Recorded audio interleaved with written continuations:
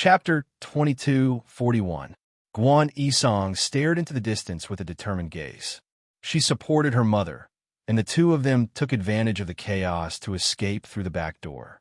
When they turned back, the entire Guan family was shrouded in the darkness of night. Terrified screams could be heard from time to time. Good and evil will be repaid in the end. It's not that they won't. It's not time yet. Guan Yisong looked back coldly.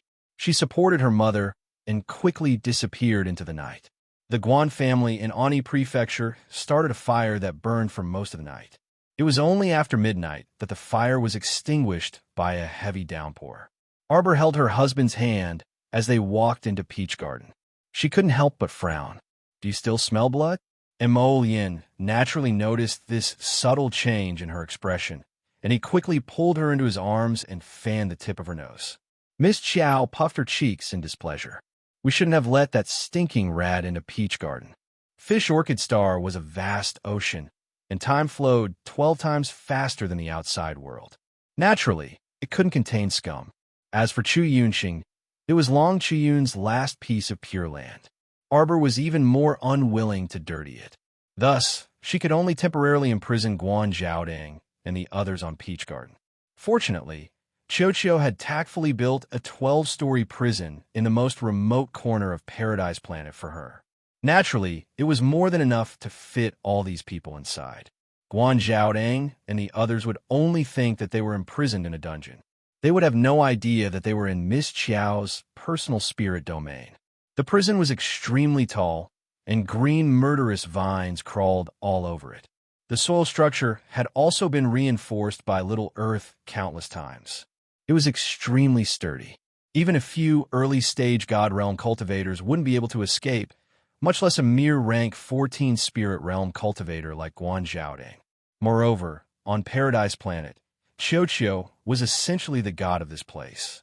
It only needed a strand of divine sense to annihilate all of them without leaving a single trace behind. When Xiaomu entered, Big Treasure was currently leading 2 golems and whipping the already unconscious Guan Zhaodang with force. "Oh, my beautiful little master. You are the sun and clouds in the sky, my goddess." Arbor, Mo Yin couldn't help but burst out laughing. "Was it so talkative when you made it?" "Yes, as long as it has spirit stones, it can continue to speak like this." The words of praise can't be repeated. Mo Yin nodded with a smile. Right now, Xiaomu seriously suspected that Crown Prince Mo had most likely taught this golem how to say these mushy praises when he was creating it. The two of them were standing on the first floor of the pagoda. As soon as they walked in, they felt a wave of yin qi rush towards them. A shadow of the small tree appeared on the opposite prison wall and let out a burst of weird laughter. Accompanied by the shaking branches, it waved vigorously on the wall, creating an inexplicable and terrifying atmosphere. "Welcome to the Tower of Punishment." Ha ha! Once you enter the Tower of Punishment, you can only obtain your freedom through continuous labor and reform. Mo Yin felt as if a bunch of crows were flying past her head. Arbor. From the 1st to the 12th floor of the Tower of Punishment, the punishments are heavier with every floor. If you reach the 12th floor, then congratulations. You'll be thrown into a pot of boiling oil and climb a mountain of blades. All the punishments that you've memorized in your heart will serve you once. No need to thank me. Chapter 2242. Arbor. Mo Yin couldn't help but want to laugh out loud. She looked at Arbor meaningfully. "My Joe, I didn't expect you to have such a bad taste. Did you do this?" Tower of Punishment?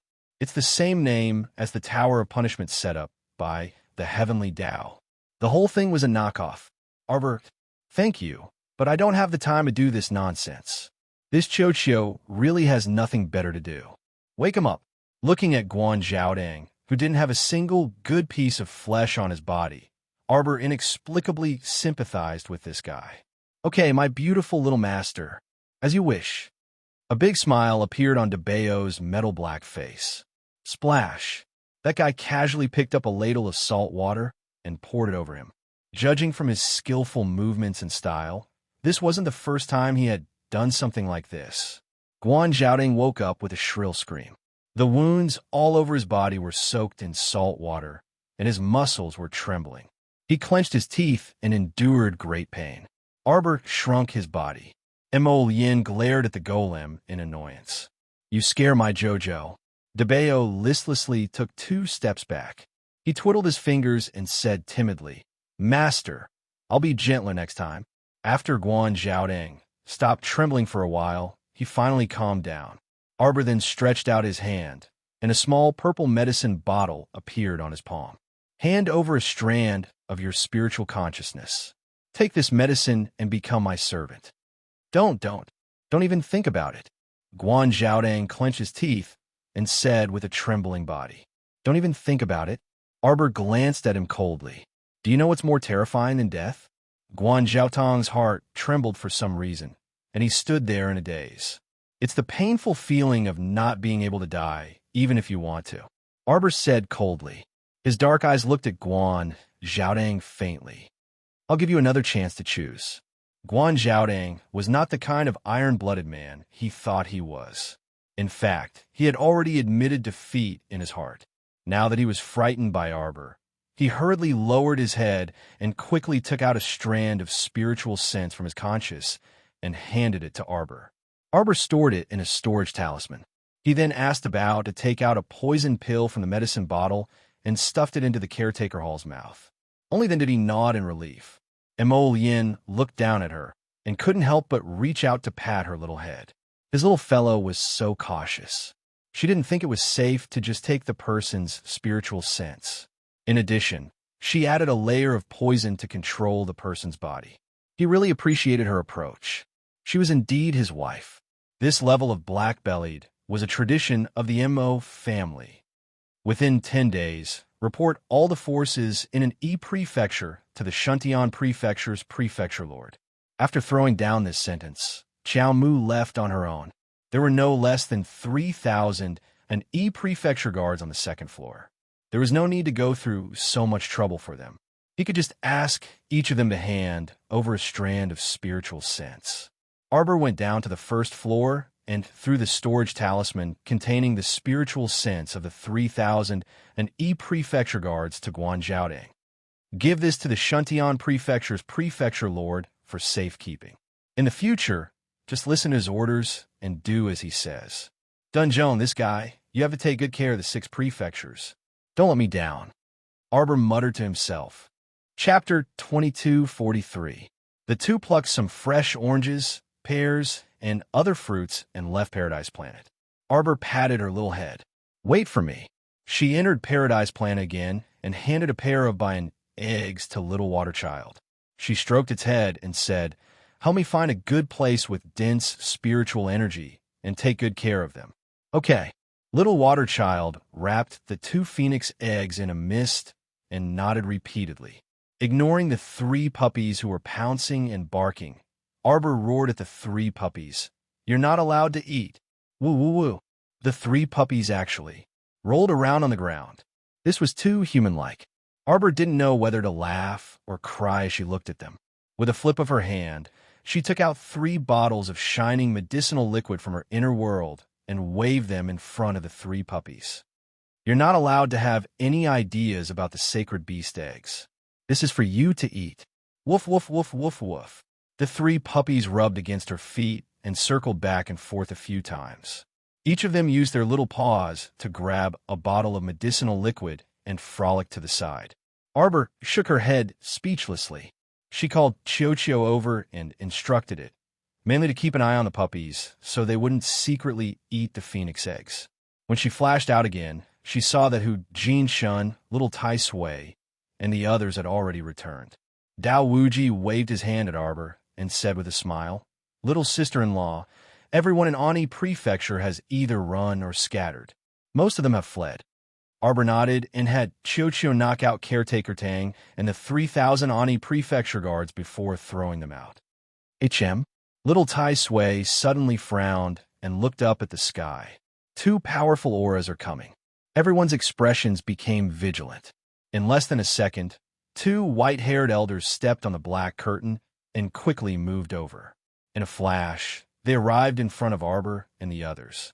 Chio waved its small branch and chuckled as it hit Caretaker Tang, several times. Caretaker Tang suddenly woke up with a start. When he looked up and saw the two Ani Prefecture consecrators descending, he almost cried out for help and joy. But at that moment, he felt an inexplicable pain in his mind. When he looked up at the ebony talisman in Arbor's hand, Guan Xiaodong's mind suddenly became clear. He rushed over with tears in his eyes and cried at the feet of the two consecrators, "Seniors, you came at the right time. The powerful enemy has already been driven away by our friends. Seniors, please chase after them in that direction." The two Ani Prefecture consecrators frowned slightly and looked in the direction the caretaker hall was pointing. Why didn't he sense anyone's aura there? Their gazes swept across Arbor's group, and they were slightly shocked. The group of young men and women in front of them looked very young, but they couldn't see through the cultivation of quite a few of them. The two consecrators nodded at the Hall of Care, and without saying a word, they chased in the direction he pointed. Seeing that they had walked far away, Xiao Mu and the others finally let down their guard. Xiao Mu gazed coldly at Guan Xiaodong. "Do as I said just now." "Yes." Guan Xiaodong lowered his head. According to this young lady's meaning, Shuntian Prefecture's prefecture lord should also be one of her people. He really didn't expect that two of the most powerful territories among the 6 prefectures had already fallen into the hands of this unknown young lady. What a formidable character. Guan Xiaodong took a deep breath and then slowly closed his eyes. Since things had gotten to this point, he could only take things one step at a time. Chapter 2244. Divine Prefecture in the Qin Estate's Xiangxin Lake. There was a row of winding corridors that were carved with colored glass roofs and carved with crystals. Under the illumination of the sunlight, the corridors were dazzling and sparkling with rainbow-colored glaze. There were small windows in the corridors. Looking out from each window, one could see a different scenery. There was an outstandingly beautiful tree that poked out from the eaves and a mossy stone wall that was covered by the snow. There were pavilions, terraces, and pagodas forming a moving picture scroll. At first glance, the scenery was sparse, and the pavilions, terraces, and pagodas each had their own beauty. There was a smile on the woman's lips. She held an extremely exquisite red cedar wood tray in her hands as she gracefully passed through the dazzling corridors and entered the Huaiji Pavilion in the middle of the Xiangxin Lake. Under the silver-pink chest wrap, her slender waist was bundled up high. Below, it was a pomegranate skirt made of flowing sand. A jade doorbell was tied to a belt of the same color. As she walked, the crisp sound of the bell rang out along with the sound of the wind. The pearl hairpin on her head swayed, and green pearls twined around it. The most conspicuous item was a 5-fortune jade hairpin inlaid with large pearls. Under the sunlight, it emitted a dazzling luster. When Shi Yongqian entered the Huaiji Pavilion, she deliberately slowed down her steps. The smile on her lips gradually deepened. Her pair of beautiful eyes lingered on the young man in the pavilion. Taking a deep breath, she walked in with her 2 maids. Inside the Huaiji Pavilion, a tall and slender man in a purple robe was sitting on one side of a pillar. A book was spread out on his knees. One hand was supporting his forehead on the arched railing, and the other hand was casually swinging by his side. Even though he was asleep, this man's brows were still lightly furrowed. Shi Yongqian walked over with small steps. Just as she reached out her hand, she wanted to soothe the melancholy between his brows. But with a flash of cold light, the man had already opened his eyes. His gaze coldly fell on her body, and a dark green light flashed in his eyes. "Ah!" Shi Yongqian's hand trembled, and the tray she was holding immediately fell to the ground with a clang. The white jade porcelain cup on top of it shattered into pieces with a bang. "Ah, miss!" The 2 maids hurriedly ran forward and supported the falling Shi Yongqian. The man gently retracted the dagger in his hand and returned it to its scabbard before putting it back into his wide sleeves. That pair of abnormally cold eyes swept over Shi Yongqian without any warmth, and there was a trace of impatience between his brows. "Wang Cheng." A cold voice rang out. A black figure instantly landed beside him and knelt on one knee. "Wang Cheng is here. Take those traitorous bastards out and kill them." The man said coldly, Don't let me see them again. Yes. Outside Huiji Pavilion, the cries of a few men and women could be heard. Someone knelt down with a plop and shouted towards Huiji Pavilion, "Young master, please spare my life. Please spare my life." Ah! After a few screams, the saber wind disappeared into the air. After that, there were no more piercing noises. Shi Yongxian bit her lips, her entire body trembling. You, second young master, you're too unreasonable. One of the maids couldn't help but cry out. Our miss was kind enough to send you lotus seed soup. It's fine if you don't appreciate it, but you even humiliated miss like this. You. Shi Yongxian covered her face and sobbed. Xian, what's wrong with you? Ever since you came back half a year ago, to me, you... Young Master Omega Katoka's entire body trembled. Chapter 2245. That memory appeared clearly in his mind again. Xian, you can't have really fallen in love with that woman and want to marry her, right? Xian, say something. Tisk, she's just a little pet that I'm raising. If it were you, would you marry your own pet? Don't say it, don't say it. Don't call me that. Don't call me Xian. Disgusting. It's disgusting just hearing it. The second young master's picturesque features completely contorted. He suddenly reached out his hand and forcefully waved it. Slap! Shi Yongxian's eyes widened in horror. She held her swollen left cheek with one hand and stared at the Omega Katoka young master in front of her with an expression of disbelief. Second young master? What happened to second young master? Why did he seem like a completely different person? His vicious aura was so heavy. Scram! Scram immediately! Qin Xen roared angrily and flung away the servant girl's hand that was grabbing his sleeve. When the two servant girls saw their young miss being humiliated, their hearts were about to shatter. They cried out while weeping, "Second young master, you! How can you treat our young miss like this? You! Have you completely forgotten that you still have an engagement with our young miss?" Scram! Qin Xen roared angrily. His vicious aura erupted like a tidal wave. Shi Yongxian was flung to the ground by his vicious aura. She turned her head to look at him and cried out sorrowfully, Xen, what happened to you? You slut, it's all because of you. It's all because of you that she's been tortured so miserably. That's why she's doing everything she can to escape from me. A trace of murderous intent flashed through Qin Xian's eyes. He suddenly raised his hand, and purple lightning flashed between his fingers. Spirit lightning. The servant girl cried out in alarm, her complexion becoming incomparably pale. Kill her, and end everything. Qin Xian's eyes flashed with a vicious light. Shi Yongxian was scared silly by this gaze. She sat on the ground in a daze and looked up at her beloved man with tears streaming down her face. Was he going to kill her mercilessly? Stop! The Qin estate's patriarch, who had rushed over after hearing the news, hastily flew into the Huiji Pavilion. He slapped his son's handsome face and cursed loudly. Bastard, what kind of madness are you having? Why aren't you collecting your thoughts and apologizing to Miss Shi?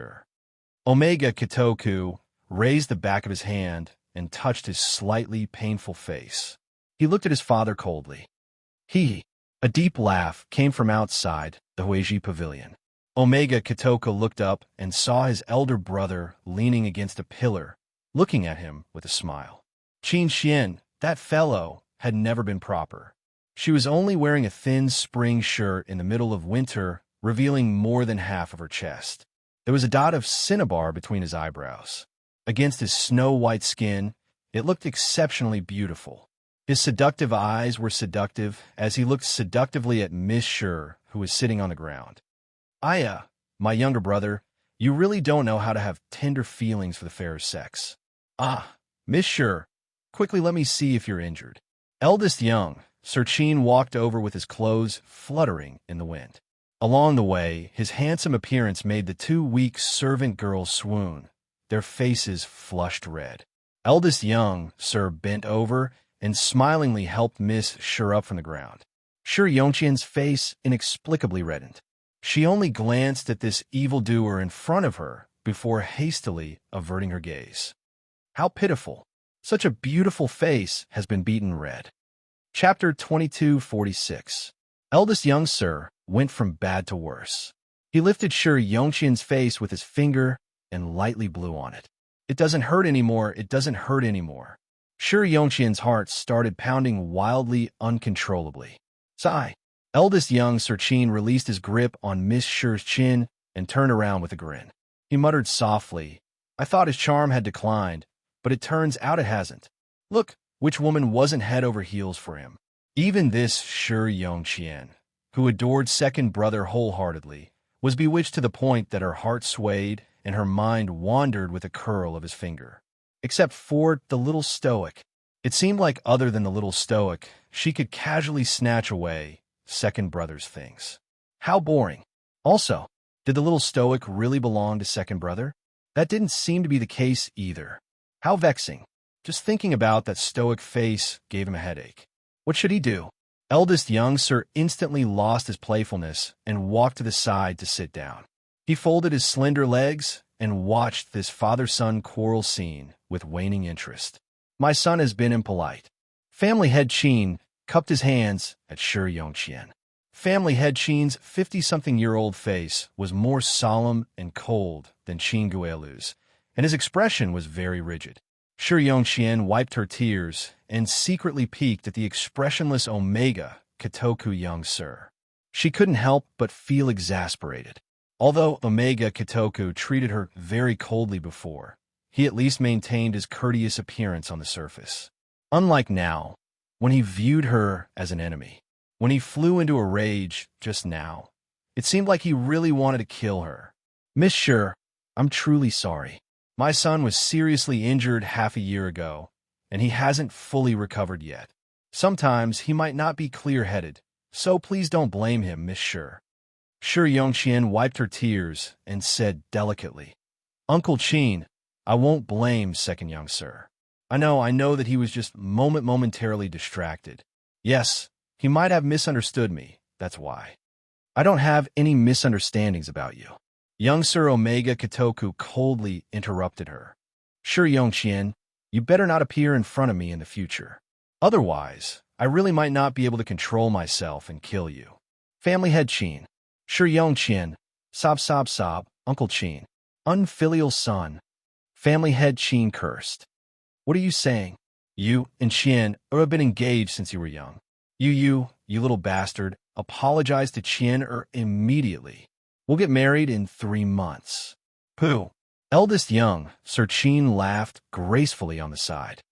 I say, second brother, the wedding was supposed to be half a year later, but because of your actions, it's been brought forward by 3 months.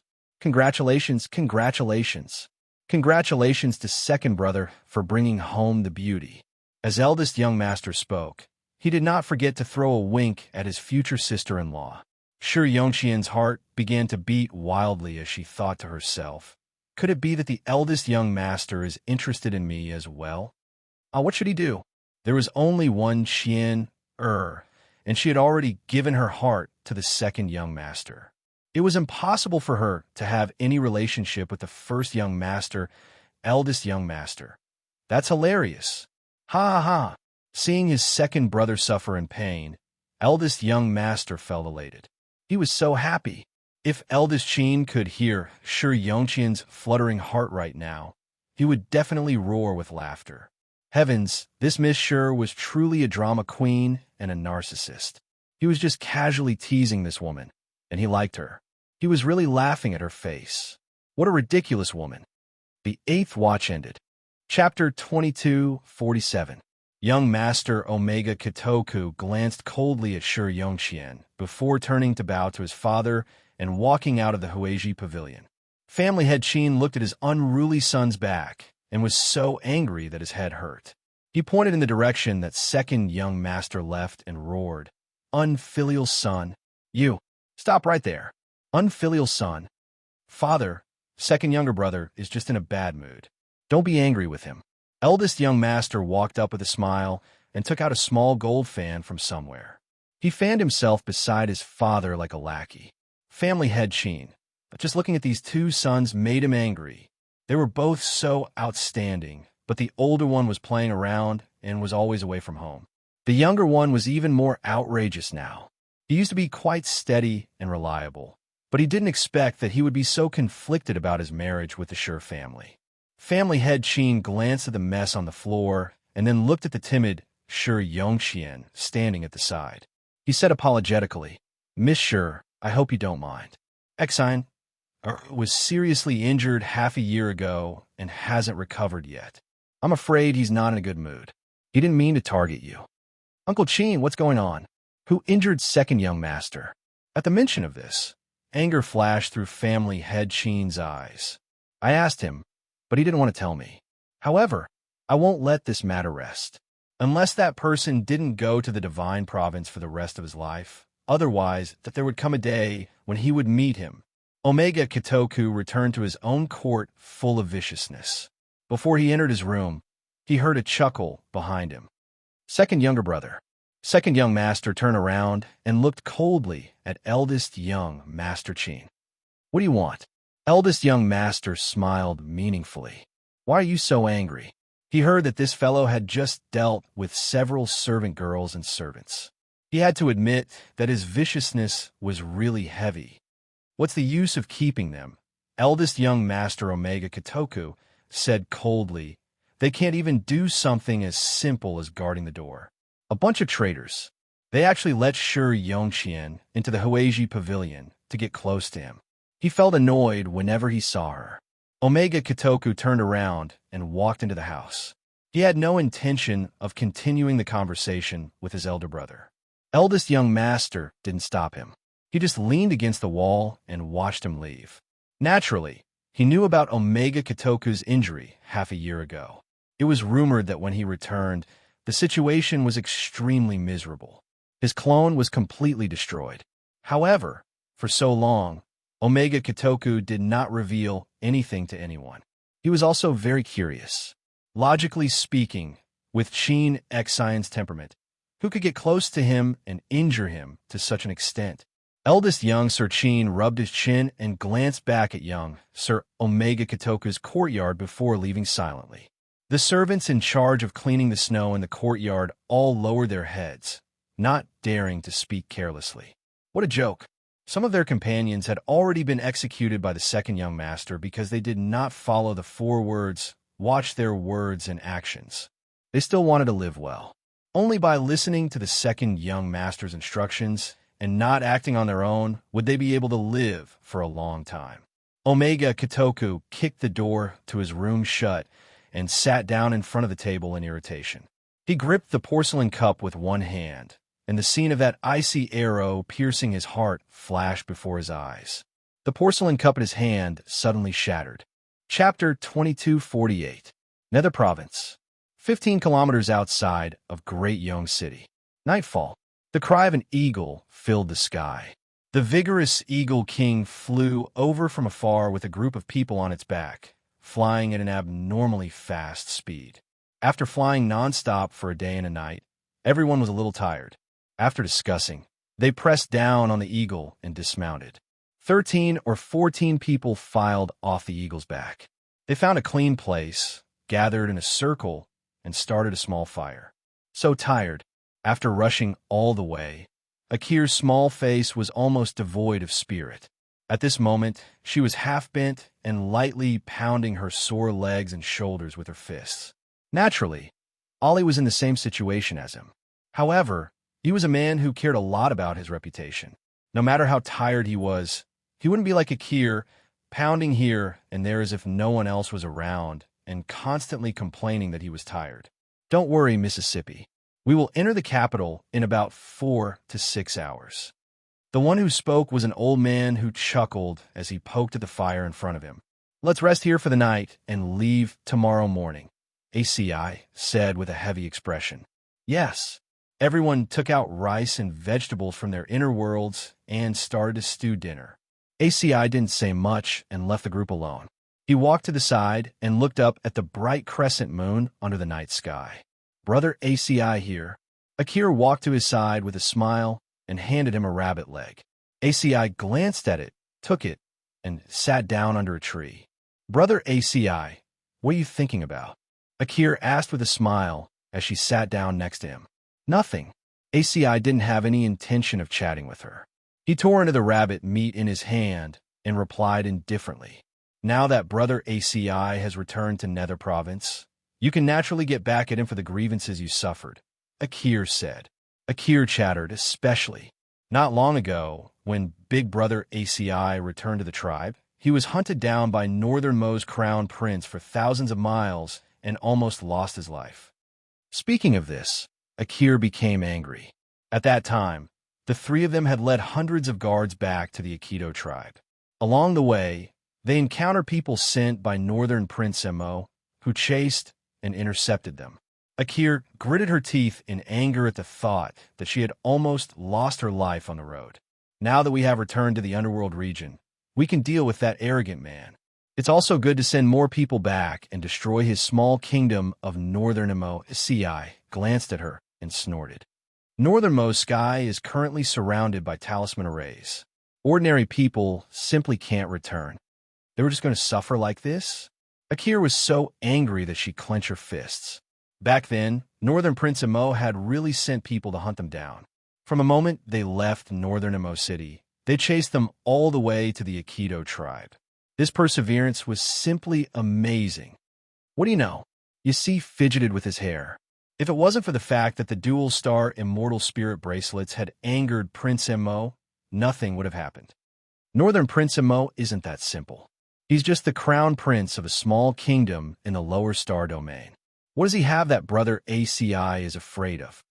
Akir snorted. He's not the crown prince of some small Northern Mo kingdom. ACI leaned against a tree and looked up at the dark sky. He said coldly, "That's the crown prince of the divine province." Akir, you are too ignorant. Akir's eyes instantly widened in disbelief.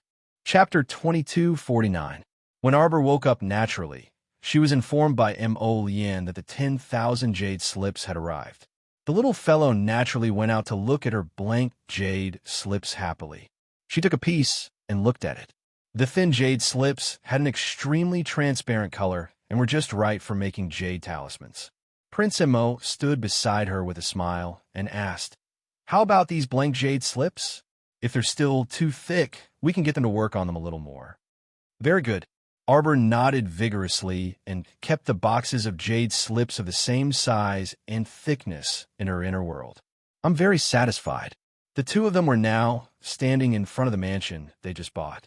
The small mansion wasn't big and only had 2 courtyards. It was more than enough for the two of them to stay here in a low-key manner for a while. It didn't take much effort to move from the inn to this small mansion. The two black-hearted fellows had a tacit understanding and directly left the group of beautiful women that Mo Cohen had sent over to the inn as cleaning maids. Putting it nicely, they had received a lot of care from the inn's owner during this period of time and left a few beauties behind as a token of respect. Those pitiful, delicate beauties were left behind in the inn and had to serve tea and water every day. They had already cursed this crown prince 18 times in their hearts and regretted it so much. If they had known that this person was such a scammer, would they have fought so hard to get him? Arbor packed up dozens of boxes of blank jade slips and only took 100 of them back to her room to draw talismans. Among the talismans she had comprehended last time, other than the doppelganger talisman that left a deep impression on her, there was also the drawing method of the ghost summon talisman. At this moment, she checked the remaining demonstration talismans. She took a talisman called the Soul Separation Talisman and looked at it repeatedly. This was so mysterious. This Soul Separation Talisman could extract one's soul and release it outside to speed up the cultivation of spiritual sense or divine sense. This method was simply unheard of and unseen. However, according to the talisman's explanation, this kind of external spiritual sense cultivation speed would be very fast. It was just that. She recalled that her master had said that her soul was unstable and she couldn't help but feel a little hesitant. It was best to use the soul-leaving talisman with caution. The little fellow put away the soul-departing talisman demonstration talisman, lowered his head, and drew another dozen or so clone talismans. Only then did he put away the remaining blank jade slips with satisfaction and happily looked at the dozen or so clone talismans he had just drawn. He raised his hand and touched the runes on it. Then, he happily went out to find Mo Lien to tell her about his happiness. Now that she was a profound, great talisman master, she was able to smoothly inscribe jade talismans, and the quality of the finished product looked very good. Mo Lien saw her running out with several jade talismans in her hands. She couldn't help but take one out of curiosity. After looking at it carefully, she nodded and said, "How about I try it?" "All right." Arbor nodded and gave him a doppelganger talisman. Mo Lien skillfully opened the talisman for her own use. A stream of talisman power suddenly entered his body. Instantly, he felt his body lighten. Two illusory shadows appeared beside him. As soon as Mo Lien moved, the two afterimages also started brandishing their arms, smoothly executing a set of punches with the main body. After Mo Lien blasted a palm at the stone block in front of her, the two shadows followed suit and blasted out a palm at the same time. 3 life forces landed on that stone block at the same time. Naturally, the stone block was blasted into pieces. Mo Lien nodded and said, "How long can this doppelganger talisman last?" Chapter 2250. And man, it's not too long. The little fellow's head drooped as she said weakly, "Just 2 minutes. That's already very good." Prince Mo poked her head lightly. In battle, there are many changes in the blink of an eye. Being able to create 2 doppelgangers in such a short period of time is already enough. Moreover, your doppelganger talismans should be able to be stacked, right? Arbor's eyes brightened as she looked up at him. "How did you know?" Prince Mo couldn't help but laugh as he held her hand and led her to the living room. "How could I not understand you, little thing? Drawing a bunch of doppelganger talismans and throwing them out one after another like you do. What uses a 2-minute time limit on you?" "Not all." The little fellow who kept throwing out doppelganger talismans would probably become a magnificent sight in battle again. Arbor pursed her lips, feeling that her dear husband was really too smart. She had indeed stored a lot of doppelganger talismans in her inner world and planned to draw more in her spare time. If she drew 1,000 or 800 of them, each doppelganger talisman would have a limited time, so she would just stack a few dozen of them. "Naughty." Mo Lien patted her head and said with a smile. Arbor obediently let him hold her hand as the two entered the living room. They sat down at the table and started eating breakfast. After subduing Ani Prefecture and Shuntian Prefecture, the 6 prefectures were mostly settled. Miss Chiao didn't want to care about the rest of the trivial matters and left them to Dunju to worry about. After eating, "Let's go for a stroll." "Okay." Mo Lien naturally agreed. He had been in Ani Prefecture for so many days, but he hadn't been able to accompany his Jojo for a walk. The little fellow must be bored. Arbor was in a good mood. After quickly finishing the porridge and snacks in front of her, she pushed away the stool and called out, "I'm going to change." Mo Lien couldn't help but laugh as he looked at her back and nodded. "Jojo, you're already very pretty. You don't need to dress up." Miss Chiao returned to her room and wiped her face before putting on a fiery red dress. When she appeared in front of Mo Lien, the little girl was as red as a ball of flame. Under the sunlight, her rosy white skin looked so delicate that it could be broken by the wind. She was extremely cute. The Crown Prince's heart skipped a beat. He couldn't help but reach out to pull her into his arms and kiss her tender forehead. "My baby, did you specially change into this red robe?" The Crown Prince teased. "Because your husband is wearing a set of dark red clothes today." He was just teasing her. To his surprise, Xiao Mu looked up at him and nodded with absolute certainty. You deserve it." The Crown Prince was stunned. Then, he leaned against her forehead and chuckled deeply. What should he do? His heart was about to ripple. Looking at her like this every day, he felt that he liked her even more. The little girl was too likable. "You're really too compatible." Prince Mo raised her Jojo up high and kissed her hard in his arms. "My Jojo is so beautiful. I can't bear to let others see you." Arbor blinked. She suddenly reached out to take a small mirror from her inner world and looked at herself. She sighed with emotion. I'm really too beautiful." Prince Mo couldn't help but laugh loudly. He held her little hand and walked out the door. "My God, His JoJo was too amusing. Every time this little guy did something soft and cute, he looked especially cute. Chapter 2251. If nothing goes wrong, Dun Zong should be able to make it today. Mo Lien held the little fellow's small hand as the two strolled leisurely along the street. It was really quite cold outside. Because of the light snowfall, there were still traces of snow on the treetops.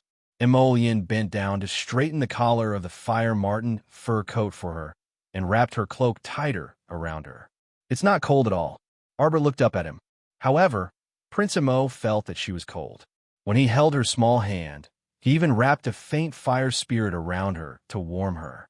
Along the way, although the cold wind whistled, the little fellow felt a little hot. She even wanted to take off her cloak. It's cold. Mo Lien reached out to help her tighten her collar and reached out to carry her. I'd better carry you. It's very cold. Arbor's small face reddened slightly as she turned sideways to avoid his embrace. She glared at him from the corner of her eyes. Cold your head. She still felt cold at her cultivation level. You must be joking. Mo Lien blinked. He didn't feel that he was taking advantage of his wife at all. Seeing that she wouldn't let him carry her, he looked at her pitifully and held her small hand. I'm afraid that you'll catch a cold. I'm not cold. Arbor huffed and glared at him from the corner of her eyes. She was already wrapped in a thick Fire Marten fur cloak. How could she still feel cold? To tell the truth, even if she didn't wrap it up and only wore a thin spring shirt, with her cultivation level, she couldn't possibly feel cold. Prince Mo resentfully retracted his hand. Oh, he secretly looked at his wife. Jojo, what has Second Uncle Master been busy with these 2 days? Second Uncle Master is preparing things to go to the Divine Continent. Mo Lien, what was there to prepare? After we're done with Ani Prefecture, we still have to return to Shuntian Prefecture and take the little yellow crane with us. Arbor lowered her head in thought as she spoke. Mo Lien didn't comment. It was not a problem for Jojo to bring his family to Shenzhou. The problem was, what did Second Uncle have to prepare?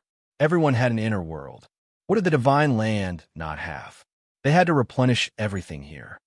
Second Marshal Uncle heard that the prices in the Divine Land were particularly high, so he thought that if there was anything he could buy in Ani Prefecture, he would buy it first. Prince Mo looked confused. Are prices in Shenzhou very high? He didn't think so. Xiao Xiao, tell Marshal Anna to worry about it. When she goes to the Divine Land, I guarantee that she will have nothing to worry about. She won't have to worry about anything. Arbor glanced at him. If Marshal Uncle wants to prepare more, then let her be. Mo Lien nodded helplessly. While the two of them were chatting, they suddenly heard screams coming from the street in front of them. Oh my God, this ghost spirit is really fierce. How dare you show up in broad daylight? Taoist priest, be careful. Arbor and Mo Lien looked at each other and hurried over. They parted the crowd to take a look. They saw a familiar-looking Taoist priest flying to and fro in the middle of the crowd, leaping high and low. He held a peachwood sword in his hand and looked like he was going to fight ghosts. At first glance, his face was flushed red, like someone who was constipated. Arbor's mouth twitched silently. She recognized at a glance that this guy was the swindler Taoist priest she saw in Quoto Village. His life was truly a struggle. He had traveled far and wide, causing a ruckus all the way to Ani Prefecture. Arbor looked at this Taoist priest awkwardly in the middle of the crowd, speechless for a moment.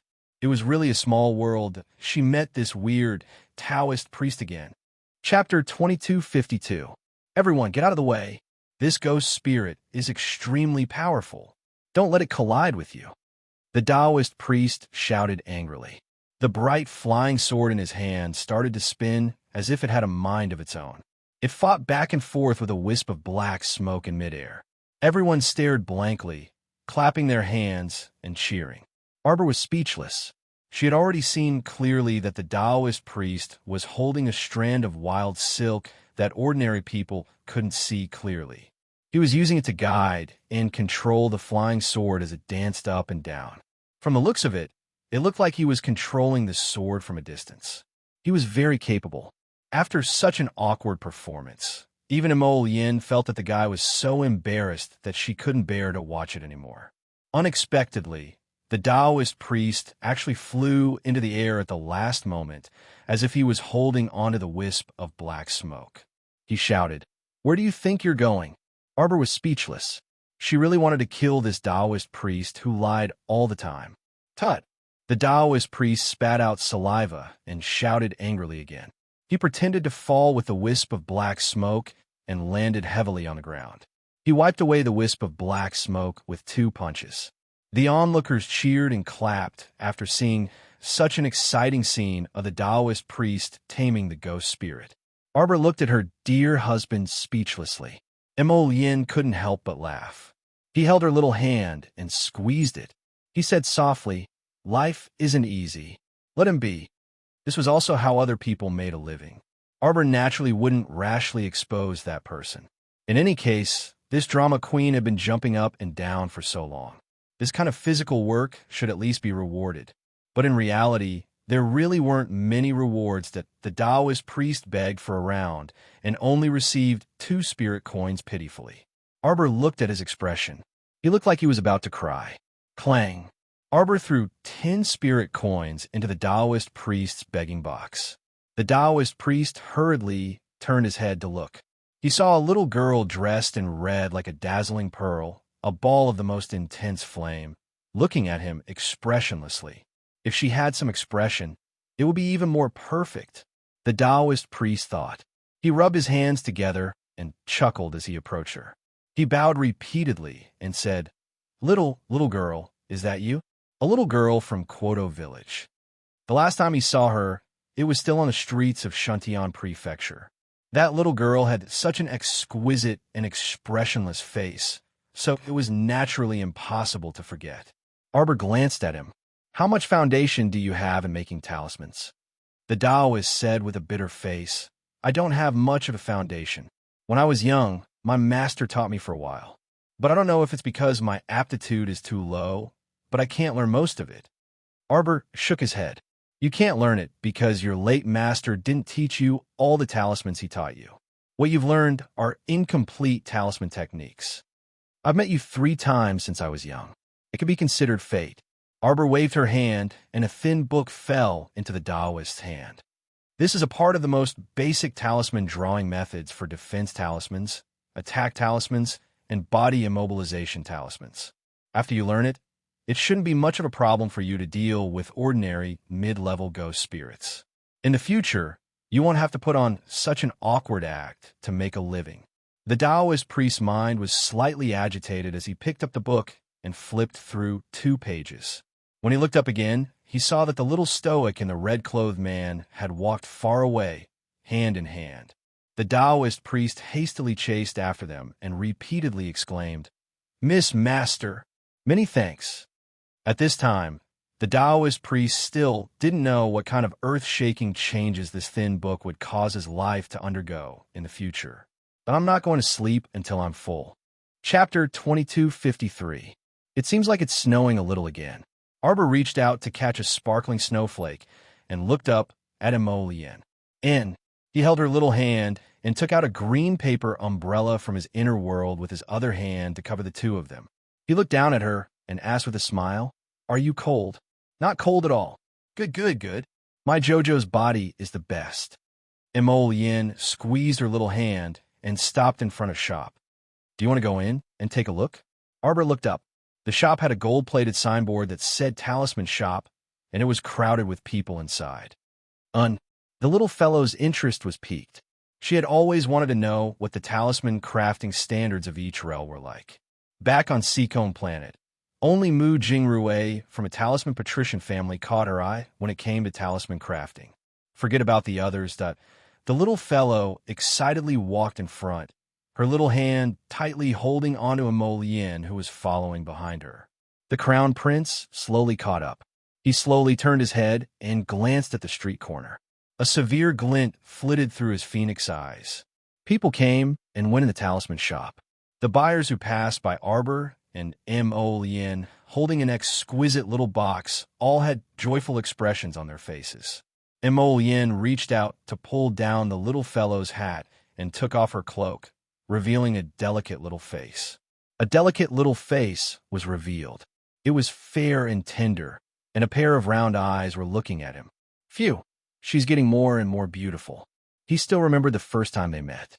The 7-year-old child was as skinny as a 5 or 6-year-old bean sprout. Under the nurturing of the sun, this little flower was quietly blooming in a graceful manner. He caressed her little face and smiled at her with slightly curved phoenix eyes. For a moment, the buyers who came and went in the shop were all attracted by the two's elegant demeanor. Until a yellow-gray defensive talisman array, everyone quickly come over and take a look. A shout came down from the railing on the second floor. The numerous buyers on the first floor raised their heads and looked over, only to see 128 yellow talisman papers arranged in front of the shop assistant, forming a defensive talisman array. This kind of defensive glyph formation can withstand attacks below the 4th level of the spirit realm for at least 5 minutes. This set of defensive array glyphs can be used more than 3 times, until the talisman force completely disappeared. What is everyone hesitating for? The starting price is 8,000 spirit coins, and each increment is 100 spirit coins. If you want to buy it, you can start now. 8,100, 8,200, 8,500. Everyone raised their heads and pointed, whispering to each other. There was obvious excitement on their faces. Arbor was speechless as he looked at the defensive rune array made of yellow talisman paper. Was this the difference? Most of the talismans on the market were talisman papers. Even ebony talismans were rare. No, it should be said that he had never seen it before. Although jade talismans are rare, I've seen them once or twice. Could it be that the people of this world don't know about ebony when they craft talismans? Arbor felt that it was a bit laughable as he watched them fight over this set of defensive talisman arrays that were of little value. A yellow-grade defensive talisman array made of 128 yellow talismans could only defend for 5 minutes? What kind of joke was this? This set of defensive talisman arrays was made by Master Jiang Hong. That's amazing. I heard that the master worked his heart out for 3 months and finally completed the drawing of this set of talisman arrays. Xiaomu only felt like a huge rock was crushing her small head to death. Chapter 2254. 3 months? They only drew a set of defensive glyph arrays. My God. Emo Yin lowered her head to look at the little girl's shocked expression and couldn't help but want to laugh. What's wrong? They drew a set of defensive glyph arrays in 3 months? She couldn't continue living like this. Jojo, you're so shocked that you're stuttering. Emo Yin's mouth twitched.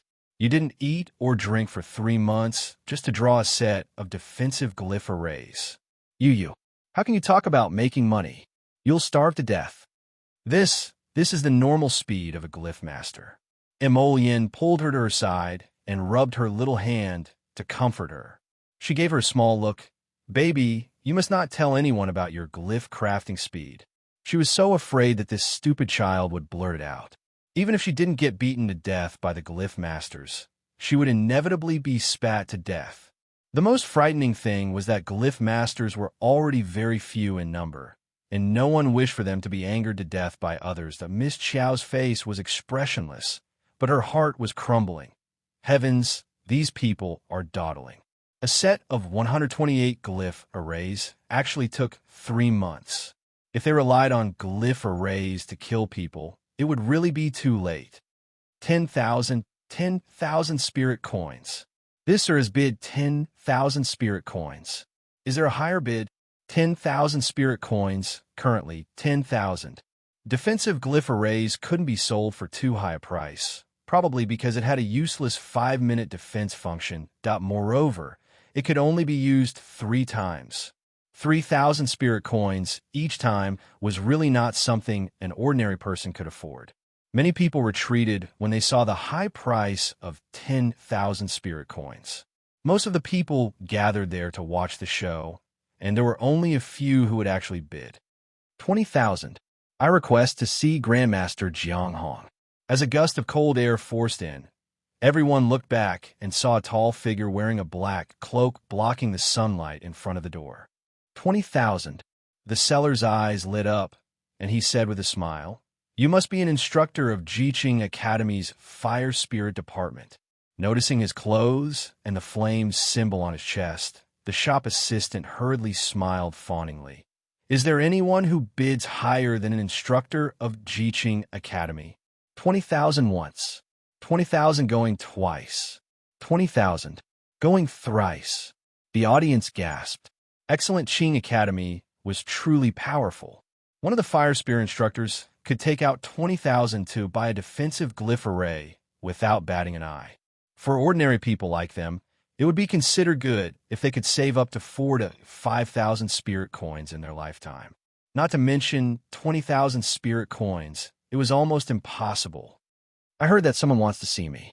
Sun Yang appeared in front of the railing on the second floor. The woman smiled coquettishly and reached out to hold the railing. Are you that charm master? The sturdy man smiled and said, Master, are you interested in joining our academy? All conditions can be discussed with our dean. Oh, is Jiaqing Academy going to establish the #1 talisman master school in the 6 prefectures continent? The instructor of the Fire Spirit faculty smiled and did not say anything for a few seconds. Then he said, If you are willing to come with me, all your questions will naturally be answered. She's not a master. She's a liar. A commotion broke out at the door. The sound of footsteps was chaotic. A young boy with wounds all over his body, whose face could not be seen, staggered out from the back. You dare to run, brat? Make up for yesterday's edition. Continue at night. Chapter 2255. She's a liar. She's not a talisman master at all. She's a damned liar from head to toe. She didn't draw this talisman array at all. While the young man was yelling with all his might, several burly men chased after him and held his hands down. Get lost! The young man roared and subconsciously threw out 2 intermediate yellow attack talismans into the bodies of the burly men. 2 of the burly men were caught off guard and were hit by the yellow talismans. Their bodies swayed and they slightly retreated several steps. Damn brat! The eyes of a burly man with a black cloth wrapped around his head flashed, and he pounced at the young man with all his might. You're courting death, brat. You're all accomplices. The short young man angrily roared. This Master Jiang Hong tricked 5 or 6 young talisman masters into going to her private court. She claimed that she had a defensive talisman remnant scroll to share with us and taught us how to make yellow ranked defensive talismans for free. In reality, she imprisoned us in that court. We made defensive talismans for free. She took all of the defensive talismans we drew for herself. Jiang Hong crossed her arms and stood in front of the railing on the second floor. She looked at the young man in tattered clothes with an aloof expression. What kind of joke are you making? Just you? I need you to draw a yellow ranked defensive talisman array? Ah ha ha ha. Jiang Hong looked at him coldly and said word by word. You're only a small intermediate talisman master.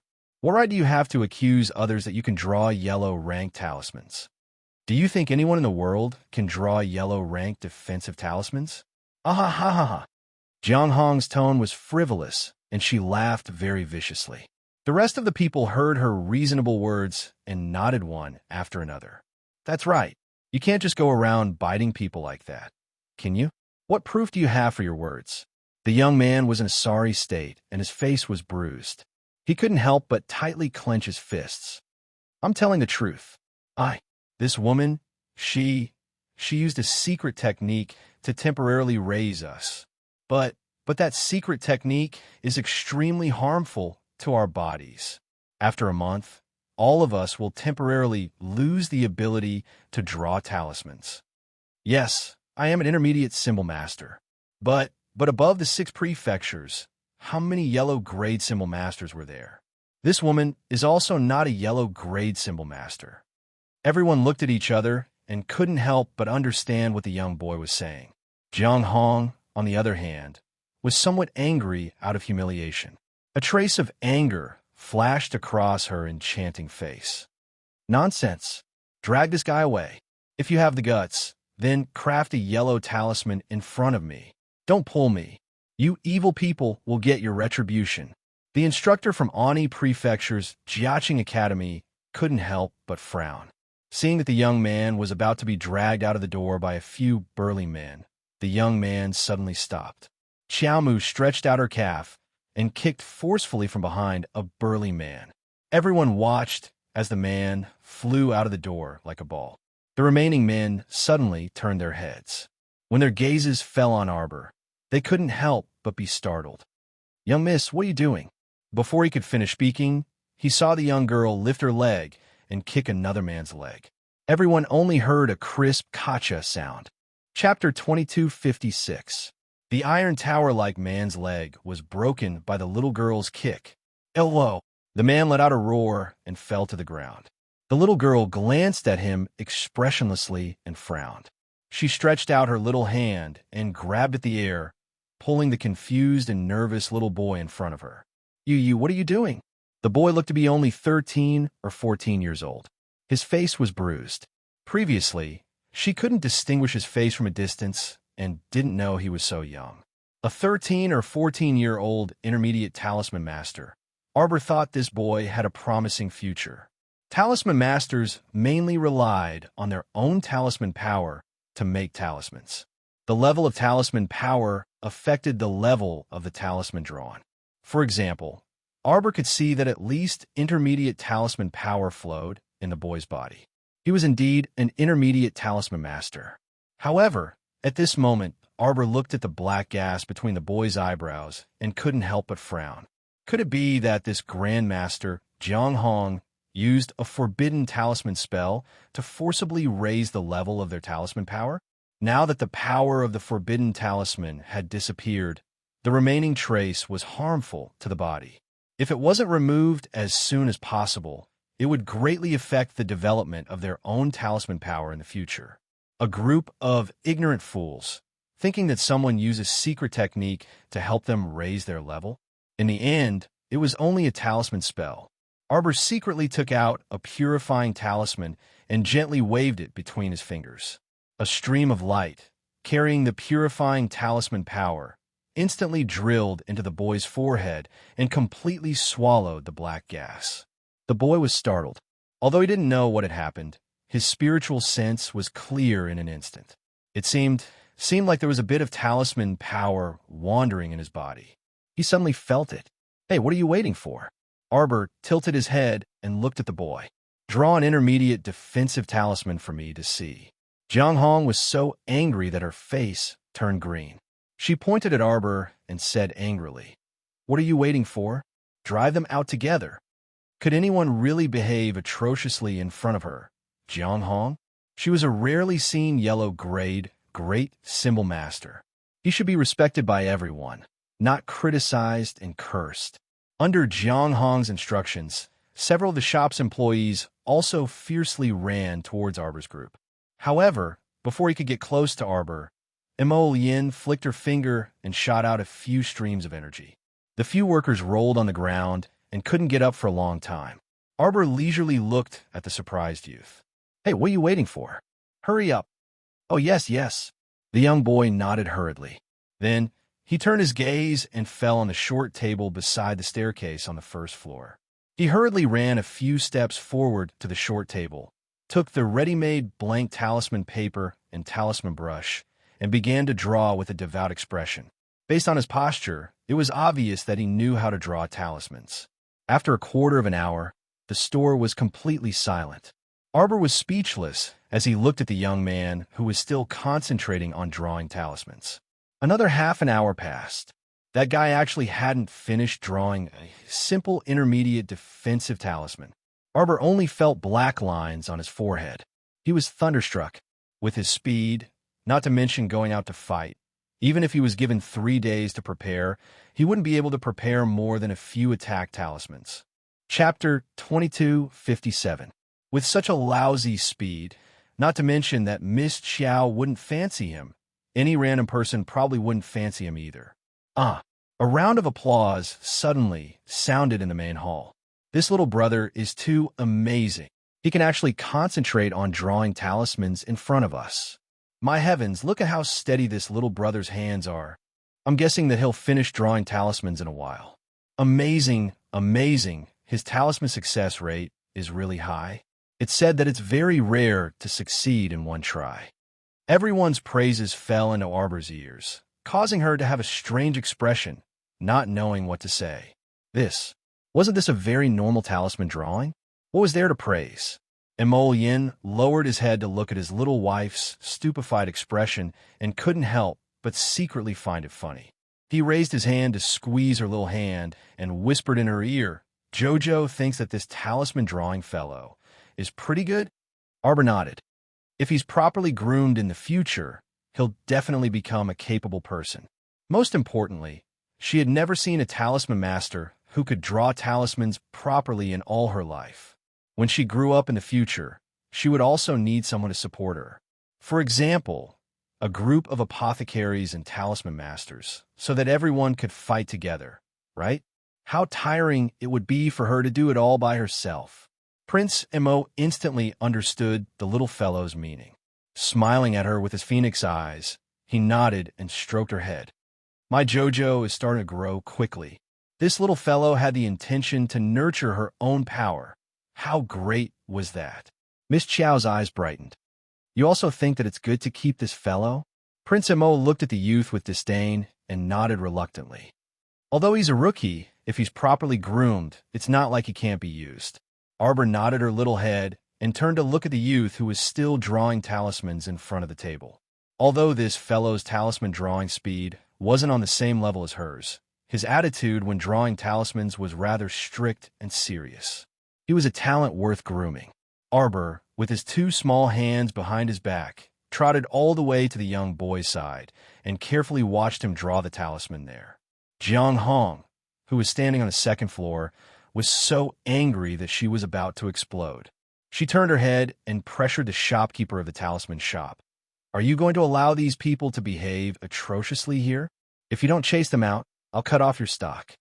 When the shopkeeper of the talisman shop heard this, he immediately became anxious. How could he let Jiang Hong run out of stock? The defensive talismans and offensive talismans that Jiang Hong made were all high level and above. Even the yellow level talismans were usually sold very well. If he really angered Jiang Hong, she would no longer sell here in the future. That would be a huge loss. Thinking of this, the shopkeeper hurriedly waved his hand and shouted, "Hurry up and kick out those irrelevant people who allowed them to wantonly use my blank talisman paper and talisman brush to draw talismans on the spot. Throw out that brat who doesn't know how high the heavens are." And when the shopkeeper pointed at Arbor and Yin, he looked at their outstanding appearances and was clearly stunned. Then he clenched his teeth and steeled his heart. "Kick out those troublemakers as well." The shopkeeper gave the order, but the shop assistants didn't move at all. Instead, there were people lying on the ground, groaning and groaning, holding their waists and touching their backs as they rolled back and forth on the ground. The shopkeeper's eyes were about to pop out. Chapter 2258. Who the hell was going to kick out who? The shop assistants who could still fight and move were all lying on the ground at this time. Not to mention kicking people out, even their ability to take care of themselves was questionable. The shopkeeper looked at the shop assistants lying on the ground and secretly cursed. His heart was about to explode. Who was the unluckiest when the shop assistants were injured? Wasn't him, the shopkeeper. When the time came, he would have to fork out money and effort. If he didn't handle it well, the shop assistants' families might come and make trouble. Just thinking about it gave the shopkeeper a headache. However, he could not provide for Jiang Hong, that great aunt. The shopkeeper hurriedly walked down from the second floor in 3 steps. With a drooling face, he arrived in front of Arbor and Yin. He rubbed his hands and smiled obsequiously. "The two of you, how should I address the two of you?" Yin proudly raised her head. Arbor naturally wouldn't pay attention to his nonsense. Seeing that the two of them ignored him, the shopkeeper could only continue to smile obsequiously. "This small shop only does small business. We can't afford a disturbance. If the two of you aren't sincerely here to buy talismans, please." Slap! Arbor took out a blue talisman and threw it at the old man's face. This was outrageous. This ignorant old man actually dared to drive her husband away. He really ate a bear's heart and a leopard's gall. Originally, she only came to watch the fun and didn't want to sell talismans. However, She changed her mind now. What right did this group of people have to be so arrogant in front of her? Wasn't it just a yellow-level defense-breaking talisman array? What was there to be fussy about? Nowadays, she directly used jade talismans to make defensive talisman arrays, not talisman paper. The shopkeeper was dumbfounded as he held the blue defensive talisman fluttering down. His hands couldn't help but slightly tremble.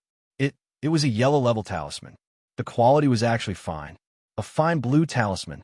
She had guarded this shop for so many years, but rarely had she seen such a rare fine blue talisman.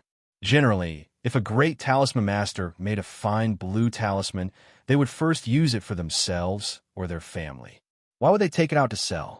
Talisman making was very taxing on one's mind, and the success rate was so low that it made one's hair stand on end.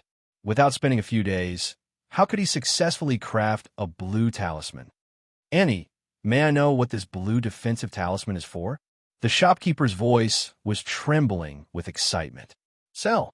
Arbor took out 2 more blue storage talismans and slapped them onto the shopkeeper's face. 2 storage talismans for sale. 10,000 spirit coins for one. There's no upper limit. Let's bid. Emolian grinned as he leaned closer to his wifey. Jojo was awesome. It was obvious that she was standing up for her husband. The talisman store that had been silent for a while suddenly emitted waves of gasps, and everyone was excited to the point of being unable to control themselves. Everyone started screaming at the same time. Storage talisman? Is that really the legendary storage talisman? Oh my god, this is the first time I've seen a storage talisman on the market. Oh, this lady. What girl? She's a master. All right. Master, can you tell us how big the storage space is in this talisman? Everyone stared at the talisman with excitement, and their eyes eagerly looked at Arbor. Arbor said expressionlessly, a yellow-level blue storage talisman can store 30 cubic meters of things, including living things. It can be stored and unloaded 1,000 times. At the same time, everyone revealed a frightened expression. I'm sleeping soundly. I'll wake up early tomorrow to catch up on you guys. Chapter 2259. 30 to 30 cubic meters, and it could store living things? 1,000 uses? This was too much. Such a practical storage glyph naturally made everyone's eyes light up, and they couldn't help but be eager to give a try. If the defensive glyph formation just now was said to be of little value, then the storage glyph that the little girl had taken out was simply too delightful. The Fire Spear instructor from Jiqing Academy also couldn't help but be moved. He stepped forward and said, 11,000, I want a storage glyph. The shopkeeper couldn't help but feel excited as he hurriedly said to Miss Chiao, Little Master, may I ask what the effects of this defensive glyph are? It can withstand the full force attacks of 2 spirit masters below the 7th level for an hour. It could be used more than 10 times. Arbor said faintly. Everyone was immediately dumbfounded. In particular, the Fire Spear instructor from Jiqing Academy, who'd just spent a large sum of 20,000 to purchase the defensive glyph formation, couldn't help but feel awkward. He'd forked out a large sum of money and wanted to recruit Master Jiang Hong for the academy, but it couldn't even compare to a single hair on the little master's head. She only had a yellow rank defensive glyph, but its effects could last for an hour? And the glyph formation formed from the 128 defensive glyph formations he'd purchased earlier could only hold out for 5 minutes, and it could only withstand attacks from those below the 4th level of the spirit realm. The other person could use it 3 times more than her. This was truly the case. Comparisons were odious, and comparisons were odious. This little girl whose strength was comparable to a glyph master at such a young age was truly too astounding. Arbor flicked a glance at the dumbfounded shopkeeper and roared impatiently. Are you bidding or not? The shopkeeper immediately came back to his senses and nodded repeatedly. Yes, yes. Yes, yes, yes, yes. Everyone heard that, right? The starting price of these 3 glyph formations is 10,000 each. Let's all make our bids. The shopkeeper was stuttering, and it was obvious how agitated he was. What didn't disappoint him was that after he'd spoken, everyone indeed began to raise the price in a frenzy. The first bid was for the blue storage glyph. The fire spirit instructor from Jiqing Academy finally managed to snatch one up at a price of 100,000 spirit coins. The fight for the second storage talisman was even more intense. In the end, a wealthy family bought it for 150,000 spirit coins. The defensive talisman was sold for a high price of 90,000. According to the rules, the talisman shop would take a 2% commission. The shopkeeper's income from the commission alone was several thousand spirit coins. Furthermore, after the news of the storage talisman spread, the reputation of this talisman store naturally rose steadily. At this moment, the shopkeeper's expression had completely changed. He gazed amiably at Xiao Mu and asked in a fawning manner, "Little master, may I ask if you are interested in discussing business with me?" Arbor glanced at him and reached out to take the spirit coin card from him, stuffing it into his inner world. "I'm just passing by. Don't think too much. It was just that when they saw this fellow's attitude towards him earlier, they wanted to take him down a notch. Don't think that I don't have a temper." The shopkeeper's elderly face immediately crumbled, and he followed Xiao Mu blindly, repeatedly saying, "Just now, this one was blind and didn't recognize the little master. If the young master is willing to give us a blue storage glyph every 3 months, the price is negotiable. Feel free to ask for whatever treatment you want." Chapter 2260. Arbor held Prince Mo's hand and walked towards a young boy. At this moment, the young boy finally finished drawing a mid-level defensive talisman. Arbor took it and looked at it. She felt that this child's basic skills were a bit good, but his talisman drawing technique was too stiff. His fatal flaw was his speed, which was too slow. In a battle, he had no chance of winning at this speed. Arbor glanced at him. "What's your name?" By now, the young boy already knew that Arbor had just sold storage talismans. He stared at her with eyes full of worship and stammered, "And my name is Zhou Huan." Arbor nodded and asked bluntly, "Your foundation in talisman techniques is pretty good. With proper training, you should be able to become a true yellow-level talisman master. Are you willing to?" Yes. I'm willing. Arbor couldn't help but be speechless. She hadn't finished speaking when the young boy couldn't wait to agree to her request. How could she endure this? Mo Yin glanced at the child and snorted, "Young boy, where's your modesty?" "Zhou Huan, can modesty be eaten?" Now, there was a great opportunity in front of him to learn from a true yellow-level great talisman master. Why wouldn't he agree? "Great master," Zhou Huan stammered. Why you're a yellow-level great talisman master?" Arbor shook her head. A mocking laugh immediately came from the railing on the second floor.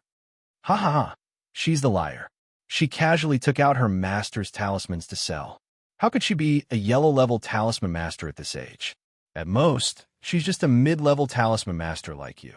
Zhou Huan stared blankly. Was it like this? Arbor expressionlessly looked at Jiang Hong, who was standing in front of the railing on the second floor. Her face was a bit distorted as she spoke. She calmly said, "I'm indeed not a yellow-level talisman master." Jiang Hong's face showed a trace of a mocking smile. "I'm a black-level talisman master." Jiang Hong's smile froze on her face. She almost reflexively screamed, "Impossible. What's impossible?" Arbor glanced at her indifferently. "You're not me. How would you know that I don't meet the requirements to be a black grade symbol master?" Zhou Huan's heart leaped with joy. She cried out in surprise, "Master, you're a black grade talisman master." Therefore, the yellow-level talismans that this master took out to sell were just things that she didn't want. Everyone else could make black grade storage talismans now, all right? That yellow-level talisman was basically useless to her. Jiang Hong's face suddenly turned green, red, and white. She felt that her heart was about to be unable to bear it and started to twitch. She had worked hard for 44 years, but in the end, she had only just stepped into the advanced talisman master proficiency realm. He would need to use talismans that increase talisman power to forcefully make a few yellow-level talismans. However, this little girl in front of him actually boasted shamelessly that she was a black-level symbol master. Wasn't this the biggest joke in the world? She was so good at boasting at such a young age. Jiang Hong's expression contained traces of ridicule and harshness. "Will you die if you don't boast?" Jiang Hong sneered. "You say that you're a black grade great talisman master, But what proof do you have? Unless you can draw a black-gray talisman on the spot, don't boast as if you were above heaven and earth. Chapter 2261. Arbor looked at the girl whose expression changed drastically and said indifferently, I don't need to prove anything to you. The truth was as such. Miss Chow was merely calmly stating a fact. As for whether others believed it or not, that was completely unrelated to her. She also didn't need to craft a black-gray talisman in front of others just to prove herself. Stop right there. Seeing the little girl ignoring her like this, Jiang Hong's pretty face flushed red with anger. You don't dare to accept the challenge? Or perhaps you're simply a liar. Jiang Hong sneered and said, Seeing that you're still young, I might as well give you a piece of advice. Don't boast too much in front of others in the future, so as to avoid embarrassing yourself. Arbor swept a glance at her and asked expressionlessly, What? You want to challenge me? Jiang Hong was naturally unwilling to challenge an opponent whose strength was unknown. But for some reason, when she saw the girl's stoic face and calm expression, she felt a burst of anger in her heart. And for no reason at all, she felt the anger in her heart rush up for no reason. So what if I challenge you? Jiang Hong said angrily. Do you dare to accept the challenge? Accept the challenge? Arbor shook her head. You don't have the qualifications to challenge me. If you really want to compete, I'll give you a few pointers. Everyone, the Prince Mo, whose hand was held by the little fellow, couldn't help but curl his lips when he heard this. He knew the little fellow's talisman crafting ability, so in his eyes, his chow was extremely interesting. However, in Jiang Hong's opinion, Arbor's attitude could simply be described as domineering. Such a young girl actually said that she didn't have the qualifications to challenge her and even wanted to give her a few pointers. Ha ha. Jiang Hong's eyes darkened as she sneered. Fine, fine, fine. I'll give you a chance to give me some pointers. At that time, who knew who would be giving pointers? Arbor glanced at her. Seeing that she was suppressing a trace of anger, she couldn't help but frown and look at her. How do you want to compete? This woman was super strange. She was clearly speaking the truth, but in that woman's ears, it sounded like she was lying. With her talisman crafting ability, why would she need to lie? Arbor was a little angry. He lowered his eyebrows, and when he raised his head again, his eyes were calm and unperturbed. We'll set a time limit of 2 hours. Whoever is the first to craft a yellow rank body securing talisman will be the winner. Too long, Arbor said coldly. What? It's been too long. I don't have that much time to waste on you. You. Jiang Hong was about to explode from anger. She was so angry that she was about to collapse. She glared at Arbor as if she was looking at an enemy. This attitude was too arrogant.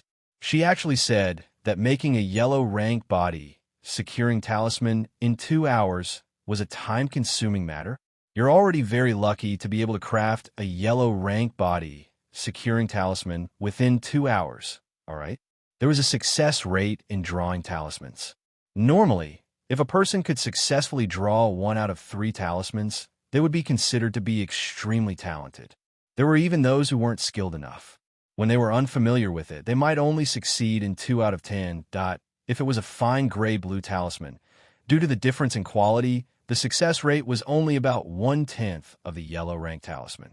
It was so low that it made one's hair stand up in anger. Arbor had a puzzled expression. I read from a book that normal people could draw about 10 fine grade blue talismans in a day. What he meant was, why is it that when it comes to you, you can only draw 1 yellow rank talisman in 2 hours? Chapter 2262. This was too much of a scam. If you need 2 hours to make a yellow talisman, wouldn't you need a few days to make a blue talisman? Jiang Hong's face flushed red with anger. The expression on her face completely distorted. You, shameless boasting. She angrily rebuked. Don't tell me you've never read any proper talisman books. Let me ask you, have you ever been tested at the Talisman Master Guild? This Chow had never even heard of the Talisman Master Guild. After the little fellow grew up, she had never even tested at the Pill House, let alone the Talisman Master Guild. Now that she heard it, it sounded like a fantasy story. She said with a blank expression, Talisman Master Guild? Ha ha ha ha. Jiang Hong proudly laughed. Then you still call yourself a black-level talisman master? Your black-level talisman master title is self-proclaimed right. She pointed at the round badge she wore on her chest. Do you see it? This is the Talisman Master Guild's badge. The Talisman Master Guild uses an attack talisman and a defense talisman as its symbol. My badge has the word yellow on it, which means that I'm a yellow-level talisman master. What about you? Jiang Hong felt that it was somewhat childish for her to be angry with a little girl at her age. But today's matter, she didn't want to let it go. It was too infuriating. She was despised by a young fellow who didn't have a talisman master rank at all, and even said that she wasn't qualified to fight with her. No one would be able to endure such words. She wanted to slap her face in front of everyone. She wanted everyone to see that this little girl in front of her was an out-and-out liar. Arbor looked at her chest suspiciously. Jiang Hong purposely puffed out her chest, revealing the unique round badge in front of everyone. The people in the hall also looked at each other suspiciously, their gazes converging on Arbor. That's right, this Grandmaster Jiang Hong was indeed a yellow-level talisman master. This badge was guaranteed to be genuine. It was produced by the Talisman Master Guild, so it definitely couldn't be wrong. On the contrary, this little girl claimed to be a black-level talisman master, but she didn't have any proof, not even a single badge of the Talisman Master Guild. So much so that he might not even have heard of the 3 words Symbol Master Guild. Where did this little girl come from? According to the Golden Talisman Jade Tome, an ordinary person could make about 10 blue talismans in a day. Therefore, she felt that being able to draw more than 400 blue talismans in one night was already very outstanding. Could it be that the ordinary person mentioned in the Golden Talisman Jade Tome wasn't an ordinary person, but a talisman master whose talent surpassed others by more than 95%? Less than 8 hours a night. In other words, when Miss Xiao's hand speed was still decent, she could probably draw 100 talismans in 2 hours. This was a very normal speed for her. If she hit on the fish orchid planet, the time flow there was 12 times faster, and she could summon 2 clones to slack off. The number of talismans drawn in 2 hours would reach a terrifying amount of 4,000 therefore. Miss Xiao felt that it was better to draw talismans by hand to cultivate one's sentiments. If he wasn't in combat mode, there was no need to summon his doppelgangers. If he were to draw 10 to 20 pieces every day, he would inevitably become rusty in the future. If he freaking finished drawing 10,000 jade talismans in one go, what business would she have in the future? No wonder her husband kept nagging her not to tell others about her talisman crafting speed. Work report. I've finished yesterday's report. See you tonight. Try to be early today. Oh, happy National Day. Chapter 2263. Xiaomu glanced at Jiang Hong, who was seething with anger and could not figure out what the other party was angry about. Didn't she just say that drawing a yellow talisman in 2 hours was too time-consuming? She probably hit a sore spot in this Master Jiang Hong, didn't she? All right, Arbor nodded reluctantly. 2 hours it is. When the time came, she would quickly draw it, and the winner would be decided after she finished drawing it. There was no need to argue with others now. It was too troublesome to even say a few words. Jiang Hong said with a sullen face, "Since it's a competition, we naturally have to bring out some prizes." With that, she took out 24 jade talismans from her sleeve and suddenly injected spiritual energy into them, causing them to light up. Everyone let out an uproar. Jiang Hong ignored everyone's scorching gazes and said indifferently, "This set of 24 jade talismans forms a yellow-rank defensive talisman array, which is completely different from the talisman paper defensive talisman array from before. It's a jade talisman." Everyone's gazes fell on the jade talisman array, almost burning up. The jade talisman array can be used for a lifetime. As long as this set of jade talisman arrays is not destroyed, you only need to go to the Talisman Master Association and let the Talisman Masters inject their talisman energy regularly, and it can be used for a long time. When this was said, the whole place was filled with gasps of surprise. The Jiaqing Academy's Fire Spirit Major Instructor's gaze also burned. "Is this set of jade talisman arrays for sale?" "This is my prize," Jiang Hong said with a proud expression. Unexpectedly, Arbor's face was full of disdain, and he waved his little hand forcefully. No, change the prize. Everyone, why did they suddenly want to beat this little girl to death? Mo Lien chuckled softly, his gaze only landing on his little wife. He looked at her with a smile, so focused that it seemed as if time would stop for her. The Fire Spirit Major instructor suddenly took out a pair of fiery red stones from his inner world and waved them in front of Arbor. How about this set of talisman arrays for my pair of Dragon Tooth Souls? Although the Dragon Tooth Soul is a divine-level material that can greatly improve the speed of a divine artifact's attack, 2 Dragon Tooth Souls can't do much. Emolian shook his head and said seriously, "Your overall value is not as good as their Jade Talisman arrays. It's a loss." That's something else. The instructor of the Fire Spirit faculty was obviously stunned. Naturally, he didn't expect that there would be someone who knew the ropes here. He really coveted that set of Jade Talisman arrays. After thinking about it, he could only grit his teeth and say, "All right, then I'll add 2 more of these. What do you think?" The instructor then took out 2 palm-sized jades that were overflowing with light. Everyone looked at each other, not knowing what it was. Mo Lien raised his eyebrows slightly, his handsome face indifferent as he said, "These 2 pieces of broken jade don't look too bad. It's just that I don't know what it is. I'll only know after I use it. I'll reluctantly accept it." When the instructor took out the 2 pieces of jade, he had been paying attention to Mo Lien's expression. Seeing that his expression didn't change and his mouth spat out such words, she couldn't help but feel a little disappointed. He had found these 2 items many years ago when he was training in the depths of the Nameless Mountain Range. The danger level had caused the entire training team to be wiped out except for him. But all these years, these 2 items had always been in his hands, and he couldn't sell them at all. Those who saw these 2 pieces of jade would be mesmerized by their appearance at first, but after the brilliance on the jade quickly faded, no one knew what these 2 items were. So no one had ever taken them. Chapter 2264. The excellent Qing Academy's Fire Spirit instructor hesitated for a moment, but still couldn't help but ask, "You really don't know what this is?" Mo Lien examined it for a while with a face full of confusion. "It looks like a high-grade material, but it doesn't look like one when you look at it carefully. Hey, the light on it has faded." Someone beside them couldn't help but cry out. After the light faded, these 2 pieces of jade looked no different from the most ordinary jade on the market. They looked just like goods from a street stall. Everyone shook their heads, pointing at the 2 pieces of jade and whispering. Mo Lien frowned and asked, "Are there any other substitutes?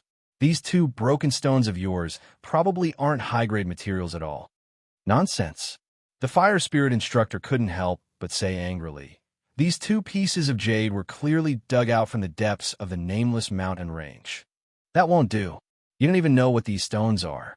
Mo Lien shook her head and said, "It's too much of a loss to exchange them like this. You have to add something else." The Fire Spirit instructor couldn't help but feel a bit stifled, but that Jade Talisman array was really too attractive to him. Gritting his teeth, he could only take out a black stone from his inner world. "Then how about this Limitless Glass Stone?"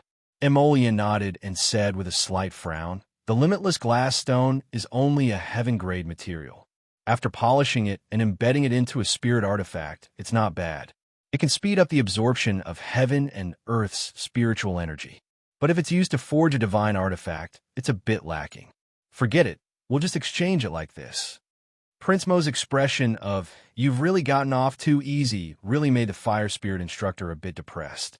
On the other hand, Jiang Hong, who was standing on the side, couldn't resist laughing out of anger.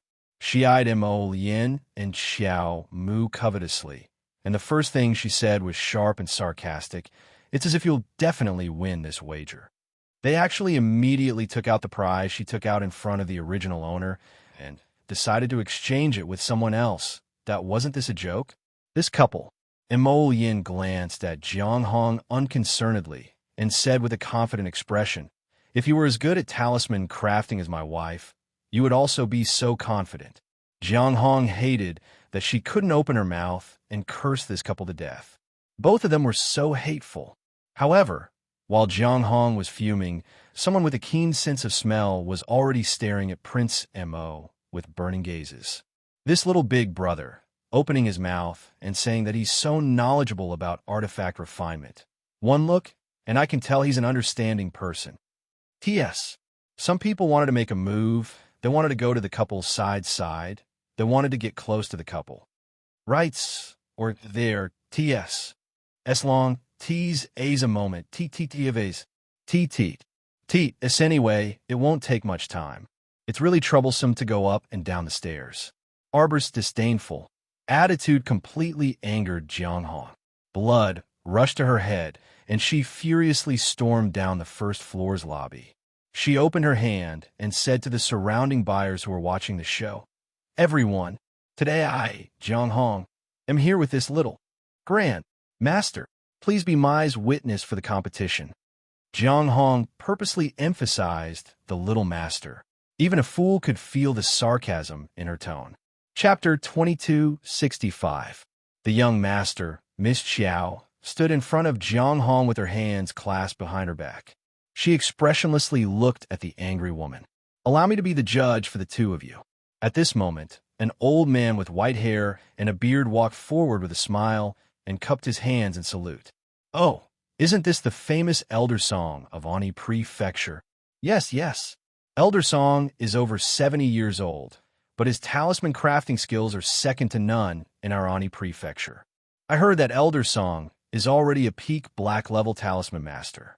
He's only a small step away from breaking through to talisman master. Earth level? Yes. He's about to break through to Earth level.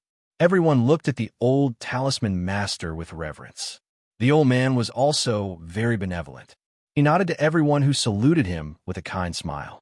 When Jiang Hong saw the old talisman master, she didn't dare to act rashly. She respectfully saluted the old talisman master. "Thank you for your trouble, Elder Song." Chamu thanked him and then sat down at two small tables with Jiang Hong, one on the left and one on the right. Talisman masters brought their own talisman brushes and cinnabar. Arbor and Jiang Hong were no exception.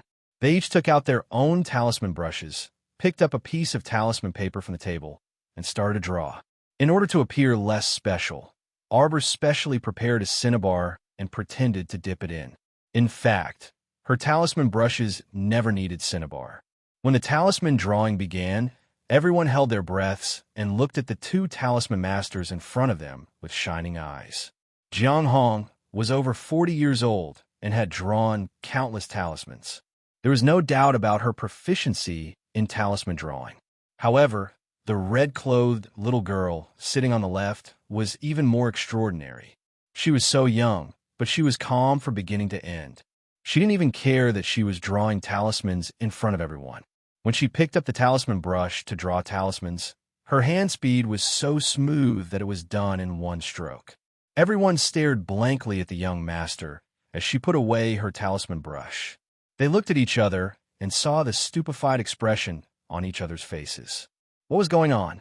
Is the little master done drawing? From a moment the young master sat down to the moment he started writing, to the moment he finished writing, did it even take 3 minutes? For Arbor, there was no need to pay attention to the quality of the talisman. The material was neither jade talisman nor ebony talisman. It was just a paper talisman. How much time could it take? She had already dipped the brush in cinnabar and rubbed it for a while. Once she moved the talisman brush, needless to say, even she herself couldn't control her speed. From the moment he started drawing the talisman to the moment he finished, it probably didn't even take a minute. Old Talisman Master Song was also completely stunned on the spot. He hurriedly walked over shakily and picked up the yellow level body, securing talisman that Arbor had drawn. After carefully examining it, he excitedly cried out, "Yellow level, one body, securing talisman." Huh! The whole place was in an uproar. On the other side, Jiang Hong, who had just sat down, dipped the brush in cinnabar and started to draw the first rune line, clenched the hand holding the brush tightly. She raised her head with a twisted expression and exclaimed, "Impossible! How is this possible?" Mo Yin could not help but put her hand to her forehead. See, this matter was guaranteed to blow up. In less than half a day, It was estimated that the entire Ani prefecture would spread the news that a great talisman master with a hand speed of 3 minutes had appeared out of nowhere. Arbor had already stood up and glanced indifferently in Jiang Hong's direction. I won. Put up your prize. Chapter 2266. This person was probably rushing to give her some good luck. Impossible! Jiang Hong shrieked. For a moment, her voice drowned out the excited shouts of everyone in the hall, causing the air to quieten down. Jiang Hong rushed in front of the old talisman master in 3 steps and snatched the yellow level body, securing talisman from his hands. She raised it high and roared, "Everyone, you have to take a good look. Look carefully. In my 44 years, I've never seen a talisman master who could create a yellow-level immobilization talisman in 3 minutes. Everyone, use your brain and think carefully. Is this possible or not?" Jiang Hong said harshly, looking like she wanted to wake everyone up. She yelled at the top of her lungs. She clearly cheated. She cheated. Jiang Hong shouted. She definitely drew a talisman in advance and stuffed it in her sleeve to replace it. Xiao Mu looked at her blankly, and it was quite a while before she said, "So many people are watching me draw talismans. How am I supposed to put on the talismans in my sleeve under everyone's watchful eyes?" "Don't tell me you're joking." Jiang Hong looked at her coldly. "Don't pretend. Everyone can search her sleeve. There's definitely a lot of immobilization talismans and defensive talismans hidden inside." Impudent.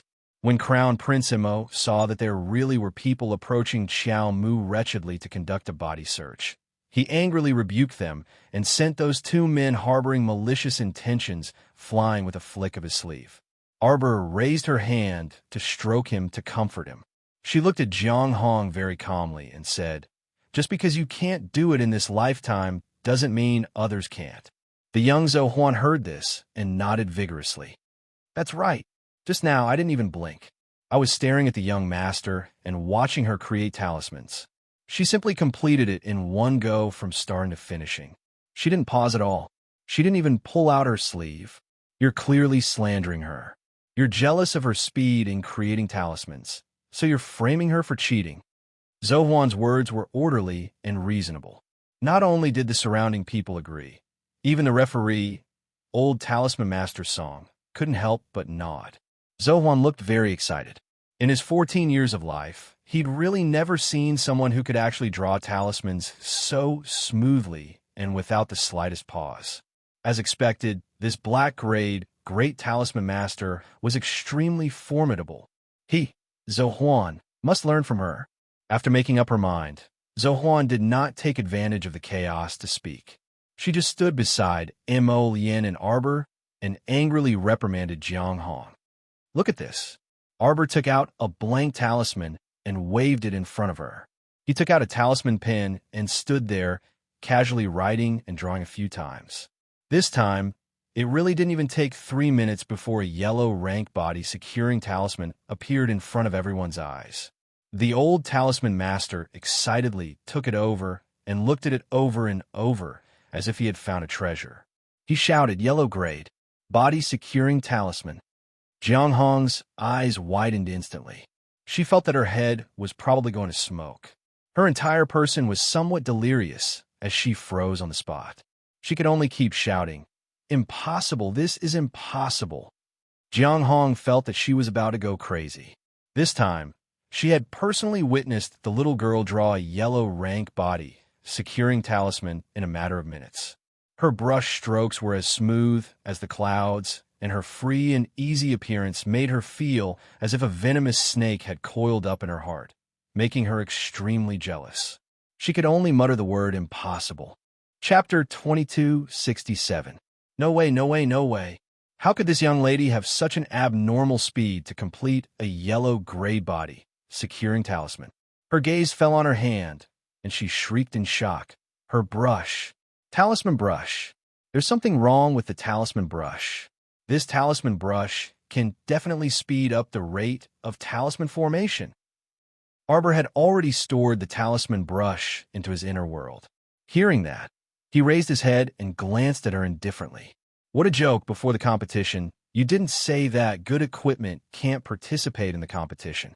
Jiang Hong only felt waves of dizziness in her head, and she looked like she was about to faint. Why you cheated?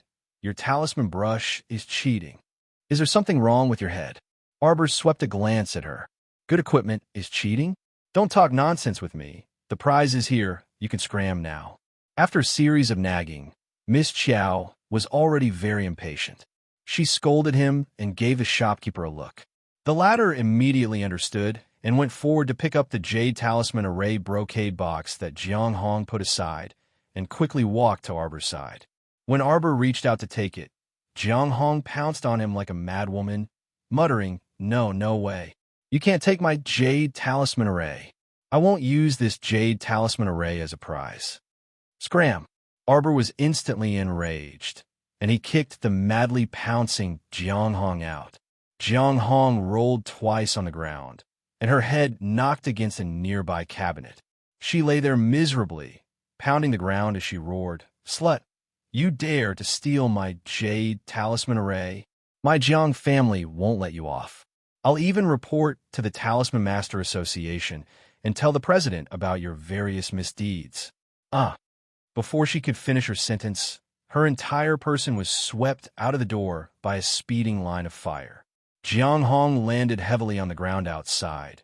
Her internal organs jolted, and she spat out a mouthful of old blood. Who knew if it was because she was swept by Mo Lien or because she was so angry that she spat out blood? Mo Lien disdainfully swept a glance at the woman who was thrown out of the door by her fire spirit and shook her head. You're already so old, yet you still don't understand the principle of accepting defeat. How stupid and petty.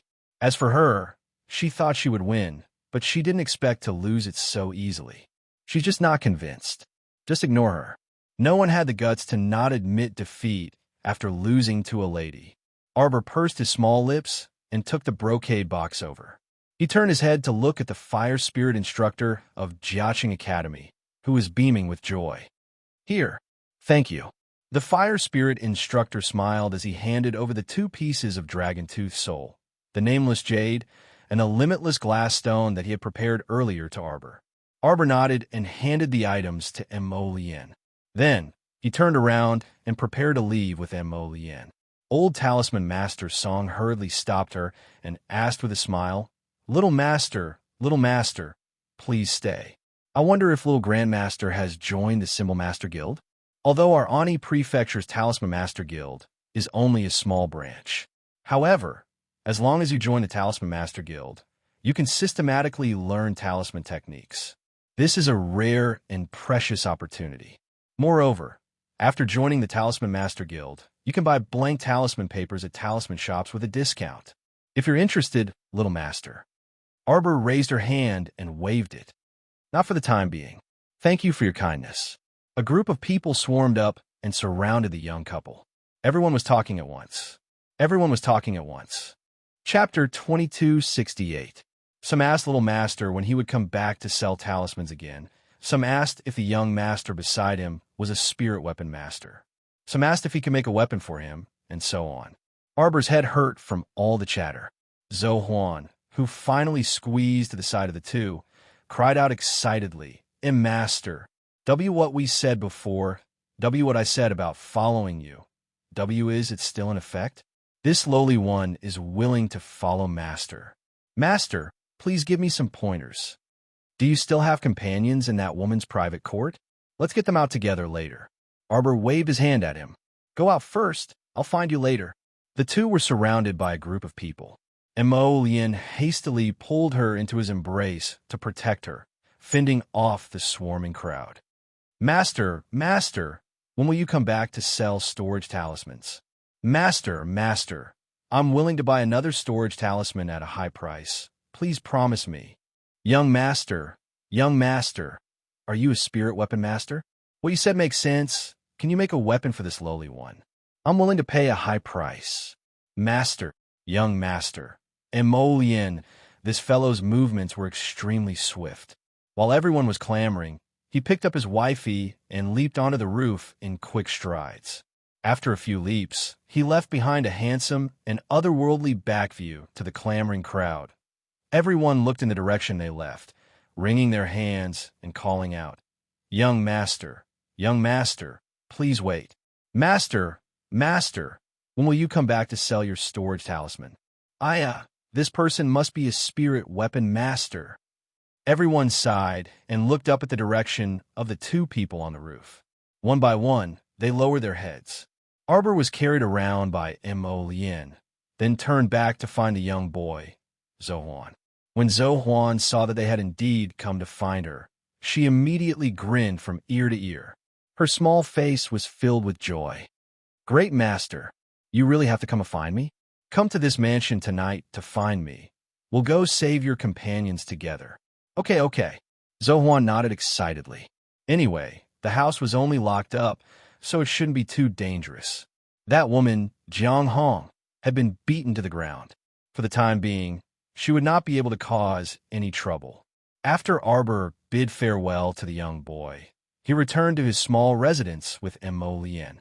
As soon as he entered the room, the little guy turned around and started to dig at Mo Lien. Lien, what are those two nameless jade stones? It must be something good, right?" Seeing Mo Lien raise her eyebrows, Arbor knew that the two nameless stones must be very rare objects. Looking at how he was seriously tricking that fire spirit major instructor from Jiaqing Academy, the little fellow couldn't help but laugh in his heart. Mo Lien lowered his head and glanced at her. He lifted her up and kissed her. "Do you want to know?" Then kiss me." Xiao Mu glanced around with a guilty conscience before hastily stamping his face with her lipstick. "Hurry and speak." Perfunctory little fellow, this kiss was a bit of a stopgap. Although the crown prince was not satisfied, he still took out the two ordinary-looking jade stones with a flip of his hand. He pulled her little hand and placed it on one of them. "Try to send a bit of your spiritual awareness in." Whoosh! One of the jade stones suddenly exploded with a fiery red glow of spiritual power. A ball of flame directly rushed up from the stone, instantly enveloping the two of them. Chapter 2269. This is Heavenly Fire Mithril, an extremely rare saint-grade forging material. Mo Lien smiled as he whispered into her ear, "Jojo, what are we going to do? You're rich." Sure enough, when the little fellow heard the word rich, her eyes lit up slightly. "Originally, I had been looking for a material that could upgrade the ferrule to a divine weapon for you. This Heavenly Fire Mithril really exceeded my expectations. It's pretty good." Arbor understood. She hugged his slender neck and asked happily, "My MOMO can be upgraded, right?" Mo Lien nodded, not knowing whether to laugh or cry. But can we give it another name? We can call it Heavenly Fire Ruler in the future." Mo. If he wasn't careful, Mo Lien would think that she was calling him. Mo is so affectionate. The little fellow blinked and said. Mo Lien pressed down on the back of her little head and suddenly covered her little mouth. Miss Chiao was caught off guard.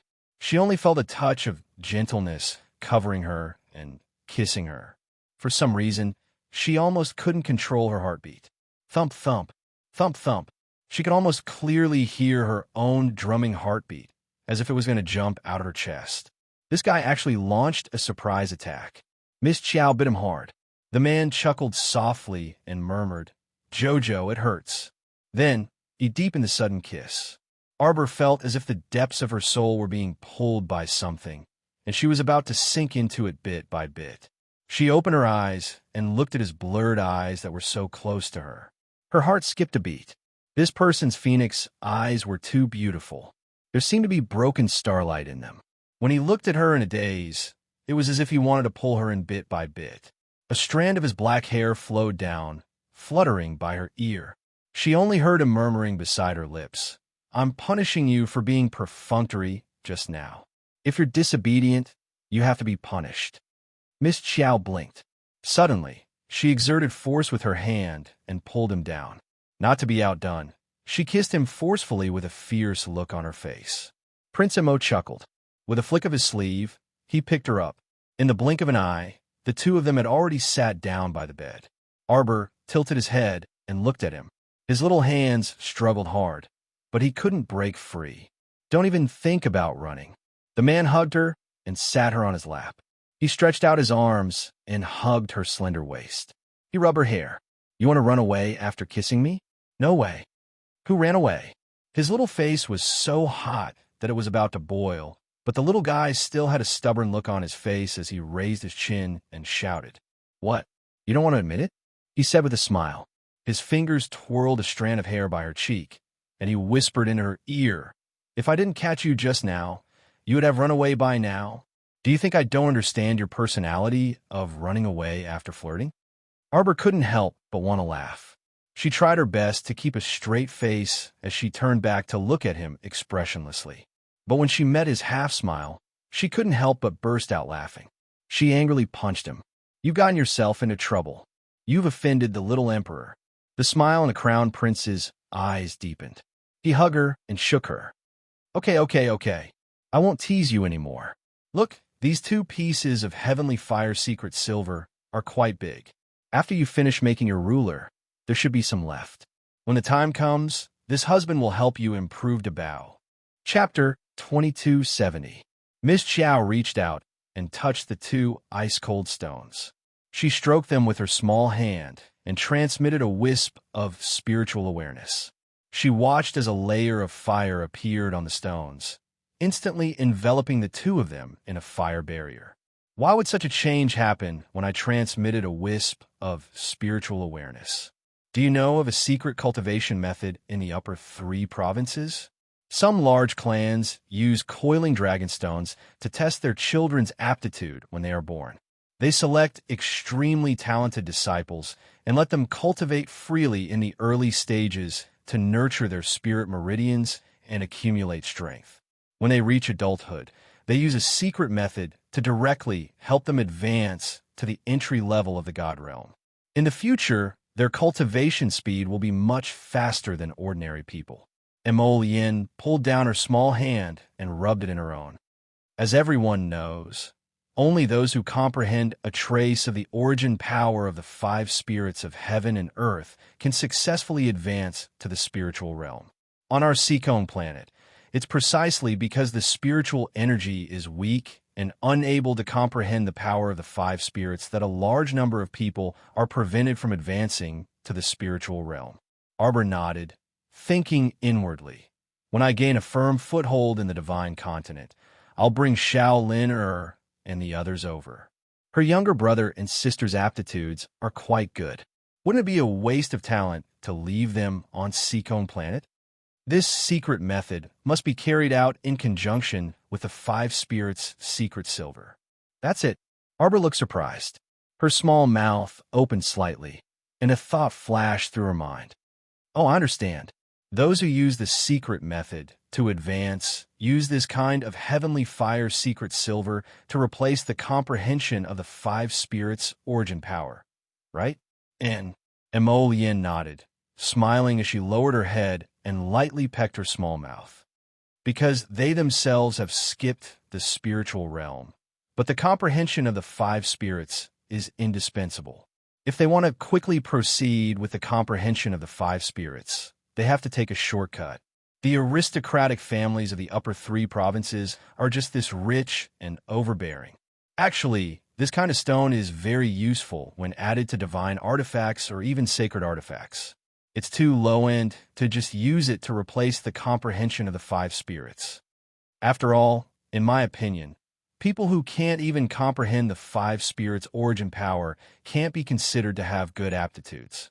Mo Yin's eyes were indifferent, and her tone was slightly mocking. Good aptitude from birth? But it doesn't mean that their aptitudes are still good in the next 10 years or so. Idiots will always be idiots. He smiled and lowered his head to look at Arbor. His gaze was very gentle. Unlike my Jojo, who was able to sense the origins of the 5 spirits in the lower realm. He even sensed the holy water, holy wood, and holy earth. Arbor was a little excited by her praise, but he was still a little embarrassed.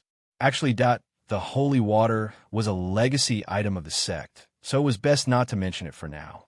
That holy wood, this thing, she still didn't know why it had been in her body since she was young. As for the Holy Land, it was quite funny. It had come knocking on his door. "Jojo, why are you so smart?" Emol Yin leaned closer to her and rubbed her cheeks with a smile. Arbor blushed at his compliment. "Actually, it's not that great." "Nonsense, it's amazing." Emol Yin reached out and threw the 2 pieces of mithril into her inner world. She stretched out her hand and said, "Give me the ferrule and debeo first. This time, the forging will take about half a month." "Is there any problem?" Arbor shook her head. What problem could there be? Anyway, she had her husband by her side. She didn't even need to fight by herself. "Okay, then leave it with me for a while." "Ah, my beautiful little master, do you have any orders for me?" The little golem jumped out and flattered as usual. Emol Yin put away the ferrule that Arbor handed over, and also put away the muttering golem debeo. Chapter 2271. Can you make debeo stop being so noisy after the modification? That won't do. Being noisy is his specialty. Emol Yin smiled and tapped her forehead lightly. Imitating debeo's tone, he said, "Ah, my beautiful little master." Arbor rolled her eyes at him. She was 200% sure that Emol Yin had taught him that. Emol Yin smiled and hugged her waist tightly. "Jojo, this heavenly fire ruler will grow into a divine weapon in the future. You and the ruler have always been telepathically connected. During battle, you can merge it into your body and become one with it." Emol Yin paused and said, "When the time comes, you will be able to use the fire spirit on this piece of heavenly fire secret silver." I checked just now. After the ruler merges with this heavenly fire secret silver, it should be able to produce a spiritual fire of 7th level and above. Arbor was really energized now. She turned her little face to look at him and said, "You mean as long as I merge the weapon into my body, I will be able to control this 7th level spiritual fire?" Emol Yin nodded. "Yes." Heavens, she could merge the weapon into her body and use the spiritual fire. When Arbor heard this, she immediately revealed an excited expression. The biggest difference between a divine weapon and a spiritual weapon is that after the user and the weapon become one, the divine weapon will be more effective. But merging the weapon isn't that easy. Emol Yin looked at her with a smile. "But I believe that Jojo will be fine. What happens if the merging fails?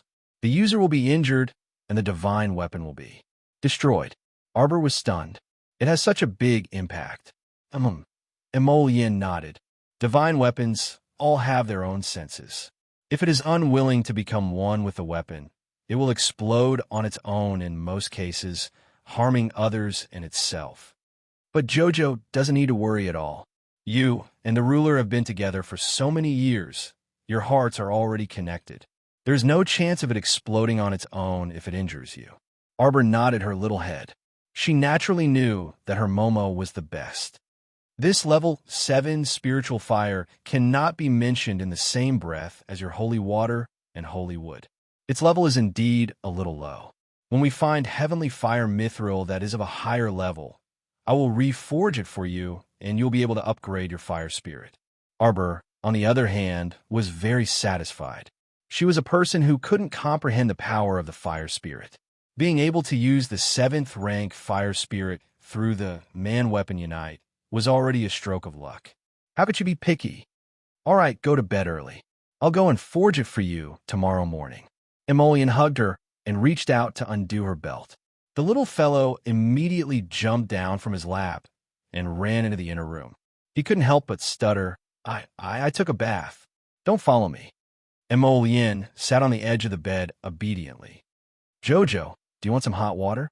That night, Zhou Huan came to meet the 2 of them as scheduled. After a few words, Arbor summoned Qing Wan and had this dumbfounded little boy sit on it together. They headed towards Jiang Hong's private residence.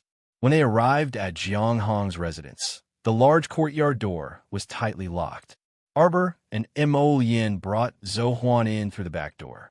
Under Zhou Huan's guidance, they directly went to the woodshed in the backyard. That woodshed door had 2 defensive restrictions added, but in Arbor's view, it was completely useless. Emol Yin stepped forward and struck out a spiritual fire, immediately shaking open the woodshed's restriction. The three of them kicked open the woodshed door and saw 6 or 7 young people around the age of 20 sitting against the wall. Zohuan. Chapter 2272.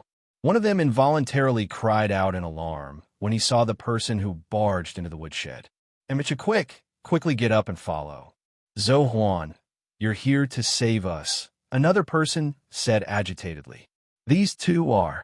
Aya, don't ask so many questions first. Let's leave this place first. Someone's coming, Arbor said with a frown. The young man at the front, named Zohuan, involuntarily shuddered and took a step back. There are more than a dozen guards and retainers in this residence. Arbor glanced askance at that person. Aren't you talisman practitioners? Why do all of you look like cowards? That woman took away all the protective talismans on us. At the mention of this, the group of young men couldn't help but feel indignant. They were all tricked into making talismans for that woman. Every talisman they made was plundered by that greedy woman, Jiang Hong, and sold to talisman shops. You have so many level 13 and level 14 mystic cultivators, but why are you all like weak chickens without any resistance? Arbor swept them a glance. The young man who spoke first couldn't help but say indignantly, Who's a weak chicken? It's just that the enemy is strong and we're weak. The other party is a level 3 spiritual cultivator, so how can we be their match? Don't deny it when I say you're weak chickens. Arbor glanced at them irritably and said to Zohuan, If these little brothers of yours are all like this, then don't follow me. Sorry, her money didn't come from the wind, and she didn't raise weak-willed good-for-nothings. After saying that, she held Mo Lian's hand and walked out the door without looking back. Those young men couldn't help but feel a bit angry. They looked up at Zohuan and asked, Who is she, Zohuan? Aya, Chihua, don't say anymore. Zohuan rushed out the door with her group of companions and saw more than a dozen guards surrounding them, shouting to kill. It doesn't matter if your cultivation isn't good. Remember that you're talisman practitioners, Arbor said coldly. The greatest effect of talisman practitioners is to use talismans to win and kill enemies. I have to make sure that I have talismans that I can use and draw at all times. If your hand speed isn't good, then practice. Don't dawdle all day long. You can't even draw a single talisman in an hour. Arbor narrowed his cold eyes and stared at the dozen or so servants rushing over. She waved her hand, and a dozen or so paper charms floated out. They looked like a butterfly with wings, and approached the group of servants with whooshing sounds. All the talismans were activated at the same time. Streams of light poured out from the talismans and rushed to the front of the group of servants. Immediately, they turned into circles of 8 trigrams and bound everyone. The circles of 8 trigrams talismans were like a spider web, tightly controlling each and every one of the servants within. Group bind, Zohuan, Chihua, and the others widened their eyes and stared at the great talisman master in front of them in disbelief. Was this really a binding talisman? How could the binding talisman be so powerful? Talisman masters aren't static. They can master all talismans through a comprehensive study. While immobilizing, you can also bind, stun, or do something else. Do you think a talisman can only be used for one purpose? Mine is an 8 trigrams binding talisman that combines the effects of immobilizing and binding. Arbor still felt that it wasn't enough to shock people. She said coldly, No one taught me to draw like this. It's just that after drawing more and more, you'll know that everything is possible. This kind of mixed talisman was indeed something that she accidentally comprehended. Chapter 2273. Moreover, drawing mixed talismans on talisman paper was easy to fail. Because the material of the talisman paper was too light and thin, it could not bear the power of 2 kinds of talismans.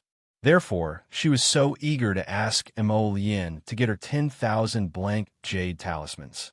The talisman power in the jade talisman was naturally not the same as that of the talisman paper. The 8 trigrams binding talisman used by Arbor now was a combination of the effects of fixing and binding. It could be said to be the first talisman to transform it into the shape of the 8 trigrams. Chihuahua's face was full of excitement, his eyes fixed on the field, unable to turn away.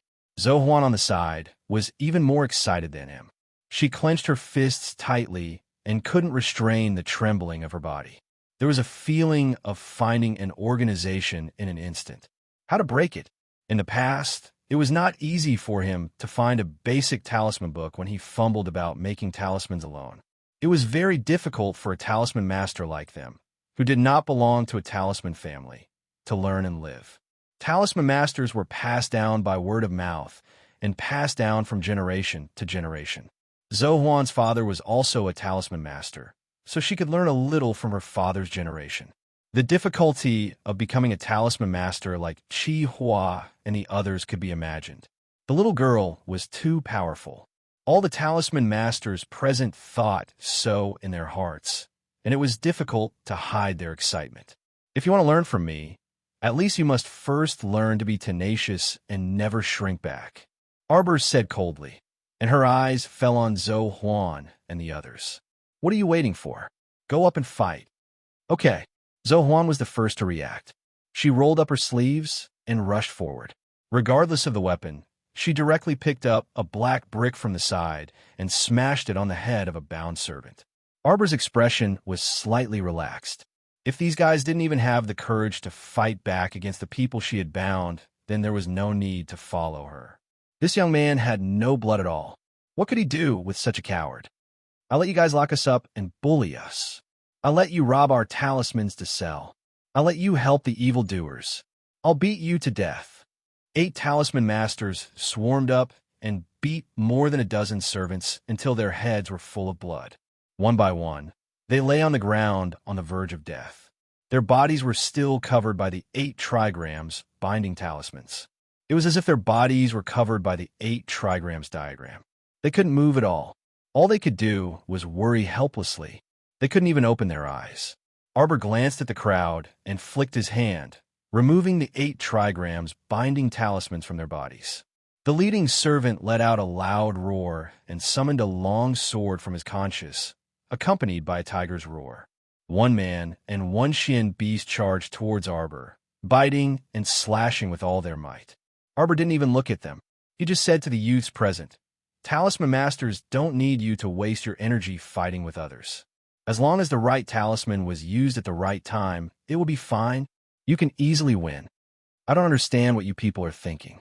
6 or 7 symbol masters have actually been bullied to this extent." As he spoke, a talisman appeared in front of Arbor. Defense talisman. Open. The big tiger that had rushed over crashed heavily into her defensive talisman circle with a loud bang. It howled and shook its big head. Arbor instantly applied a layer of Vajra talisman on his hand and stretched out an arm from the defensive talisman circle. A heavy punch landed on the big tiger's left eye that was close at hand. Ah! The stupid tiger let out a mournful roar. Chapter 2274. To everyone's annoyance, the tiger's head tilted back and drooled from the little fellow's punch. That string of drool drifted out with the wind. Huzi's expression was also very coquettish, and its furry face twisted. Everyone watched as the stupid tiger was punched out by the ferocious little girl. That was not the end of it. Everyone discovered with lingering fear. That tiger was punched out by the little girl, right? Unexpectedly, the little girl released an absorption talisman, and the force sucked the stupid tiger back to the defensive talisman circle. Another punch landed heavily on the stupid tiger's other eye. The same expression, the same drool, the same movement, and the same speed. Everyone felt as if the scene just now was replayed, and they watched as the little girl punched the tiger in the eye and punched it out again. Everyone silently lit a candle for the stupid tiger in their hearts and mourned in unison, "Big brother, rest in peace." Woo-woo-woo. Huzi squirmed with the tiger's head and quickly fled the scene with its tail between its legs, not even caring about its owner. Everyone, are you still a fucking tiger? You're not even as good as a cat. A talisman master only needs to draw talismans fast, cast talismans fast, have a flexible mind, and change talismans fast. You can easily defeat the opponent in seconds. Arbor expressionlessly sent the leader of the guards who rushed in front of her with a sword flying. Of course, you don't have many types of talismans in your heads, so you won't know how to change talismans in battle. You just need to study hard in the future. Arbor used an 8 trigrams binding talisman on him again, causing him to fly out and crash into a tree in the backyard. He was completely confined to the tree, and his neck and mouth were crooked, unable to move at all. A talisman master should be an elegant profession. Xiao Mu withdrew the defensive barrier around her and glanced indifferently at the dumbfounded Zhou Huan and company. You can turn a city into ashes with a snap of your fingers, kill 1 person in 10 steps while joking, and kill 100 people in 100 steps. Isn't that right? If you want to learn from me, you have to listen to me in the future. If you can't bear the hardships and fatigue, you can get out now. Eldest Miss. Zhou Huan was the first to kneel on one knee in agitation. He cupped his hands toward the heavenly Tao and said, Zhou Huan is willing to follow Eldest Miss. Qi Hua is also willing to follow Eldest Miss to death. Fang Wenyao, Fang Wendong, follow Eldest Miss. Arbor looked at them expressionlessly and nodded. Oh, if you want to follow me, everyone has to follow my rules. I only have one rule. Since we're teammates, we have to support each other in the future. Remember, don't stab each other in the back. I don't think any of you want to experience the way I treat traitors. Arbor said coldly. His voice was cold. Yes, we will follow Eldest Miss's orders. Arbor glanced at them and said, All right, get up. Go and tidy up the things in this private residence. Take away all the valuable things. Consider this your first bucket of gold in life. Don't be so stupid in the future. Don't count your money after being sold. You can't even protect your own talisman. Yes. Emolien's lips curved slightly. He stood behind Jojo and looked at her, his eyes full of pampering. The little fellow turned around and bounced to his side, muttering unhappily, I took a bath for nothing. It's hot again. Chapter 2275. Emolien could not help but laugh out loud. He hugged his little wife and whispered in her ear, It's all right. I'll wash it for you when we get back. A guy with evil intentions but no guts. Xiao Mu cast him a glance before proudly lifting her small chin. Then come. If you don't come, you're a puppy. Emolien was speechless. The little fellow was getting naughty. She would tease him from time to time. He almost could not handle it. When I'm done forging your MOMO, we'll return to the divine continent immediately. Arbor wanted to laugh, but she said expressionlessly, Yes. Then you might as well go to Fish Orchid Planet to forge. Find a secluded place and don't disturb the senior sister's cultivation. Emolien was stunned and then laughed. That's right. In that case, I don't need to be in such a hurry. I can also study it carefully and see if I can improve the quality of this heavenly fire secret silver first. Who knows, we might be able to forge it into an 8th grade fire spirit before embedding it. The difference of 1 grade was thousands of miles. The little fellow's eyes lit up. All right, you go forge. I'll go back to Shuntian Prefecture. We'll split up. Emolien replied with a MHM. Don't forget to inform the Dunstock side. After the group finished ransacking Jiang Hong's house, they returned to their own little house. The sky was almost bright. Arbor let Zhou Huan, Qi Hua, and the rest for 4 hours. She had just settled them down when there was a series of knocks on the door. She opened the door and saw Dun Zhong leaning against the door. He wiped his sweat and panted. What's the matter? Why are you in such a hurry? Do you need to use the 800 miles express communication Jade Talisman to call nonstop? As he spoke, he walked into the court mindlessly. Is there tea? I'm dying of thirst. Arbor raised her little fist and gestured behind his head. He didn't know why, but when he saw that Gung Pengcheng's face, he wanted to beat him up. Emolien couldn't help but laugh and pulled down her little hand. She turned around and glanced at Guan Zhaodang, who had followed her timidly. The moment his gaze fell on the door, he saw a black shadow flash from the corner of the wall. Emolien retracted his awe-inspiring gaze and revealed a mocking sneer. Arbor kicked the door open, took her husband's hand, and strode towards the stone table. You'll be in charge of the care hall from now on. Arbor glared at Dunzung when he saw Dunzung grabbing the kettle and drinking several cups of tea. Did you hear that? I heard it. Dun Julien nodded repeatedly and approached the two with a grin. Little master, then do I have to stay here for a while to sort out the affairs of an e-prefecture? Of course. Arbor rolled his eyes at him. We're leaving for Shuntian Prefecture in the afternoon. When we pick up the little yellow crane, we'll set off for the Divine Continent. Ah, so fast, Dun Zung said with a frown. Little master, are you going to be a hands-off shopkeeper? Arbor snorted and patted Dun Zhang's shoulder hard. She turned to look at Mo Lien and called, Husband. Mo Lien couldn't help but laugh. He knew that the little fellow didn't have the patience to talk to Dun Zhu anymore, so he beckoned to Dun Zhu. Come here, I have a few instructions for you. Keep this storage talisman well. Mo Lien handed him a blue talisman. You'll stay here in the future and look after the affairs of the 6 prefectures. All of you leave. Chapter 2276. Dunge's face fell. Are Peony, little Tai Sui, and Shurchin all leaving? Mo Lien nodded and patted him on the shoulder. Thank you for your hard work. If I see a more suitable body in the Divine Land, I'll keep an eye out for you. Really? Dunge's face lit up with excitement. Of course. Mo Lien nodded. I'll leave the 6 prefectures' affairs to you. Although Guanzhaodang is under Jojo's control now, there are many things. You still can't trust him too much. There's an antidote for Guanzhaodang in the storage talisman I gave you. Just give him one every Lunar New Year. Keep him under your control and use him for you. Mo Lien looked at him deeply. Do you understand? Yes, I understand. Dunja nodded. Select the elite disciples and train them. This matter must continue. Don't slack off. Okay. I'll train the Shuntian guards well. Mo Lien gave him a few more instructions, then led him back to Arbor and Guanzhaodang. When Guanzhaodang saw Mo Lien, he felt a bit fearful and took 2 steps back. All right, there's nothing else. You can leave. Dun just stood up and cupped his hands. Then we'll take our leave. Little master, I wish you a safe journey. Arbor nodded and looked coldly at Guanzhaodang. If I find out that you're disloyal and unwilling to follow Prefectural Lord Gung's management, I'll punish you like this. Suddenly, a huge wave surged out from her palm. With a bang, it smashed a stone block beside the Hall of Caregiving's feet into pieces. The pieces fell to the ground and rolled down. Guanzhaodong's heart skipped a beat. He turned and bowed to Arbor.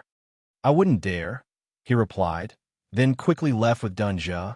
Arbor looked coldly at his back. When Dunja takes over Ani Prefecture, Guanzhaodang won't need to exist anymore, the little guy said coldly. I'm afraid it's not that easy. Mo Lien chuckled. Guanzhaodang isn't a fool. He should be able to understand what you mean and take precautions. Arbor held her husband's hand. I can't be bothered. The 6 prefectures aren't my goal at all. She was going to the Divine Land. What she wanted to flatten was also the Divine Land. I wonder if those people who own me, who have tried every means to stop me from setting foot on the Divine Land, are ready. Mo Lien chuckled softly. I'm guessing that they're ready. He had probably washed his neck clean and was waiting to be slaughtered. Jojo, go take a shower and rest for a while. I'll ask Little Tree to bring me to Fish Orchid Planet later. On the surface, Arbor nodded his little head, but he didn't let go of his waist. His pair of big eyes looked left and right at him, refusing to let go. The Crown Prince's heart almost melted from her gaze. He lowered his head and kissed her forehead. Jojo, look, I'm not going anywhere. I'm with you, he said gently. If you miss me, you'll be able to see me once you reach Fish Orchid Planet. Arbor thought that he was right. She nodded her little head hard and let go of his little hands. All right, go take a shower. Isn't it hot? Mo Lien smiled and rubbed her little head. Then, he hurried her back to her room. After her figure disappeared from his sight, his gentle and elegant expression gradually turned cold. His handsome face seemed to be covered with a layer of frost. Chapter 2277. Tong. Yes. Are you ready? Mo Lien asked coldly. Yes. Everything is ready.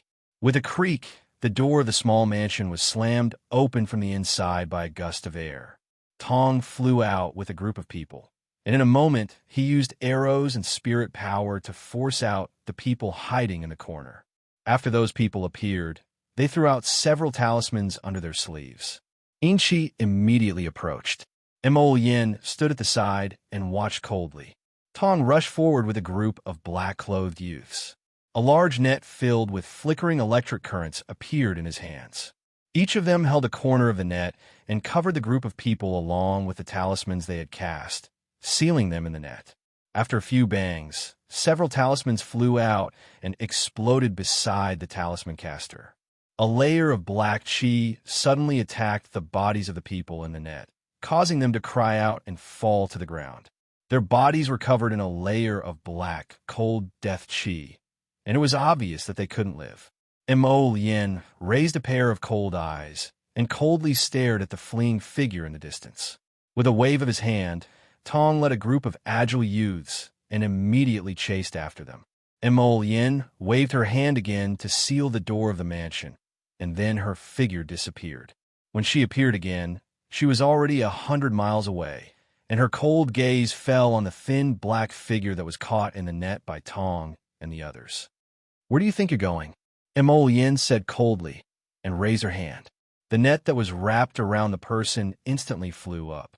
When the thin man found that the net on his body was gone, he immediately wanted to run away.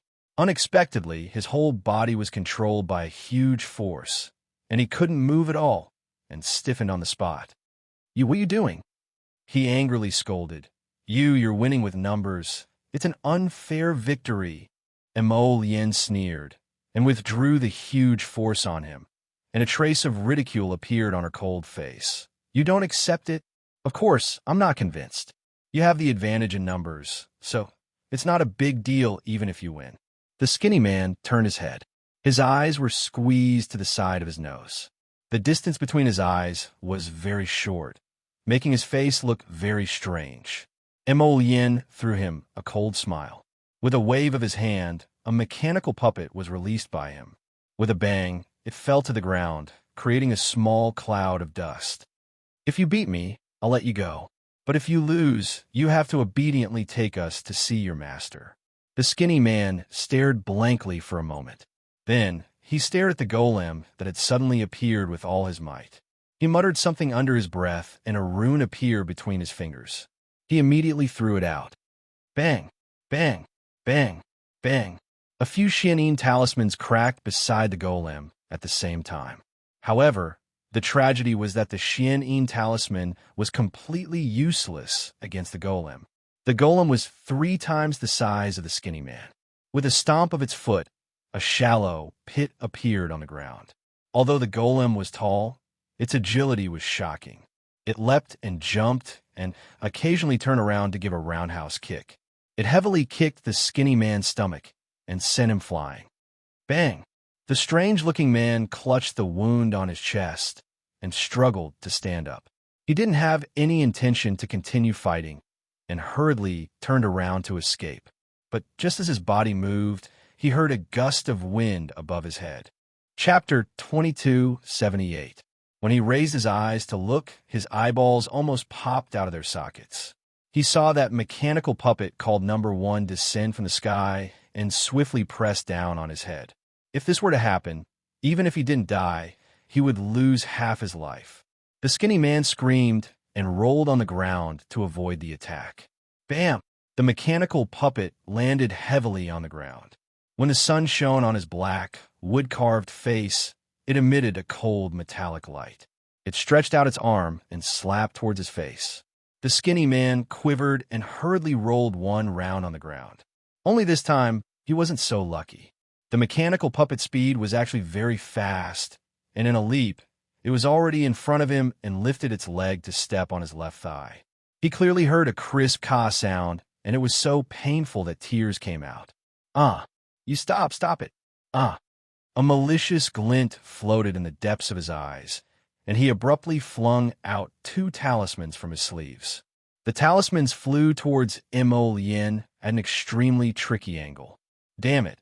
As long as he got rid of this man who was controlling the mechanical puppet, he would definitely be able to turn defeat into victory. Mo Yin coldly watched from the sidelines for a while, and seeing the 2 talismans flying towards him, he couldn't help but sneer in his heart.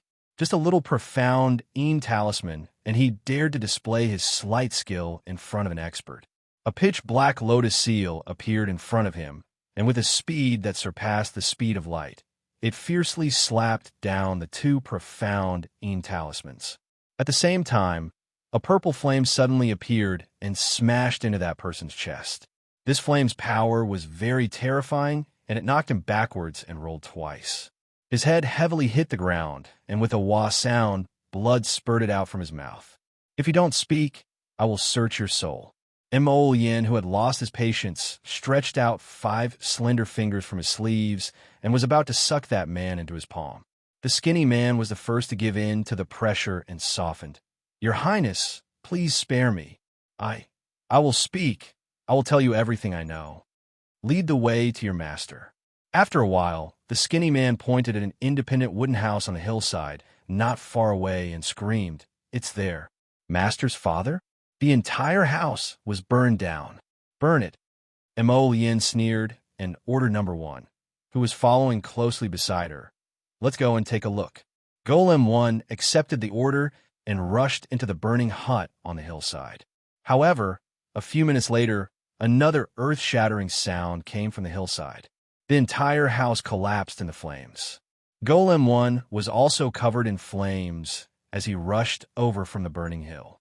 He rolled all the way and rubbed himself against a tree bark. "Useless thing," Mo Yin cursed with an icy expression. With a flip of his hand, a black flame shot out, completely absorbing all the flames on the golem's body. At this moment, the metal on the mechanical puppet's face seemed to have been melted by the flames, and there were streaks here and there. Mo Yin's cold gaze turned from its face to the skinny man, who was trembling in fear. "You dare trick me?" The skinny man's eyes narrowed, and he hurriedly waved his hands and shouted with difficulty, "No, no, no. My master, Master Chu really lives here. He. Mo Yin waved her hand, and the skinny man flew over uncontrollably, his head landing in her palm. Chapter 2279. No, don't. Every word I said is the truth. I'm not lying. The man in front of him was truly terrifying. How could he dare to hide anything from him? No, don't search my soul. I can tell you everything I know, Your Highness. I, Master Chu, and I have been staying here for almost 7 days. Under my master's instructions, I have been carefully monitoring that Miss Xiao. He really didn't know whether this terrifying young master had known from the start that they were following him, or if he only found out now to thinking about it. It was impossible for him to find out now. The small and skinny man shook his head in panic. I also know some things about Master. When Master was at Shuntian Prefecture, he schemed against that Miss Xiao. Mo Yin raised her brows slightly, indicating for him to continue. The small and skinny man hurriedly revealed everything he knew. Before the academy competition, Master found a few students from Hippo Academy and poisoned them with forbidden curses. Originally, he wanted them to kill Miss Xiao during the competition, but who would have thought that they would be saved instead? After that, Master sent a few people to investigate the situation, but none of them returned. So Master stopped for a long time, until you came to Ani Prefecture. Master then brought me to investigate and waited for an opportunity to make a move. Your master is from Clear Sky Sect. He didn't expect that even after Clear Sky Sect had been eradicated, there were still remnants of evil that traveled thousands of miles to make trouble for his Jojo. The small and skinny man hurriedly shook his head and said, I don't know Master's specific identity. But everyone calls him Master Chu. His use of poison has reached perfection, and his forbidden talisman arts have already reached the black-level perfection stage. Seeing Mo Yin's expression turn cold, the small and skinny man hurriedly shrieked, I am telling the truth. I really don't know M. Master's identity. I am just a little apprentice that's learning from him. Look, I'm not even that skilled in using talismans. Mo Yin sneered at him. 1. Kill him. After the order was given, the skinny man immediately realized that his neck had fallen into the golem's icy hand. He wanted to beg for mercy again, but the cold hand didn't give him the chance. Crack! His neck was broken by someone. Mo Yin's cold gaze fell on the golem. She reached out and put it away without saying a word. Tong raised his head to look at the crown prince, who was shrouded in a layer of pressure. He knelt on one knee and lowered his head. This subordinate was incompetent and actually let that master Chu escape. A black lotus flower ignited in Mo Lien's hand, and with a flick of his finger, that lotus-shaped black flame burned the petite man's corpse cleanly without leaving behind a trace of flesh or skin. Since someone wants to play, I'll accompany him to the end. What are you doing? What are you doing? A loud voice came from behind Tong's group. Mo Lien turned her head and looked coldly at the group of guards who were being escorted over. The leader had a square face, and his expression was very serious and old-fashioned. Kneel! Bam! The leader with a square face was kicked to the ground, and one of his knees landed heavily on the ground. What the fuck? The bodyguards beside him were also kicked to the ground one after another, and they started cursing. Chapter 2280. You're the captain of the forest guards, Fong Su? Mo Lien looked coldly at the person kneeling in front of her. Yes. Fong Su stiffened his neck and answered in a low voice. You're not convinced? Mo Lien glanced at him and waved her hand, releasing the two black-clothed youths holding him down. I'm not convinced, Fong Su said angrily and struggled to stand up. This subordinate is here on the Emperor's orders to ask your highness to return. Kneel. Tong kicked him again, but was stopped by Mo Lien. Who is this prince? Fong Su froze, then stiffened his neck and said, You're the Emperor's son, the crown prince of the divine province, personally conferred by His Majesty. Who are you? This subordinate is the captain of the forest guards, Fong Su. A mere captain of the forest guards dares to disrespect your superior. Drag him away and give him 30 lashes before you talk. Two black-clothed youths walked out from beside Tong and dragged Fong Su away to give him a beating without another word. Fong Su's subordinates immediately wilted when they saw this, shrinking back and not daring to say a word. Their captain had been dragged away by the crown prince for a beating, so if they didn't know their limits, they wouldn't be able to escape the fate of being beaten. A moment later, the blockhead who had suffered 30 lashes was dragged back by the two black-clothed youths and thrown in front of Mo Lien. Do you know why this prince wants to beat you? You don't like me? Tong's mouth twitched. Mo Lien couldn't help but snicker. Since you don't understand, then drag it on for another 30 lashes. Everyone, after another 30 lashes, even a thick-skinned blockhead felt that he couldn't take it anymore. The two black-clothed youths who beat him were also bad guys. Their subordinates were light as a feather, but when the lashes landed, there was blood under the skin and blood on the buttocks. They were clearly black-clothed goods who used hidden strength. Do you know why this prince wants to beat you now?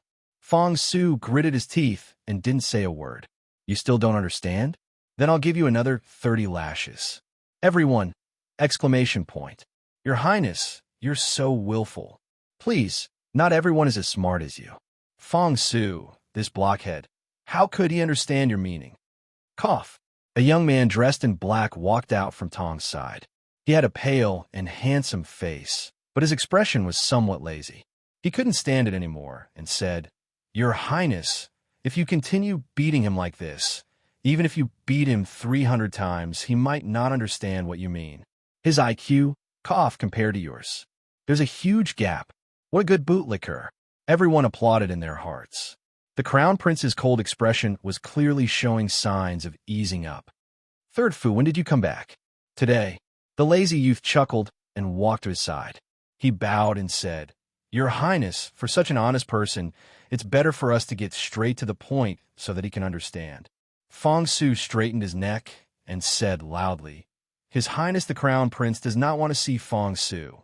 The lazy young man couldn't help but raise his hand to support his forehead, and he glanced at Fong Su and said, Wrong, wrong, all wrong. It's not that His Highness doesn't like you. He doesn't like your master. Fong Su was stunned, and a trace of bewilderment appeared on his old-fashioned face. Big? Emperor? That's right. His Highness just doesn't like Emperor. You rascal. If you had changed the words I'm an eyesore to I'm an eyesore, His Highness might have been in a better mood and not hit you. Chapter 2281. You don't like the Emperor? Fong Su's mouth dropped open in shock. Even the Lu Lin guards behind him couldn't bear to look at his foolish expression. Fong Su. Mo Yin raised his hand, and the two black-clothed youths who had been pressing down on Fong Su's shoulders retracted their hands and released him.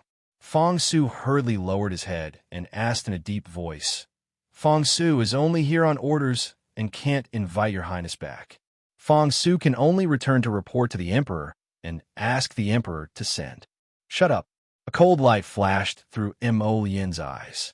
Fu Xin suddenly pressed down his raised hand. "Your highness." Fu Xin shook his head at him, stopping his sudden murderous intent. Mo Yin's expression turned cold as he stopped his hand and casually swept a glance over Fong Su. "Go back and tell your master that this crown prince will return within 10 days. Fong Su's stern and old-fashioned face suddenly revealed a trace of pleasant surprise. He even suspected that he was going to fail this mission. He didn't expect that there would be a glimmer of hope at the end of the tunnel. Since the crown prince personally made a promise, then he would naturally do as he said. Fong Su hurriedly bowed his head respectfully. "Yes, this subordinate will return to report to his highness. Also, tell him to bring back all those random women that were stuffed into the Eastern Palace. Let them go back to wherever they came from. Otherwise, this crown prince doesn't mind adding a few corpses to the civil and military officials' houses to celebrate." Fong Su, His Highness the Crown Prince, actually knew? Looking at His Highness the Crown Prince's appearance, he seemed to dislike those women in the Eastern Palace. Kiki was one of those women. It was specially selected by Madame Goen. Don't wait until the situation is out of control before you regret it. Mo Yin glared at Fong Su warningly. "This crown prince will leave my words here today. If you return and find that there's a random woman in my Eastern Palace, kill one. If there are two, kill a pair." His expression was cold as he said, "If you don't bring them back first, then wait to collect their corpses. Also, tell that old woman for going to stop.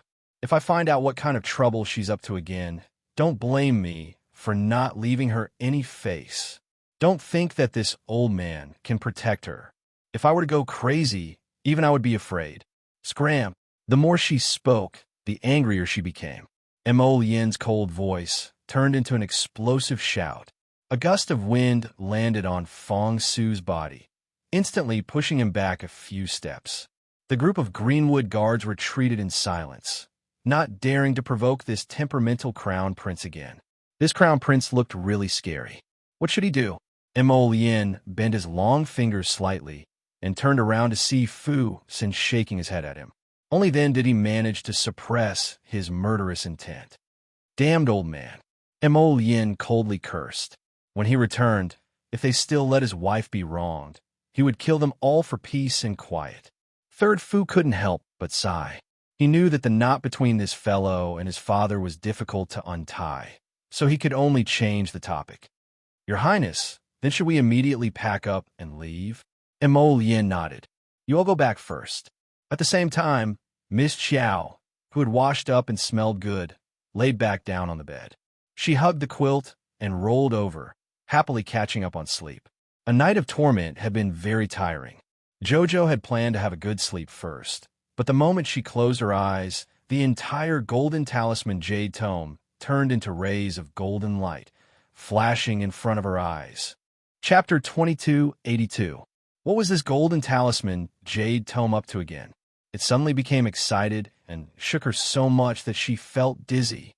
Arbor wanted to sit up, but she found that she couldn't even lift a finger. The golden talisman jade tome was up to something again. Arbor helplessly lay on the bed and used a wisp of her spiritual sense to control her spiritual sense to enter the depths of her conscious to investigate. She saw that one of the 12 jade slips flew out and transformed into a large golden book that was overflowing with light. Miss Chiao's heart stirred, and she rushed forward with a cheer. She originally thought that the golden talisman jade tome had advanced her level again, and she could now learn Earth-grade talismans that unexpectedly. The jade slip that flew out was still the original 8th one. Arbor couldn't help but roll her eyes inwardly. She had already browsed through this 8th jade slip several times from beginning to end and memorized every single word. Why was it still flying out and forcing her to flip through it. Huh? Could it be that after her proficiency in talismans increased, she unlocked some hidden talismans to learn? Arbor suspiciously controlled her spiritual sense and made it climb onto the book to examine it. This little spiritual sense body was about 7 inches tall. It stood on the book with its hands on its hips and stomped back and forth in a circle. Suddenly, it flicked its finger and a series of trembling golden characters leaped into the air before her eyes, forming 3 large characters. Flying Talisman. Black Grade Talisman. Flying Talisman. Effect: assists in flight. Duration: 1 hour. There is even a series of small characters below. The Flying Talisman is the only type of Black Grade Talisman that doesn't require mystic energy or spiritual energy to be activated. With the Flying Talisman in hand, flying is no longer a dream for ordinary people. Do you want to soar in the sky? Do you want to have a pair of invisible wings? Use them to make the Flying Talisman. Arbor was speechless. She didn't expect the Golden Talisman Jade Tome to have such a funny side. Are you sure you're not teasing me with those few lines of words? Arbor controlled her spiritual sense body to sit cross-legged on the golden book. She picked up the gold-beaded talisman pen and drew the Flying Talisman over and over again. Almost an hour passed. The golden book slowly turned into golden powder and folded back into the shape of a jade slip. Arbor calmly opened her eyes. With a slight movement of her fingers, a Flying Talisman appeared in her palm. Now that she was a perfected Black Grade Talisman master, her talisman drawing speed had increased slightly. With a single thought, the little fellow appeared on the fish orchid star. Sensing Mo Lian's location, Miss Qiao's figure flashed, and she immediately appeared beside him. Taking a closer look, the Crown Prince was sitting in a secluded corner of the beach with his eyes closed. A small bronze cauldron floated in front of him. It floated in the air, guided by an air current. The man's features were exquisite, and his long hair danced in the wind. Even with his eyes closed, his handsomeness could not be concealed. Miss Qiao ran a circle around her husband and reached out to touch the boundary formed by the faint black flames in front of him. His finger was immediately sucked in by a wisp of black fire, touching his slightly cold face. The little fellow retracted her hand as if she had a guilty conscience. She stole a glance at him. Seeing that he had no reaction, she reached out to support her chin and squatted down in front of him. She stared at him in a daze for a long time through the faint barrier of fire. Was the sacred flame so cold? Miss Qiao blinked her eyes. She simply stuck her head out and crawled into the boundary of fire. When she got close to him, her heart inexplicably fluttered. So beautiful. The little fellow's eyes curved slightly, and she couldn't help but leave a watermark on his thin lips. Chapter 2283. In the future, no matter how busy she was, she would visit him every day and give him a kiss. Miss Qiao made the decision happily. Then, she no longer disturbed him and quietly disappeared from Fish Orchid Planet. After an unknown amount of time had passed, a small crab emerged from the beach and ran toward where Mo Lian was sitting while brandishing a pair of pincers. However, when it was 10 steps away from the sacred flame, it felt the terrifying heat and was about to turn and run away. There was a soft sizzling sound. This pitiful little crab that didn't have eyes was instantly vaporized by the steam. The fine white sand beneath Mo Lian's feet pushed outwards in layers before turning into wisps of white smoke and disappearing into the air. The sacred flame was the most yang fire in the world. It had always been known to burn all evil and filthy things in the world. As long as the sacred flame did not want to, no living thing could get close to it. When Xiao Mu found her second Ant Master of the market, she was in the middle of haggling with someone until her face was flushed red. In the end, she bought a card of cloth that looked quite good at a very discounted price. Arbor was speechless. Martial Ant, why did you buy so much firewood, rice, oil, salt, and cloth? Jojo had all of these. Child, you don't know how expensive firewood is until you're in charge. Let me tell you, we have a lot of people, and your senior sister has 200 people. When we go to the Divine Continent, where people are eaten without spitting out the bones, if we don't save up first, We might not even have enough money to buy clothes. I've heard about it a long time ago. In the Divine Prefecture, ordinary goods are extremely expensive. It's said that spirit coins are only low-end currencies. That was something that needed to be circulated with spirit stones. Spirit stones. If everyone had spirit stones, they would have used them for their own cultivation. Why would they use them as currency? Yang Shirong chattered nonstop as she followed the man pushing the cart. Xiaomu followed behind her with her small paws behind her back, imitating her every step of the way. Looking at his second martial aunt who was walking in front of him and chattering nonstop, he felt that the beautiful days of the past seemed to have come back. Yes, yes, yes. Second martial uncle is the most meticulous. That's right. Spiritual stones are not the most high-end currency. Let me tell you, I've heard that some rich people in the Divine Land will pay immortal stones or crystal cores of spirit beasts above LV-14 to buy elixirs, talismans, magic weapons, and other luxuries at sky-high prices. Oh my God, isn't this digging meat? Second martial uncle grumbled. Arbor jumped and followed closely behind second uncle master. Yang Shirong turned around and looked at her with a grin. She quietly reached out to grab her little hand and mumbled, "Second martial aunt wants to save money for your dowry. Think about it. You could buy a batch of materials here at a low price and sell them in Shenzhou. Aren't we rich now?" Arbor's eyebrows slightly curved as he nodded his little head repeatedly. Second uncle master, as long as you're happy. Eldest miss. When the carriage arrived at the entrance of the mansion, 8 young men rushed out. Yang Shirong subconsciously pulled Arbor's hand and took a step back. "Who are you? Why are you in our house? Come and greet my second martial uncle, Peak Master Yang." Arbor waved at the 8 people. Disciple Zohuan. "Jihua." "Greetings to Peak Master Yang," they said in unison. Yang Shirong paced around the young men and nodded with a serious expression. Chapter 2284. "So, you're saying that these guys are talisman masters?" Second Uncle Master Yang Shirong sized up the 8 lads with a judgmental gaze and nodded. "You want to bring them to the divine continent together? But their cultivation is a little low." The lads who were disdained by Second Uncle Master hurriedly said, We will work hard. Yes, we will definitely not disappoint eldest Mississippi," Yang Shirong grunted. "But speaking of which, the most important thing for a talisman master is to be able to draw talismans. Since Jojo is willing to take you in, it means that your talisman crafting aptitude should be pretty good. If you assist Jojo well in the future, you will definitely have a bright and prosperous future." "Yes." The group of lads nodded excitedly. "Uncle Master." Arbor gently tugged at her sleeve.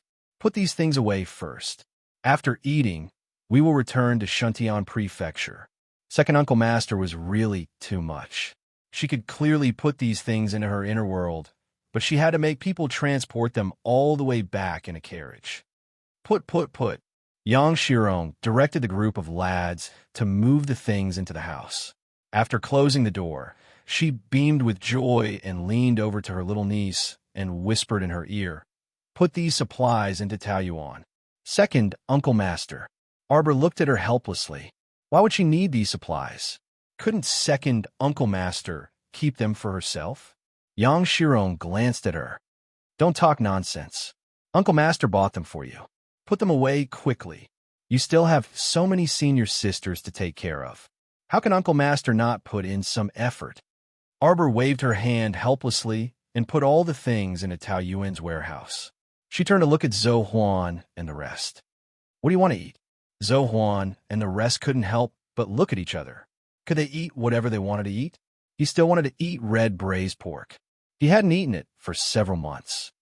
The sesame oil chicken we ate last time was pretty good." Yang Shirong followed behind Arbor and laughed noisily. "Also, a plate of crispy peanuts, a plate of mapo tofu. Ha, with a pot of viburnum wine. My God, it's simply your Uncle Master's favorite." All right. Arbor said in a low voice, "Uncle Master, you've been eating a lot of heavy food lately. How about some light vegetables?" "I don't eat vegetables. Your martial uncle is not an insect. I must eat it. Unfilial brat." Zhou Huan and the others looked at each other in shock. They could see the astonishment in each other's eyes. When they turned around, they saw Miss Xiao poking her head out of the reception pavilion and waving at them. "What are you all standing there for? Come in and eat. How about red braised meat? Or dompa pig knuckle?" Everyone was speechless. Wasn't it too sumptuous? He didn't expect to be able to eat such a sumptuous lunch. Arbor looked at Zhou Huan and the others who were eating and crying silently. How strange. Why was she of the same breed as Qi, Xian, and the others? She was so happy that she cried. During her first meal, second Uncle Master did not know how to drink. After drinking 3 pots in a row, he passed out as expected. Arbor had no choice but to let Sapling move her into Taoyuan. Only then did he say to everyone, "Go out and wait for me." "All right." Arbor closed the door and quickly took a shower and changed into clean clothes. Just as he finished changing, a white thing crawled in through the window. The little white snake flicked its tail and slithered to her side. It raised its little snake head and looked up at her. "Master." Chapter 2285. Master. Nonsense. Arbor adjusted her belt in annoyance and hung a small purple gold sachet on it. She turned around and hung down her delicate and fair hand, allowing the little snake to jump onto her wrist. "Master, what's wrong with you these 2 days? You have to take 3 baths a day." Because Master had to throw it out of the window every time she took a bath, the little snake felt that it was very busy and was always thrown out. "Master, I won't peek. Can you not throw me out of the window?" Arbor rolled her eyes and opened the door. She stroked the little snake's head. "I'm saving your life." The little snake twisted its body and curled up. The golden crown on its head also drooped very comically, revealing the word Zhao on its forehead. Xiao Mu's fingers involuntarily stroked the summon character on its forehead. The little white snake's cute eyes stared straight at her. It was bubbling with happiness and rolled around her wrist.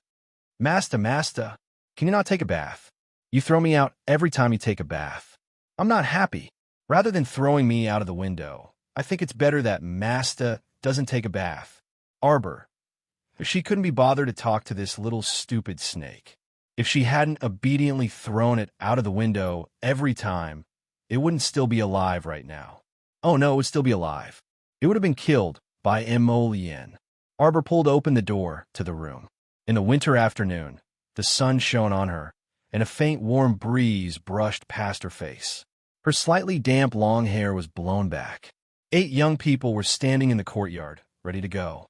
When they turned around, they saw this little girl in plain clothes. She had one hand on the door frame, and the other hand was slightly raised to block the glaring sunlight. It was this scene that was deeply engraved in the hearts of the young people. Many years later, they were already in high positions. When others asked, they wouldn't hesitate to say in unison with a face full of pride, "On a cold winter afternoon, in an inconspicuous little courtyard, we made the most correct decision." They would follow their little master to the divine land without hesitation. At this time, these 8 young people did not know that their fates had already quietly undergone an earth-shaking change. Outside Taiji Palace in Sangzhou, Phoenix Emperor City Duanyu, who was draped in a white mink cloak, stood indifferently beside the carriage with his sleeves rolled up. Yuan Jun was currently directing everyone to move the necessary low tables, refreshments, and other items onto the carriage that was hung with thick curtains. He turned around and quickly walked to Duanyu's side. He saluted and said, "Your Highness, you can board the carriage now. We must reach Fengyuan Gate within 2 hours and meet up with the Crown Prince and the others." Every year, the Sangzhou Emperor would expend a lot of manpower and resources to prepare for his winter hunt. It took 3 months for the palace to prepare, escort the great emperor out, and finally successfully return to the palace. They would probably stay in the Ice Heaven Snow region for 1.5 months. The Taiji Palace alone had prepared for Prince Qin's trip for half a month, and all the people in the palace had been mobilized. Duanyu tugged at the cloak that had slipped off his shoulders with waning interest. He lightly leaped onto the carriage and squeezed through the thick curtains. "Shadow, Your Highness!" A pitch-black figure silently appeared beside the chariot. Chapter 2286. Harness the wolves so that they can pull the carriage more steadily. Yes, Your Highness. Everyone stared dumbfoundedly at the three black wolves the size of calves baring their fangs and brandishing their claws. Using these to pull the carriage? Duan Yu crawled out of the carriage and reached out to stroke the black, shiny fur of one of the wolves. He said with a grin, "Drive the carriage properly. If you bump into this prince, be careful of your own skin." The three drooping wolves shuddered at his words and quickly pulled themselves together in high spirits. Such frightening humans. Your Highness, Your Highness, Yuan Zhen stammered.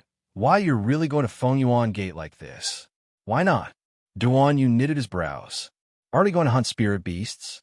If you're afraid of even 3 puny wolves, then you might as well stay at home and continue being a prince. Yuan Zhen exchanged glances with the old nanny beside him and sighed. His Highness was going to stir up trouble. Duan Yu sat back down in the carriage, and his icy voice traveled through the thick curtains. Set off. Rumble, rumble. The carriage's wheels made muffled sounds under the morning sun.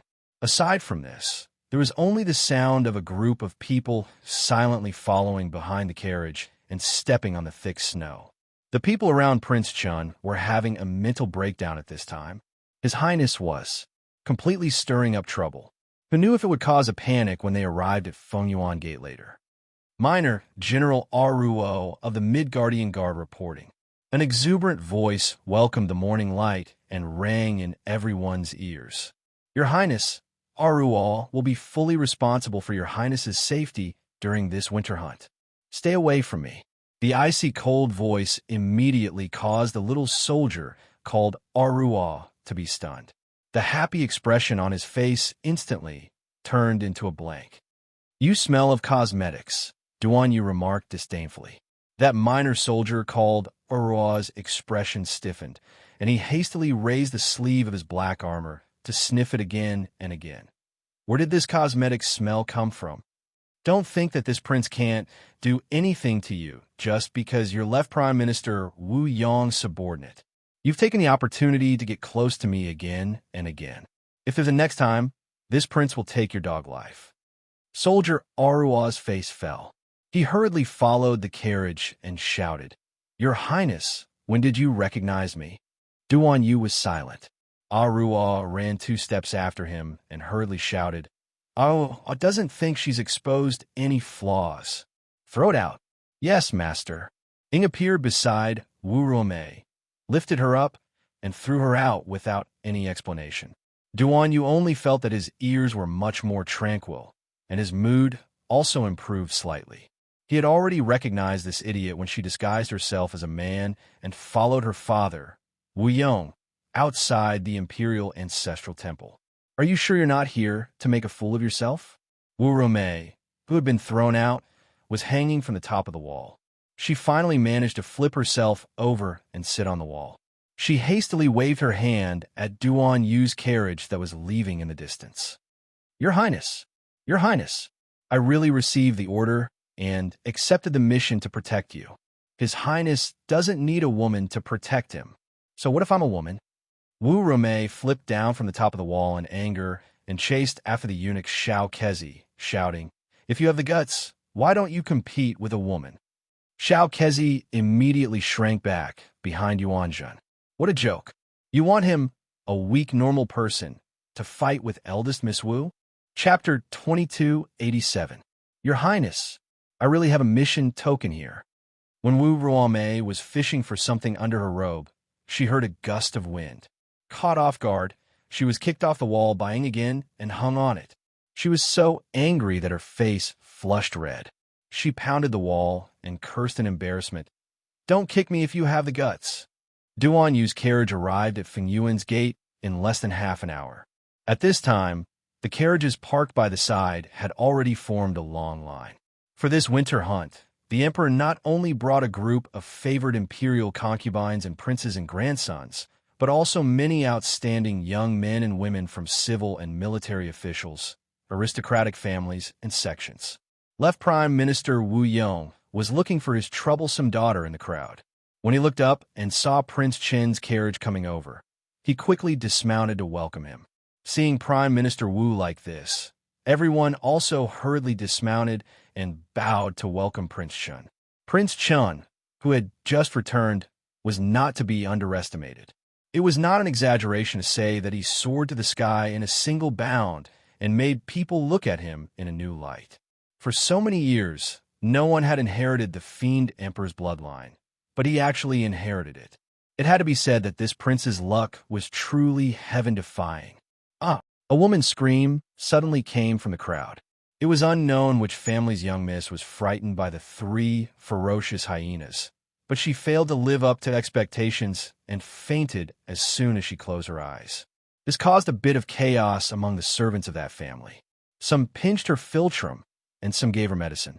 A cold snort came from behind the thick carriage curtain. Songzhou's Li family is known as one of the 3 great patrician families of Phoenix Emperor City. Their daughter was actually frightened by a mystic beast, truly an eye-opener for this prince. Low, shameful laughter involuntarily came from the crowd.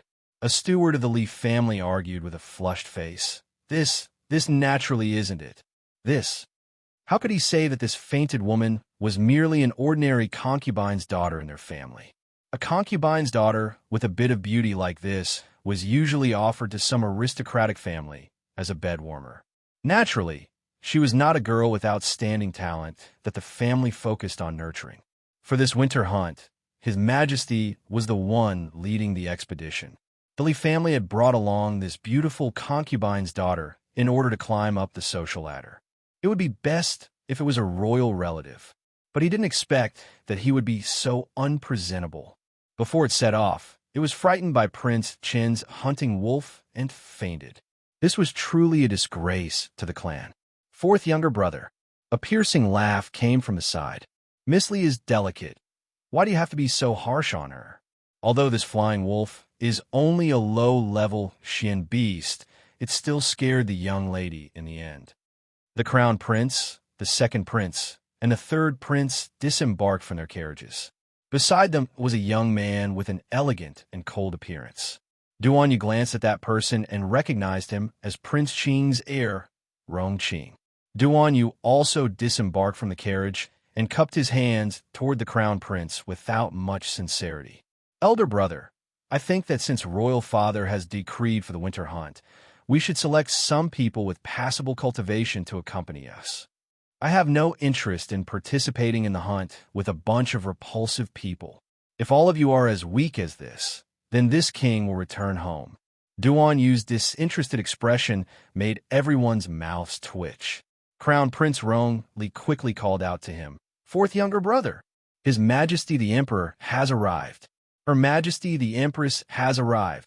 Noble Consort Duan has arrived. Chapter 2288. Songzhou's great emperor, Rong Yuan, saw his restless 4th son as soon as he got off the carriage. This child was wearing a pure white cloak. He was tall and handsome, like a bamboo tree in the cold wind. He looked at them coldly. He was leaning against a huge flying wolf. His slender fingers twirled the fluffy fur on the flying wolf's head. His peach blossom eyes, which were supposed to be affectionate, were now filled with ruthlessness. He looked at the people in front of him without any warmth. It was as if the clamor in front of him had nothing to do with him. The people standing in front of him were not his brothers and relatives, but a group of fake people. Ah-ha-ha! Awkward laughter came from the crowd. A thin middle-aged man appeared behind Rong Yuan and said with a smile, 4th prince, you must be anxious from waiting. Your Majesty, most of the people should be here. Please give the order to set off. Songzhou's great emperor. That you useless guy, you only know how to change your mind. The great emperor glared at this official. Everyone was whispering to each other in private, and Xingho was blind. Didn't he see that beside the 4th prince, there were 3 terrifying flying wolves driving the carriage? These big guys mixed in with the horse caravan. Wouldn't the horses be scared to the point that they wouldn't run away? This and Xingho was used to smoothing things over and always liked to talk things over. Why aren't you carrying this useless slut away? She'll dirty His Highness's eyes. A red-clothed beauty walked out from Xingho's side and arrogantly kicked the Li family's concubine's daughter on the ground. She coldly looked at the palace servants behind her. There was another round of whispers in the crowd. Everyone recognized that this red-clothed beauty with exquisite makeup and a pearl hairpin was the famous high-grade alchemist Xiangchang princess. Although this princess was young, her attainments in alchemy were not small. She was only 20 years old and would soon become a popular yellow-grade alchemist. In their Zhangzhou, yellow-grade alchemists were not rare. What was rare was such a young, quasi-yellow-grade alchemist. Those who could become yellow-grade alchemists were mostly old fellows in their 70s or 80s. However, this Xiangchang region princess had joined the Orthodox alchemy sect at a young age. Due to her exceptional talent, she had become the medicine sect's head elder's favorite direct disciple.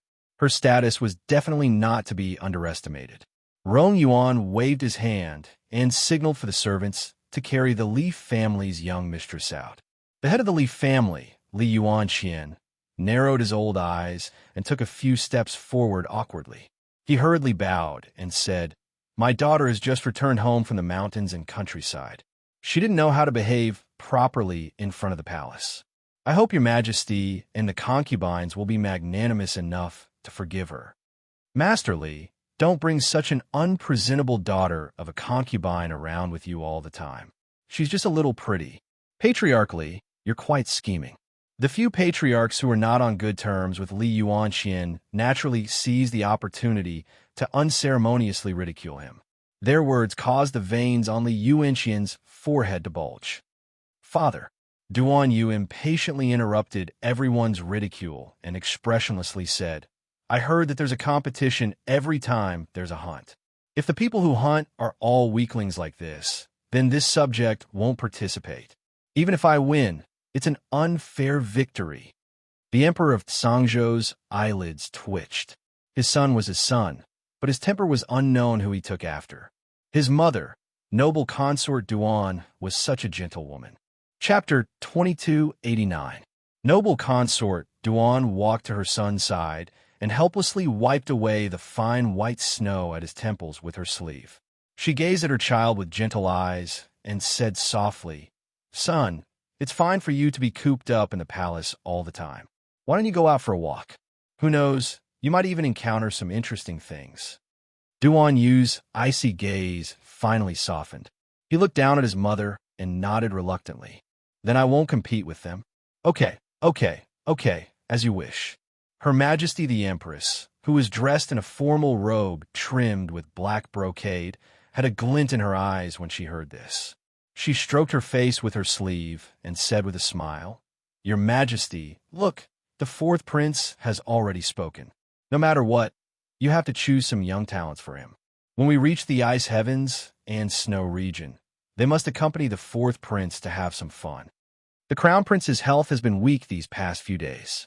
Otherwise, he could accompany his younger brother to hunt. The second and third princes silently follow behind Crown Prince Rong Li, but their eyelids twitched tightly. Please." Old Fourth had a sacred beast, the seven-tailed heavenly fox, by his side. Who freaking wanted to play with him? Whoever dared to compete with him would definitely be dealt a heavy blow. Only those who were unlucky would play with him. Zhangzhou's emperor muttered to himself for a moment before turning his gaze to his second and third sons, who had their heads bowed. "Old second, old third, our royal father? Why Weichen's waist hasn't been well recently." The second prince hastily stammered. "Why Weichen's eye disease has flared up, royal father." Zhangzhou's emperor was amused by his two cowardly sons. One's waist isn't well, and the other's legs aren't well. Then stay in Phoenix Emperor City and don't go hunting. The second and third princes looked at each other in dismay. Fuck, how could I not go?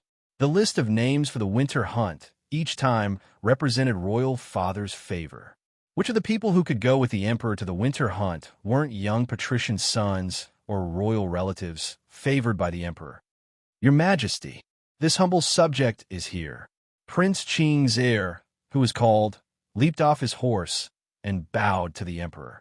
"Do you have the confidence to compete with our son? Your Majesty's orders, this humble subject does not dare to refuse." The great emperor looked at his young and outstanding nephew, and his mood improved slightly. He laughed and said, Ali, when you go to the heavenly ice and snow region, you will have opponents. Ah Ching's hunting skills will definitely broaden your horizons.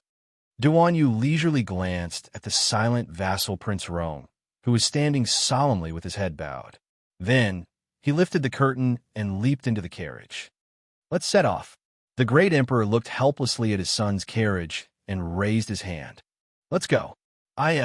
His Majesty seems to favor the fourth prince a lot. Nonsense. That is the Rong family's only glory in the last 1,000 years. They inherited the demon emperor's bloodline. Speaking of which, after receiving the devil emperor's inheritance, will my cultivation soar by leaps and bounds? I wonder what cultivation level this fourth highness is at now. I think it's better not to ask. If you ask, you'll suffer a blow for no reason. Previously, in our Phoenix Emperor city, the crown prince was knowledgeable and elegant. Although he couldn't compare to Prince Qing's heir, who was proficient in both the pen and the sword, he was still an elegant young master. But now his limelight has been completely overshadowed by this fourth brother of his. Eldest brother, don't listen to those gossips. The second prince frowned and swept his gaze behind him. Because there were so many people, they didn't know who was speaking, but some fragmented words drifted into their ears. Chapter 2290. Although Rong Li didn't say anything on the surface, his hands were tightly gripping the reins. A vein popped out on the back of his hand. Ever since his fourth brother returned home, he felt that his position in front of his imperial father had plummeted. In his imperial father's words, it seemed that he only cared about his fourth brother. How much was he, the crown prince, being squeezed to? How hateful! Looking at that arrogant and domineering young and handsome face, he really wanted to destroy it with his own hands. The caravan headed towards the ferry. When they arrived at the ferry, they would change boats and head straight for the extremely cold Ice Heaven Snow region. This journey would take about 10 to 15 days. Crown Prince Rong Li tightly gripped the reins and suppressed his gloomy mood. Underworld Province, Great Young City, Imperial Palace. Aha! You are your highness. A few personal palace servants looked at the black-clothed man standing in the open main hall, laughing maniacally with a distorted face. They couldn't bear to look at him and shrank to the side. His Highness, the Crown Prince, wouldn't be crazy, right? Ha ha ha ha ha. Underworld Wolf Prince laughed until tears were about to fall. Look, Mr. Zhuang, you heard it today. Ha ha ha ha ha. My good imperial father actually personally asked me to give up the position of Crown Prince. Get to my good third brother, haha. I knew it. Nothing good would come out of bringing him back. Underworld Wolf Prince gritted his teeth and cursed. Ha ha. Look, this is my father, my most revered father. For the son of a favored concubine, he wants to abolish me. Ha ha ha. Crown Prince, your highness, please calm down. The old man in his early 50s that Underworld Wolf Prince called Mr. Zhuang stroked his beard and sighed. The imperial noble consort is deeply favored by the emperor. This is an unchangeable fact. Mr. Zhuang said, the top priority is to unite the civil and military officials and suppress this matter.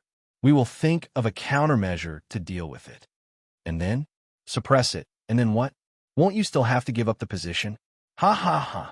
Underworld Wolf Prince's face was full of despair as he slumped into the armchair. Teacher, the situation is gone. It can't be salvaged. No, this matter can be salvaged. Mr. Zhuang calmly analyzed. What His Highness has done in the past 3 years is obvious to all in and out of the court. Your Highness, you can't give up so easily. Listen to this old subject. You only need to do one thing during this period of time, and that is to visit all the court officials. Is it useful? Your Highness, if you don't do it, you'll have nothing. If you try your best, you might be able to turn the tide. The Underworld Wolf Crown Prince slumped on the stool without spirit. Suddenly, he covered his face and wept bitterly. Father said that third brother is very outstanding. Whether it is intelligence, strategy, or even cultivation, third brother is the most outstanding among all his sons. So what? Mr. Zhuang flung his sleeves and said, how can we allow him to occupy the position of Crown Prince without a proper title? Your Highness, pull yourself together.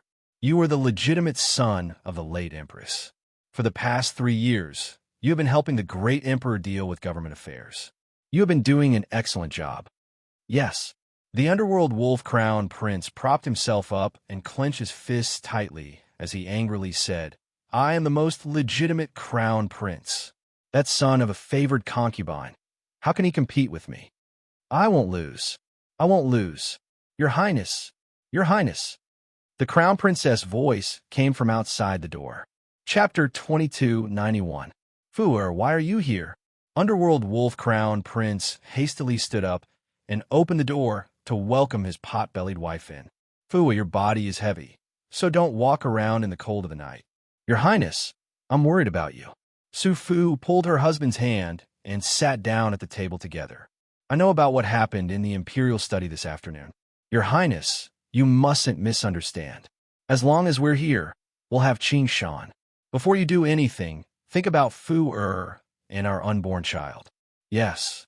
Underworld Wolf Crown Prince held his wife's shoulders and nodded. Fuer, don't worry. I won't fall so easily. Sir Zhuang nodded, gratified.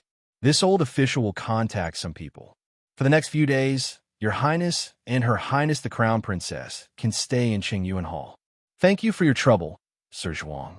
I await your good news. Sir Zhuang nodded. Just as he walked out of Qingyuan Hall's door, someone pressed a shiny dagger against his neck. His old face turned pale as he retreated step by step into the hall. Good news? What good news do you think there can be? A cold voice sounded in Underworld Wolf Crown Prince's ears. It shuttled back and forth in the empty hall. The palace maids and eunuchs guarding the door had long since knelt down, trembling in fear. Their heads were pressed against the back of their hands, and they didn't dare to move a single hair. Underworld Wolf, I originally didn't want to bicker with you. Unfortunately, you don't know how to be tactful and don't know when to advance or retreat.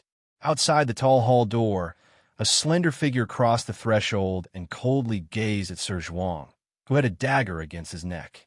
Third Prince, you? What are you doing? Sir Zhuang felt like a scholar meeting a soldier, unable to reason clearly. He was now a fish on the chopping board. Although he forced himself to be calm, it was inevitable that he was panicking. The pitiful Sir Zhuang had an eloquent tongue, but he couldn't say anything in this situation. Eldest brother. Ahan moved a stool from the side and let ACI sit down. Akir crossed her arms and glanced at Netherwolf Crown Prince and his wife. She sneered, You don't know how to appreciate favors. My big brother Yas didn't even want to be long-winded with you. Who would have thought that you would actually dare to secretly scheme behind his back and try to salvage the situation? Turning the tide, Yas replied nonchalantly. Yes, you still want to turn the tide. Akir snorted and said, I don't even know where you got the guts to trouble my big brother Yas to personally deal with you. All right, don't waste your breath on him. Read the Imperial Edict. Yes. An old eunuch shakily walked out from behind Yas, spread out the Imperial Edict, and read aloud.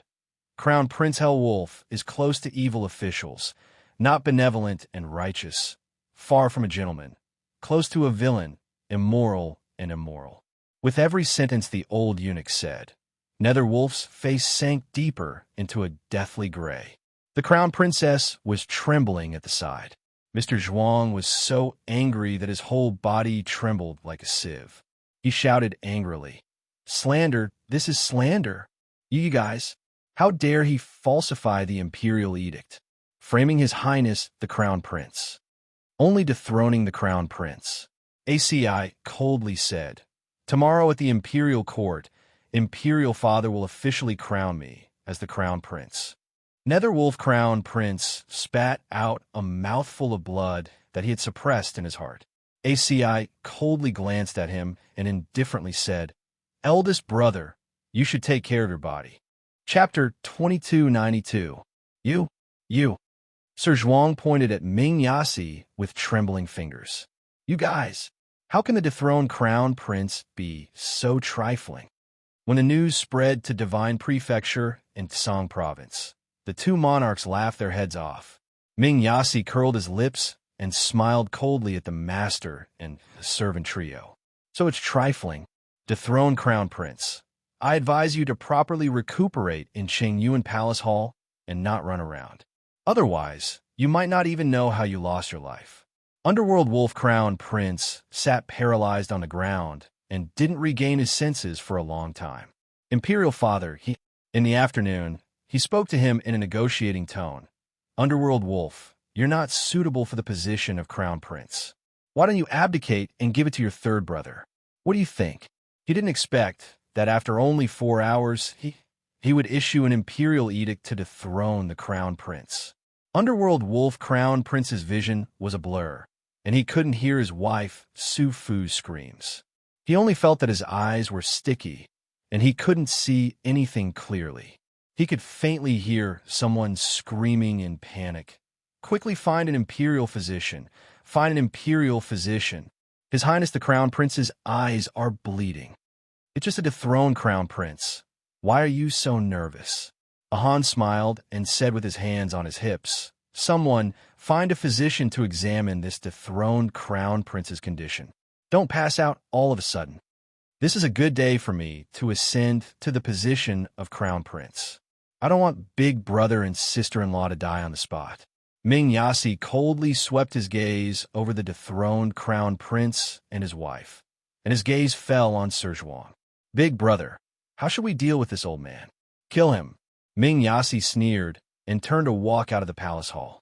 He couldn't keep an old man by his side who could give advice to the dethroned Crown Prince at any time. Apart from this old man, with the dethroned Crown Prince's IQ, he would never have the qualifications to make a comeback. A cold glint flitted across Ming Yasi's eyes. He flicked his sleeves and walked out of the palace hall. He raised his head to look at the silhouettes of the palace buildings illuminated by the clear moonlight. Big brother, don't blame me for being ruthless. I originally had no intention of competing with you. However, the position of Crown Prince was something that I had to obtain. If he didn't have an equal status, if he didn't have the connections, resources, and power that he deserved, what qualifications did he have to compete with that person? Crown Prince Lien of the Divine Land. Are you ready? As long as he ascended to the position of Underworld Crown Prince, he was bound to get what he wanted. Arbor pulled her furry cloak a little tighter, held the gold-beaded talisman pin, and continued to draw her talismans on the back of the Fire Phoenix. The journey was really boring. The group left an E-Prefecture. In order to speed up their journey, Arbor summoned the ancient Fire Phoenix to carry them to Shuntian Prefecture. With a fearsome aura emanating from this big fellow along the way, they didn't have to worry about any foolish flying spirit beasts pouncing on them. Zhou and the others vomited bile for the first 2 days that she was a little better these 2 days, but her face was still pale. She was quite pitiful. Arbor didn't feel that little Fire Phoenix was flying at all. She always felt that it was flying very steadily. She didn't understand why Zhou and the others always said that it was very bumpy. It was probably little Phoenix deliberately messing with them. Even if she was unhappy, she still had to carry 8 men. Get down quickly. Below them was the long-awaited thunderous plain. She wanted to sit on the land whale and play. After getting down, Zhou only felt that her steps were light. She swayed to the side, squatted down, and vomited. Chapter 2293. The Bloodfire Phoenix curses angrily. Bastard! What are you vomiting for? I won't carry them next time. A group of men who came from the mountains and had never seen the world. He gave them the honor of riding the ancient Fire Phoenix, and they actually dared to vomit at him? Vomit your sister. Arbor holds his forehead and withdraws the swearing Bloodfire Phoenix. He turns to look at the 8 people who are vomiting dizzily. How are you guys? Eldest Miss. Zhou feels like a worm crawling to Eldest Miss's leg and calls out pitifully. He did it on purpose. It's been hard on you. Arbor squats down with a dark expression and touches Zhou little head.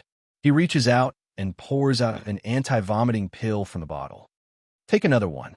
In a while, we will ride the land whale. It will be very stable.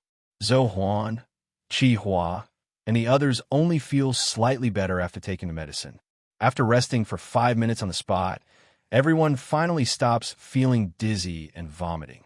They all look pitifully at Arbor. Arbor twitches the corner of his mouth. Hua is too playful. Don't worry, we will ride Qingwan later. My Qingwan has a gentle temperament. It definitely won't be bumpy anymore. Now let's go find the land whale. First, Arbor runs in the direction of the land whale. Quickly follow me. Chihua stares blankly and can't help but laugh. These few days, eldest Miss has been looking old and steady all day. It's really rare to see such a cheerful little girl. Huh? Fong Wenyao and his brother can't help but laugh. Let's go quickly follow. The group arrives at the landing port of the land whale. Arbor pays the fee with familiarity and leads the 8 talisman masters to board the land whale's back and sit down. The land whale is quite fun. After sitting on it last time, Miss Xiao has been a little longing. Now that she has this opportunity, she might as well sit on it again and play. Tap, tap, tap. After a series of footsteps, the people who board the land whale come face to face with Arbor. Xiaomu had just felt that these people were a bit familiar. One of the girls in their group could not help but scream. She pointed at Arbor and shrieked, "Why are you here? Miss Xiao, do you still remember us? When we first entered Shuntian Prefecture, we met here at the land whale. Later, during the school tournament, we would meet again. We are students of the Dawn Academy. I am Su Hao." Arbor looked at him blankly for a long time, feeling that the 7 people in front of him were familiar. He nodded his head in confusion. Su Hao couldn't help but smile and touch his nose. Is Miss Xiao alone? Then, what about Qi Xian and the others? Miss Xiao said expressionlessly. He went into seclusion to cultivate. Oh. Su Hao nodded and sat down with his people behind Qiao Mu and the others. The things in this small town are cheap. We actually came here to make a big purchase. Su Hao smiled and scratched his head. Su Hao, why are you telling her so much? The young lady who had previously pointed at Xiao Mu and shrieked impatiently with a stoic face. Aya, we all know each other. It's not too much to say a few words. Qin Yuhan, you little slut, shut up. Su Hao sighed. Stop arguing. All right, the land whale is starting. Arbor only felt that these people were too noisy and automatically blocked their voices. He looked up at the thunderous plane and saw lightning bolts striking down. The land whale passed through smoothly, avoiding the lightning bolts at a fast speed. Hey, let me ask you, this land whale, are you selling it? The 6th watch ended. Chapter 2294. A big shot who wants to buy a land whale? Everyone's gazes all turned toward Xiao Mu. The woman who pointed at Arbor earlier can't help but laugh loudly. You want to buy a land whale? Do you have enough money to buy one? What joke. The land whale is a 3rd-grade spirit beast. It can effectively avoid lightning and is very fast. How can this big guy be bought so easily? Moreover, my apologies, Mississippi, the old manager is slightly taken aback, then smiles. This land whale is rented by us. It actually belongs to the Shuntian Prefecture's main residence. Feeding the land whales every day is also very expensive. It's called a land whale. Can it go into the water? It can. The old manager smiles again. This land whale is already a 3rd-grade spirit beast. It's not afraid of water. So it's a Shuntian Prefecture's spirit beast. That makes things easier. Arbor takes out a communication jade talisman and writes a message to Dunzone. This land whale is so fun. She's interested. She originally wanted to buy it, but since Dunzone can make the decision, then let him. Pay. Gift. Give it to Sir Jojo. Xiao Mu put away the jade messenger talisman and tilted her small head. She didn't say anything else and just closed her eyes to rest. Unexpectedly, he hears the woman's noisy laughter. Yo, didn't you want to buy a land whale? Why aren't you talking? Lu Tian, that's enough. I've told you so many times. This isn't Han Yuan. Don't act like a princess in front of others. All you do is cause trouble for the team. Su Bang, I think you've been bewitched by that little bitch Chun Han Yu. Why don't you try scolding her again? Su Bang reaches out to protect the sobbing Chun Han Yu and angrily glares at the average-looking Lu Tian. Arbor glances at them. Suddenly, he has some impression of them. It seems that every time these people get together, there will be a dogfight. Forget it, Sir Jojo won't bicker with you. The little fellow folded her legs and leaned against the back of the chair, closing her eyes to rest. The land whale was running very smoothly, and it didn't feel any bumps at all. Its 8 short legs were running on the thunderous plain without any discomfort.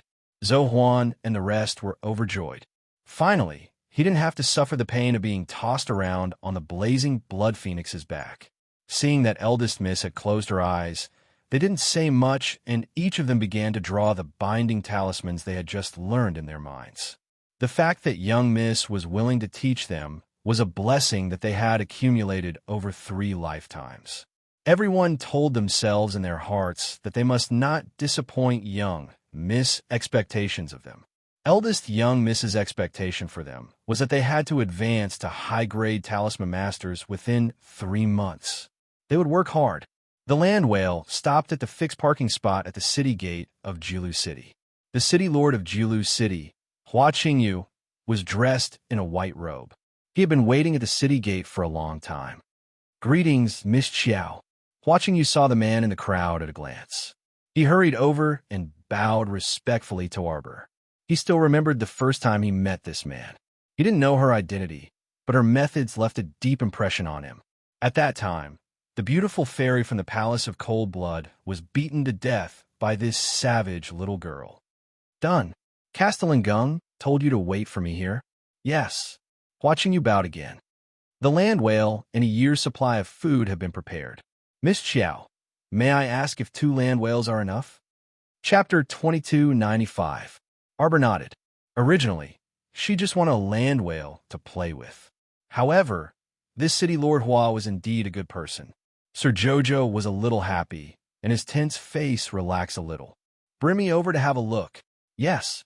Watching you made an inviting gesture and brought Arbor to the parking spot on the side. Lu Tiantian and the others were so shocked that their jaws almost dropped. How is that possible?" Lu Tiantian said to himself in surprise. "This land whale is a level 3 spiritual beast, and he just sold 2 to her so casually." Su Hao was also a little surprised.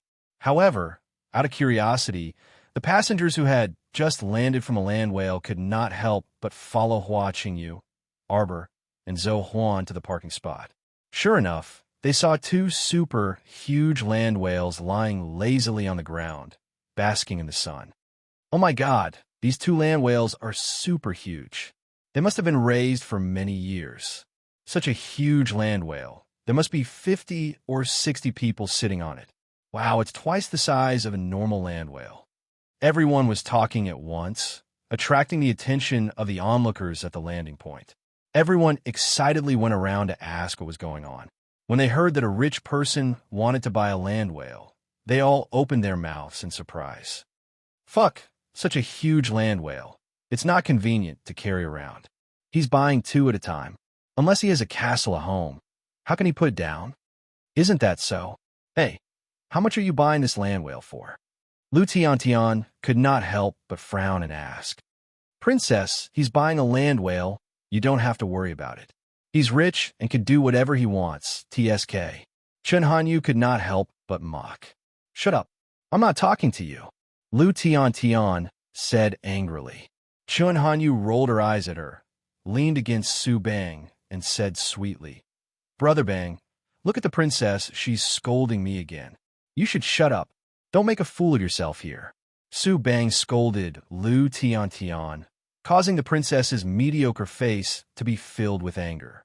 Hua Qingyu politely bowed to Arbor and said with a smile, "Miss Qiao, please go up and check it. If there is no problem, I will take you to the food." Arbor looked up at the 2 land whales lying on the ground. Even though this enormous land whale was lying there motionless, she felt that it was so magnificent and huge. The little girl stood beside the short elephant leg of the land whale like a little girl.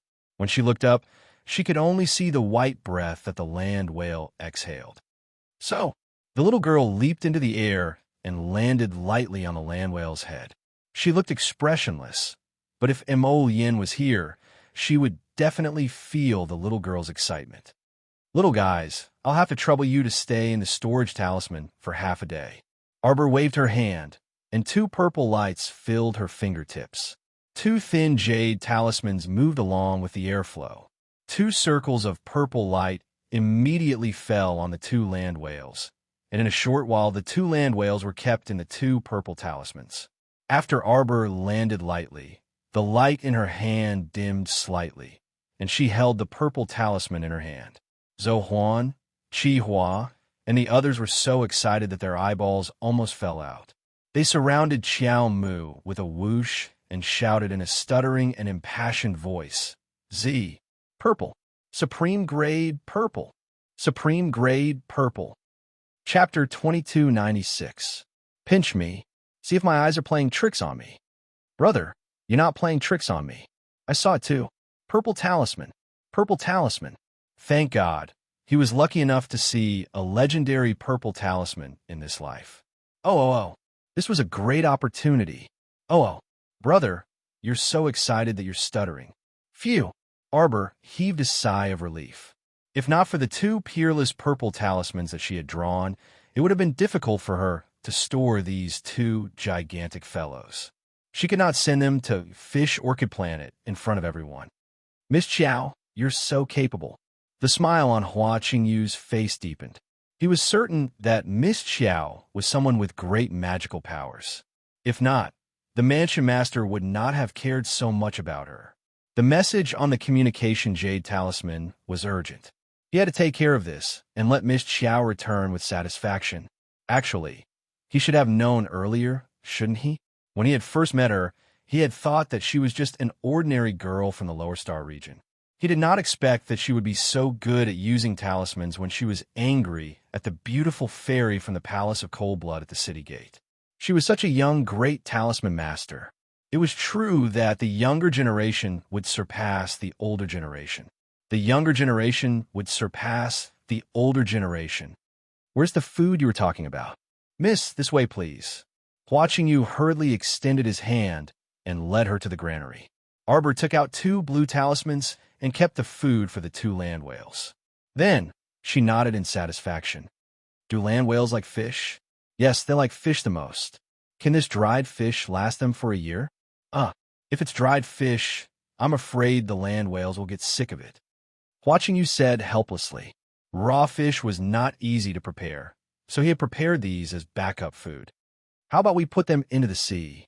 That would naturally be for the best. Hua Qingyu nodded quickly and added, land whales move very fast.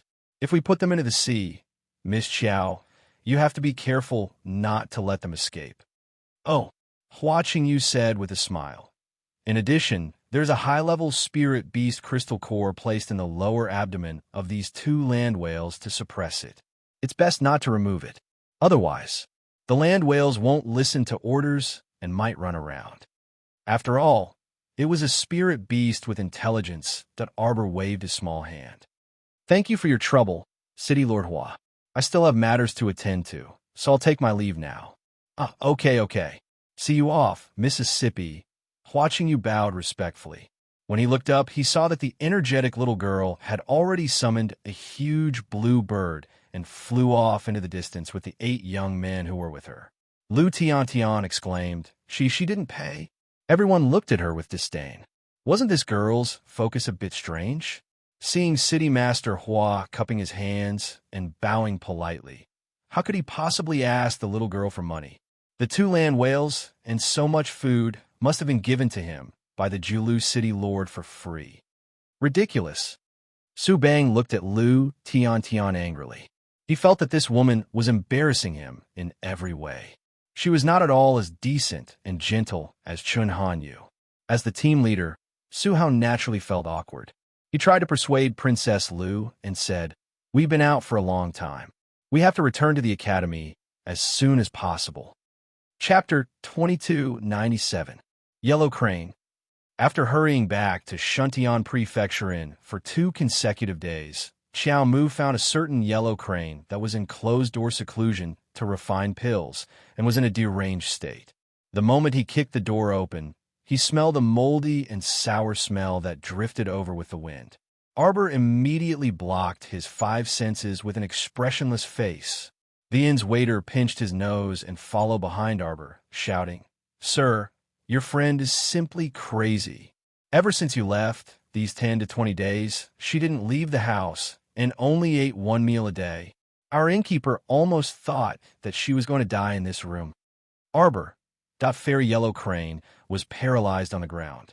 Beside her was a yellow cauldron refining pill furnace, which was emitting a charred smell. In any case, Arbor didn't smell anything and didn't know what it was. The inn's waiter behind her immediately fainted from the smell and fell heavily on the ground. Arbor. Why the hell did he feel that this scene was actually a little funny? Yellow Crane, if you're not dead, hurry up and get up. Fairy Yellow Crane seemed to hear a familiar voice in a daze. She opened her eyes and looked blankly. Then, she suddenly straightened her body like a corpse and rolled to hug Arbor's ankle, crying out, "Jojo, you're here to save me. You're finally back. I've been refining a level 8 spirit breakthrough pill and failed repeatedly. I'm simply going crazy. You're just a black level alchemist with meager cultivation. What do you need a level 8 spirit breakthrough pill for?" Xiao Mu exerted all her strength to pull her legs out from her two suffocatingly smelly arms. However, Fairy Yellow Crane was hugging a pillar, refusing to let go no matter what. Jojo, if I can't refine a level 8 spirit breakthrough pill in this life, I won't be able to live. Arbor suddenly felt like he had made friends carelessly and suffered 8 lifetimes of bad luck. Could this Joker be any more funny?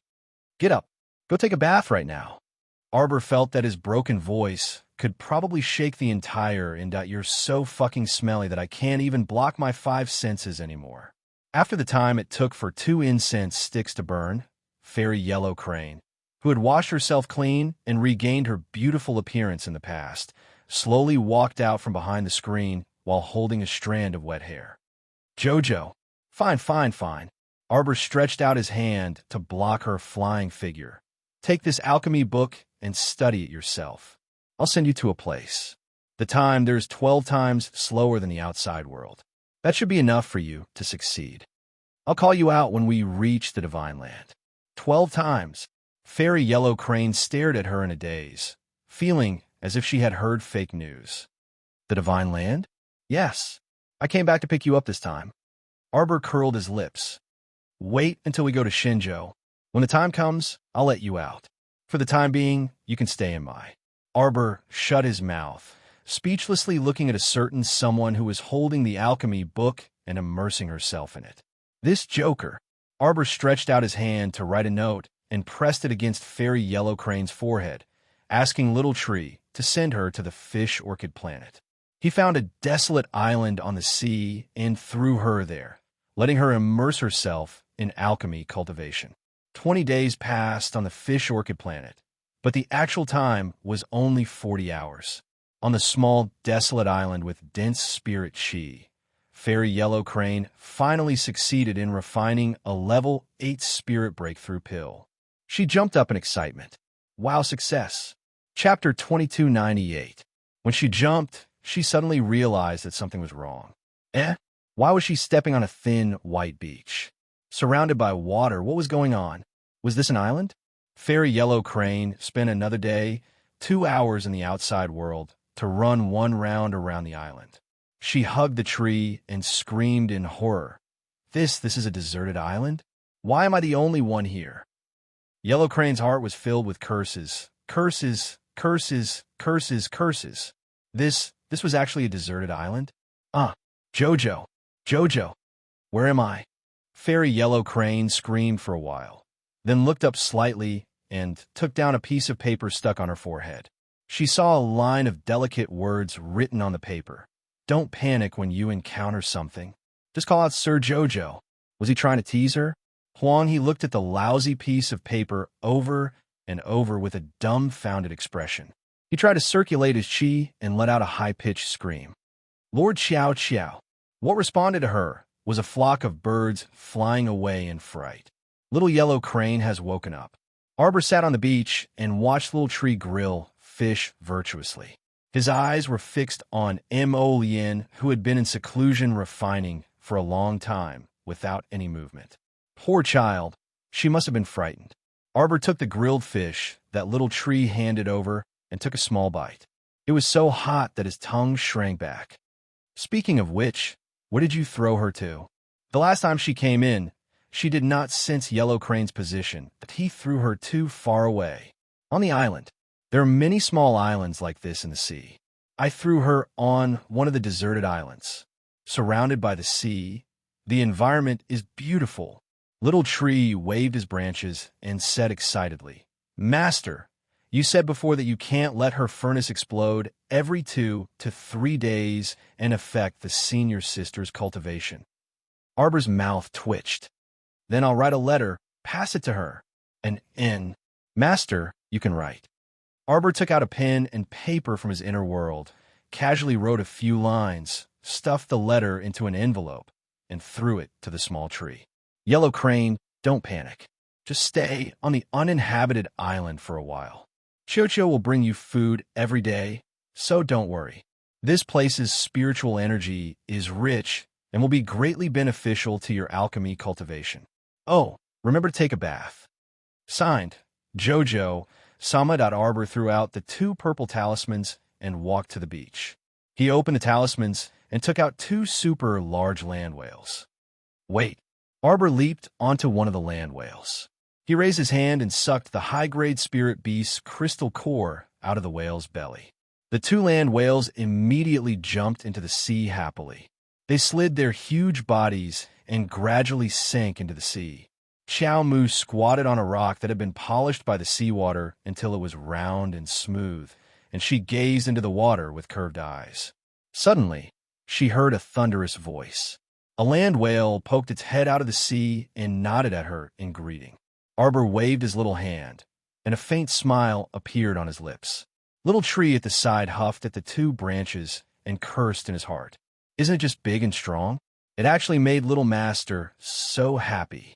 Humph, humph, humph. When Little Tree grows up, it will become the only super large tree that can support the sky and earth.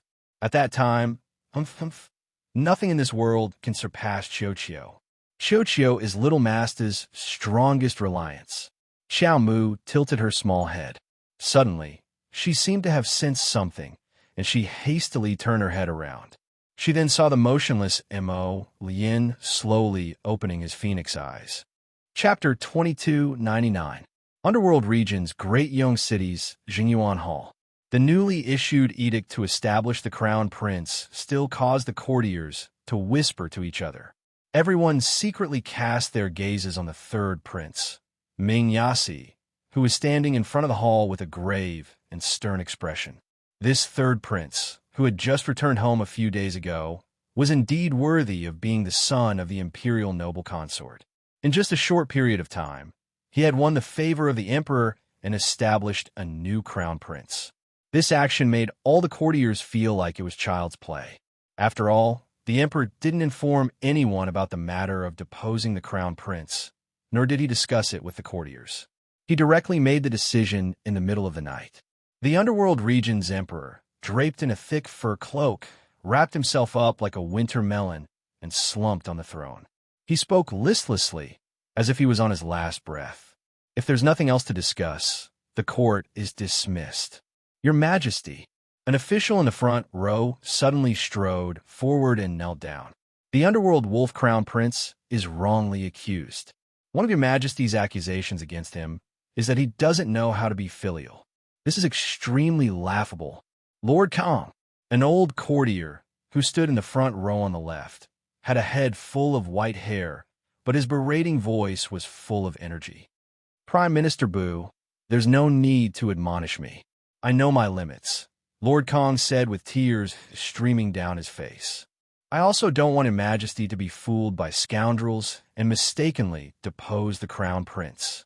Bol Bol. The Underworld Region's emperor straightened his body, trembling as he picked up a piece of jade and smashed it at Lord Kang's head. Pacha! The jade fell to the ground and smashed into pieces. Lord Kang's face was deathly pale, but he couldn't stop himself from kowtowing repeatedly. He continued, The Underworld Wolf Crown Prince's filial piety can express the heavens, the earth, the sun, and the moon.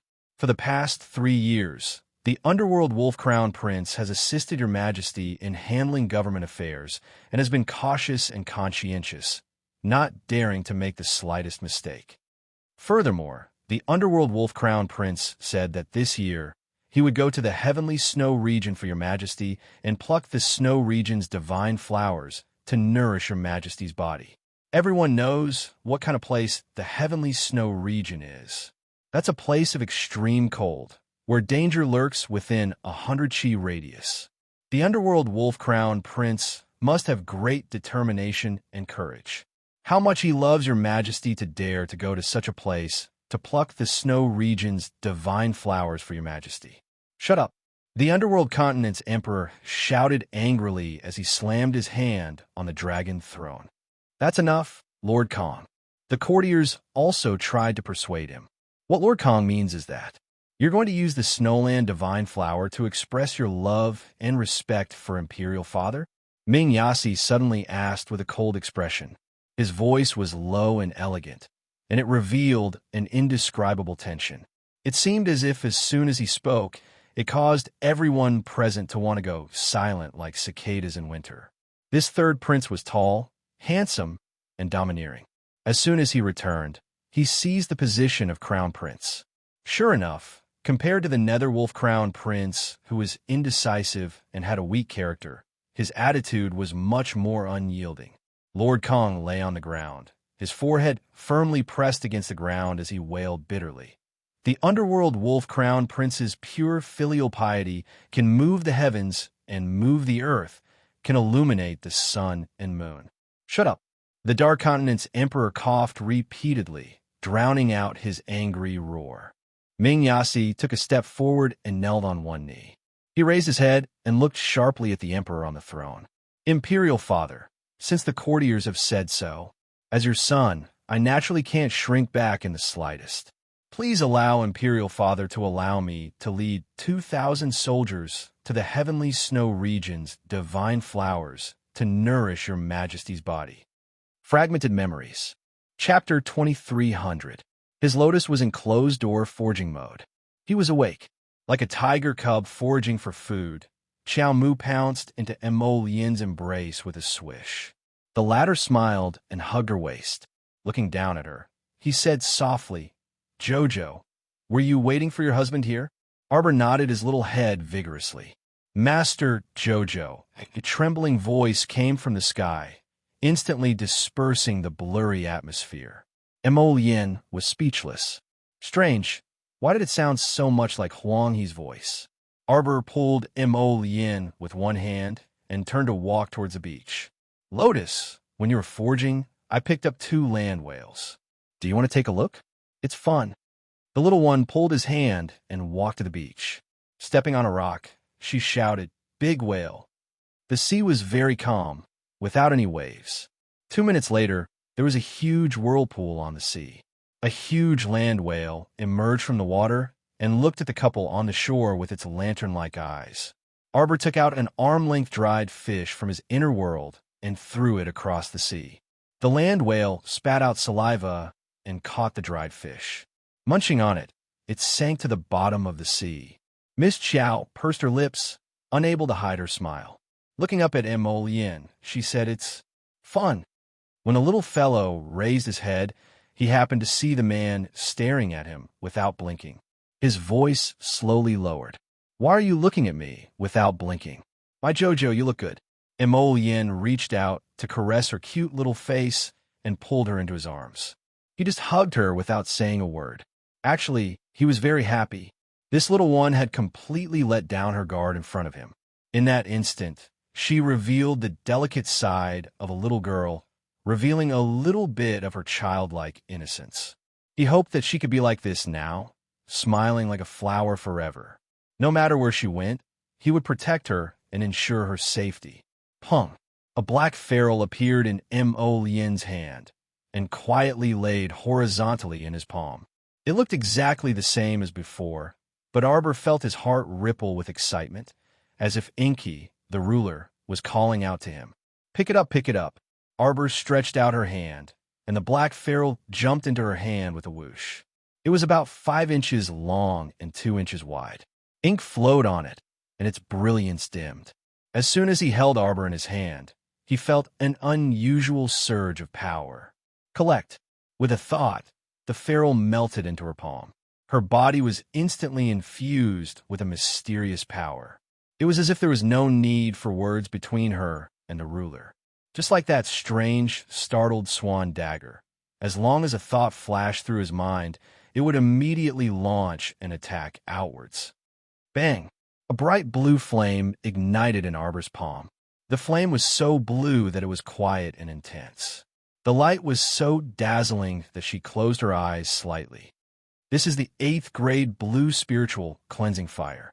Yin must be satisfied as well. He curled the corner of his lips and said, "Only a high-level 5 spirit source above the 7th grade can give it a name. The Heavenly Fire Secret Silver actually produced an 8th grade spiritual fire. This should be the credit of the Divine Weapon Master. This 8th grade spiritual fire is very pure in nature. It's almost comparable to my purple flames. Jojo, are you happy?" Arbor nodded her little head repeatedly. She was so happy that she almost wagged her little tail.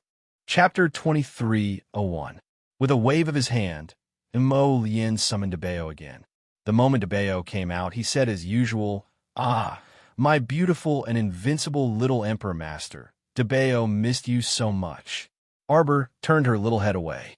Yin couldn't help but chuckle softly. He hugged her waist and lowered his head to whisper in her ear, "What's wrong, Jojo? Whenever you meet someone or something that gives you a headache, you have to change your habit of not talking. If you have nothing to do, bring Debeo with you and talk to you."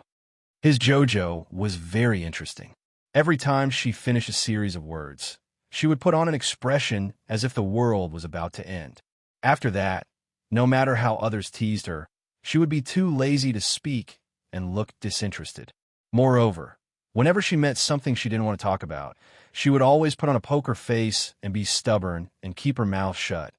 He always wanted to tease this little fellow. Arbor glared at him. In her heart, she cursed.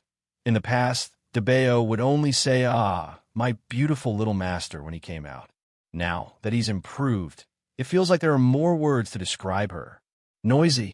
I used thunderstruck wood and heavenly fire secret silver to reforge Debeo's body. Now it's equivalent to an immortal bone body. The realm of a body cultivator can't be increased, but its actual ability should be beyond a 15th level body cultivator and can fight against an 8th level spiritual master. Jojo, look. At Yin's signal, Big Treasure turned around, and a serene blue flame flashed across his shiny black body. With a punch, he directly pulverized several huge rocks on the beach in a fine powder, along with the blue flame. There was also a deep crater on the beach. Her Debeo had become powerful. Arbor's little mouth opened. She hurriedly shouted, Don't hit, don't hit." But her beach was killed. She saw that the small crabs were beaten out of the pit. They were so scared that they ran around in panic. How pitiful. She had planned to fatten them up and cook them for dinner, but if they were killed now, what would they eat in the future? Yin lowered her head and glanced at her little face. She hugged her and chuckled softly. Chocho is free. Let go to the replenishing beach. Arbor rubbed his belly and blinked at Yin. "Hubby, Jojo is hungry. I want to eat porridge." Okay. How about I cook fish porridge for you?" Yin kissed her forehead with a grin, and with a flick of his sleeve, he released a black, copper-colored golem. "Jojo, this is number 1. Keep him by your side in the future. If there's anything dangerous, just let him do it. It doesn't matter if he dies. I still have 2 and 3 in my hands. I'll be able to use them after forging for a while." Xiaomu curiously glanced at that one. He was taller than Debao and was not as smart and noisy as Debao. When you don't let him move, he will just stand there and do nothing. Perhaps this is a normal golem, Xiaomu thought. He didn't seem to be as durable as Debao, so his strength was probably average. This mechanical puppet is a level 15 Great Mystic Cultivator. Its level is too low. Yin had her put it away and said with a grin, "No need to feel heartache. Just let him go to those dangerous places." Arbor found it a bit strange. This mechanical puppet was Prince Mo's creation, after all. Of course, she would feel heartache if it was damaged. He actually told her not to feel heartache. So strange. Moreover, didn't mechanical puppets only become body cultivators? How could they become level 15 great mystic cultivators? Arbor scratched her little head. Chapter 2302. Meanwhile, Imogen glanced coldly at Golem 1, who was standing by the beach. She sneered inwardly. Luigi, when you died, you probably didn't expect that you would become my Chow Chow's puppet slave even after your death. If your mechanical body doesn't collapse or die in this lifetime, you will have to continue working for my Chow Chow to atone for your sins. This is your fate. Arbor naturally didn't know that Golem 1 was a mechanical puppet that Imogen had reconstructed using Luigi's blood and soul.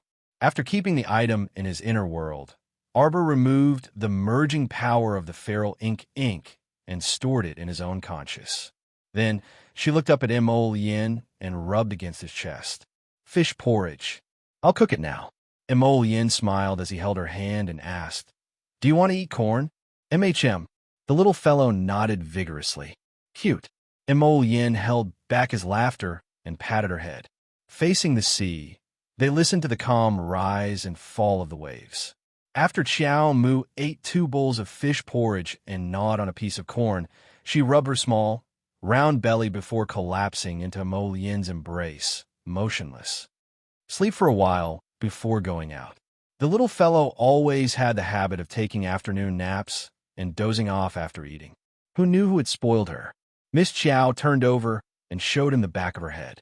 After a full nap, Miss Chow left Fish Orchid Planet with Prince Mo.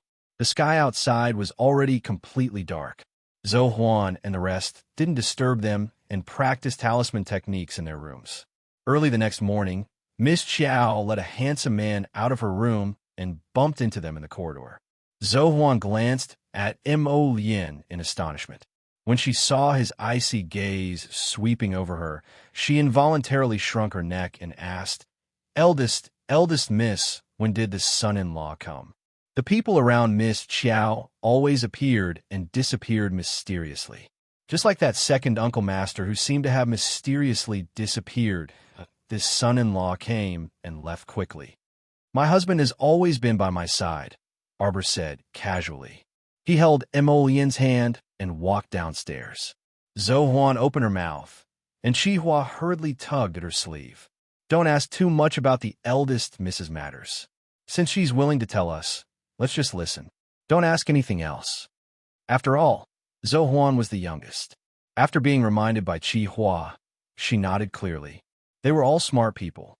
They had long realized how different the eldest young miss they followed was compared to others. Not to mention that the talisman creation books and spiritual techniques that she took out were all of the best quality. Take the ancient fire phoenix and the blue wand as an example. Were they things that ordinary people could possess? Eldest Miss had a lot of secrets. They had just started following Eldest Miss, so it was reasonable for Eldest Miss to hide things from them. After spending more time together, as long as they performed well in front of Eldest Miss and made her feel that they were trustworthy people, she would definitely treat them differently. The two of them had eaten a sumptuous breakfast on Fish Orchid Planet. Naturally, they were not interested in a pot of millet porridge. Seeing Zhou Huan and the rest eating the millet porridge with white steamed buns with relish, Arbor took out a plate of minced meat and cornbread from his inner world and placed it in front of them. Eat. Jojo hated eating white steamed buns the most. Vegetable buns or meat buns were what she liked. She didn't like bean buns or sesame buns either. Chapter 2303. Stunned, Zhou Huan and the others quickly reached out to grab the minced meat steamed buns. They were not stupid. With delicious minced meat steamed buns, they naturally kept the white steamed buns in their inner worlds. Arbor silently glanced at them and made an evaluation in her heart. They were quite thrifty. At this moment, a group of people came in through the door. Chow Mu reflexively looked back, and her expression involuntarily froze. The group of people who came in through the door was led by a 15-year-old youth wearing a brocade cloak. When he saw Arbor, his eyes suddenly lit up, and he called out to her, Jojo. Why was the young master of the Zhu family in Wenka City here? Arbor nodded at him. Patriarch Zhu quickly walked up and bowed with a smile. Little godly doctor, what a coincidence. We met the little godly doctor as soon as we entered the city. Arbor looked at him helplessly. Why are you here? Zhu family head smiled and said, It was Manor Head Gung who gave the order to transfer me here. The residence has not been settled yet, so we plan to stay at the inn for a few days. So you'll be staying at the Shuntian Prefecture Lord residence from now on? Yes. Then he will be promoted. Arbor replied with an, oh, and turned to look at young master, Zhu Su's complexion. Your son's complexion is rosy, and his breathing is steady. He should be almost cured. Take my prescription for another 10 days. Then he can stop taking the medicine. Patriarch Zhu was overjoyed and thanked Arbor repeatedly with cupped hands. The few of them chatted for a while. Then, Zhu family's head took the young master upstairs. After Arbor and Mo Yin left the city, they found a secluded place and released all the teachers and students from the top academy. After a discussion, Wei Wei, Zhou Danjin, and the others planned to return to the academy and tell Din Yunfei about the situation. Qi Xianxian and the others naturally made up their minds and ran away with Arbor. Zhou Danjin said a few words to the students, and then said, If you want to go to the Divine Land, it will not be an easy thing. Jojo, why don't you come back to the academy with us? The dean should know more about this. Yes, Wei Wei said with a straight face. If you insist on going, I can provide you with a map. The main entrance of Shuntian Prefecture to the Divine Land is on the hillside behind Mount Mang. Yes, it's near Galetown.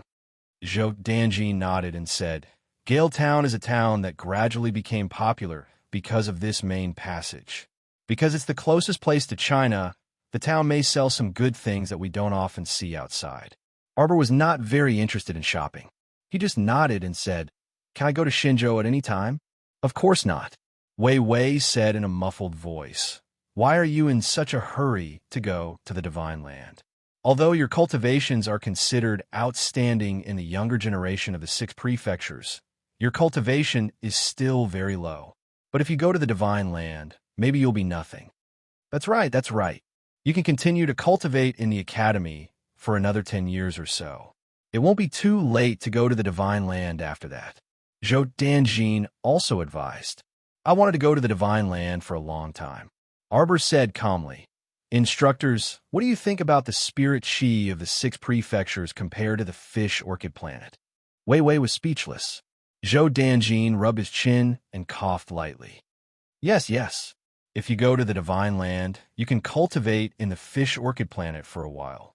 Arbor nodded and said, Xian and the others can continue to cultivate for a while. Chapter 2304.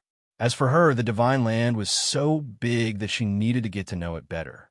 Besides, she wanted to see the expressions of the people who tried so hard to stop her from going to the Divine Land when they saw her. There's a transportation array in Mount Mang.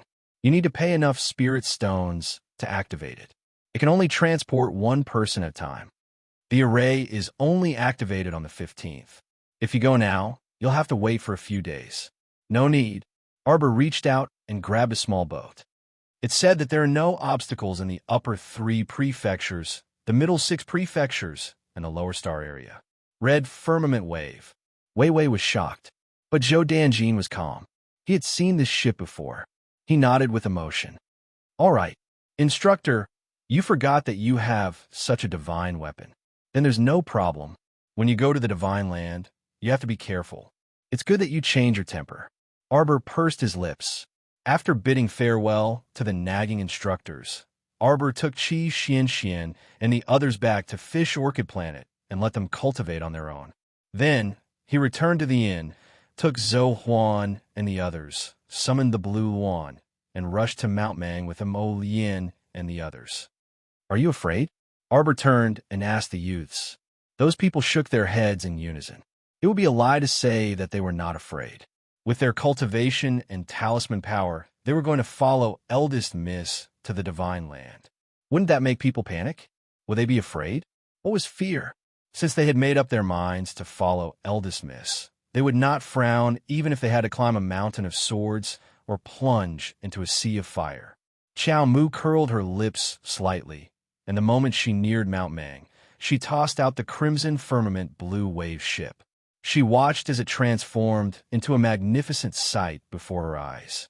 In the blink of an eye, it expanded in the wind and transformed into a giant 3-story ship. Zhou Huan, Qi Hua, and the others stared so hard that their eyeballs almost fell out of their sockets. Before they could think about it, Arbor patted their backs. "Let's go." Zhou Huan and the others flew out involuntarily and landed on the ship. This ship was actually floating in the air, drifting with the wind. With Zhou Huan's young temperament, he immediately cried out in joy. He leaned against the mast and looked down at the blue sky, white clouds, and the small hill that had turned into a black. He could not help but laugh out loud. Amazing. Is this ship a flying spirit artifact? Spirit weapon? After all, this was a saint artifact. Arbor glanced at the youth speechlessly. He walked to Emollien's side and held her hand. The two of them looked at each other and smiled. Then, they turned their heads to look at the vast mountains. "Let's go?" Arbor asked. Emollien nodded. "Okay, there's no time like the present. Let's go. No matter where Jojo goes, I will follow." Emollien reached out and hugged her waist. She pointed to the front and said, "Give the order." Arbor buried his head in his chest and rubbed it. With a thought, the whole ship started to move and flew towards the depths of the Mang Mountains. At this time, some merchants were doing business in Galetown. Squatting at the door of the inn and waiting for the 15th passage to open, the practitioners looked up at the sky in surprise. In the originally quiet depths of the mountains, there was a loud rumbling sound. What? Is this the transmission array? Impossible. It's not the 15th passage. How can the transmission array react?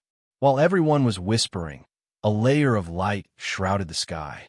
Chapter 2305. The passage to the Divine Land was really opened by force.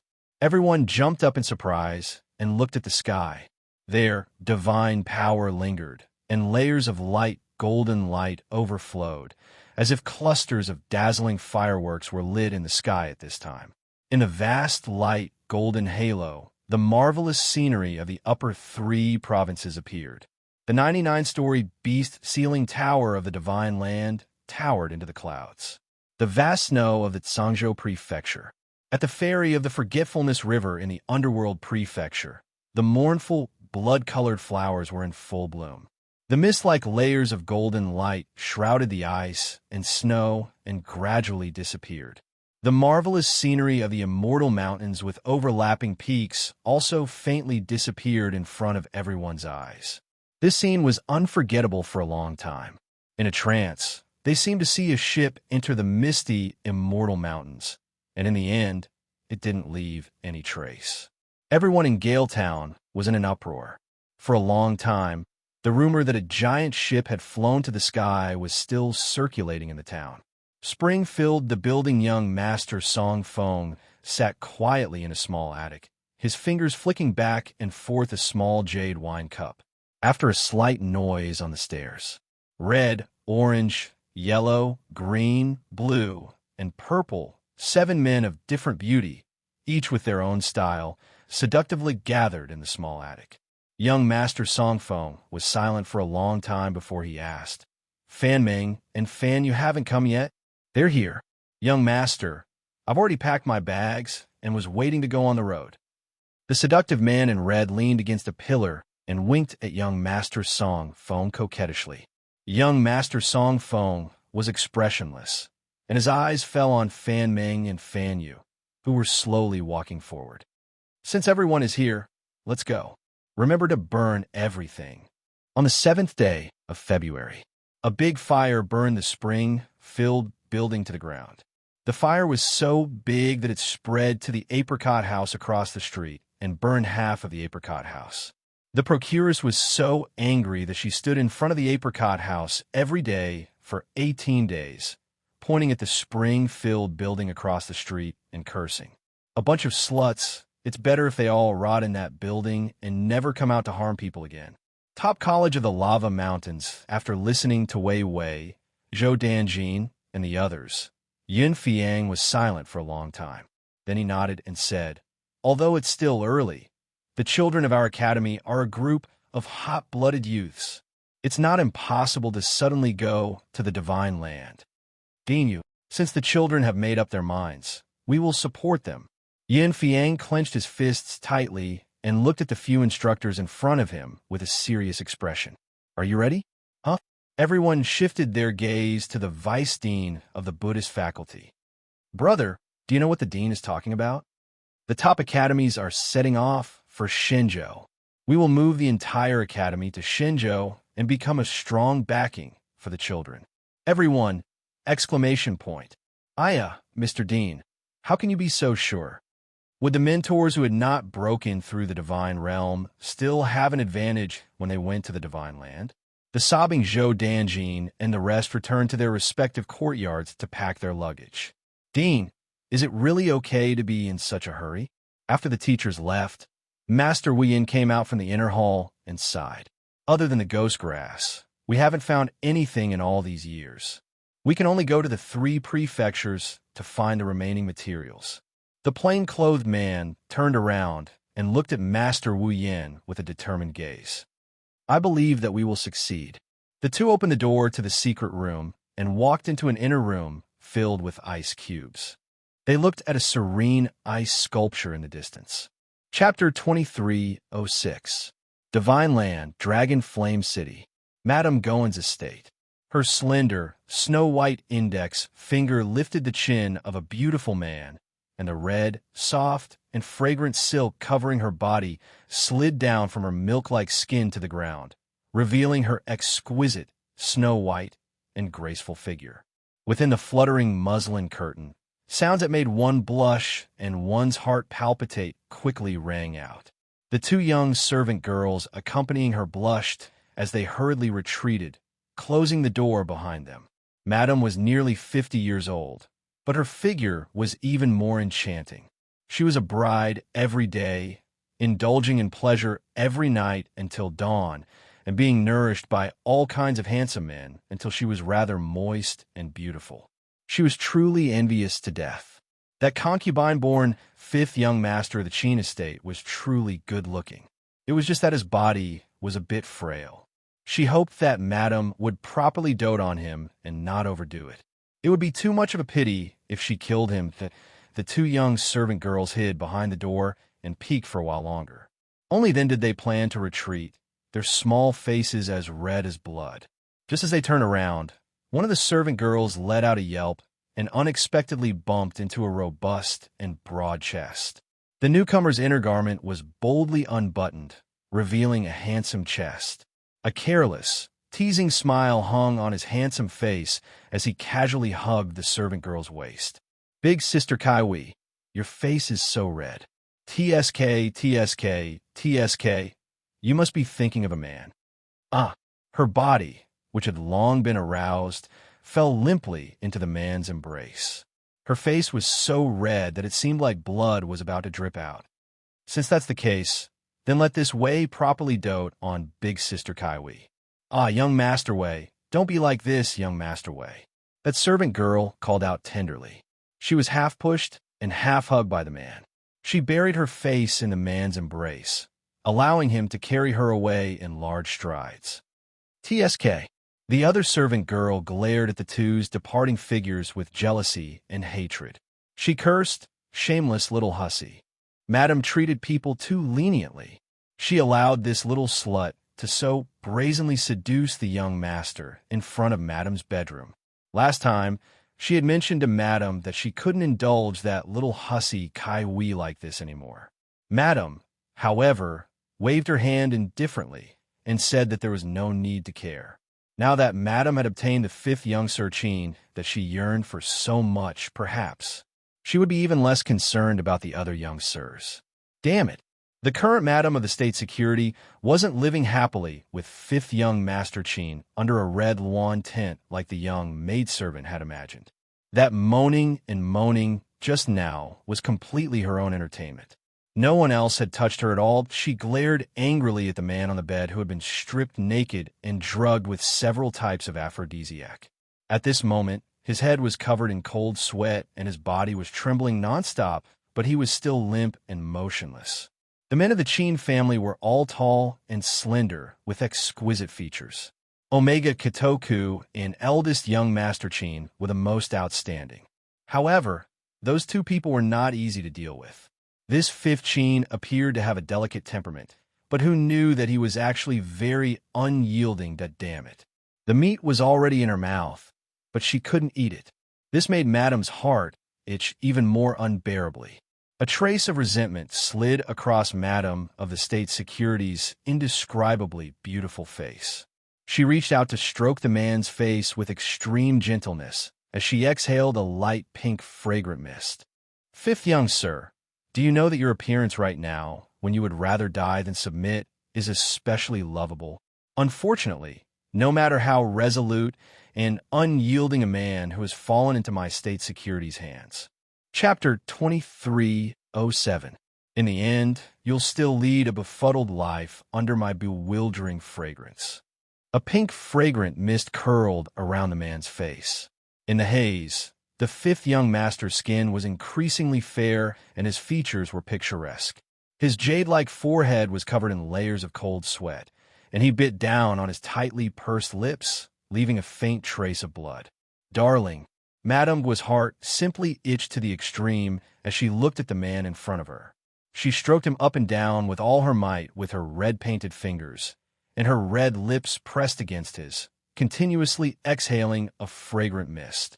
Damn it, he was actually still clear-headed even after being hit by such a deep, bewildering fragrance and adding several types of aphrodisiac incense. It seemed like this man wasn't as frail as he appeared to be. His willpower was truly firm. This was like catching a rabbit right in front of your eyes, yet there was a thick defensive barrier between you, so you couldn't eat it no matter how hard you tried. Madame Gua was both anxious and angry. Her delicate body pressed against the fifth young master's, and she exhaled a fragrant breath next to his ear. Darling, darling, just open your eyes and look at me. On the bed, Fifth Qin, who was drenched in cold sweat, abruptly opened his eyes. That pair of chilly eyes didn't contain any trace of emotion, as if they were 10,000 miles of frosty frost beneath the ice as he stared fixedly at her. Madame's face flushed red, yet she was also quite angry. This pair of beautiful eyes looked at her as if he was looking at a piece of filthy mud, making her feel so ashamed that she couldn't show her face.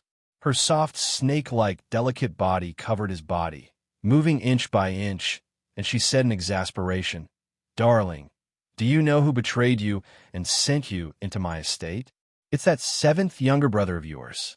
Kikik, did you think you could still escape unscathed after entering my countries and estate? Madame Gua caressed the man's ice-cold face, leaving a red lipstick mark on his cheek. My darling, why must you harm yourself like this?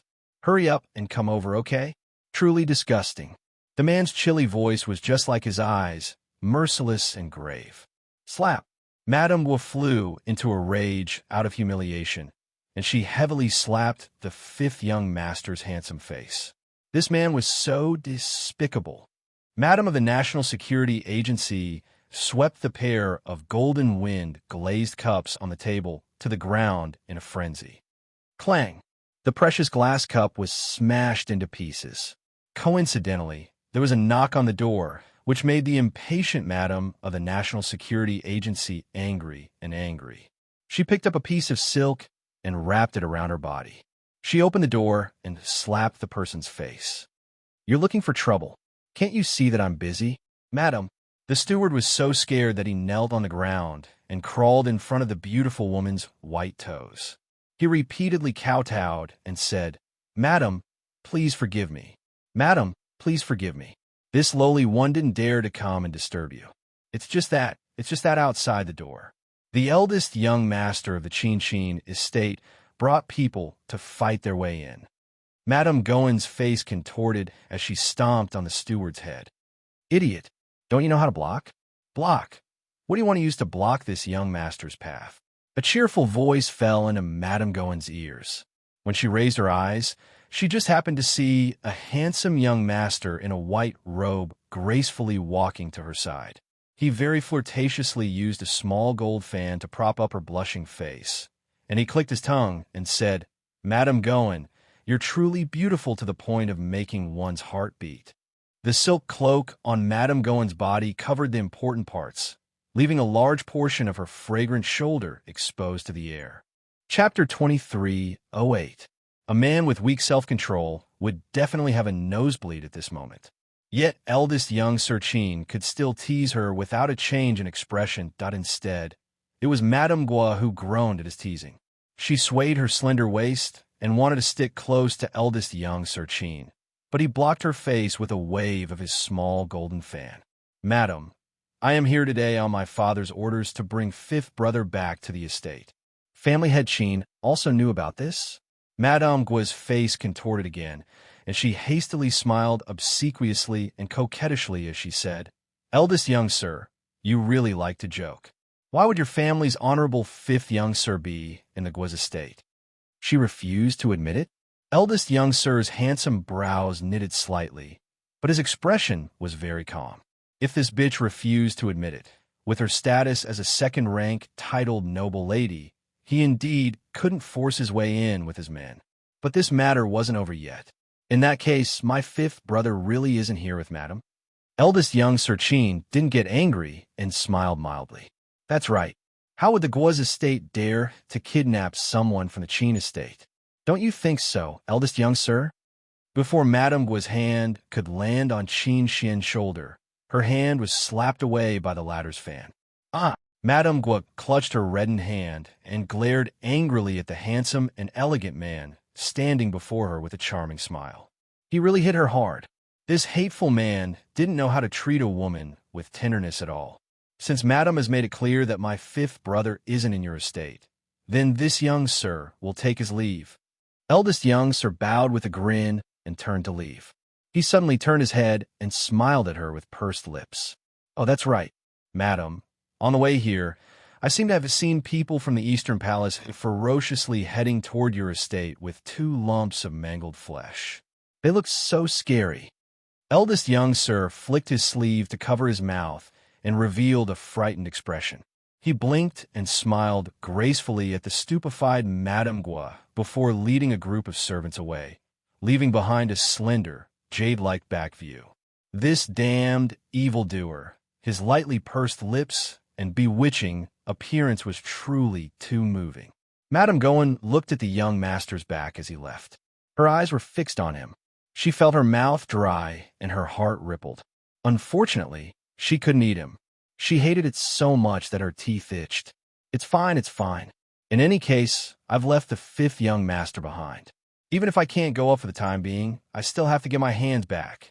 Madame Gua's entire body was seething with anger. She returned to her room in a huff, and her eyes immediately widened. She only saw that there was no one in her boudoir. There was no sign of the young master in the red silk canopy. Her lover, her young and handsome lover, actually ran away in just a few minutes? Madame Goen could not vent her anger. She was so angry that she gritted her teeth and smashed everything in the house, screaming madly in the house with disheveled hair. Suddenly, out of the corner of his eye, his gaze fell on the broken pieces of porcelain next to the bed. He couldn't help but be startled. Why was the golden phoenix glazed cup bestowed by His Majesty broken? When she turned her head and saw a servant girl timidly walk in, Madame Goen immediately slapped her. Why is my glazed cup broken? The servant girl inexplicably suffered an unexpected calamity. She hurriedly knelt down in panic and said, Madame, this servant doesn't know. Just now, Madame was the only one smashing things in the room. Without asking, this glazed cup must have been broken by Madame. But now? Chapter 23:09. The maidservant's eyes widened as she lay on the ground, trembling all over. What's the use of keeping you if you don't know anything? Madame Goen shouted angrily. Madame, please spare me, Madame. Madame Goen wanted to push the blame to a mere maidservant. How could she bear the crime of despising the Emperor's grace? Destroying something bestowed by His Majesty was a crime punishable by death. She was just a mere maidservant, and Madame Goen was going to push her out to be a scapegoat. Bitch, how dare you break the glass cup bestowed by His Majesty? Go to hell. Madame Goen kicked the maidservant's face, sending her flying and vomiting blood. She fell heavily on the ground outside the door and could not get up again. Madam, third young Master Fu from the Eastern Palace sent 2 bloody maidservants over. The steward trembled as he led a few people to the door of Madame Gowen's bedroom and knelt on the ground with a thud. He felt that he was so unlucky. The other shrewd stewards in the residence had all fled when they heard the news, and he was the only one who was involved in such a thing. He would definitely not end well. However, someone had just thrown these 2 balls of blood at their door and left. As a steward, he could not just leave these 2 balls of blood lying in front of his door like this. Madame Gowen's eyes widened when her gaze fell on the 2 balls of blood and flesh. No one could tell that these 2 balls of blood were 2 beautiful maidservants. These were the women she had sent to the Crown Prince's residence. The Crown Prince had not returned to the palace yet, and the people from the Eastern Palace dared to torture the maidservants she had sent. Damn it, everyone dares to defy me. Third young Master Fu also passed down a decree from His Highness, the Crown Prince, to all the officials in the various residences to bring back the young ladies within 3 days. If they are late, they will be killed every day. The third young master even posted a notice on the mission board in the big square in the city. Everyone has seen the notice, and everyone is talking about it enthusiastically right now. Crown Prince, you are so willful. You haven't returned yet, but you have already made a name for yourself in Dragon Flame City. Your ruthlessness and viciousness have undoubtedly captured a large number of your subjects' fans. Right now, everyone was saying that the son resembled his father. As expected of the great emperor's biological son, Madame Wu's eyes were wide open. She was so angry that she wanted to tremble. What? That wretched Crown Prince Lien actually dared to disregard his aunt's face like this. He actually dared to be so resolute. It was obvious that he wanted to put her face in the mud and step on it. Why did everyone have to go against her? How hateful. Madame Gowen picked up the vase next to the door and smashed it on the manager's head. Sob, sob, sob. I knew I was going to be unlucky. The steward exclaimed, I'm so unlucky, and fainted on the ground. Gather the guards and follow me into the palace immediately. Madame Gowen was so angry that her heart and liver were trembling. She couldn't wait to immediately rush into the palace and cut that damned Fu Sanxian into pieces. A mere hanger-on of the Crown Prince actually dared to trample on the face of the Madam of the Ministry of National Security. I heard that third young Master Fu is a handsome gentleman. A pale-faced old eunuch wretchedly followed Madame Gowen's footsteps and slandered, It doesn't matter if that 5th young Master Qin runs away. Madam can capture this 3rd Fu back to warm your bed. Good idea. Madame Gowen aggressively led people to the Eastern Palace. Chapter 23:10. On the other side, 5th young Sir Qin, who had been carried out of the state security estate by 2 shadow guards, was only wrapped in a thin white robe as he tightly covered himself. Upon exiting the state security estate, 5th young Sir got off the ground and walked on his own. Unexpectedly, his body was very soft, and he stumbled and fell to the ground. His personal page boy, Ling Gu, supported 5th young Sir's arm and cried out in a sobbing tone, Why, young Sir, how are you? Help me back. 5th young Sir gripped Ling Ge's hand tightly. Ling Gu could sense that her young Sir was continuously trembling in fear from the depths of his body to his soul. Upon returning to the Qin estate, 5th Qin shut himself in his room and changed the water 17 to 18 times within 2 hours. It wasn't until eldest young Sir arrived at his room that Ling Gu rolled to eldest young Sir's feet while bawling, eldest young Sir, please save my family's 5th young Sir. Qin Xian kicked open the door and saw his 5th brother, whose skin was flushed red from soaking in the bathtub and was about to rot. He angrily pulled him out of the water. Useless thing. Eldest young Sir slapped this younger brother in exasperation for failing to live up to his expectations. He grabbed his clean white bathrobe and said angrily, I didn't spend so much effort to save you to see you rot in the bathtub. Do you hate? Are you angry? Are you unwilling? Then pull yourself together. With your brain. How could you not find a way to kill that bitch? Be big brother dirty. So dirty. Wash it off, wash it clean. Fifth young sir stumbled and threw himself on an eldest young sir's shoulder, holding his arm as his entire body trembled nonstop. Qin Xian sighed and reached out to hold his shoulder, crying bitterly with him. He was also extremely furious. His elegant and refined fifth brother, who usually only knew how to play the zither, had never suffered such humiliation. He definitely had to get payback from that bitch for this debt. You've been poisoned by several types of perfume. Do you want eldest brother to find you a few clean, immature antidotes? No, don't. Fifth young sir pushed his eldest brother away and retreated several steps in horror. He covered his mouth with one hand and let out waves of retching. Women were so disgusting, so disgusting. He didn't want them to touch a single strand of his hair. Qin Xian was very helpless. He nodded and said, "Then I'll ask Dr. Chang to come over and help you. It's just that if this kind of powder is not dissolved, it will eventually affect your body. Big brother doesn't want you to continue suffering."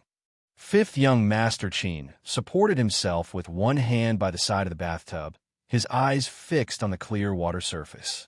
Dirty, so dirty, dirty. Qin Xian sighed and patted his fifth brother's shoulder. He walked out and called for Ling Gu. Take good care of young master during this period of time. Remove all the servant girls from the court. Yes. Eastern Palace. At the main entrance, there was a table carved from a golden elm. Third young Master Fu was there with 2 rows of guards. He was holding a book and a pen in his hand. Whenever a lord took a girl away, he would cross off a name. Young Master, official Yu's housekeeper, is here to fetch second Miss Yu. A vicious look flashed across third young Master Fu's lazy eyebrows. Didn't you see what the notice says? Let their fathers come and collect them. Fuck. The head of the Yu residence's steward was about to explode. Why must an adult be the one to bring his daughter home?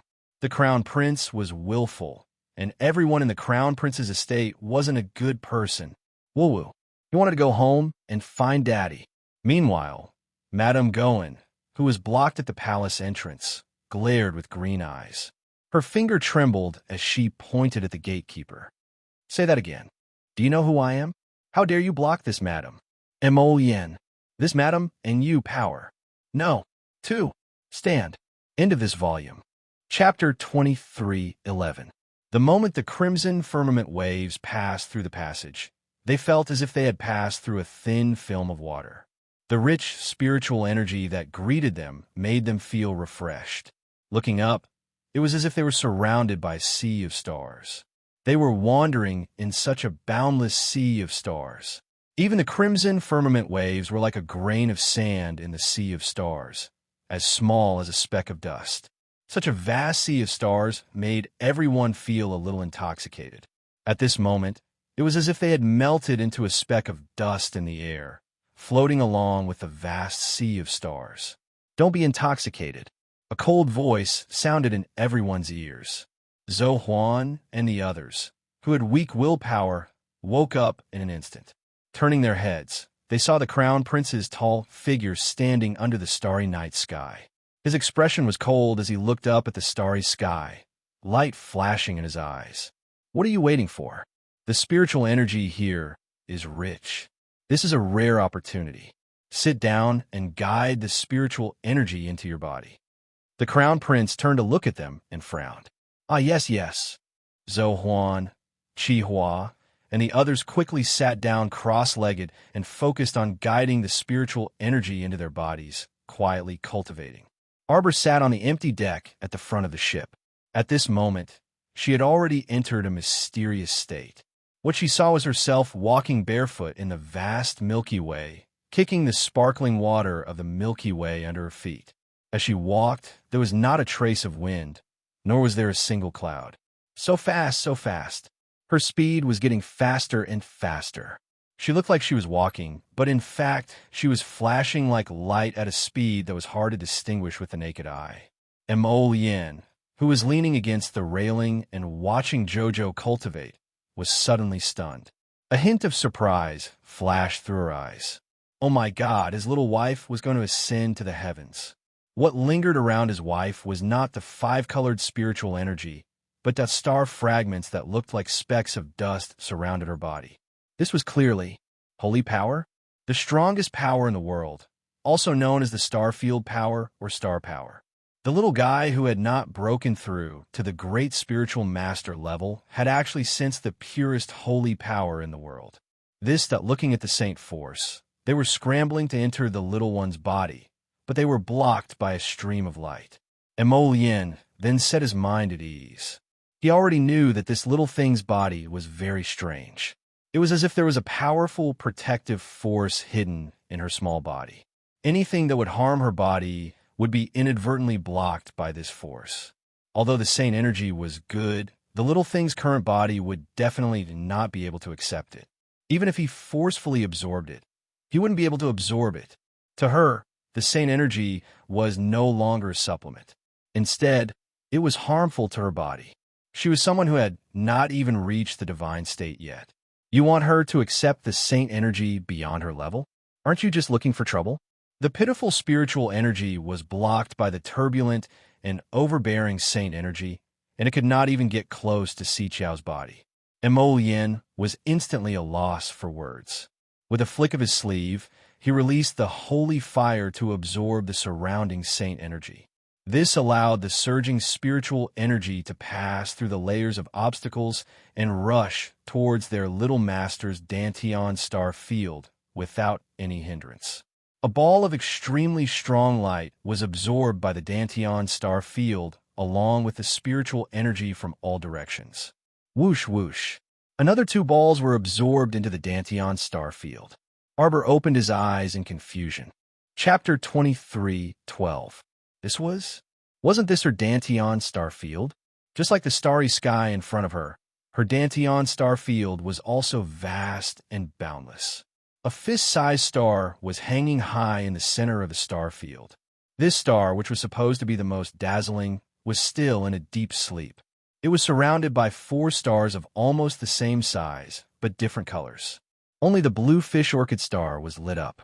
In addition, there was a small Chu Yun star floating in the distance.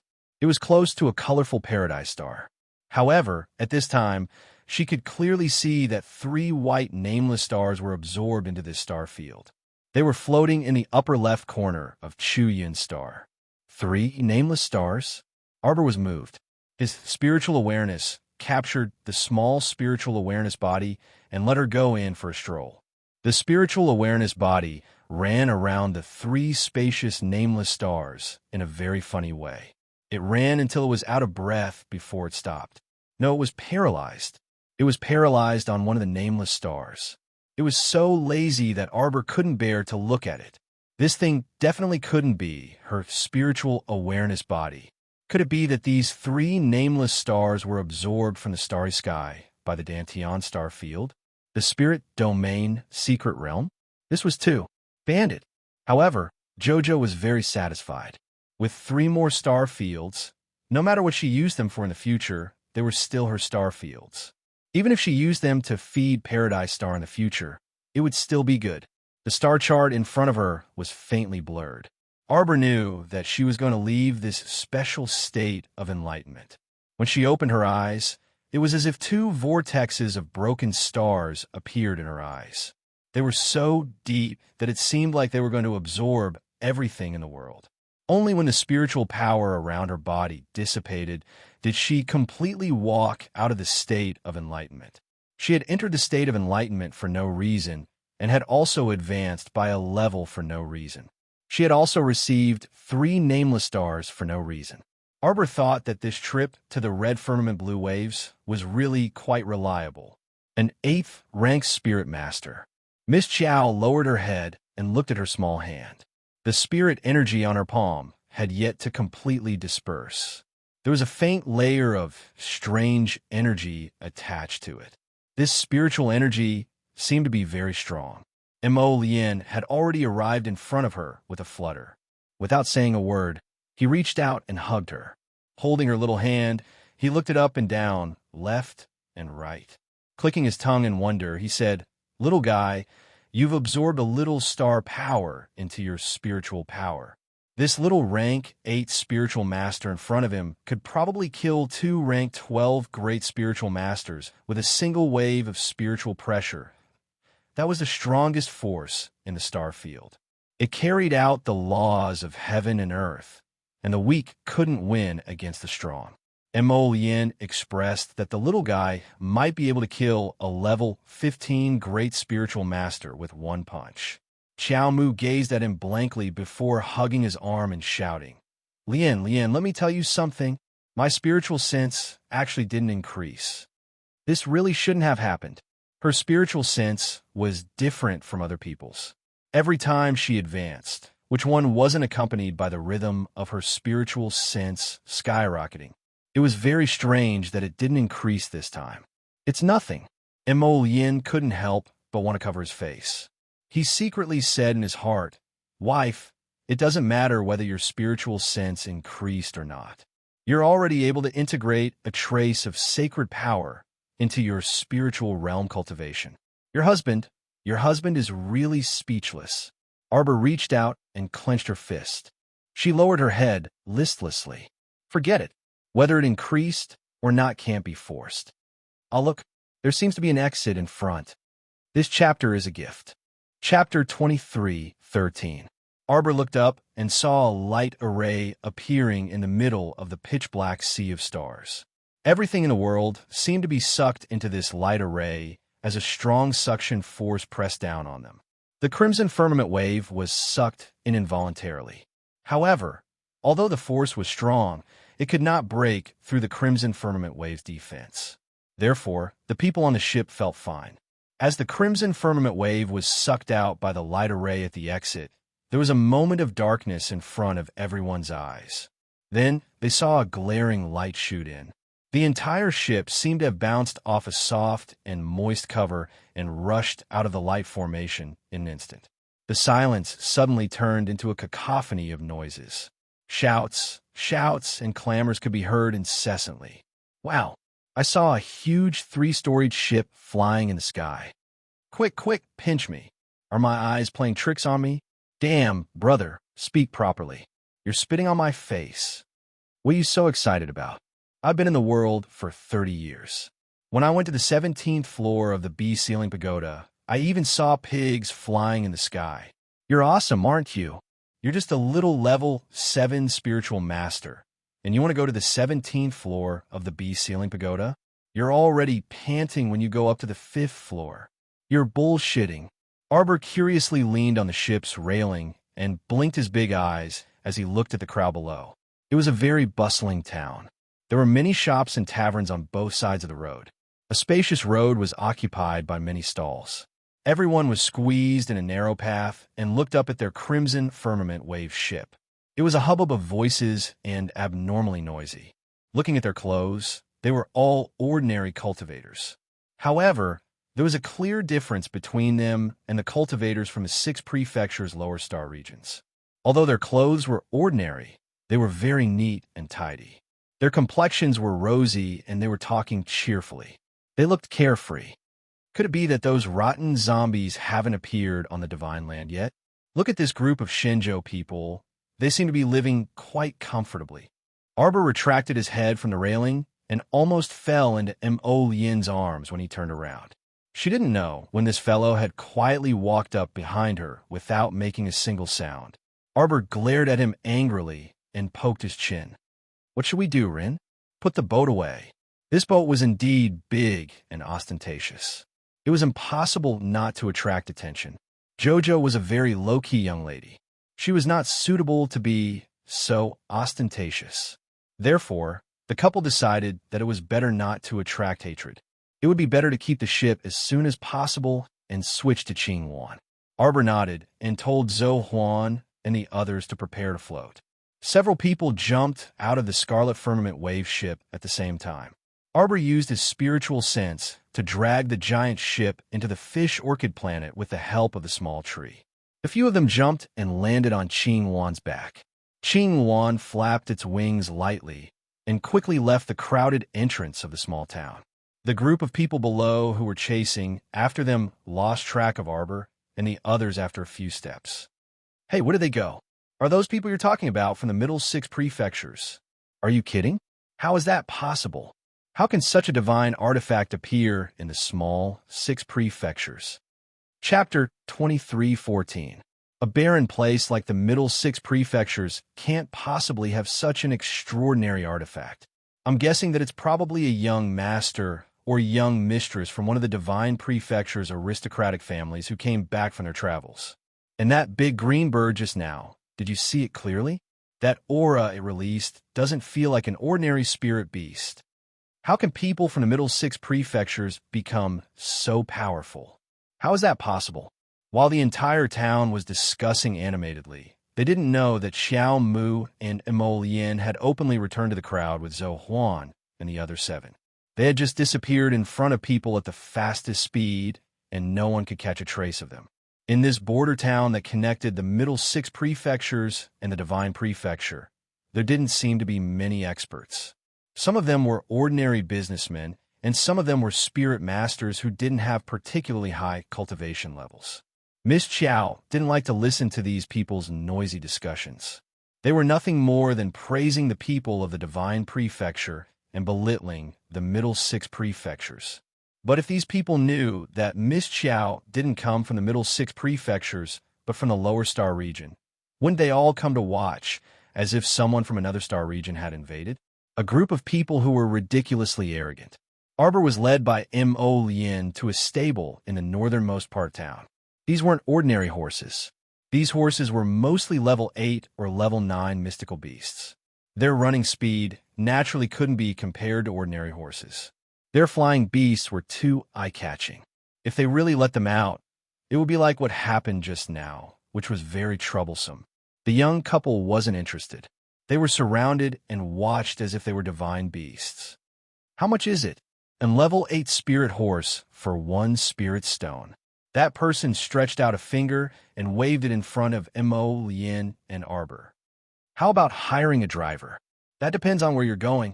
Dragon Flame City. Dragon Flame City is thousands of miles away from this border town. Even my strongest and most vigorous spirit horse would need at least 10 days to half a month to travel. M.O. Lien looked at him expressionlessly. Name your price. The horse seller immediately became spirited and grinned. Young master, you don't know? If I were to hire a coachman for you. 9 horses and a coachman. A coachman and a more comfortable carriage for you. The journey to Dragon Flame City will cost at least 15 spirit stones.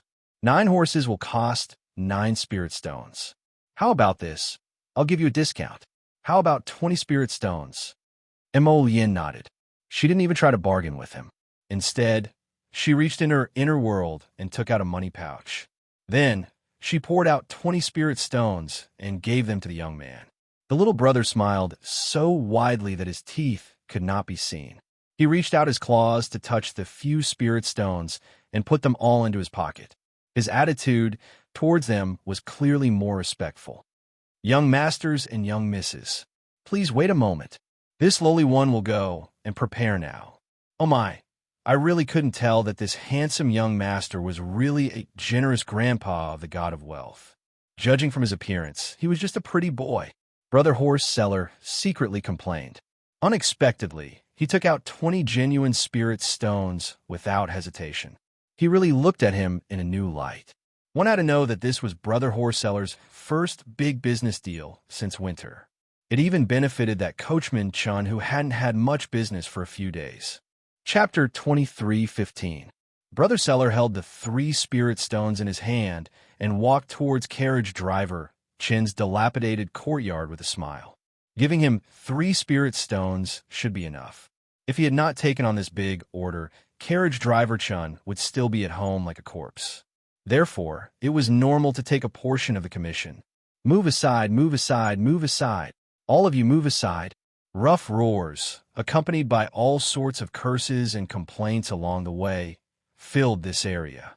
A group of aggressive, burly men appeared in front of everyone's eyes and were chasing after a young girl who was running in a panic. That scene was not very beautiful. Originally, more than half of the street was occupied by 2 stalls. Now that they had bumped into the scene of burly men catching a young girl, This made the street even more crowded and difficult to walk on.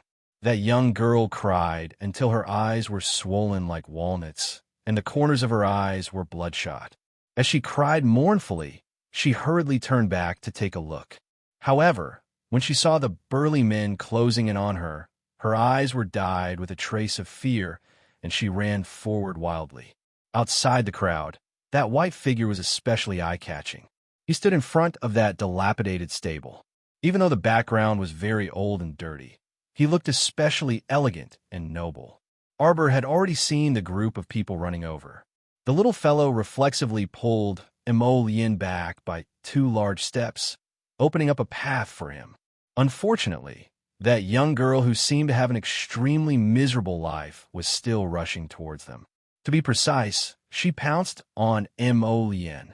Arbor, almost as if it was a conditioned reflex, Miss Chiao flew up and kicked heavily on that young girl's chest. She directly sent her flying with a kick. Everyone's jaws dropped at the same time, including Zhou Huan and the other 8 people standing behind the 2 of them. Their shocked expressions were especially hilarious. What was going on? Everyone looked speechlessly at the young girl who bravely kicked that young girl away. With one look, they were immediately stunned. Previously, this little girl had been standing beside the white-clothed man. Her body was wrapped in a thick fur cloak, and her small head was hidden under a hat. At this moment, she swiftly moved. After a kick, the velvet hat on her head slid down to her shoulders, revealing a small, delicate, expressionless face. Huffed. Emolien held her forehead and couldn't help but laugh out loud. Look, his bow was so unpredictable. Look at that, he shocked everyone. Which family had such a fierce young lady? When she saw someone pouncing on her husband, she immediately kicked him away, that poor unfortunate young lady. After being sent flying by Miss Chiao's kick, her delicate and weak body fell heavily to the ground, unable to recover for a long time. Isn't that so? Who would have thought that he, who had such a hard life, would actually meet someone who didn't talk nonsense with him? Everyone looked at the fierce little girl in front of them with different expressions. He felt that the little girl was not in a good mood. People with strong survival instincts had already shut their mouths and retreated to the side, quietly watching the show. But there were always self-proclaimed righteous people who stepped forward to shout with righteous indignation. At this moment, a scholarly man walked out and angrily questioned Arbor. What's wrong with you, young lady? Why did you kick someone for no reason? She doesn't know how to walk. Arbor frowned. Chapter 23:16. She doesn't even have eyes, pouncing straight at her husband. If I don't beat her up, who should I beat up? Jojo's motto was to beat anyone who dared to pounce on her husband. You don't follow the rules at all. Everyone's jaws dropped again, and the corners of their mouths couldn't help but twitch. Where the hell did this little guy jump out from? Shouldn't such a delicate and soft little girl be very kind? Even if she met those old grandpas and grannies who couldn't walk, she couldn't help but reach out to help them. What's more, a girl who seemed to have such a tragic background ran over to them to ask for help. If it was an ordinary aristocratic family's daughter, shouldn't she ask her husband to save her in order to show her magnanimity and take her in as a personal maidservant while she was at it? If Arbor knew what these people were thinking, he would definitely ruthlessly mock them. Crazy. If you're overflowing with sympathy, then go save her. Go be that sunflower and illuminate the common people. This baby doesn't want her husband to save other women. She never thought of herself as a good person, so naturally, she didn't have this kind of pure and holy character. She was a bad silver. Good people don't live long. Bad silver world. She'll just be a bad silver. Ta. The little fellow walked a few steps forward, frowning as she looked at that purple lump on the ground. She stretched out her hand and pointed. Take it away. A good dog doesn't block the way. Just leave it here. They still have a lot of horses to bring out later. The righteous scholar was simply about to faint from anger. His finger trembled as he pointed at Miss Chiao, angrily saying, You're a girl. How can you be so unsympathetic? Didn't you see that this girl was completely unable to get up after being kicked by you?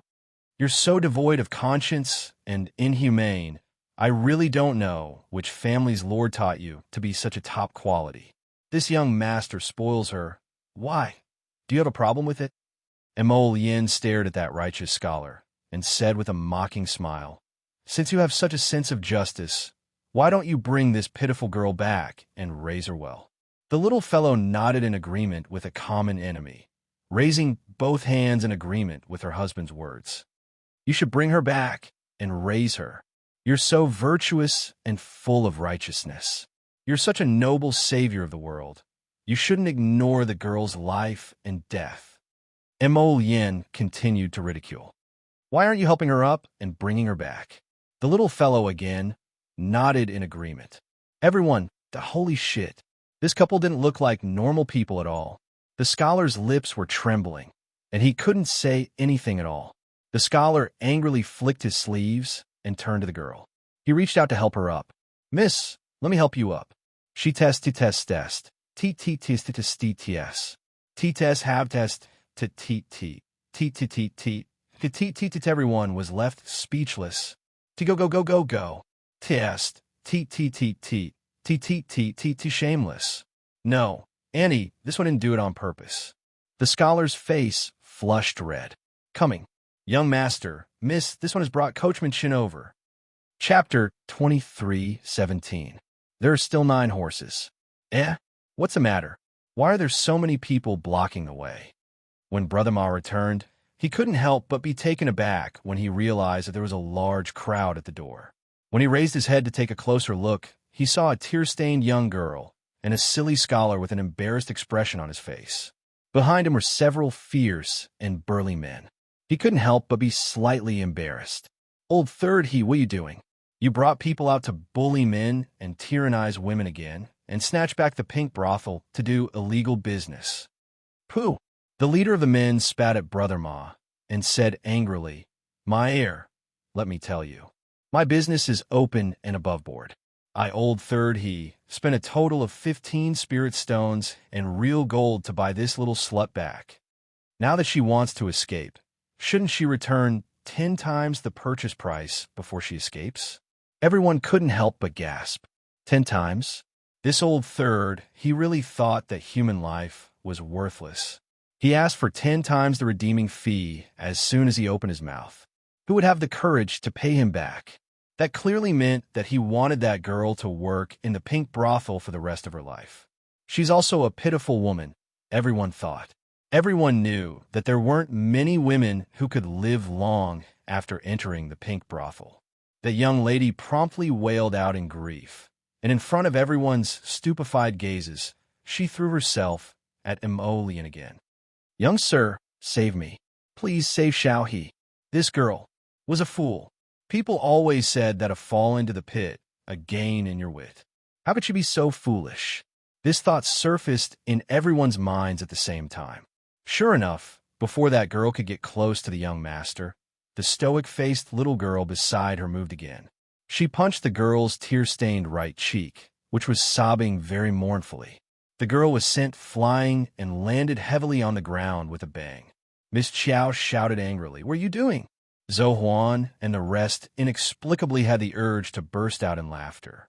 It was clearly such a bloody and violent scene, but eldest Mrs. Vicious Aura was unexpectedly somewhat funny.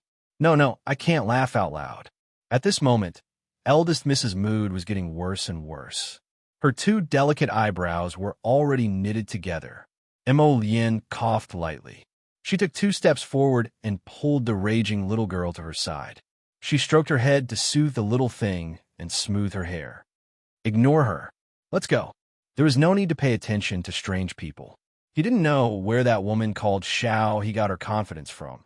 To think that the crown prince would care about her life or death. Miss Xiao He, who had been knocked to the ground once again, was now clenching her teeth so hard that they almost broke. If she hadn't seen that young man take out his money pouch without any hesitation and pour out 20 spirit coins without even blinking his eyes, how would she have the courage to rush over to him and ask for help? This young master had an outstanding temperament and was extraordinarily handsome. He must have come from a wealthy family. If she could be saved by the young master, she would cry a little and let him take her in as a maidservant. In the future, she would be able to enter the young master's house and enjoy wealth and splendor. But what the hell is this female stoic beside this young master? Is she a demon? Why did she repeatedly cut off my fortune and fortune?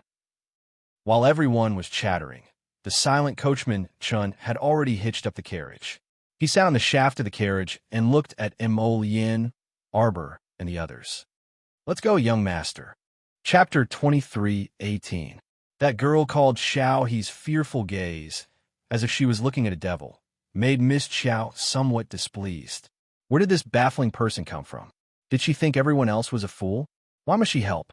Was she utterly devoid of conscience if she didn't help? She couldn't be like this. At this moment, Old Third, he led his men forward ferociously and twisted Miss Xiaohe's arms. Take her away. Old Third, he was very proficient in the prostitution business. Which girl didn't cry or make a fuss in the brothel? Get used to it. Old Third, he waved his hand and shouted angrily, which sounded rather imposing. No, don't. Let go of me. Let go. Miss Xiaohe looked at everyone with teary eyes and a pitiful and pleading look. Save me. Save me. Old Third, he had long been irritated by her. He impatiently slapped her cheek and rebuked angrily. Don't pretend to be pitiful here. If you knew this would happen, why did you gamble so heavily in the gambling den? You asked for it. Brothers, do you know how this girl entered the brothel? She's addicted to gambling. He had sacrificed himself in the process. How much money did her brother and sister-in-law put in the past years? They can't afford it this time. She's even delusional enough to think of selling her own little niece into the brothel to pay off her debts. Wow. The crowd was in an uproar. The onlookers started gossiping, each of them beaming with joy and talking at once, all criticizing Miss Xiaohe. Xiaohe couldn't help but panic. She pulled back her hand and grabbed that scholar's sleeve, anxiously shouting, Save me, save me. The scholar was clearly at a loss.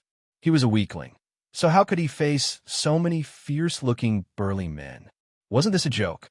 Seeing that Xiaohe's arms were twisted and she was about to be pushed away, a delicate shout came from outside the crowd. Stop! What are you doing? A pair of delicate boots embroidered with plum blossoms appeared in front of everyone's eyes. They saw a 15-year-old girl walk to the front of the crowd, with several green-clothed servants clearing the way.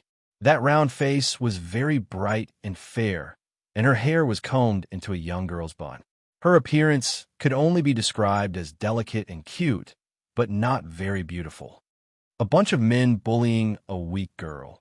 Do you have any shame? This is ridiculous. The young girl reprimanded, her eyes filled with disdain as she raised her chin. Hurry up and release him. Seeing that the situation had taken a turn for the better, Xiaohe turned to look at the little girl in surprise and joy.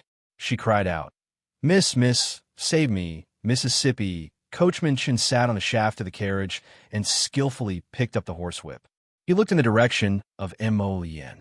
Emolien reached out to carry the little boy and put him in the car. Jojo, are you tired? Go and sleep for a while.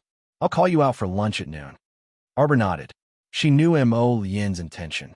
She was in the carriage, so she could roll into the Peach Blossom Star at any time and come out again. After putting Jojo on the carriage, Emolien, Zohuan, and the others got on their horses and followed the carriage. The crowd naturally parted to the left and right, creating a passageway that wasn't too wide. It would take some effort for the carriage to pass through.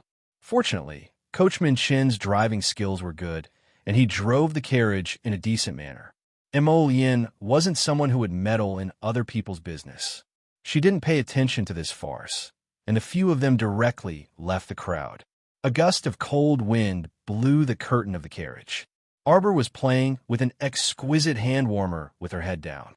She didn't notice that someone had passed by outside the carriage window. She suddenly stopped and turned her head. A pair of eyes that were like the stars in a cold night stared fixedly at her for a moment. To make up for yesterday's episode, Chapter 23:19. Big Brother, what are you looking at? The round-faced girl kicked off her exquisite boots and grinned as she moved to the man's side. It was really strange that her big brother was staring at that carriage until his eyes were a little straight. Thump, thump, thump, thump. That man seemed to hear his own heart beating like a drum. The blood in his body inexplicably boiled, as if it was trying its best to get closer to that carriage. Why? What kind of strange feeling was this? He had never experienced it before. It wasn't until he heard his sister's cry that the man inexplicably returned to his senses. He turned around and looked like he was in his 20s. He had a slender figure with sword-like eyebrows and bright eyes. His pair of cold eyes swept over the girl without any warmth.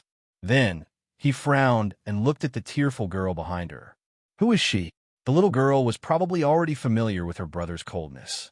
She didn't care at all as she smiled and said, "Big brother, she's called Xiaohe. She's my new maid." The man obviously wasn't interested in knowing who this Xiaohe was. He only coldly swept his gaze over the blushing Xiaohe's delicate appearance as a trace of annoyance flitted across his heart. "We didn't come here to play around. Are you sure she can go to the 8 desolate mountain range?" A trace of hesitation appeared on the round-faced girl's face. When she was saving the girl before, she didn't think so much at all. She only relied on her hot-bloodedness to save this girl. Now that her brother had pointed it out, she also felt that it was a little inappropriate. After all, they were in a dangerous place like the 8 desolate mountain range. It was indeed a little cumbersome to bring a weak girl with them. However, since they had already saved the girl, they couldn't just casually throw her away and turn around to leave like this. After thinking about it, the situation was a little unreliable. The round-faced girl looked at Xiao hesitantly and asked with curled lips, "Why don't you stay in this town for the time being?" Of course, Xiao wouldn't comply when she heard this. It wasn't easy for her to hook up with a seemingly aristocratic family's daughter. She had the opportunity to leave this border town and fly far away, rising step by step. How could she allow herself to continue staying in this godforsaken place? If she didn't firmly grasp this opportunity in her hands, she would definitely regret it in the future. Xiao wept as she looked at the round-faced girl. "Miss, please take me with you. I can't stay in this town anymore. My brother and sister-in-law are both gambling addicts. If I can't leave with Miss this time, my brother and sister-in-law will definitely not let me off when they come back tomorrow. Now that they have caught me, they will definitely not let me go. They will sell me to the pink brothel for spirit stones again. Please be merciful, Mississippi. Take me with you." Xiao begged bitterly. The girl looked at her brother. "Big brother, she's so pitiful. Let's take her with us. Just now, she told me that her culinary skills are not bad. At that time, when we enter the 8 desolate mountain range and kill Xian beasts, we can even ask her to clean up and cook for us. You won't have to eat rations every day." The young man glanced at Miss Xiao with a sharp gaze. Xiao was so scared that she rolled on the ground and kowtowed to the man. "Xiao will not be a burden to everyone. Please take me in, young master. Young master, please take me in." After he finished speaking, he kept kowtowing. Chapter 23:20. The young master didn't say anything more. He coldly glanced at Xiao then turned around and left with a flick of his sleeve, leaving Xiao and the others a lonely and desolate figure. Xiao clenched her silver teeth and was very resentful. Speaking of which, her beauty far surpassed the round-faced girl beside her, but she didn't expect that the young master really didn't even look at her. He treated her like the mud under his feet, completely disdaining to give her a glance. This made her angry, but at the same time, she also had some doubts about herself. Could it be that her charm had declined? Otherwise, why would she successively suffer in front of 2 young masters in such a short period of time? Noticing that the round-faced girl's probing gaze had fallen on her, Xiao hurriedly restrained her emotions and lowered her head, putting on a weak and helpless appearance. The round-faced girl looked her up and down for a while. Then, with a wave of her hand, she threw 6 yellow talismans to her. "You don't have the slightest bit of cultivation or Xian energy, so you can't use high-level talismans. These 3 middle-level defensive talismans, 2 middle-level speed talismans, and 1 middle-level attack talisman are for you to use for self-defense. If you encounter any danger, at a critical moment, you can still save your little life. When we enter the 8 desolate mountain range, remember to follow us closely. You must not act on your own initiative and cause trouble for us." Xiao was stunned. Then her face immediately revealed an ecstatic expression. Wow! For a servant who had just been taken in for less than an hour, 6 valuable talismans were given out in one go. Although she came from a small border town, she had also heard that things like the 5 spirit talismans could be sold for a sky-high price in the black market. This young lady's identity must be extraordinary. Her eyesight was really good. She knew that this time she must have hoped for a gold mine. As long as she worked hard in the future, she would definitely be able to become a carp leaping over the dragon gate. The round-faced girl caught up with her brother's pace. She saw him standing under an ancient banyan tree in a daze, his eyes still staring blankly at a certain place. The round-faced girl's heart was filled with doubts. In the past, she had never seen her brother reveal such an expression. This brother of hers had always been cold and indifferent to people and things. Not to mention that she was only one of his sisters. Even in front of his own sister, the most talented little genius in the family, her brother still had this cold and indifferent appearance. Even in front of his own mother, he was also like this. But now, she saw a strange light in his eyes. The round-faced girl looked in that direction curiously and saw that it was the direction of the carriage. However, the level 8 spirit stallion's running speed was still very fast, and at this moment, they could no longer see any traces of the carriage. "Brother, are you still watching?" The girl could not hide the curiosity in her eyes. The man's cold voice rang out. "Rest for half a day. We'll enter the mountain in the afternoon." So. Arbor and Emolienne were sitting under a tree and eating barbecued meat. Beside them, 8 young people were jumping up and down, opening talismans to attack the annoying mosquitoes and flies in the forest. This was what eldest young miss had ordered them to do. To put it nicely, it was to train the speed of opening talismans. They had spent 5 to 6 days drawing these attack talismans. Sob. The eldest young miss also said that drawing talismans required consumption. If you don't consume it, why don't you draw it? However, he felt that the current situation was not quite right. Could it be that their attack talismans were only used to deal with these little mosquitoes? Heartache talisman. Young miss. All the mosquitoes within a radius of 2 miles have been wiped out. Zohuan eagerly turned around and reported. Chapter 23-21. Not bad. Xiaomu nodded unhurriedly. "Let's go roast some meat." Zohuan and the others immediately cheered and went to the side to barbecue with the food. When everyone was full and collapsed under the tree while rubbing their bellies, Arbor glanced at them indifferently and said, "Tomorrow morning, everyone will hand in 15 mid-level attack talismans." No problem, right? Yes. How could there be no problem? 15 talismans in one night. How on earth should they draw them? No breakfast if you can't draw them. Arbor added another sentence. Zohuan, Qi Hua, and the others suddenly wanted to cry. If they had known earlier, they would have secretly hidden a few attack talismans. Why did they have to use them all? The little fellow, who was full, was in a good mood and climbed into the carriage to continue sleeping. Emolienne glanced at the 8 people, who looked as if they had lost their parents, and expressionlessly mounted the horse. She said to the coachman, "Let's go." Anyway, her Jojo was not tormenting him. Tormenting this group of brats? He was happy to see it happen. The Bahuang mountain range is in front. The coachman slowly drove the carriage. This old man can only go to the periphery. It'll take a day and a half. Emolienne did not care. Anyway, she was not in a hurry to return to Longyan City. Along the way, he still wanted to take his little wife to eat and play and go sightseeing all the way back. "Uncle Chun, is the Bahuang mountain range very scary?" Arbor lifted the carriage curtain with one hand and poked his head out to ask. The coachman shook his head. "This old man has never been to the Bahuang mountain range. Every time I drive the carriage, I take the outer passage. However, I heard that hundreds and thousands of people die in this mountain range every year. Many people from this academy and that sect also come here to train at the beginning of spring. It is said that many people have met with accidents." As they spoke, a few whistles sounded. Suddenly, a pair of shifty-eyed men rushed out from both sides of the mountain road. Without saying anything, they held a ball of fire in their hands and attacked the carriage. Mo Yin's eyes turned cold. In the old man's exclamation, a curtain of fire suddenly enveloped the carriage.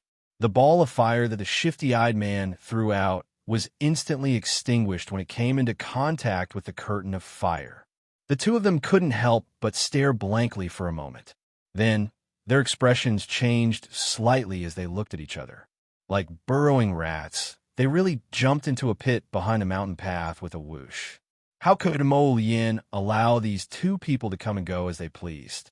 He directly stretched out his hand, and a scarlet flame fell into the pit with a bang. The two people who couldn't escape in time were immediately hit by the flames and let out two heart-wrenching screams. Rustle, rustle, rustle. From the bushes on both sides of the mountain path, more than 10 people came out one after another, scrambling towards the carriage. Everyone acted as if they didn't care about their lives. Among them, a tall and thin man moved the fastest. He stepped on the shaft of the carriage and reached out to flip the curtain. A crimson flame suddenly landed on his body, setting him on fire. Ah! That person tumbled down from the shaft of the carriage and rolled on the ground, screaming miserably. That terrifying appearance frightened many people for a moment. "What are you doing?" The little guy lifted the curtain and angrily looked at the dozen strangers. "You want to rob us?" "Rob? Wasn't this obvious?" The people who were scared back by Li Hua all stared blankly at the same time. Then, as if they had been injected with chicken blood, they madly jumped back into the carriage. Arbor pursed his small lips and suddenly called out, "Little Snow, roar!" The snow leopard's enormous figure seemed to have descended from the sky. Chapter 23-22. With a whoosh, the huge figure landed in the middle of the crowd. The snow leopard's claws slapped down a few times, sending the rowdy people flying. Arbor's eyes showed traces of suspicion. He hugged his small arms and looked at the people who didn't care about their lives. What was wrong with these people? They were clearly a group of ordinary people who didn't even have the strength to truss up a chicken. What were they thinking? Why did they have the idea of robbing people? In this group of more than 10 people, only the two low-level weak spirit masters could be of use. The others were all ordinary people, right? Arbor's eyes flashed. He squatted at the door of the carriage and looked at the people who were sent flying by the snow leopard. He looked at them suspiciously. They looked very suspicious. Mo Yin looked at the two people who crawled out of the pit with black faces in disdain. The horses' hooves flew out and kicked them. Bang! Bang! 2 kicks sent the two of them tumbling backward, their faces buried in the ground with a bitter look on their faces. Zhou Huan and the other 8 people took out body-securing talismans and slapped them on the people around them. A battle, from start to finish, definitely didn't take more than 2 minutes. More than 10 crooked people were all strangely fixed in place. They had bitter faces as they wailed. Mo Lien didn't get off her horse. She only waved her horse whip and pulled up a monkey-like person beside the pit and threw him to the ground. "Speak, who sent you?" Looking at their mysterious skills, they couldn't have been sent by the palace. Even if his uncles couldn't wait to send people to deal with him, they couldn't have sent these crooked people. Mo Yin couldn't help but have some doubts. Old Man Shin on the side sat back down in fear. He wiped away his sweat and quickly said, "This group of people should be the bandits who occupy the outskirts of the Ba Huang mountain range. They specialize in robbing merchants. If they meet a small training group, or a group from an academy or sect, they wouldn't dare to act recklessly. They usually rob small groups of 4, 5, 7, or 8 people, or trade caravans that people with discerning eyes can tell are very weak at first glance." Mo Yin's expression was a little uncertain. She turned to look at Zhou Huan and the others. "Do I look very weak?" Zhou Huan and the others smiled awkwardly. "How could that be? It's these people who have no foresight." In the end, he kicked a thick iron plate. Arbor jumped off the horse and ran to Mo Yin's side. He bent down and carried her onto the horse. "Who are these weaklings? Are they sure they didn't come here to be a joke? With such strength, how could he learn how to rob others? He would have been insta-killed in a matter of minutes." Mo Yin gave Zhou Huan a look, and the boys surrounded them. They carried the guy whose face was bruised and swollen from the Crown Prince's fire, walked over, and urged, "Tell us the truth.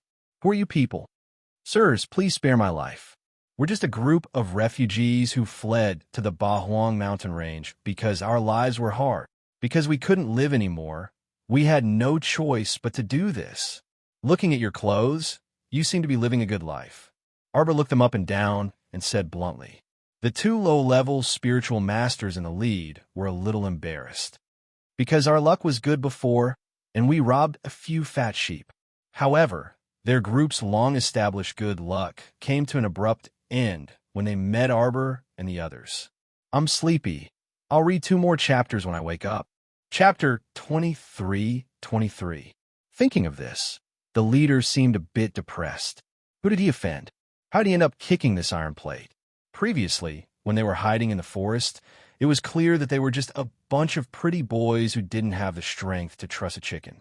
Moreover, their team of 8 to 9 people also brought along a carriage. Through his unerring, precise judgment, he deduced that Crown Prince Mo's team was clearly a fat sheep waiting to be slaughtered. Who would have thought that as soon as he made his move, he would realize that things were not as he imagined? Moreover, they were heading towards a very bad situation. Where did you guys escape from? Arbor tilted his head and asked with a hint of curiosity in his eyes. Aren't these refugees too bold? With such strength, they still dare to take over the mountain and become a bandit. The nearby cauliflower town. A woman's frozen body stiffened as tears and snot flowed down her face. She looked regretful and sad. Miss, please let us go. We will definitely leave this place in the future and repent for our mistakes. We will never have the thought of robbing again. You can't let us go.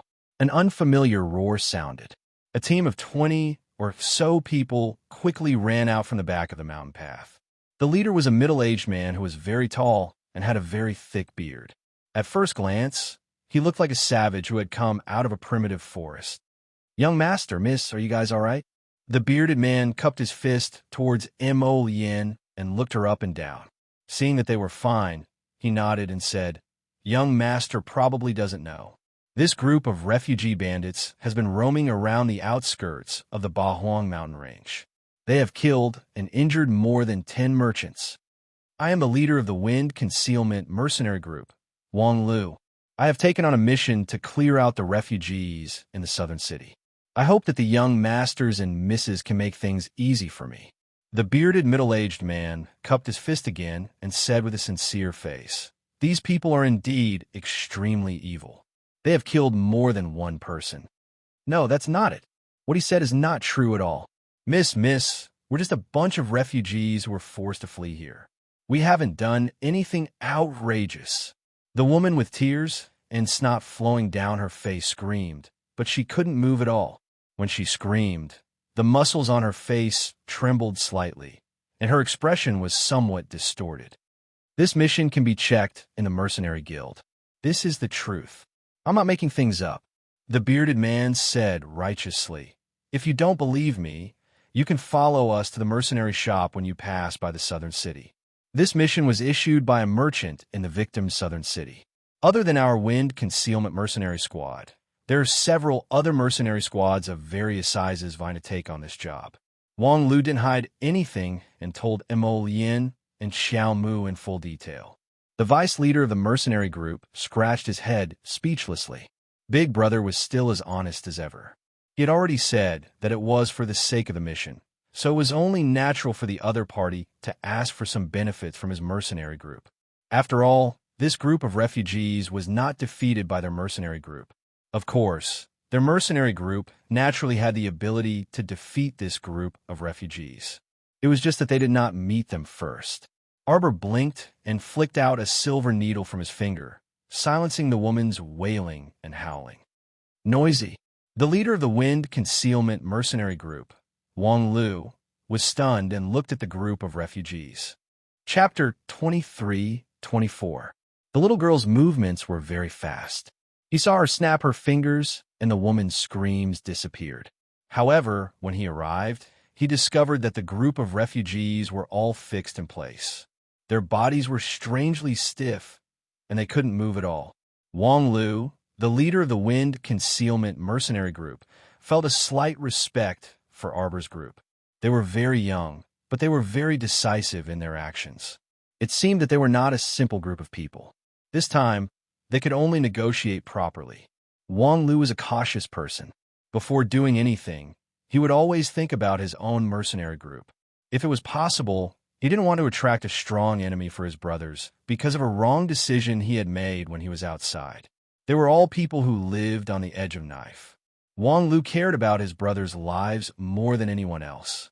Gentlemen, ladies, because we can't accept this mission anymore. So, Wang Lu's implication was that these refugees would not be of much use in Xiao Mu and the others' hands. How about this?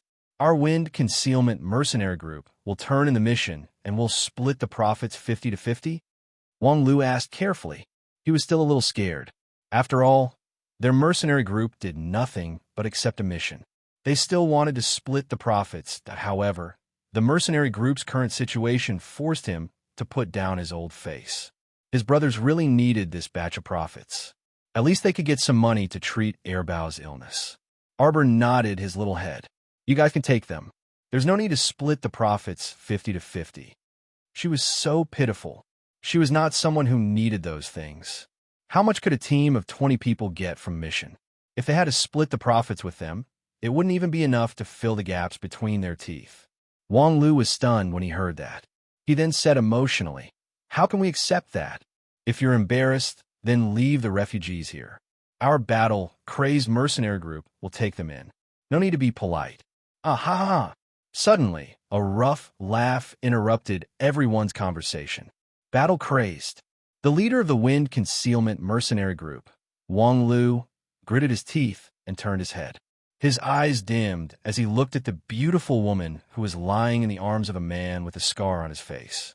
Mad Warrior noticed Wang Lu's gaze and deliberately grabbed the woman's waist. His bare arm tightly wrapped around the woman's body as he laughed wildly. Ying, why didn't you say hello to Commander Wang? He's too insensible. The woman called Ying laughed coquettishly. She hung on the man's arm as if her bones were broken. She gave Wang Lu a look of disdain and said in a disdainful tone, Greetings, Commander Wang. Ha ha ha. Berserker laughed heartily and raised his hand. 40 to 50 of his men rushed forward and tied up the refugees. Take him away. Berserker shouted. Wang Lu's subordinates cursed with bloodshot eyes. Mad Warrior, you despicable man, are you trying to steal our business again? What? You don't like it? Berserker laughed loudly. The scar on his face was ugly and twisted like a centipede. Even if you don't like it, you better hold it in. Berserker raised his eyebrows and snorted. Brothers, take him away. Ow. Chapter 23-25. A ball of light blue pure fire danced slightly in the little girl's hand, looking very transparent and gorgeous. However, it contained traces of power that caused one's heart to tremble. You think too highly of yourself. Miss Chiao scolded sternly. Did I say you could leave? Damn it. What kind of flame was that? Berserker touched his shoulder. The outer layer of his clothes was scorched, but other than that, his body did not suffer any damage. This caused him to be suddenly shocked, but his mood slowly relaxed. Only then did he have time to size up Arbor. With one look, he could not help but be shocked. Although the little girl looked young, in another 1 or 2 years, she would be amazing. She would definitely bloom like a flower in full bloom. Compared to that clean, white, and delicate little face, and then looking at the idiot in his arms with heavy makeup, a strong feeling of disdain emerged from Berserker's heart. Berserker pushed away the spineless woman in his arms and walked a few steps forward with a laugh.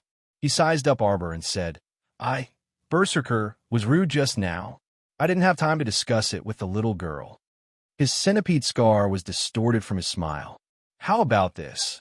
Our Berserker mercenary group's base is not far from here in the southern city. Why don't you come back to the base with us and discuss it properly? Let's see if it's 50-50 or 60-40. What do you think? The little girl looked like she was playing with the flame in her hand. It only looked scary on the outside, but when it hit him, it was like scratching an itch. When he got this little girl into his base, Berserker was thinking about the girl wretchedly in his heart when he saw a red-hot flame pounce at his feet. Before he could react, the flames soared and burned around him. Now, the taste of it was truly satisfying. Berserker howled and took a few steps back, but his body was still imprisoned by the circle of flame. He opened up a defensive shield, but he still felt like he was almost a piece of fat pork in the fire, being roasted by the hot flames with sizzling sounds. Arbor lowered her little head and casually played with the little blue ball of fire in her hand. Just now, Prince Mo's furious attack made her feel a little puzzled. At the same time, she looked up at her husband. Disgusting guy, let him die here. Mo Yin's eyes flashed with killing intent. As a man, he naturally understood the wretched light in the scar-faced man's eyes. He actually dared to think about his wife in front of him. His death was not enough to be regretted. Arbor tugged at her sleeve and gently tossed the blue fireball in his hand. The crown prince couldn't help but laugh. With a flick of his sleeve, he retrieved the red flame. He lowered his head to look at her and said softly, "Jojo, you used too little spiritual energy just now." Arbor was expressionless. "Too many. I'll kill them in one hit." Zhou Huan and the others were speechless. Should he sympathize with that idiot from the battle-crazed mercenary group? He actually dared to look down on their young Mississippi. This old fellow was most likely going to be in big trouble. For the first time, Arbor actually held a fireball in his hand. He had a lot of fun playing with fire. A ball of blue flame, accompanied by a gust of wind, bounced onto Berserker's clothes with a whoosh. Hee hee. Berserker's face was burned black by Mo Lian's fire. At this time, when he saw the blue flame coming, he hurriedly raised his defensive shield to block it. "You can only take it if I give it to you." Arbor coldly glanced at Berserker. 5, 6, 7, 8 small fireballs continuously appeared between his fingers and whooshed towards Berserker's body. Chapter 23-26. If I don't give it to you, don't even think about getting half a share. Arbor expressionlessly withdrew the little blue fireball in his hand. Do you understand? The Berserk Battle mercenary group's leader finally understood what kind of little fiend he had provoked. This time, he completely understood the power of the little blue fireball. The blue flame directly burned a hole in his defensive barrier. The blue flame covered his skin, and just like the scarlet flame from before, it roasted him until he jumped back and forth and screamed. When the others saw this, they all revealed terrified expressions. How was this possible? Their Berserk battle captain was an 8th level spirit master who controlled a 5th level of spiritual fire. What the hell was the blue flame in that girl's hand? Why was it able to burn a level 8 spirit master with 5 layers of spiritual fire? Berserk Battle's face was filled with fear. His neck and body were covered in bruises. Looking at Arbor with fear in his eyes, Berserk Battle could not hide the deep fear in his heart. "You, who the hell are you people?" Berserker cried out in fear, trying to put on a brave front. Arbor coldly glanced at him. "Who am I? You don't need to know." After saying that, his gaze indifferently shifted to Zhou Huan and the others. The latter immediately understood and went forward to tie up the Berserk Battle mercenary group's leader. At this time, the other members of the Berserk Battle mercenary group finally reacted and pointed at Zhou Huan and the others, cursing angrily. "What are you doing? Let go of him. Let go of our leader. Quick! Our Berserk Battle mercenary group is a 3rd level mercenary group. You guys can't afford to offend us." "Bah!"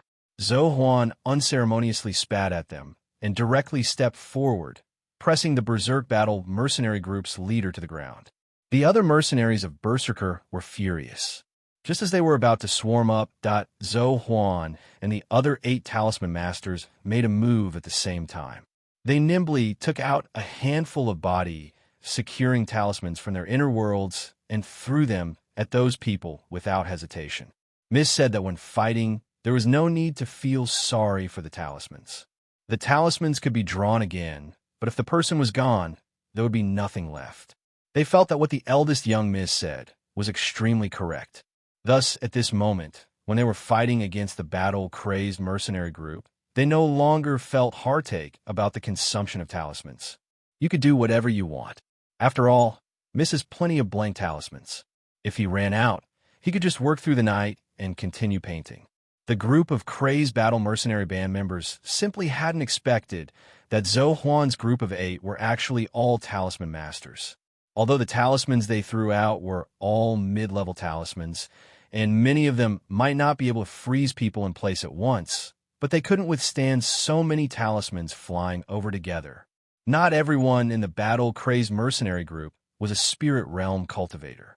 Some mystic cultivators with slightly lower levels were pitifully immobilized under the effects of the immobilization talisman. As a result, at least half of the 20 or so members of the battle-crazed mercenary group were locked down by Zhou Huan's group. The rest of the pitiful sects were swarmed by Zhou Huan, Qi Hua, and the others. They were pressed to the ground and beaten up. After this fat beating, the Berserker mercenary group cried out and begged for mercy. Among them, there were 3 stubborn vice regiment commanders who were the focus of Zhou Huan and the others.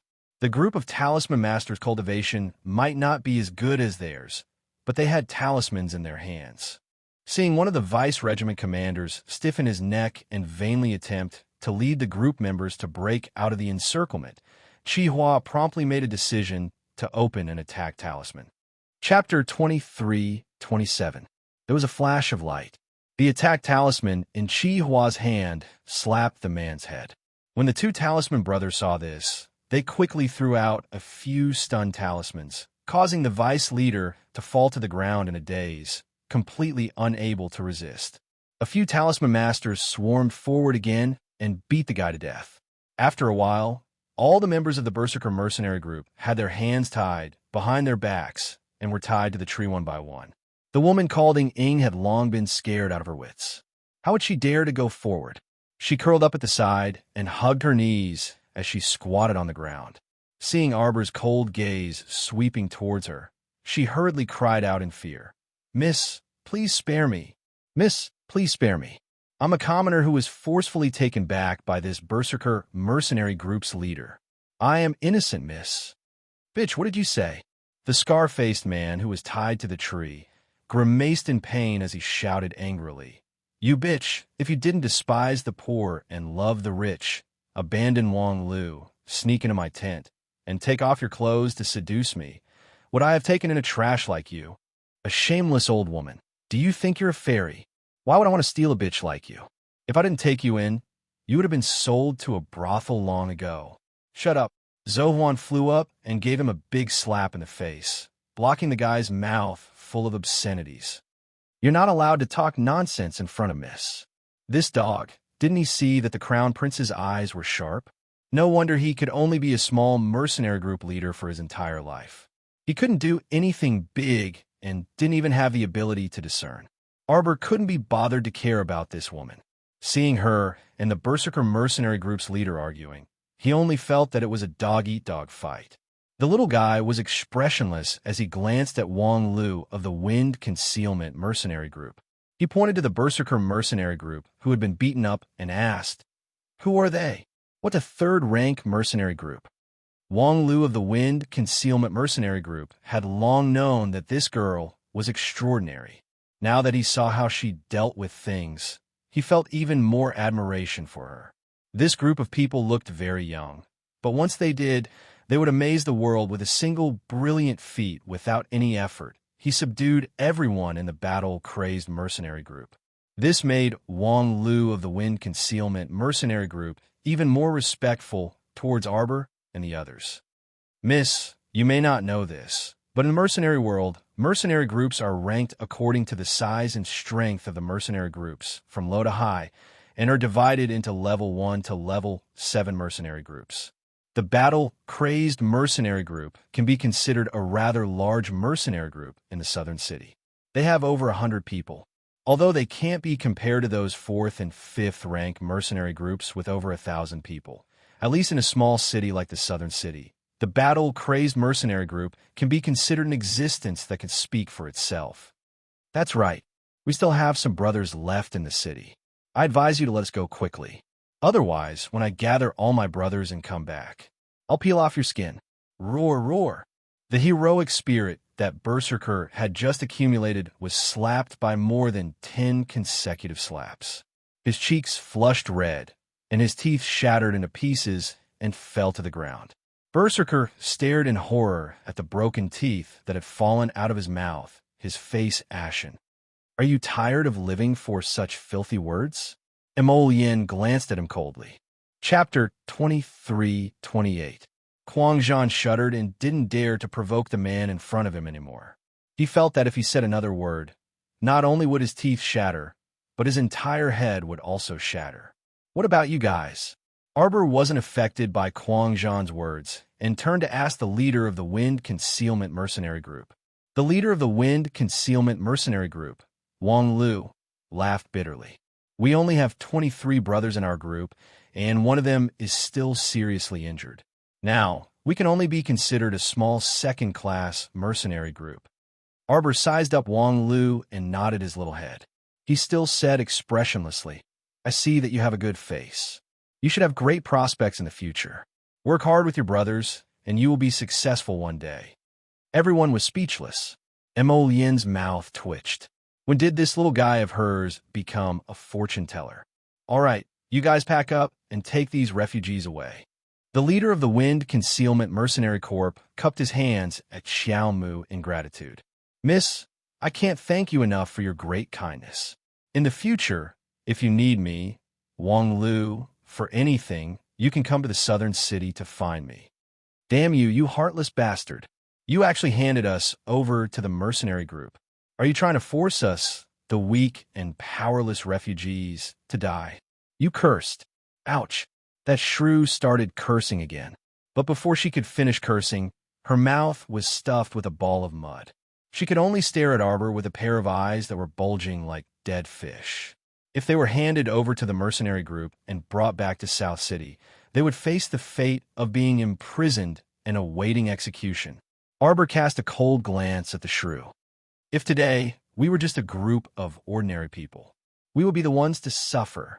So wasn't this the rule that you guys set? The weak were prey to the strong, and the strong were respected. People had to pay the price for what they did. What was there to be indignant about?" The Wind Concealment Mercenary Group left with a group of refugees, leaving behind a group of bitter battle, crazed mercenary group members. When Scarface saw that Hidden Wind's people had all left, he inexplicably became nervous. Just by looking at the way that girl dealt with the refugees, she didn't seem like a soft-hearted person. Would she kill them all? Kill them all? What are you doing?" Berserker's lips trembled as he looked at the girl who was approaching him step by step. He always felt that there was a storm under her eyes. He wouldn't kill them all, would he? Mad Warrior's heart trembled. "Hand it over." Mad Warrior was dumbfounded. Wow, what? Arbor raised a small fist and punched him on the left side of his face. "Are you going to hand it over or not?"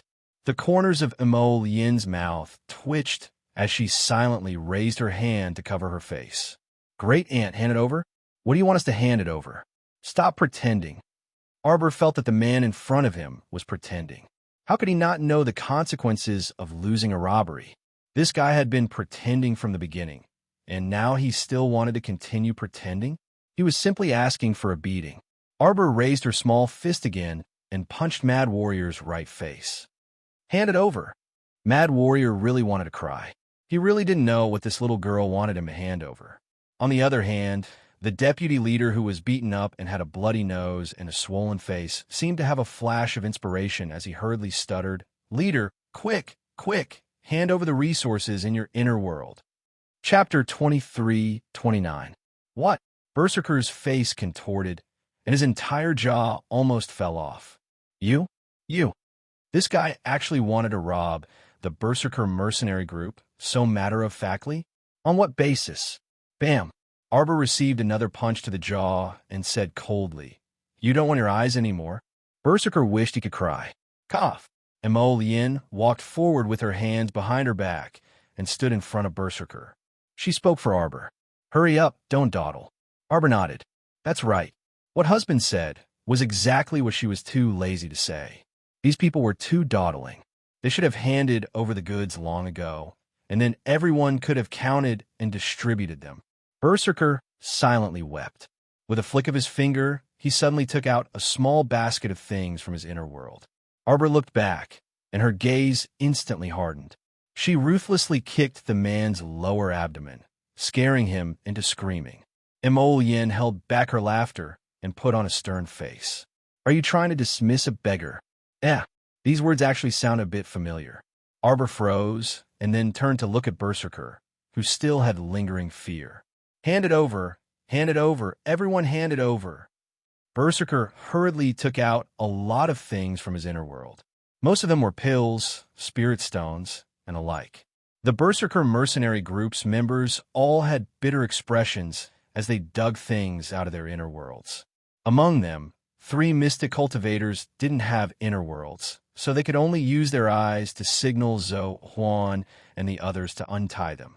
After rummaging around their bodies for a long time, they finally found some good stuff and handed it over. Arbor looked at the goods piled up into a small mountain on the ground and pursed her lips noncommittally. Poor. Such a pile of scrap metal. There was nothing good that could be brought out. Zhou Huan. Yes. Go divide this pile of junk and bring it all. Arbor waved her small hand. She didn't care about these lousy things at all. Zhou Huan and the others, on the other hand, were overjoyed. They hurriedly sat down and divided the spoils.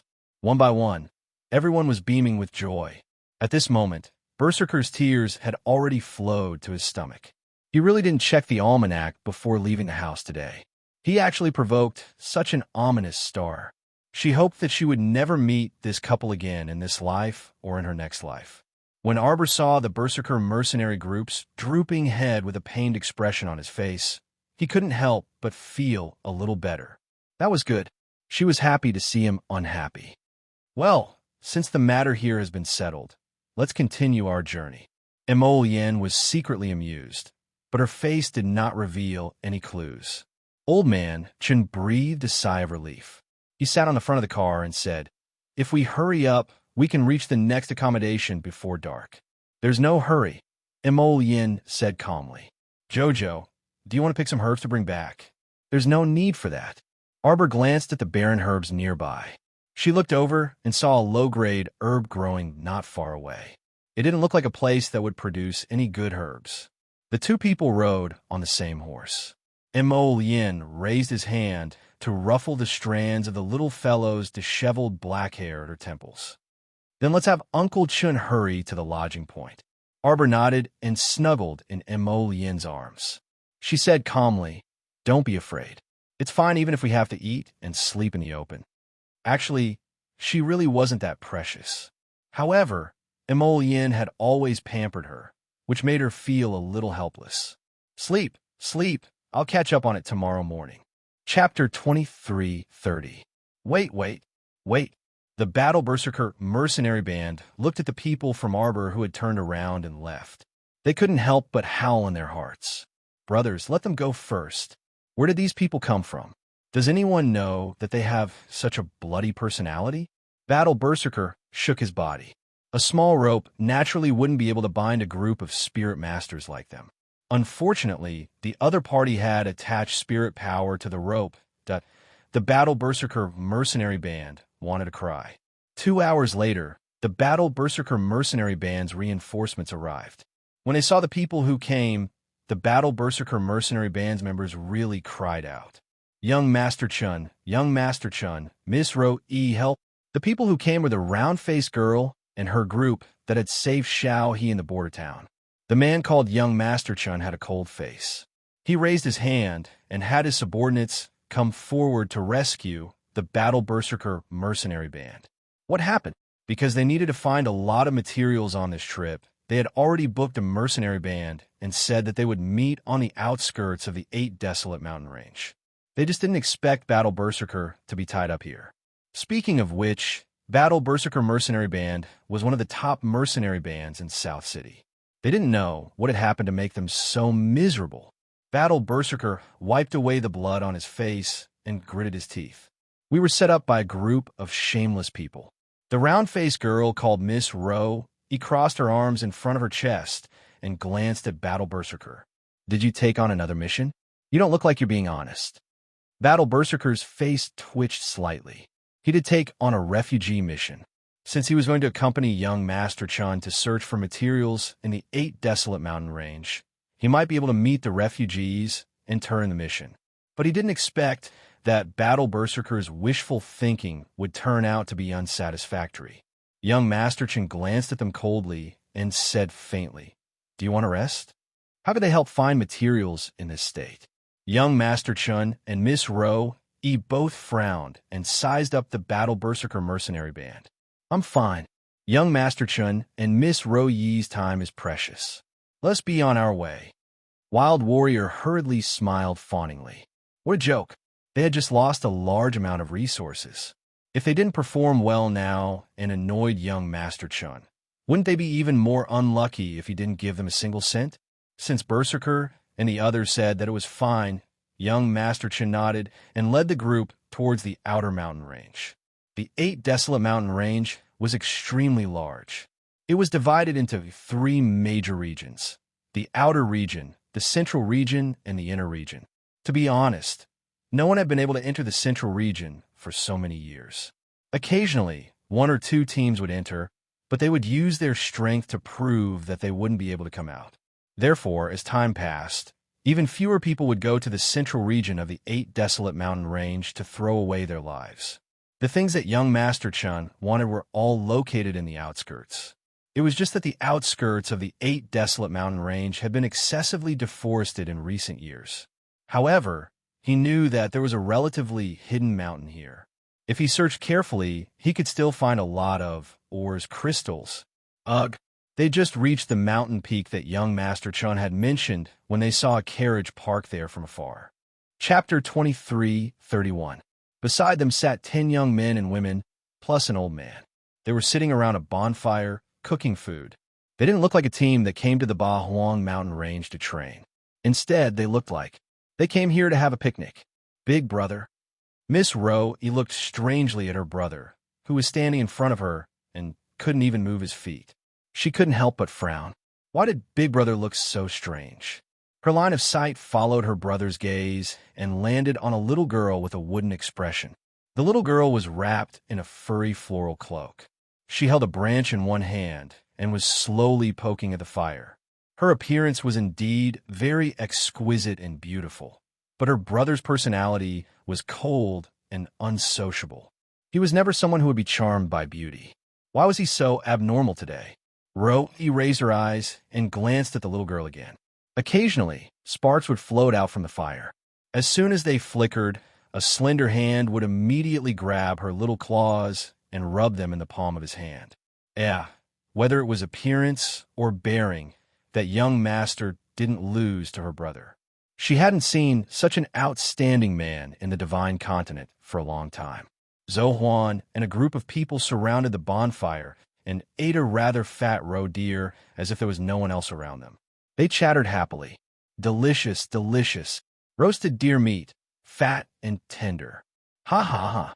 I didn't expect to find a deer on the divine continent. Unlike when they were in Shuntian Prefecture, there weren't many things that could be eaten in the mountains and forests. Many animals and plants had mutated. Just looking at them was disgusting. Would you dare to eat them? They just haven't eaten them yet, Arbor said lightly. This didn't mean that Tian Yun and the others would let go of this fertile continent. Zhou Huan and the others were stunned, but they didn't ask anything.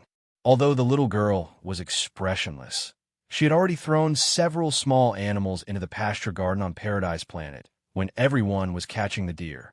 Jojo, drink the soup. Mo Yin smiled and scooped a small bowl of meat soup into her hand. Prince Mo's heart was filled with happiness as he watched her lower her head like a small animal and sip the soup in small mouthfuls. He just liked to feed this little fellow. It would be good to raise it until it was white and plump. She was so soft that he wanted to take a bite out of her. Young Master Chun, Miss Ro, how about we leave first? The one who spoke was Berserker, the leader of the Berserker mercenary group. When he saw the carriage, his eyelids started twitching. When they got closer and realized that it was Arbor's group, they had a bad feeling. Didn't they agree that it would be best if they never met again in this lifetime? How come it hadn't even been 4 hours, and they were already up against this group of fiends?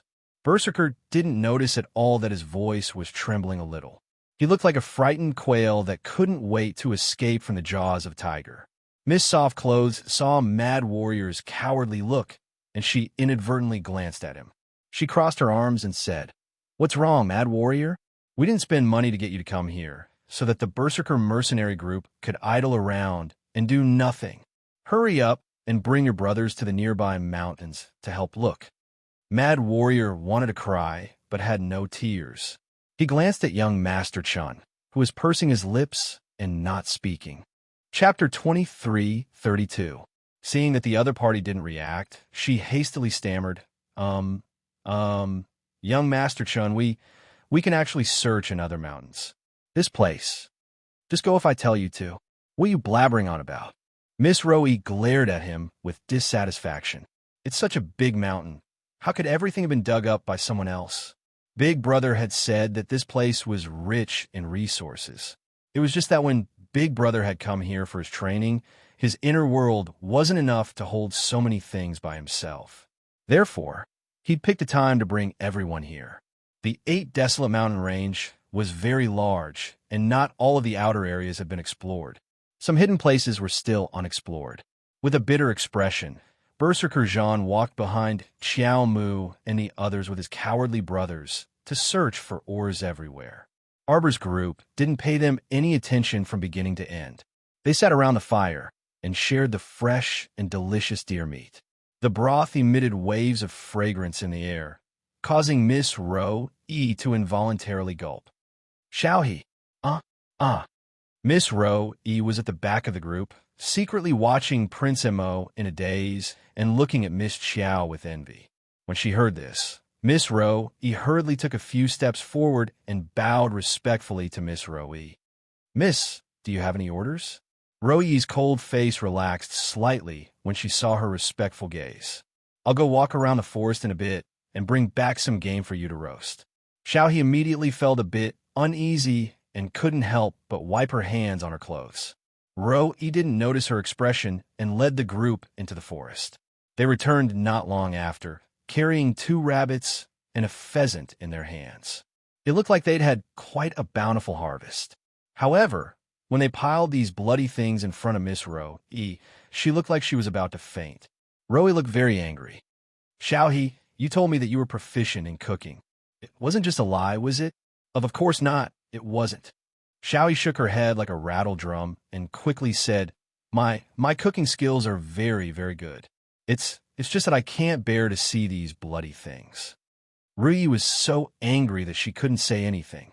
If a kitchen maid could not bear to see things with blood, then she could only stir-fry vegetables all day long. The more he thought about it, the more he felt that saving this useless woman was simply a waste of time. Ro coldly ordered the 2 burly men under her to move the prey to the stream and wash them. Then, she brought the food back for Xiaohe to cook. Xiaohe's cooking skills could be said to be. It was an extremely tragic sight. When the battle-crazed mercenary group returned without any success, they saw Miss Roe staring at a girl in front of her with a dark face, loudly reprimanding and lecturing her. "You don't know how to cook." Miss Roe was so angry that she threw the burnt and ugly rabbit on the grill at Xiaohe. The rabbit was roasted until it was scalding hot.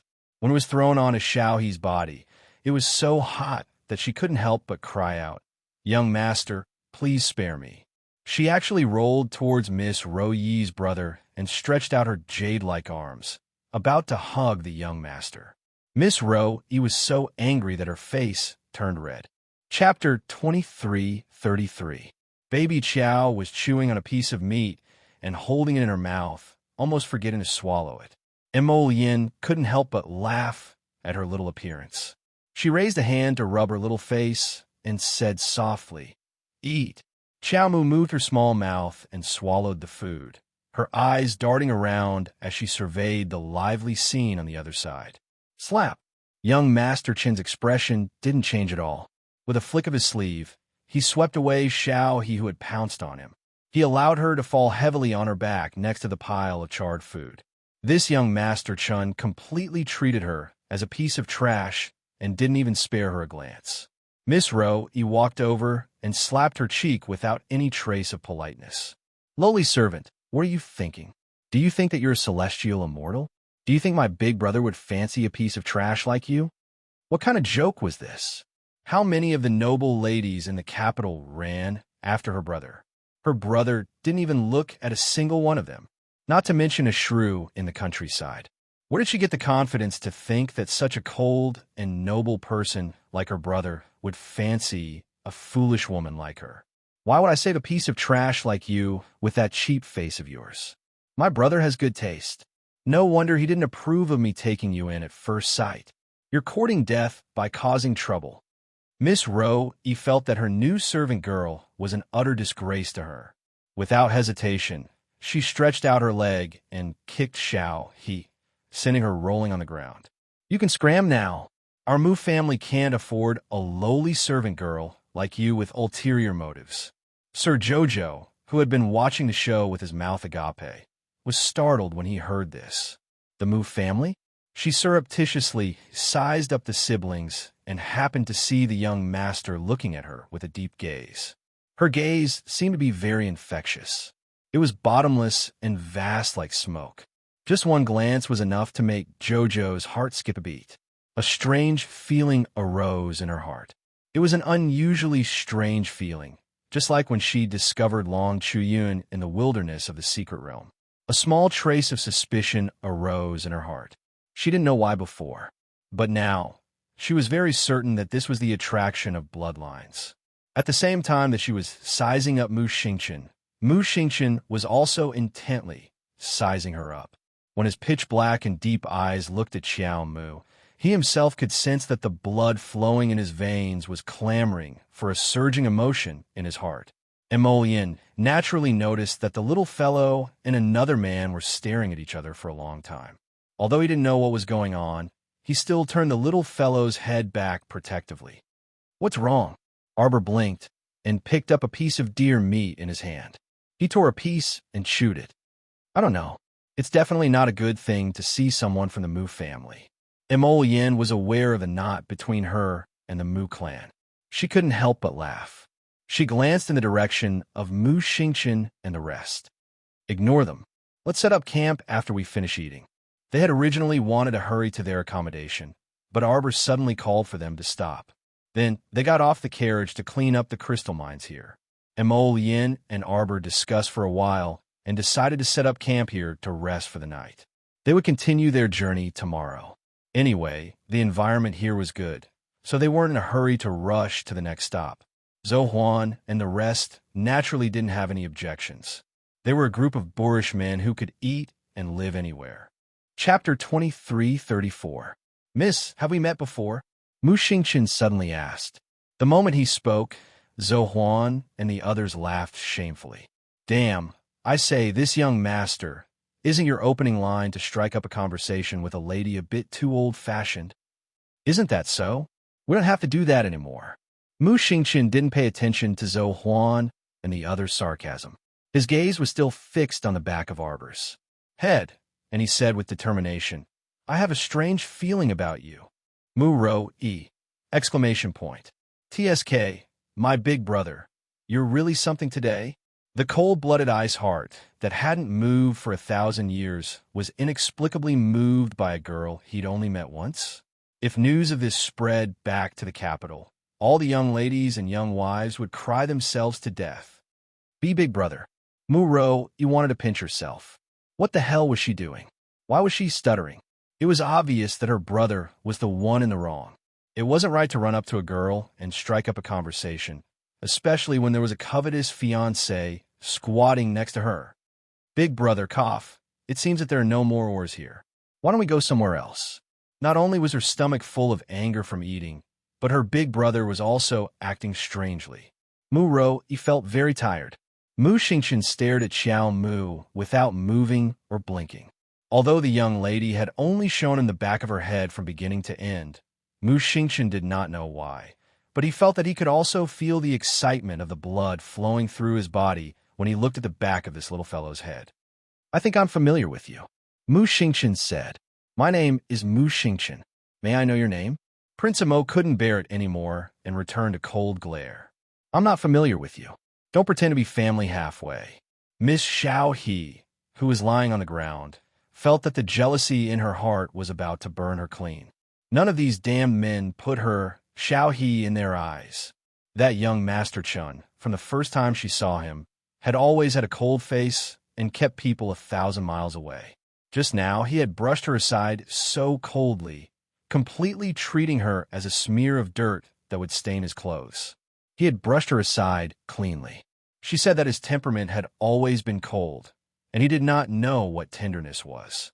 Who would have thought that he would shamelessly chase after a girl, wanting to know her name? The Mu family. That was what the lofty Miss Softclothes had said just now. From this, it could be seen that they were truly aristocratic families from the imperial capital. How could she leave so easily? At this moment, Xiao He had crawled to Mu Ro-Yi's feet and cried as she hugged her leg and begged for mercy, causing Mu Ro-Yi to be extremely annoyed. Mu Ro-Yi was currently worrying about her elder brother's matters. How could she have the time to argue with this lowly servant? She directly kicked her away and roared, "Get lost!" He turned his face to the side and looked at his elder brother, Mu Xingchen, with furrowed brows.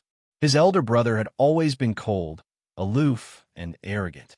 When had he ever been so persistent and wanted to ask for the name of a young lady?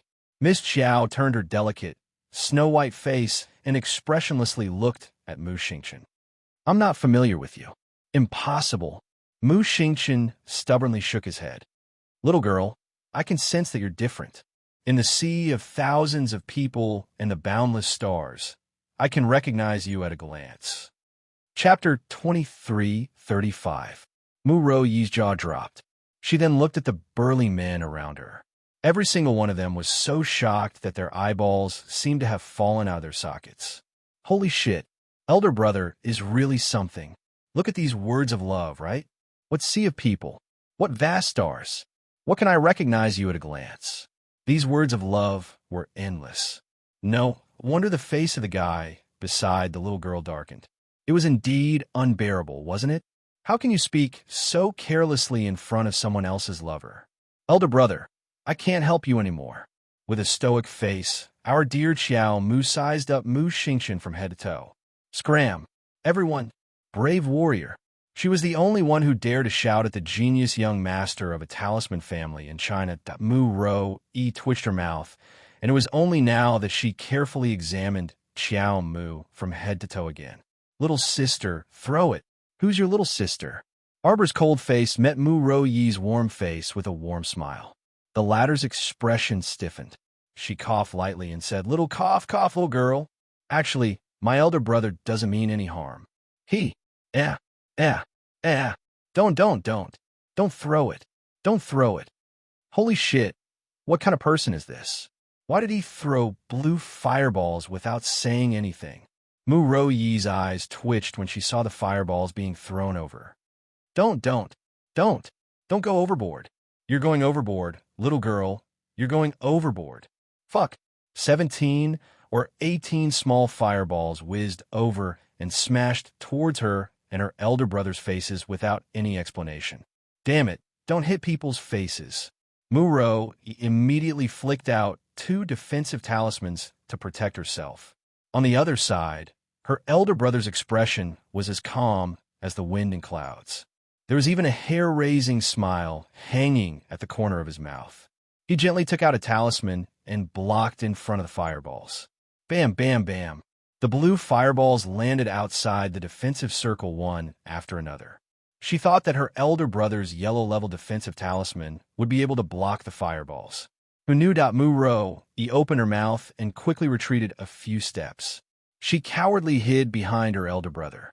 When he looked up, he saw his elder brother waving his sleeves and extinguishing the small fireballs that had broken through his defense. Mu Ro-Yi didn't say anything, but she was cursing in her heart. This damn girl was really fucking serious. The small fireball that she threw out was actually able to break through the yellow-gray defensive talisman circle. If she hadn't made the prompt decision to hide behind Big Brother, she reckoned that she would have been injured by now. Stinky girl.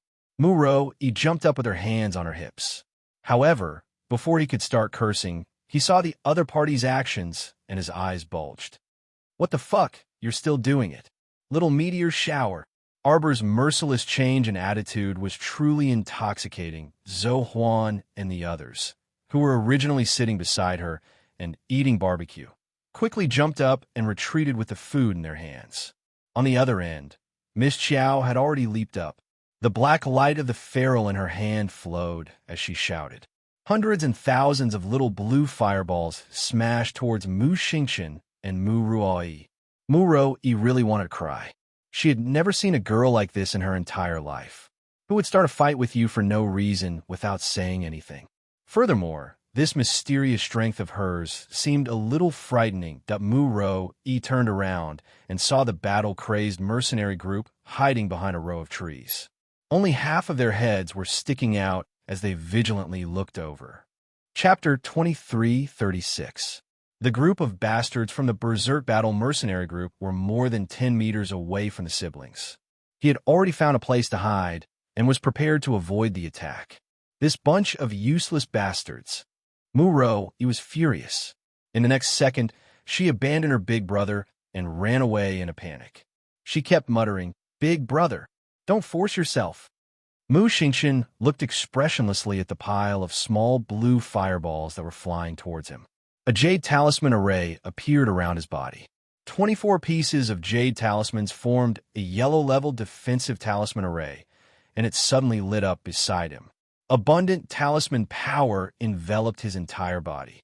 In an instant, his tall and straight figure appeared exceptionally tall, handsome, and otherworldly in the world. Bang, bang, bang, bang, bang. After a round of wild explosions, the man stood in the defensive array and looked at Arbor with a calm expression. His eyes dimmed a little. He didn't know what he was feeling, but he was a little depressed. He had been cold to people since he was young. He thought that his personality was like this, but today, he inexplicably felt that he almost couldn't recognize himself. Could it be that he wasn't a cold-hearted person? Arbor glared at Mu Xingqian angrily. Why didn't it even hit the corner of his clothes? Great meteor shower. Everyone. Too much. Too much, little girl. Little girl. Mu Ruoyi, who was hiding behind the tree, was like the group of bastards from the Berserk Battle mercenary group. She only stuck her head out from behind the tree, stretched out her fingers, and shouted anxiously. Zhou Huan and the others were speechless. Could it be that the name of the eldest Miss Spiritual Technique was from a book, or did she just casually make it up? Why did it sound so weird? Emo Yin's mouth twitched, but she knew her little wife very well. This was definitely not the original Spiritual Technique name. It was just that the little guy had made up a small meteor to make it easier to distinguish Da Chi Hua, and the others' jaws dropped. When they looked up and saw the large meteor shower, they, who were in the same camp, couldn't help but take dozens of steps back. Holy shit, young Miss is too fierce. Every ball of blue fire in this large meteor shower was the size of a wash basin. Compared to the small meteor shower he had played with before, it was much stronger. Don't. Let's talk nicely. Young lady. Mu Ruoyi jumped out from behind the tree, but in less than 3 seconds, she hurriedly moved back more than 10 meters to avoid the incoming heat wave. Fuck, this temperamental grand aunt is getting serious. Crackle, crackle, crackle. A flaming meteor instantly broke through the defensive array glyphs, and a large number of fireballs smashed towards Mu Xingqian. In the nick of time, Mu Xingqian brandished a long sword in his hand and slashed forward with a heat wave. He had already moved out along the path that had been opened up. The entire large meteor shower instantly smashed into the air, directly smashing a deep crater in the ground. The commotion caused the beasts on the outskirts of the 8 desolate mountain range to roar in fear. Arbor blinked and lowered his head to look at his little hand. He was a little dazed and cute. It didn't hit? Mu Xingqian isn't just a yellow-level great talisman master. His cultivation is also far above yours.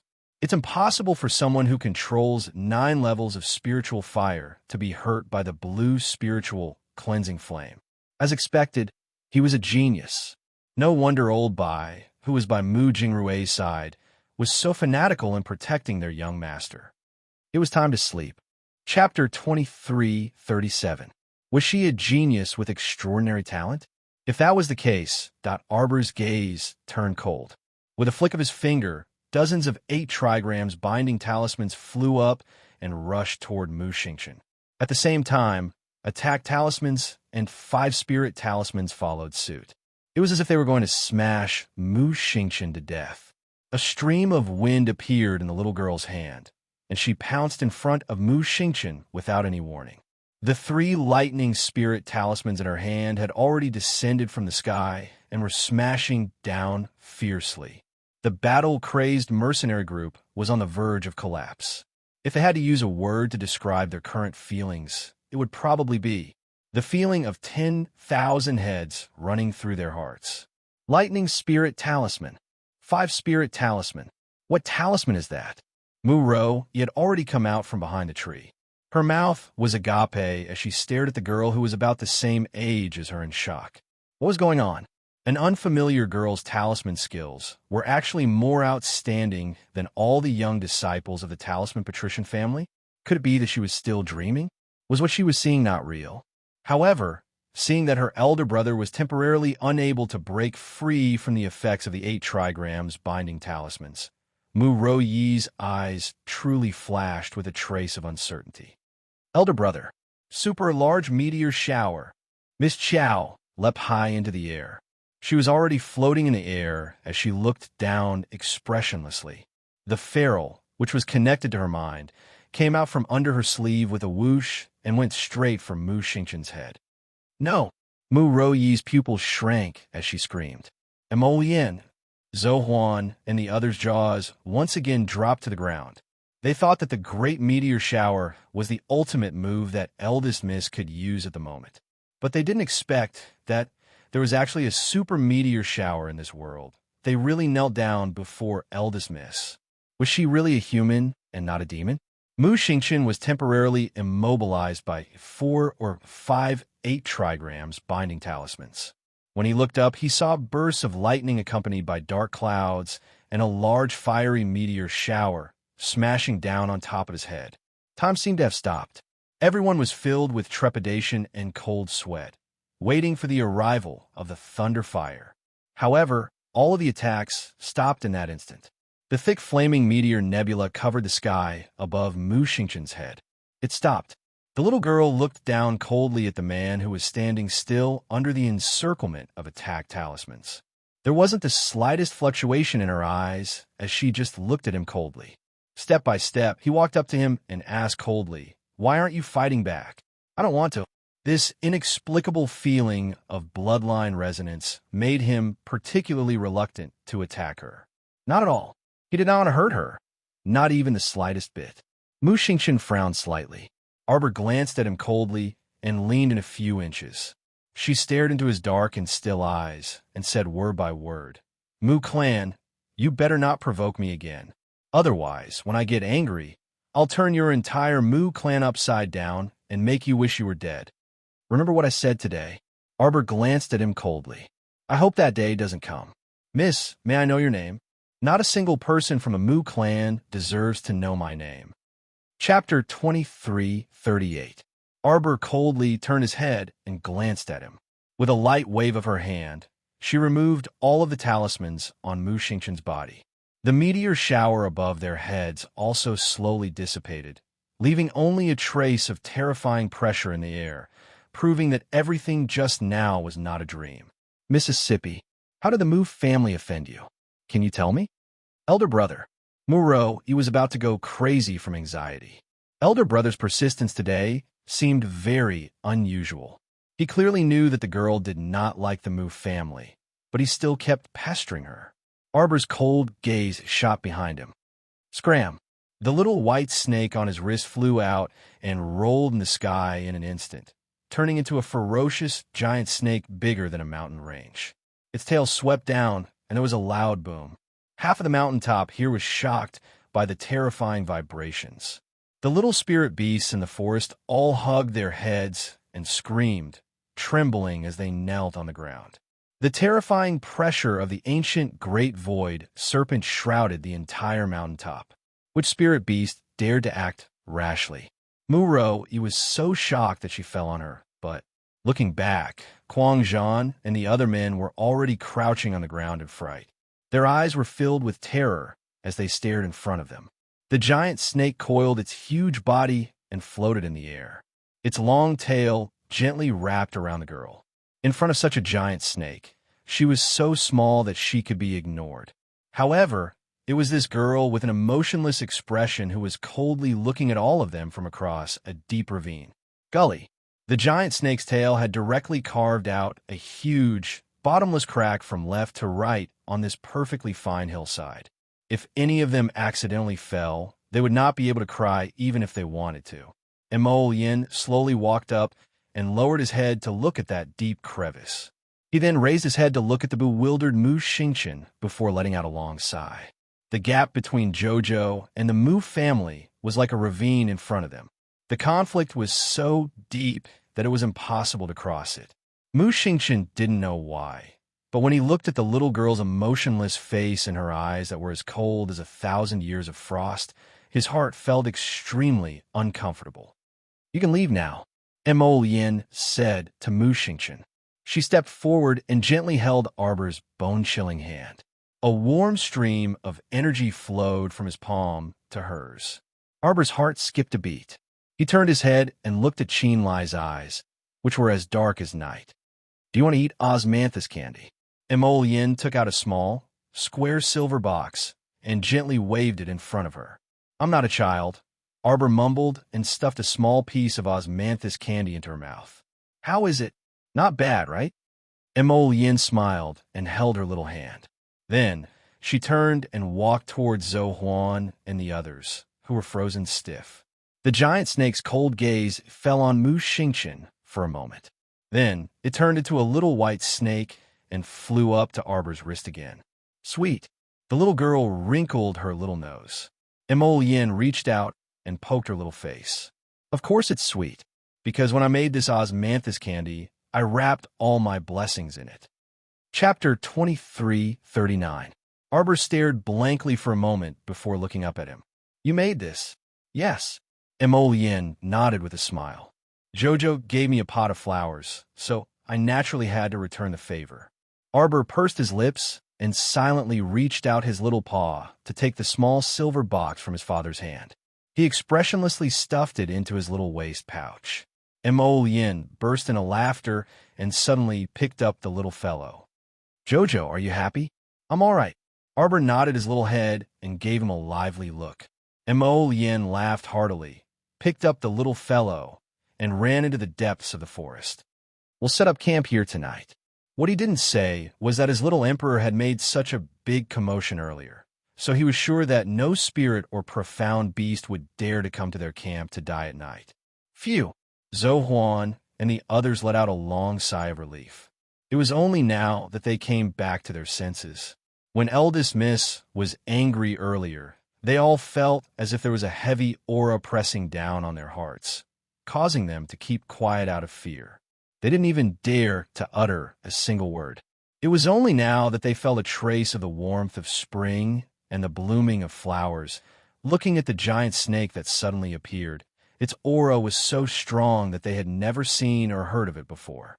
It was only now that they understood that they had only seen 1,000th of eldest Mrs. Methods. Mu finally collected her emotions and walked towards her brother, Mu Xingqian, who was standing there in a daze. She lightly coughed and said, Big brother, big brother." Mu Xingqian suddenly turned his head and said to her, "Ro-yi, take them and continue to look for those ores in the 8 desolate mountain range. I'm going home first." "Ah, big brother you." Mu-ro-yi opened her small mouth and was about to ask her brother why he was going back, but she saw that Mu Xingqian had already summoned his flying beast, Tsang Shui, a divine beast, 6-winged blood lion. He turned around and quickly flew into the sky. Big brother, big brother." Mu-ro-yi looked at the sky in shock. After a while, her small face fell. What elder brother did today was really too illogical. She raised her eyes and looked at the deep trench in front of everyone. She let out a long sigh, turned around, and decisively led the Berserker mercenary group and the Mu family away. If that young lady was serious, none of them would be able to leave this place alive. The night passed in silence. In the middle of the night, Arbor hid in Paradise Planet. He drew a lot of talismans and cultivated for a while. Then, he returned to his tent, feeling refreshed. At this time, the first glimmer of dawn had already appeared. A familiar aroma of porridge slowly drifted into her tent and lingered in her nose.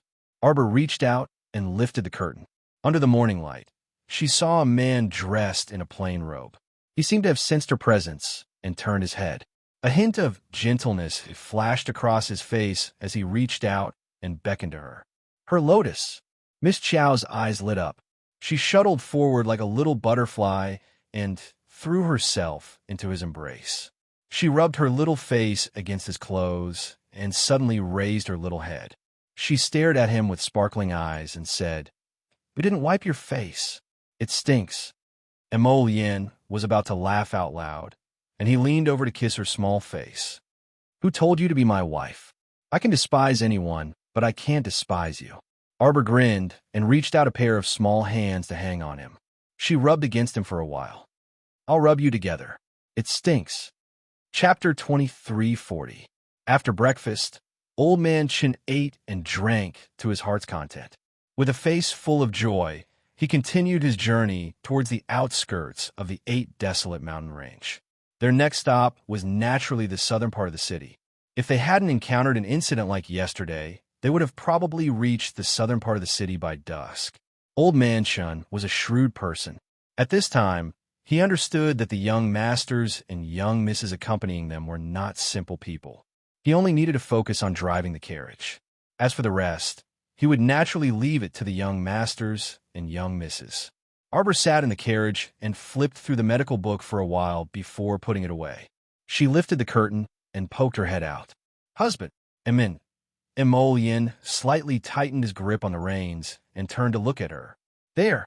Emolien turned to look and saw a stalk of medicinal herb growing under a banyan tree. It looked to be in good condition. "Okay." Arbor watched as he whipped the horse forward and straightforwardly picked up the medicinal herb and handed it to her.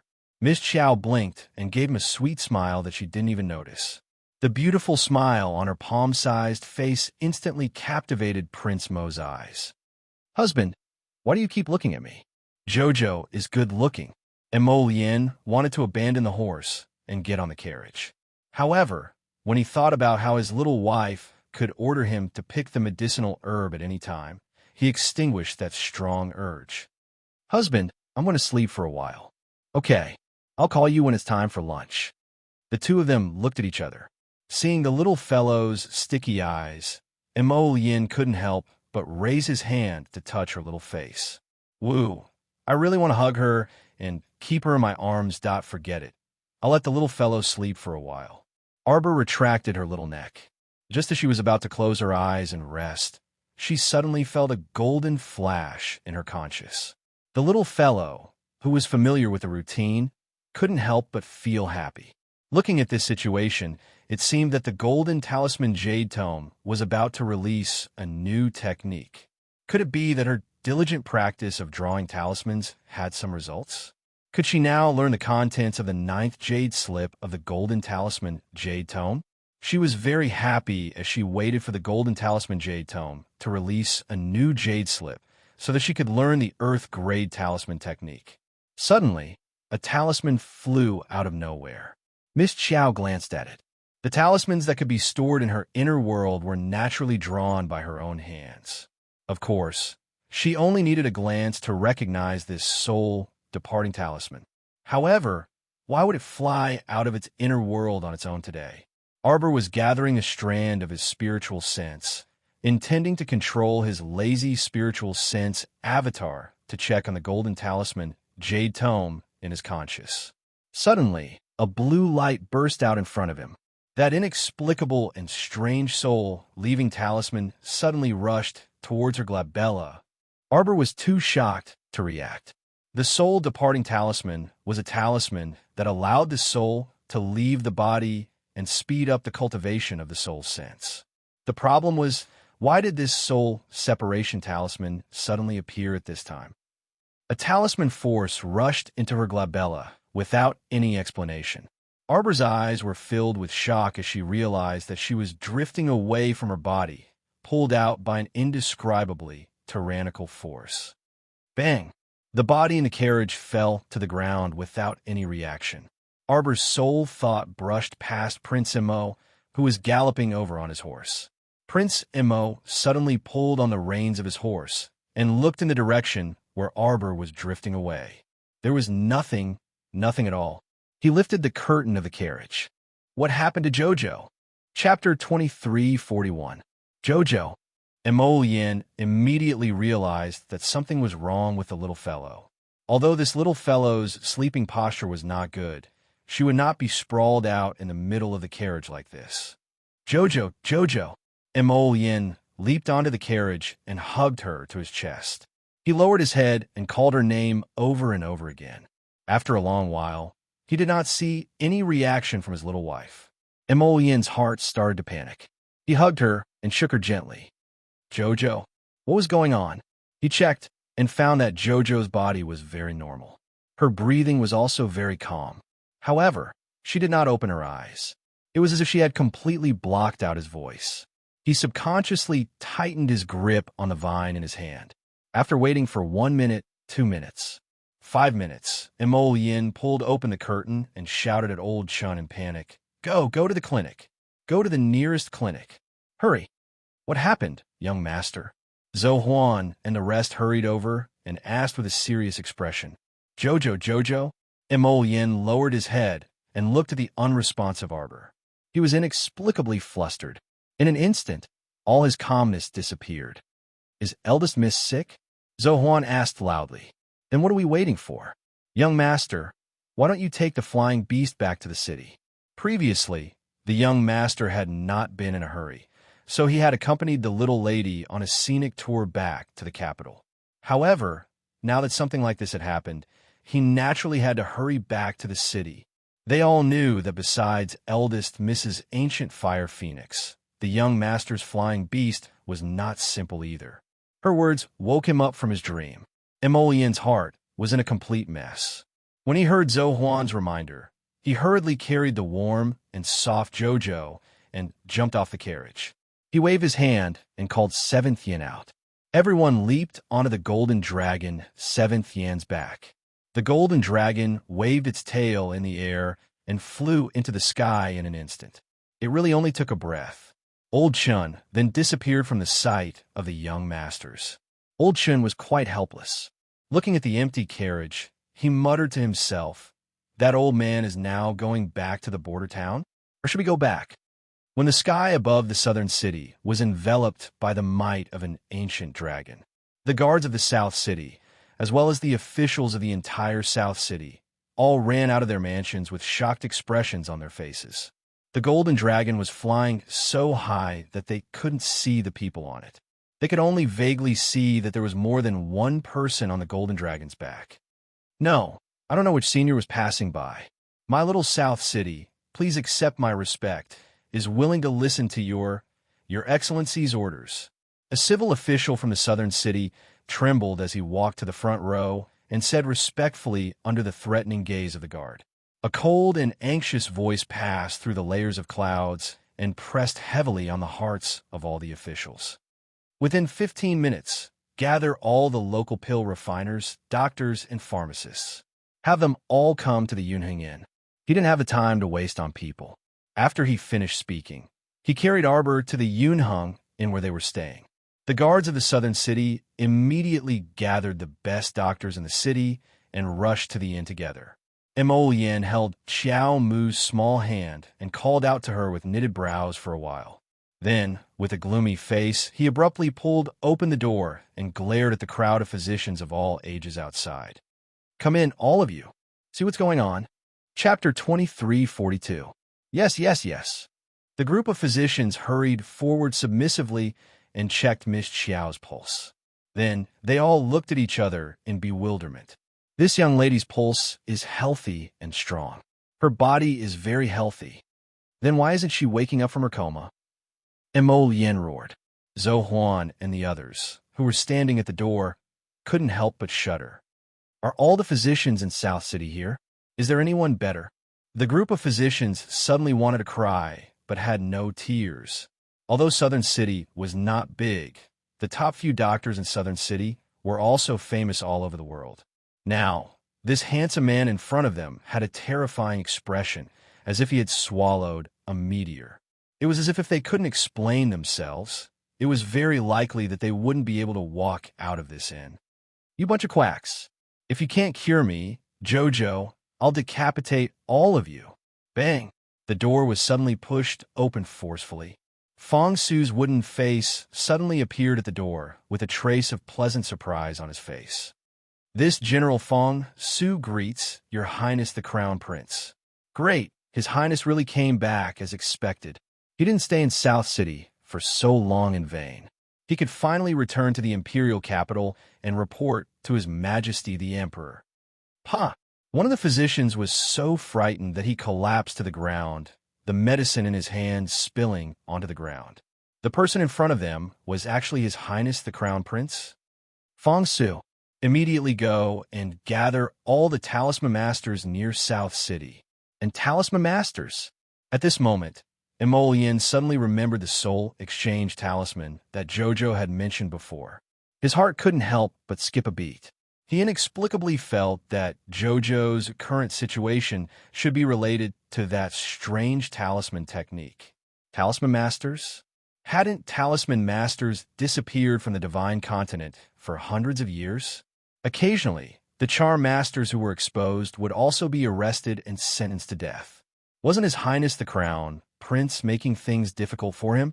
Where could he find those troublesome talisman masters? What are you standing there for? Hurry and go. At Crown Prince Mo's roar, Fong Su immediately ran outside on all fours. How could the group of soldiers dare to continue staying here and endure this temperamental Crown Prince's torrential anger? They hurriedly turned around and ran after Fong Su. After Fong Su led the group of soldiers away, Emolian's cold gaze once again fell on the leading doctor from South City. What are you all standing there for? Continue the treatment. If you can't find a way, then think of a plan overnight. All the doctors were speechless. While Prince Emo was going crazy, Miss Qiao pitifully watched as the Crown Prince brushed past her. She stretched out her two slender arms and grabbed nothing but air around the Crown Prince's neck.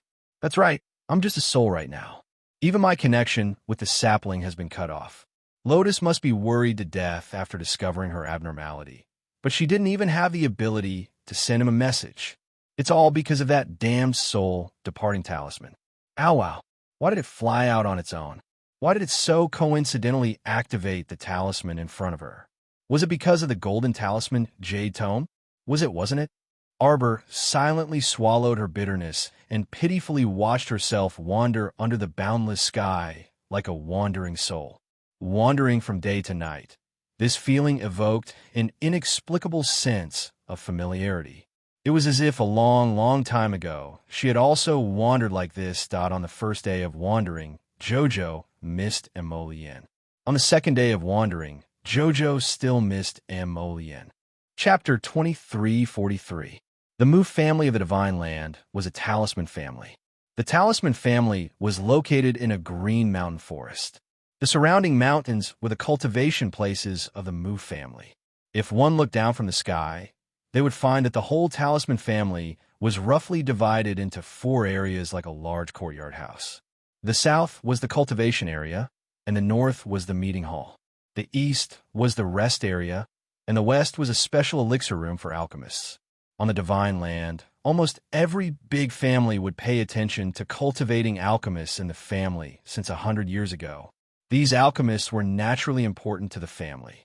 The pills they developed might one day allow their entire family to rise to a whole new level. Therefore, alchemists always had a high status in the family. A group of disciples who were training their tendons and veins in the southern square suddenly heard a roar in the air and raised their heads one after another. Half of the disciples cheered when they saw him. Young Master is back. Young Master is back. So early? Didn't they say that the task of collecting ores in the Ba Huang mountain range would take a long time? In the discussion of the disciples, Mu Xingqian put away the six-winged blood lion with a cold face, waved his sleeves, and swept past the crowd. Why is young master in such a hurry? I don't know. It seems that he is going in the direction of the Gilded Garden to find Madame. Passing through the veranda of the Gilded Garden, Mu Xingqian came to the front of the main hall and saw a pair of calligraphy couplets. The courtyard is full of elegant pavilions, and Xiaoyu is Gu Qingxiu. These words were written by his father, and they were like him. They were arrogant and freehand. Mu Qingyao was sitting in the central room. When she heard the news that her eldest son was back, she couldn't sit still and quickly stood up. As soon as she went to the door, she saw Mu Xingqian stride in. Mother. Mu Xingqian stopped and bowed slightly. Mu Qingyao looked like she was in her 30s. Her face was gentle and soft, and there was a hint of melancholy in her eyes all year round. When she saw her eldest son, there was a bit of joy in her eyes. Her voice was also soft and soft. Chen didn't you say that this trip will take more than a month? You are back so soon. Do you want to give me a surprise? Mu Xingqian said respectfully. It's my fault for making Mother worry. I encountered some matters and had some doubts, so I traveled day and night to come back and see Mother. Chen if you have any questions, feel free to ask me. I'll tell you everything I know. Mu Qingyao stepped forward and took her son's hand. She smiled and sat down with him on the carved string chair. Mother, you mentioned to me before that when that person left the Mu family, she was 3 months pregnant? Mu Qingyao nodded affirmatively. Yes, I did. Chen why are you suddenly asking about this? She lowered her eyes and let out a long sigh. When your biological mother broke up with your father and left the Mu family, you were only 5 years old. Sigh. This has always been a regret in my heart. For the sake of the Long family, big sister Yin actually. Sigh. Mu Qingyao saw that Mu Xingqian did not pursue the matter, so she said, Child, if you have any questions, you can ask Mother. Mother will tell you everything she knows. But what you did to your mother? No. Mu Xingqian interrupted Mu Qingyao and coldly said, I don't want to know everything about her. Chapter 23:44. You silly child. Mu Qingyao patted his hand unhappily. I've been telling you this all this time. I've been telling you that your birth mother must have her own reasons for abandoning you. Anyone can blame him. You can't blame her. That's your biological mother. Child, this blood relationship can't be cut off. You might not have any recollection of it, but I can tell you with certainty that before your birth mother left the Mu family, she loved and cherished you. Her love for you is definitely not any less than Mother's love for you. Mother. Mu Xingqian interrupted her coldly, his eyes cold and aloof. Okay. I won't say anything else. Mu Qingyao sighed and looked at him worriedly. You've grown up now and have your own thoughts and plans. But I want to tell you one thing. No matter how old you are, you're still my child. There are some things you don't like to hear, but I still hope you can listen to them. I understand, Mother. Mu Xingqian nodded lightly. Mu Qingyao asked again, Good child, why did you suddenly mention that she's 3 months pregnant? Mother, 2 days ago in the 8 desolate mountain range, I met a girl about Ro Yi's age. Mu Xingqian hurriedly said. The moment I saw her, my bloodline involuntarily resonated with her. What? Mu Qingyao widened her eyes in shock. Then a hint of joy appeared on her face. You mean? Yes. Mu Xingqian nodded with certainty. I suspect that she's my biological sister.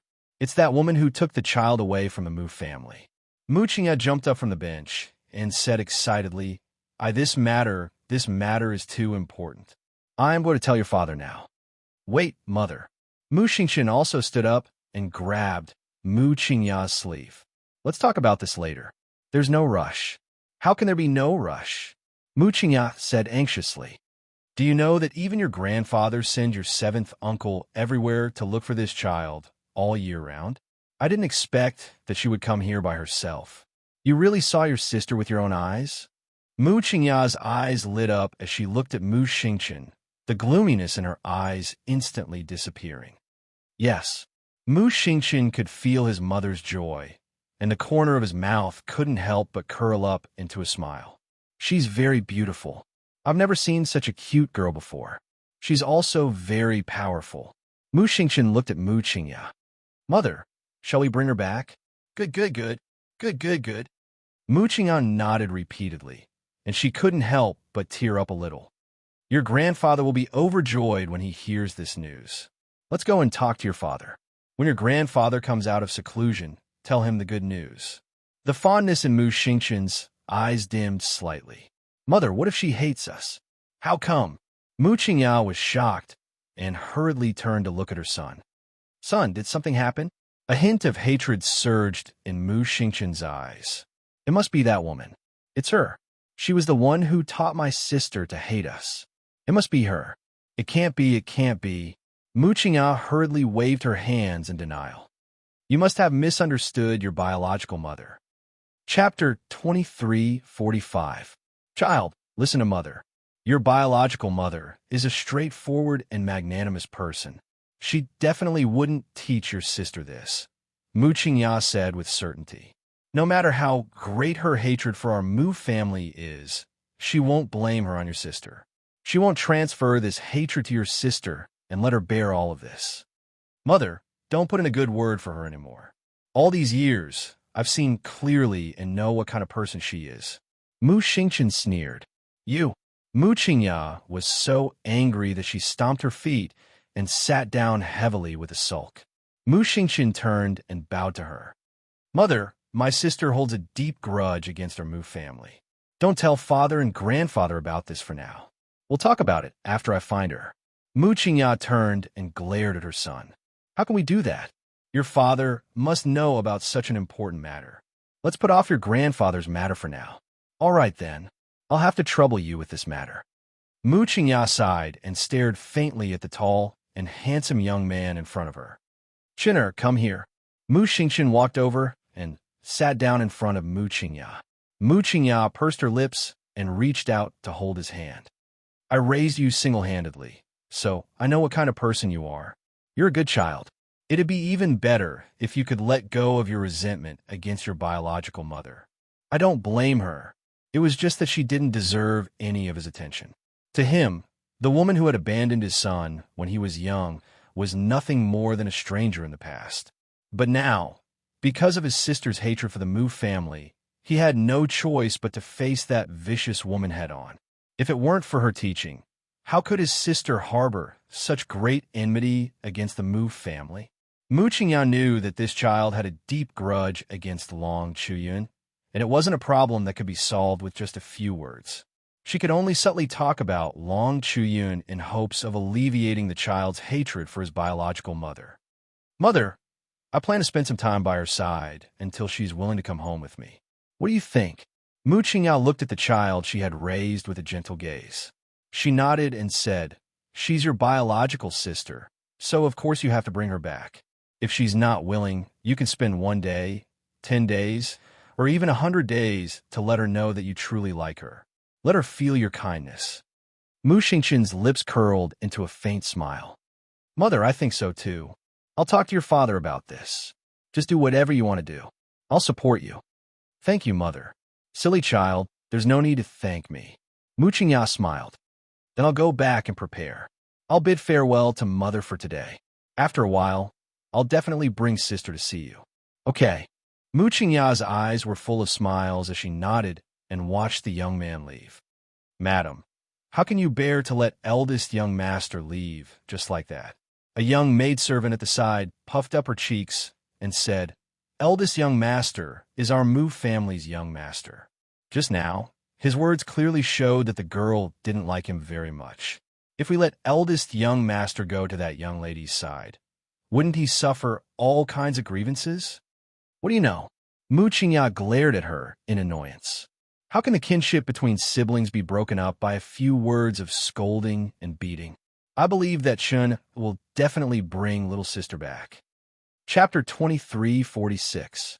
A neat woman in a green flowery coat walked in and smiled. Song Lu, don't you know her, madam? Anything that can make eldest young master happy, she will raise her hand in approval. Mu Qingya glanced at her with a smile. How's the shop? Madam, don't worry. It's just a small matter. Kai-Dai Veranda's business is as good as ever. We've also found out where the 2 troublemakers came from. Our Kaidai Veranda service is top-notch. In the Imperial capital, no one dares to be the first if we're recognized as the second. Mu Qingyao looked at the woman speechlessly. You're the only one who likes to joke around. There's no such thing as being number one forever in this world. Anyway, you just have to put your heart into whatever you do. Yes. Mu Qingyao picked up a thin yellow booklet and handed it over. It's winter now. These are the dishes that Kaidai Veranda will be focusing on for the next 3 months. Take a look. Yes, madam. The woman in the green flowery coat took the booklet with a smile and said happily, with madam's help, I guarantee that Kaidai Veranda will become popular in the Imperial capital again. Qingyang, keep a close eye on Precious Painting Workshop. Madam, don't worry. The flowers that madam brought over earlier have already been made into the first batch of jewelry. They're selling very well. They chatted for a while. Mu Qingyao was a little tired, so she waved her hand and dismissed everyone, leaving only Tsong Lu to serve her. Mu Qingyao picked up a cup of tea and put it down heavily. She said worriedly, Men, send a few people to follow young master. If there's any news, report it as soon as possible. With Chun Er's cold personality, it was a little inconceivable for him to coax a little girl back. If it really didn't work, she would have to make a trip herself. Madam, the little girl named Tsong Lu pursed her lips and said, She's just a girl who's been wandering outside for more than 10 years. Aren't you worrying too much? What girl? Mu Qingyao glared at her coldly. Don't be rude. I've spoiled you all too much and don't know the rules at all. Tsong Lu's eyes reddened. She hurriedly knelt down and lowered her head. I'm sorry, madam. Tsong Lu said the wrong thing. Tsong Lu shouldn't have said such disrespectful words to Mississippi. Mu Qingyao didn't say anything else. She just picked up the teacup again and glanced at her indifferently. Under the vast sky, the starlight formed a long river. Miss Chow had already been wandering around for 4 days. She didn't know how many places she had wandered through in her muddle-headed state. She only felt that she was extremely miserable. It clearly had consciousness, but it did not have a physical body. It was a pitiful soul that wandered through the endless night until dawn, when the first ray of morning light illuminated the earth. What entered Miss Chow's eyes was a vast expanse of snow. The scenery of a world of ice and snow was imprinted in her eyes. Have I wandered to the end of the world? Miss Chow cursed inwardly. In any case, her body was floating around uncontrollably. During this period of time, she had thought of contacting Little Tree. However, after several futile attempts, she gave up on the idea that what the hell was this soul leaving Talisman up to? Could it be that she left her body to cultivate her spiritual sense so that she could wander around everywhere? He wondered how Lotus was doing. She wouldn't go crazy, would she? Her poor Lotus. Miss Chow floated all the way as she watched the sun rise above the snowy plains. It was like a small half of a salted egg yolk pressing against the horizon. Rumble. The sound of horse hooves rang out in the empty snowy plains. Chapter 2347. Arbor floated and wanted to turn her head to look. Unfortunately, the little transparent body was not under her control at all. It continued to float forward. Then, she saw a large group of people riding on spirit stallions rushing past her. The people on the horses were all wearing black cloaks, and their hair was braided. Looking at their speed, they were heading towards the glacier in front. The leader of the group had a shiny black braid swaying around his waist. He rode on a polar ice wolf and led the group of horses as they charged forward furiously. Miss Chow floated forward aimlessly. To put it in a funny way, the speed at which she floated was not the least bit slower than the polar ice wolf, as she did not expect that after leaving her body, her soul speed would gradually increase. Boom, boom, boom, boom. The large group of people on the ice field made an extremely strong tremor. Arbor looked down at the transparent ice under her feet and then looked up at the group in front of her who was maintaining a constant speed. Such a big movement, but the ice field did not show any signs of cracking. It could be seen that this ice field was not formed in 1 or 2 years. The layer of ice below was probably a few stories high. Float, float, float. Boom, boom, boom, boom. Float, float, float. Miss Chow waved her small hands and spun her small body. She increased her speed and floated to the side of a lady on a horse. At first glance, she felt that this lady was a little familiar, but she could not remember where she had seen her before. The entrance to Heavenly Ice Snow region is in front. Everyone, put in more effort. Hurry up. We must reach it before noon. It will be even harder to travel at night. Yes, everyone replied in unison. Heavenly Ice Snow region? Xiao Mu was startled, and then she thought excitedly. Oh, so this was not the end of the world. She floated all the way to a place called Heavenly Ice Snow region. She wondered which part of the divine continent was this. Knowing the name of the place was not of much use to her. Her soul floated uncontrollably, and who knew where she would go next. But looking at the current situation, it seemed that she was also floating towards Heavenly Ice Snow region. Cough, cough. The woman on the horse was wearing a thick furry cloak, and her head was wrapped in a thick velvet cloth, only revealing a pair of pretty eyes. A gust of wind hit her in the face, causing her to cough repeatedly. When she inhaled, she felt as if a cold wind had been poured into her lungs. It was so cold that she felt very uncomfortable. Princess, it will get colder if we go further in. I'm fine. The woman gritted her teeth and urged her horse to gallop forward to catch up with the group in front. However, her physical strength was not as good as those men, so she slowly fell to the back. Arbor floated beside her, looking at her little face that was red from the cold. He lowered his head to look at his own transparent little hand. This place was too cold, and they had been traveling for a long time. It was impossible to constantly mobilize spirit energy to protect one's body. Over time, the cold air would enter one's body. If one didn't have good protective measures, even the strongest person would easily fall sick. The closer they got to the Heavenly Ice and Snow region, the colder the aura became, causing them to shiver from their bones. Akira's lips were completely purple from the cold. She took a large cloak from her inner world and draped it over herself. She was now wearing 2 cloaks and a large cloak, but the cold air penetrated through the layers of clothing and went straight to the depths of her heart. Chapter 23:48. Her cultivation level wasn't high, and she had insisted on following them on this trip. She had long expected to suffer hardships, but she didn't expect it to be so bitter. The group of men in front of him also used their spiritual power to warm their bodies. However, in such a world of ice and snow, the occasional warmth didn't have much effect. Instead, after warming up, they would feel even colder. That bone-piercing coldness penetrated their clothes and entered the deepest part of their hearts. After a wild gallop, the group finally arrived at the entrance of the Heaven of Ice and Snow region under the lead of the polar ice wolf. They had madly galloped for nearly 4 hours on this stretch of road. It was really a case of a horse running to death by looking at a mountain. The glacier was clearly right in front of them, but who knew that it would take so long to run? At noon, they gathered at the entrance of the Heaven of Ice and Snow region. Ming Yas tried his best to suppress the restless roar of the polar ice wolf beneath him. He raised his eyes and coldly gazed at the beautiful scenery of the glacier towering into the clouds. The scenery in front of him was truly spectacular. At a glance, countless large and small glaciers appeared in front of them. The entrance to this place was a glacial canyon. On one side of the ice wall were carved with uncanny craftsmanship, Heaven of Ice and Snow region, land of extreme cold. On the other side were carved, 10,000 people enter, 10,000 people die, that only an extremely thin crack was left in the middle for people to enter. These 2 lines of words were carved crookedly. Clearly, they weren't carved by the same person. Who knew which almighty cultivator was so sick as to leave these words on the ice wall of the Heaven of Ice and Snow region? Leave the spirit stallions here. Ming Yas made a decision and jumped down from the polar ice wolf. We must enter on foot. Yes. The ice layer inside was too thin.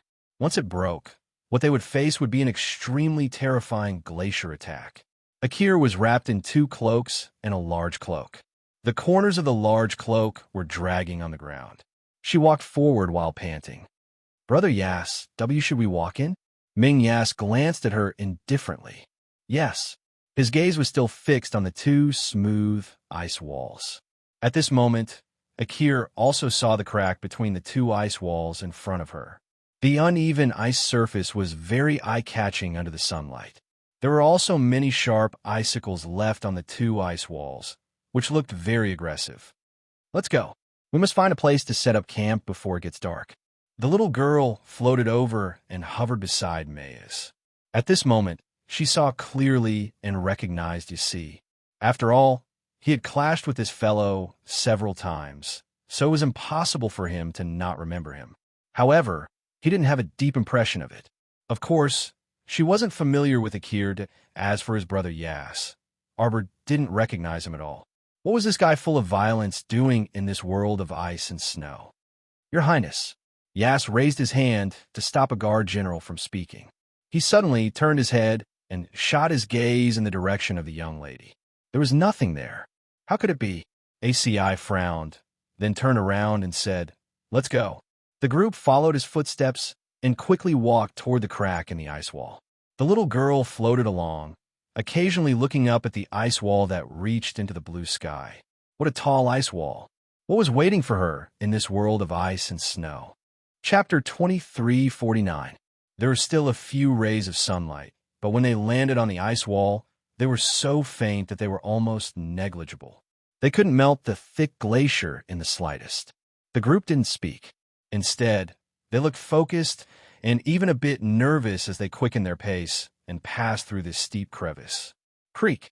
A soldier who was just about to lift his leg turned green, and he slowly put down his left leg. When his gaze shifted to the side and a ball of snow-white mink fur suddenly jumped out, he heaved a long sigh of relief. Just now, his heart had almost jumped out of his chest. That damn creak made him think that the glacier under his feet had cracked. Ah, what a cute little thing. Akir's pale face suddenly showed some joy. Ollie took a few steps forward, picked up the little thing, and handed it to Akir. Keep it for now. When it's fat, it can go with wine. Arbor! Exclamation point. You bunch of cold-blooded people actually want to drink with a mink that doesn't even have a bit of meat. That snow-white little mink's hind leg was still bleeding. It looked like it had been pierced by an icicle. At this moment, it was lying listlessly in Akir's arms. Akir pursed her lips and smiled. She raised her hand to comb the little white mink's fur. The palm-sized ball was white and tender, and the mink fur on its body was very soft and slippery to the touch. Arbor pursed his lips, somewhat disdainful of Akir's smug look. Wasn't it just carrying a little mouse? Was there need to be so happy? It was as if she had never seen the world. Strange, why wasn't she floating anymore? A trace of confusion flitted across the little fellow's eyes, and she waved her little arms and legs. Keep floating. Why did you stop here? Hurry into the ice heaven snow region. Since the golden talisman Jade Tome sucked her soul out and let her float here, it couldn't be aimless, right? If she wanted to float back to Mo Yin's side, she had to think of a specific way. The little fellow floated in the air and shook her little arms and legs. Something's wrong? Her soul body was uncontrollably rushing forward. Wait, what are you doing? Golden Talisman Jade Tome, I'm breaking off relations with you. Damn soul, leaving charm you. Don't cause trouble, don't cause trouble. Fuck that her spiritual body was actually pulled over by an irresistible force, directly crashing into the little white sable's body. Me, I'll destroy your grandpa. The little fellow moved its little paws in confusion. It had a physical body now, but the physical body was that a mink's claw. Ow. Especially that hairy face, which was still fused into a certain someone's proud chest, and that claw covered in danku was still rubbing her head with all its might. When the little girl completely woke up, she felt as if she had been struck by a bolt from the blue. She was so angry that she felt dizzy and had nowhere to vent her anger. She stretched out her little chubby claws and tore the woman in front of her. Hissa! Akir shrieked and subconsciously withdrew her hand.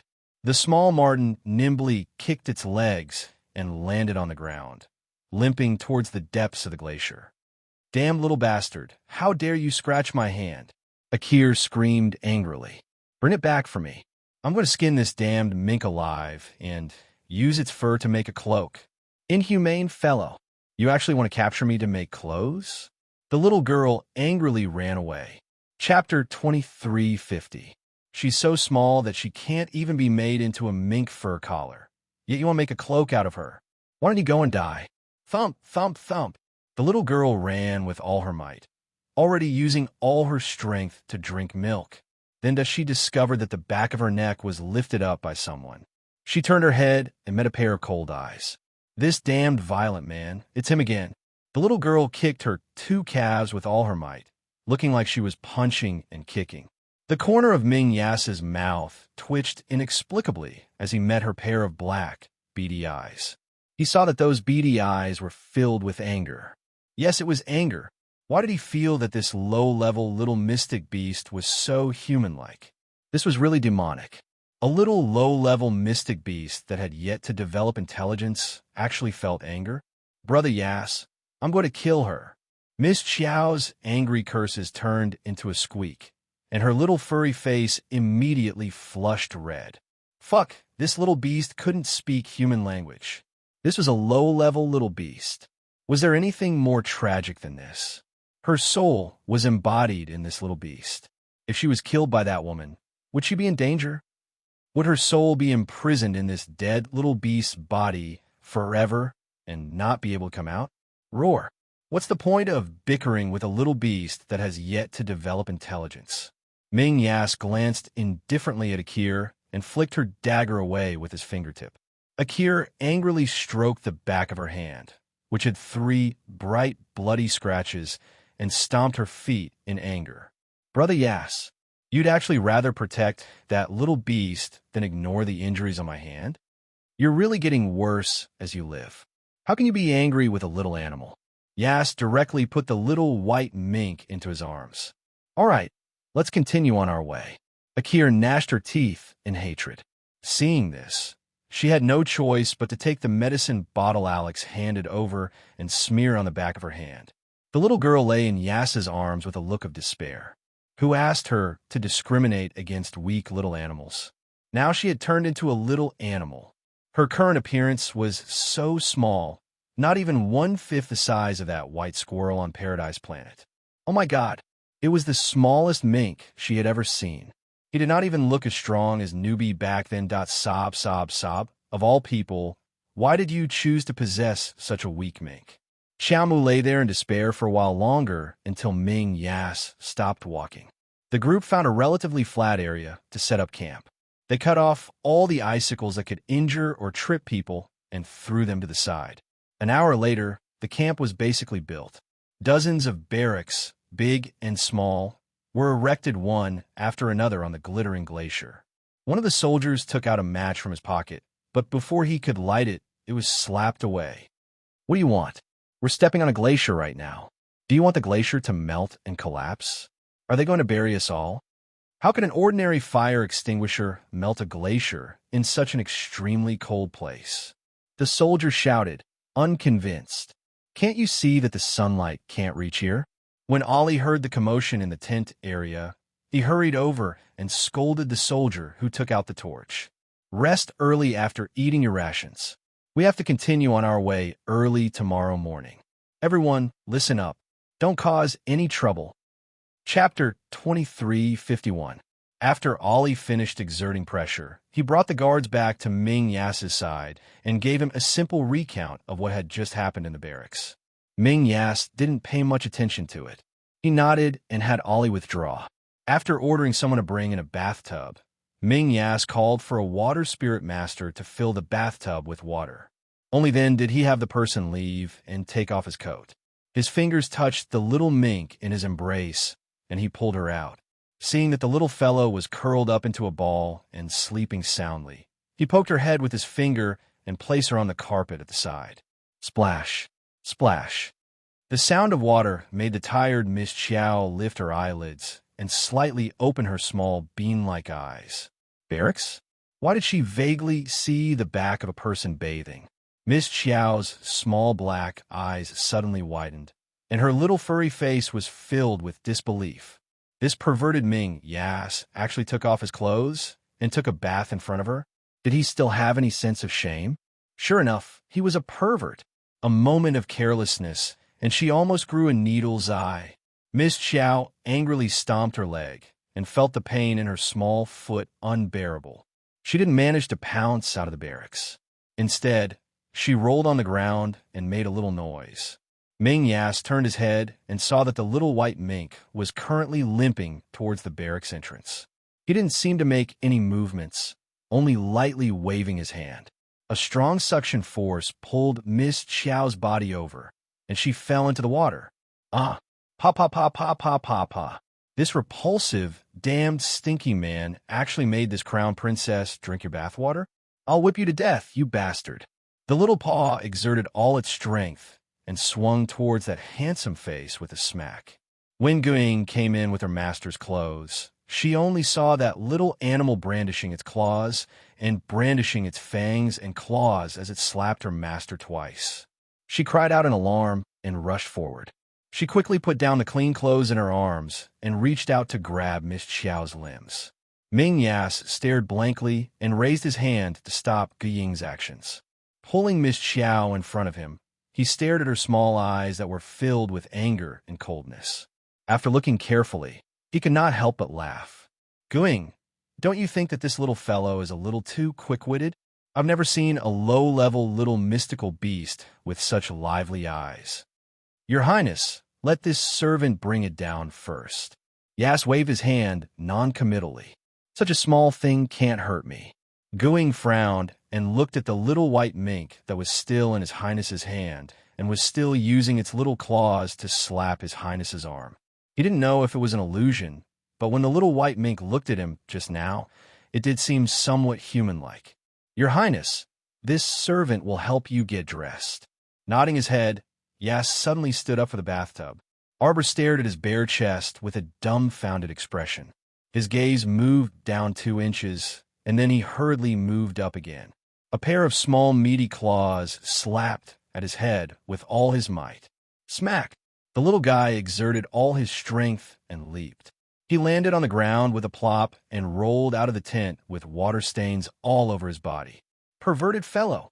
Who wants to see your moldy and stinky body? Her Lotus she wanted to go back and see Lotus. She wanted to go back and see Lotus wash her eyes. Ming Yas had a baffled expression. What was going on? Why did he see grief and anger in the little fellow's eyes just now? Isn't this mink a little too emotional? Chapter 2352.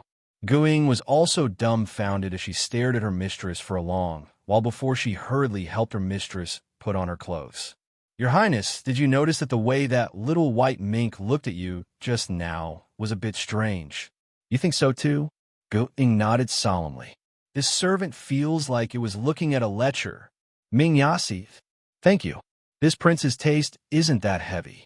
After the grief-stricken Miss Qiao rolled out of Ming Yasi's tent, she dug a hole in the glacier with all her might. No, she was shaving the ice with grief and indignation to calm her emotions. Calm down, don't panic now, don't panic. You must calm down. Talisman, talisman, talisman. There must be a way to dispel this soul-leaving talisman. After it was dispelled, the soul would definitely float back on its own. The little fellow's claws dug into the ice with all her might, and her originally injured claws started bleeding again. When Ming Yasi walked out wearing an open-collared white robe, he saw the little animal crazily digging at something in front of his house. What are you doing? Ming Yasi picked her up and frowned at the bloodstains on her claws. Guiying, bring the medicine. Yes. Ming Yasi carried the little animal back to the tent, threw her on the carpet, and held down her struggling claws. Don't move. This little fellow was quite troublesome. From time to time, she would spasmodically use her claws to scratch people's faces and arms. She really didn't know where he got the kindness to keep her by his side. Akir is waiting outside to catch you and make you into a mink cloak. Ming Yasi's words caused the little fellow's body to stiffen slightly. The latter's hand paused. When the cloak was mentioned, the little fellow actually stopped struggling. As expected, she could understand human language. Ming Yasi glanced at her with slight astonishment in his heart, and then his mouth twitched rather speechlessly. What was going on? At this moment, he actually saw the meaning of there was nothing left to live for on this little fellow's furry face. As an ordinary mink, could this fellow's expressions be so rich that it bordered on the freaks? Uft! Gu-ing immediately turned to look at His Highness with a look of astonishment. Master was actually amused by a mink. Don't worry. As long as you're obedient, I definitely won't let Akir make you into a mink cloak. Your Highness, Lord Dongshan and Prince Chun of Tsangzhou want to see you. Although Ming Yasi had not returned to the underworld state for long, he had already grasped the situation in the Tsang state and the Divine Prefecture. He also knew who King Dongshan and Prince Chun were. He had also thoroughly investigated Prince Chen's background. As for the Eastern Mountain King, he was just a king with a different surname. Now, the Eastern Mountain King's mansion had few talents and was going downhill. However, it was better to meet the fourth son of the Duan family, who was now Prince Chun. Rumor had it that he was favored by the first emperor in the Tsang prefecture and was doing quite well. After bandaging the little fellow's injured leg, Yas, who had switched from carrying the little fellow to carrying him, had a mysterious smile on his face. Guing stepped forward and drew the curtain for him. Carrying the little white mink, Yas exited the tent and slowly walked forward.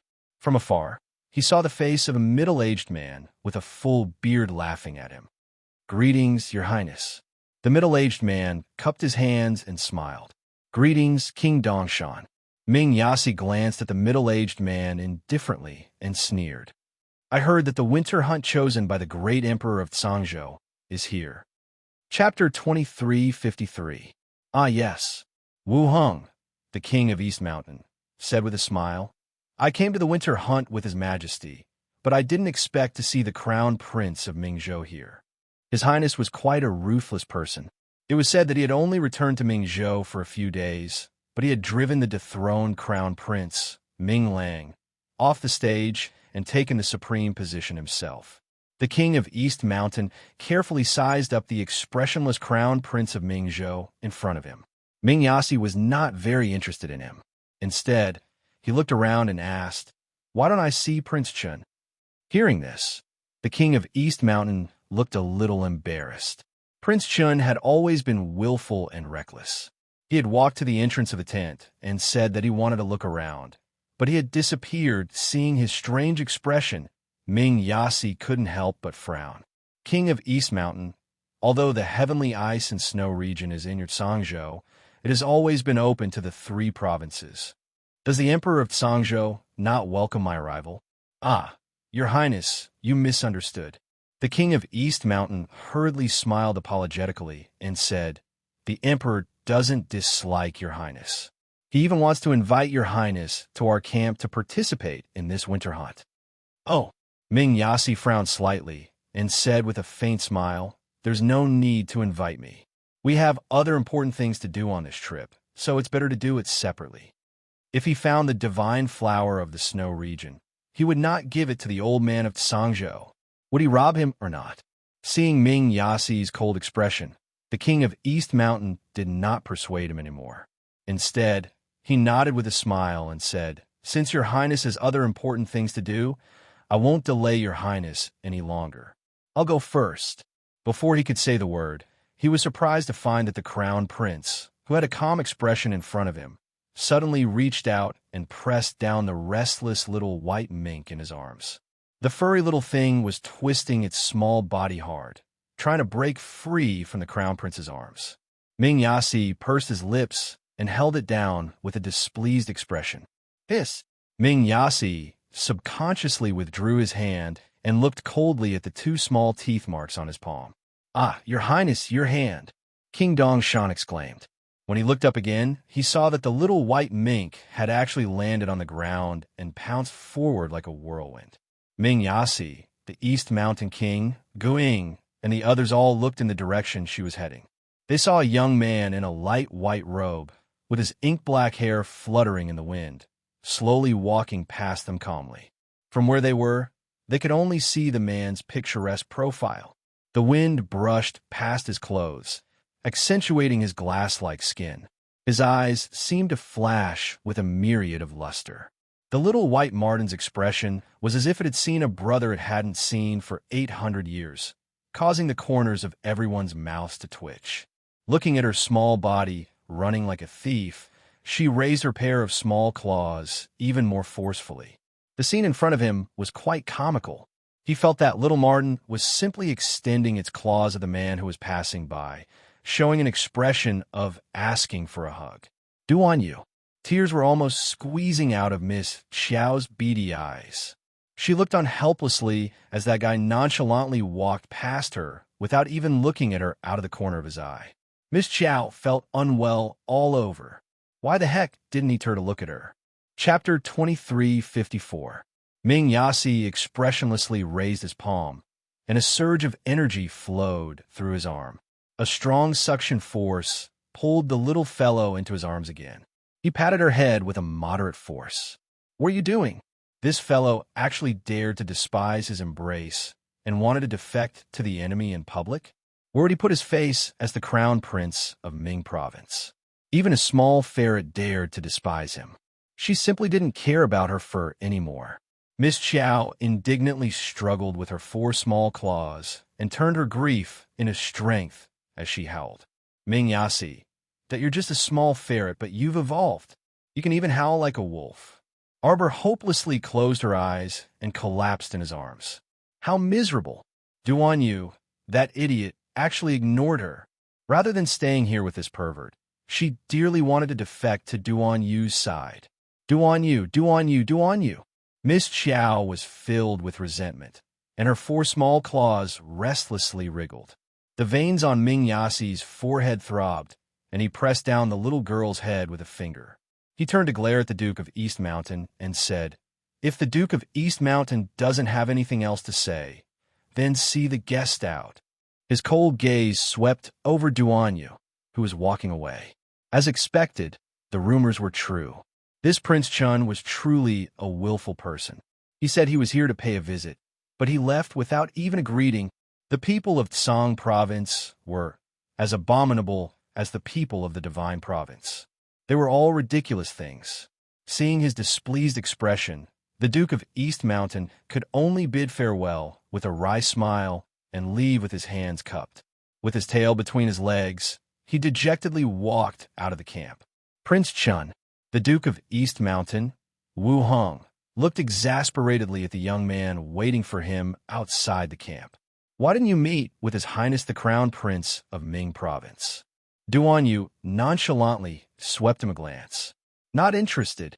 If it weren't for the sake of the Emperor, the Duke of East Mountain really wanted to jump out at this moment and beat this willful fellow to a pulp. "Since you're not interested, then why did you follow? Why didn't you tell the Emperor that you weren't interested back then? As long as Ming Yasi isn't an idiot, he won't walk into our Tsang province camp."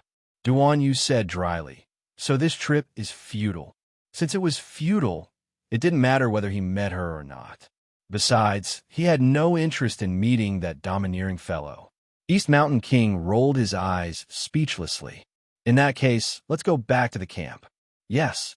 What happened just now?" He seemed to have heard a nondescript wolf howl, whimpering like a kitten. The East Mountain King's lips twitched. "It's nothing. It's just a small pet beast of the underworld crown prince." It suddenly opened its mouth and bit the crown prince. "Oh," Duan Yu remarked dryly. "Even small animals don't like him." The Eastern Mountain King was speechless. Fortunately, the two of them did not meet. Given Prince Chen's irreverent attitude, it was hard to imagine what would happen if they met. The next day, Duan Yu put on his clothes dispiritedly, lifted the curtain, and walked out. He said to Xiao Kezi, who was accompanying him, "You stay in the camp. I'm going out for a walk today." "Ah, Your Highness, you're going out alone?" Xiao Kezi immediately tensed up. Duan Yu flicked his head. "With Your Highness's cultivation, what's there to be afraid of in a mere heaven of ice and snow? You don't need to follow me." Your Highness, Your Highness." Xiao Kezi anxiously stomped his feet when he saw him riding a polar ice wolf into the distance. "Hurry, hurry, and follow His Highness." Chapter 2355. Hearing the slight vibrations, the third prince forcefully lifted the curtain and came out. He said with a dark face, "What is he trying to do now? Was it not enough for him to cause trouble every day?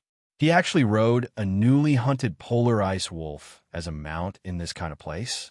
Wasn't he worried that this vibration would cause the glacier to explode? This damned show-off maniac. He just wanted to let everyone know that he was the winner of this winter's hunt. Little Kezi hurriedly ordered a group of about 50 personal guards to follow. At the same time, the lifeless Miss Xiao was tucked into Ming Yasi's arms early in the morning and followed the group to the depths of the ice heaven snow region. Along the way, there were all kinds of strange ice stones and ice walls in all kinds of shapes and forms. The ice layer in this ice heaven snow region had been accumulating for many years. Occasionally, a small earthquake would only cause some of the glaciers in the periphery to collapse a little. It wouldn't affect the large stretch of ice walls inside. Akir put on 2 cloaks and a large cloak, but she was still shivering from the cold. Although she was exhausted, she didn't forget to cut her flesh with her eyes. Miss Qiao was currently helplessly hiding in Ming Yasi's arms. There was nothing she could do. With a ready-made human shield to block the wind and snow for her, she was naturally happy to relax. Brother Yasi, where do you think this ice heaven snow region divine flower will bloom?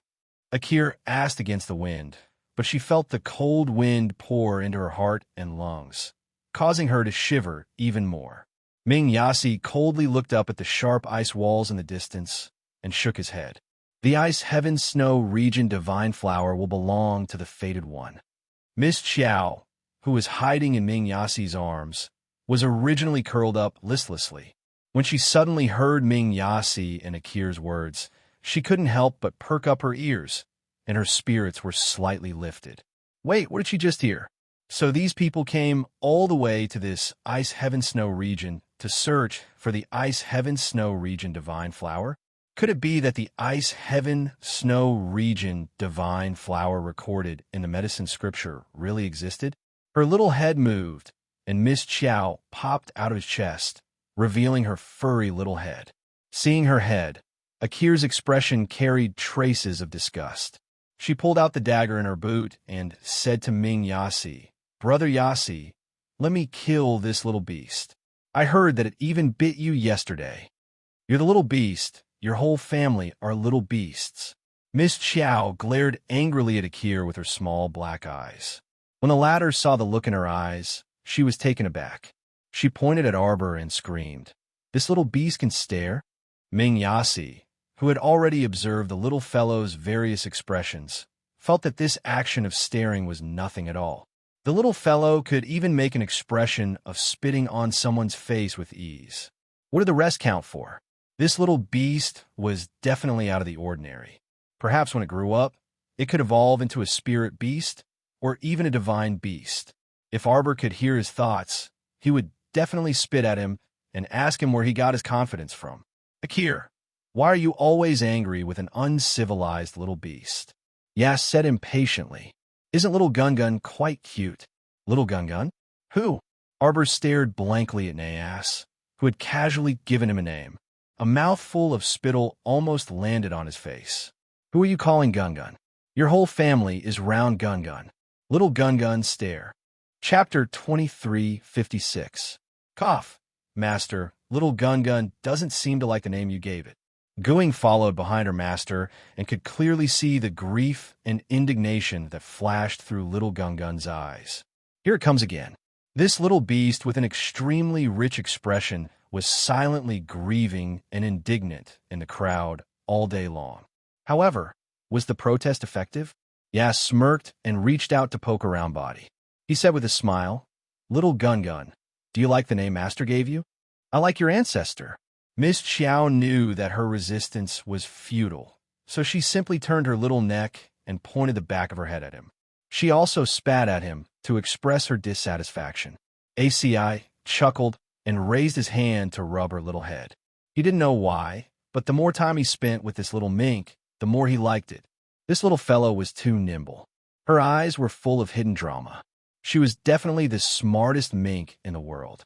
Big brother, Ollie suddenly pointed at a slippery glacier in surprise. "Look, what's that?" Yas raised his eyes and looked in the direction he was pointing. He saw an extremely transparent flower that had shrunk into a ball standing at the edge of a precipitous glacier cliff. It was like a poisonous flower with a fatal attraction that was waving at everyone, emitting an extremely deadly charm. Miss Chiao's little beady eyes were about to burn. It was the Snow Domain Divine Flower. It was the Snow Domain Divine Flower recorded in the book. Wow! Looking at its small appearance of having shrunk into a ball and facing the wind and snow on the precipitous ice cliff, it looked very spirited. Jojo inexplicably liked this flower. If this Snow Domain Divine Flower could be planted in her paradise planet, it might even make her paradise planet's spiritual power rise to another level. Although it liked extremely cold places, Jojo's paradise planet ignored elemental power. For example, some of the plants that liked to grow in hot places were growing very well on Paradise Planet. However, Jojo's Paradise Planet couldn't be opened and Little Ball couldn't be contacted. Miss Chiao frowned. Her beady eyes stared at the Snow Domain Divine Flower and were about to burst into flames. None of these problems could stop Jojo's desire to rob the Snow Domain Divine Flower. The little girl looked at her little paws and decided to make a move after making a plan. This was definitely not a sign of being afraid of death. This was IQ. Brother, this must be the Snow Domain Divine Flower. Ollie exclaimed in surprise. He promptly kicked his personal guard. You, quickly go and pluck that flower. Be careful, don't damage it. Yes, yes. The personal guard hurriedly raised his head to take a look. Raising his chi, he shot towards the top of the ice wall with a whoosh. The little fellow looked at her small claws wrapped in thick gauze again. She secretly gritted her teeth and watched the guard who jumped onto the ice wall and leaped onto the cliff. The guard carefully walked to the edge of the cliff and picked up a small shovel. He seemed to be very cautious as he dug for the Snow Domain Divine Flower. Arbor couldn't help but laugh when he saw his unfamiliar movements. With just this kind of herb-picking technique, she would probably laugh her head off. Using a shovel to put on an act, it was simply hilarious. What did these people think the Snow Domain Divine Flower was? But they could use a small shovel to dig it out like digging grass? They were simply idiots. Arbor was still laughing at that person's IQ when a long black tail, covered with barbs, suddenly flew up from the depths of the cliff. Chapter 23:57. With a swoosh, it swept the unlucky guy holding the shovel down. Everyone! Exclamation point. This unforeseen event happened too quickly, and no one could react in time. Even Dark Yass didn't see clearly what the tail that swept up from the bottom of the cliff was. The air was filled with a deathly stillness. Everyone looked at each other with a dumbfounded expression. Coward! Miss Chiao struggled to climb onto Dark Yass's lapel. Dark Yass looked down at her speechlessly and then said to the two personal guards standing at the side, You two go. Yes. The two didn't refute and flew up the ice wall after receiving the order. One of the two pulled out the sword at his waist and looked at the cliff with vigilant eyes. But when he looked down, all he could see was a vast miasma. How could he see clearly? The other person squatted down cautiously and touched the Snowfield Divine Flower with trembling hands. Miss Chiao sneered in her heart. This guy is courting death. One person stood at the edge of the cliff with a sword and made a defensive action, using his eyes to signal the other person to hurry up. The personal guard, squatting beside the Snowfield Divine Flower, took a deep breath and raised a small shovel in his hand to dig at the root of the flower. Clang! A crisp sound rang out. He felt as if the shovel had hit a piece of metal, and the recoil made his entire arm feel numb. This layer of ice is too sturdy, right? He thought to himself, but his arm inadvertently touched the Snowfield Divine Flower's petal again. Miss Chiao rolled her beady eyes. Careful! Ollie suddenly cried out in alarm. Everyone saw that at the edge of the cliff, a black tail covered with barbs quickly swung up again. Without any explanation, it dragged the guard who was standing on the side down. The other guard was even more miserable. After he touched the Snowfield Divine Flower 3 times in a row, it suddenly threw a tantrum. The originally spherical petals suddenly opened up and rose several meters into the air. Baring its fangs and brandishing its claws, it swallowed the dumbfounded personal guard in one gulp. Akir stared blankly and subconsciously swallowed her saliva, clutching the cloak on her shoulders tightly. This snow domain divine flower could attack on its own? This thing was too terrifying. How did it suddenly rise so high? The blooming flower was actually able to swallow the bodyguard's sturdy body in one gulp. Akir gasped. Subconsciously, she didn't want to have any contact with this flower. Why, big brother Yas? Akir cried out in alarm, but couldn't stop him in time. She could only watch helplessly as Dark Yas flew up and landed on the edge of the frozen cliff. At this time, the group of people under the ice wall had already seen clearly what was crawling out from the bottom of the cliff. The two huge antennae on its head swayed back and forth, and its black body was more than 10 meters long. Insect, Akir exclaimed and rubbed the skin on her hands. So disgusting. It was indeed very disgusting. Miss Chow looked at the huge worm up close and felt so nauseous that she almost vomited, especially when Dark Yas was fighting with the big worm. Every time he slashed the worm's body, some green mucus would spurt out. Not only was it extremely fishy, but it was also extremely disgusting. In order to prevent her white fur from being stained by the mucus, Miss Chow curled up her entire body in Ming Yassi's embrace and used his clothes to cover her small body as she angrily shouted with a look of disgust. Chapter 23:58. Didn't this guy know to put her down in a safe place and come up here to fight by himself? Smelling such smelly blood made her feel a bit dizzy. She had to admit that her current mink body was really weak. Rip! The earth spirit in Yas's hand transformed into thousands of earth blades that swept toward the big black worm at the edge of the cliff. That big worm had been guarding this snow domain divine flower all year round, and had already reached the peak of the 15th level of the spirit realm. Even so, it was still nothing in front of Yas. Akir wiped away cold sweat and held her head high as she observed Yas, who was fighting above the ice wall. Seeing his thousands of earth blades fly over and surround the big black worm, cutting it into pieces without a word, she finally heaved a long sigh of relief. Then, she couldn't help but tense up as she turned to look at the snow domain divine flower that was silently standing to the side. Everyone had clearly seen the changes in the snow domain divine flower just now.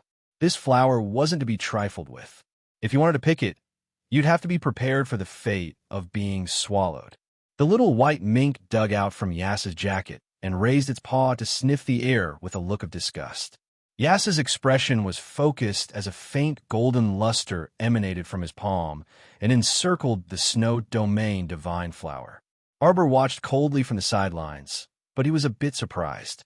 He had long known that this guy was no longer the same as before, but he hadn't expected that he had already broken through to the divine realm. He must have used some secret divine realm technique to advance. Arbor snorted and disdainfully ridiculed in his heart. Then, he focused on Yas and used divine power to break the snow domain divine flower from the ice wall. This time, Ming Yassi had learned his lesson. He didn't touch the petals of the snow domain divine flower when he took them.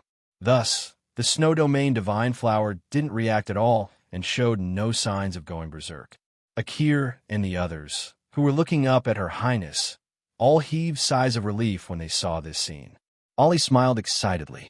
We still have to rely on Big Brother. Sure enough, Big Brother is the smartest.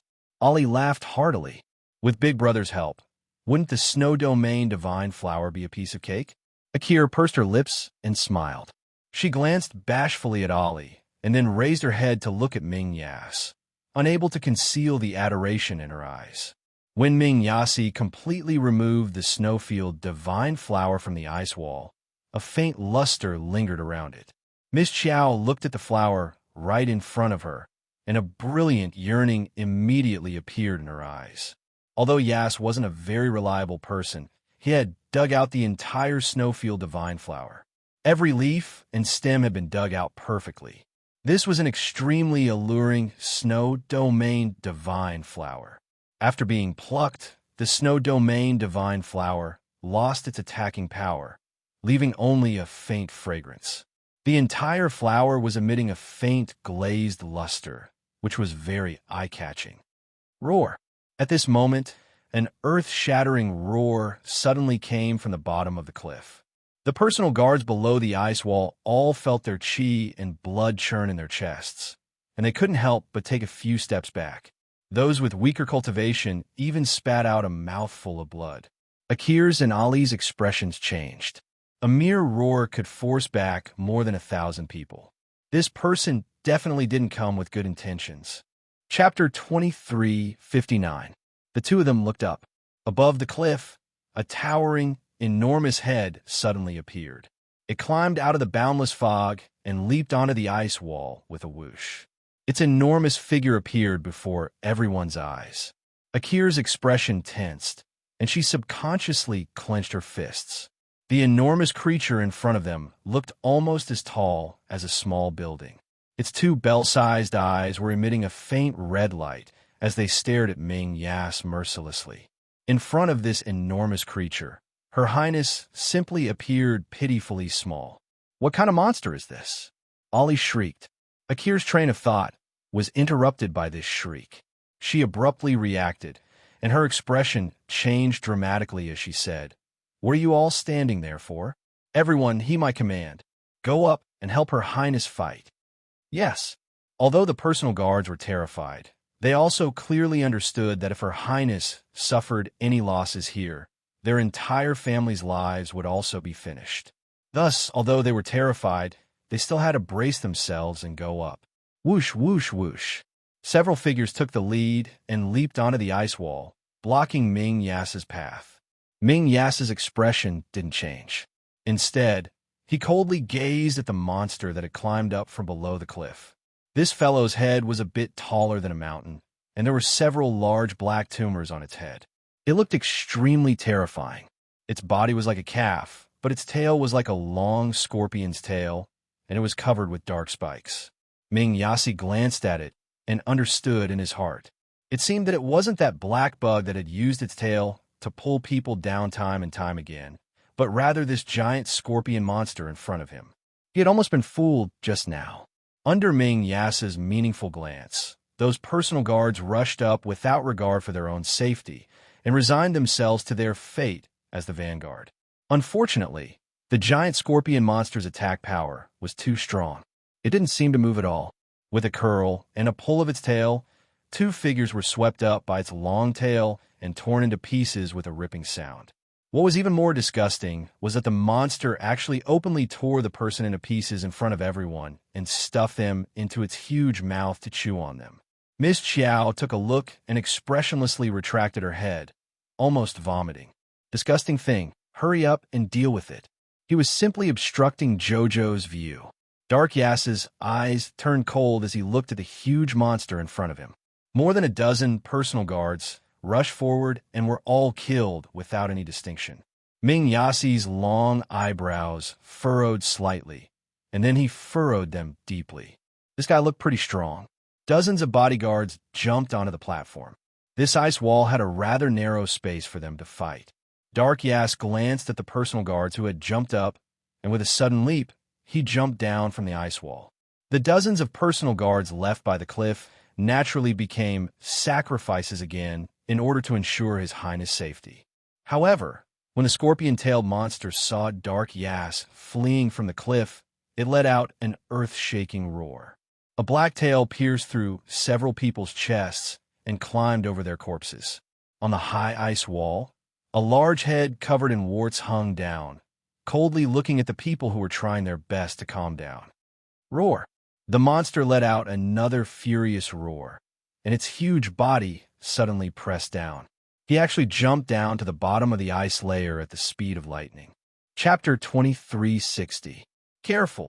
Yali's expression changed greatly, and he commanded his personal guards to quickly spread out. Bang! The scorpion-tailed monster shook its large head, its eyes locked onto Ming Yas, who was protected in the middle of the crowd. "Brothers, let's go!" A leader of the personal guards roared. He led all of his personal guards forward like a tide, pressing in from all directions and surrounding the huge monster. Everyone mustered all of their spiritual energy and smashed it at the monster with all their might. For a moment, the monster was beaten to the point where its body trembled under the attacks of 1,000 people. It could only dodge. However, it was surrounded in the center of the circle. No matter where it hid, it would be beaten.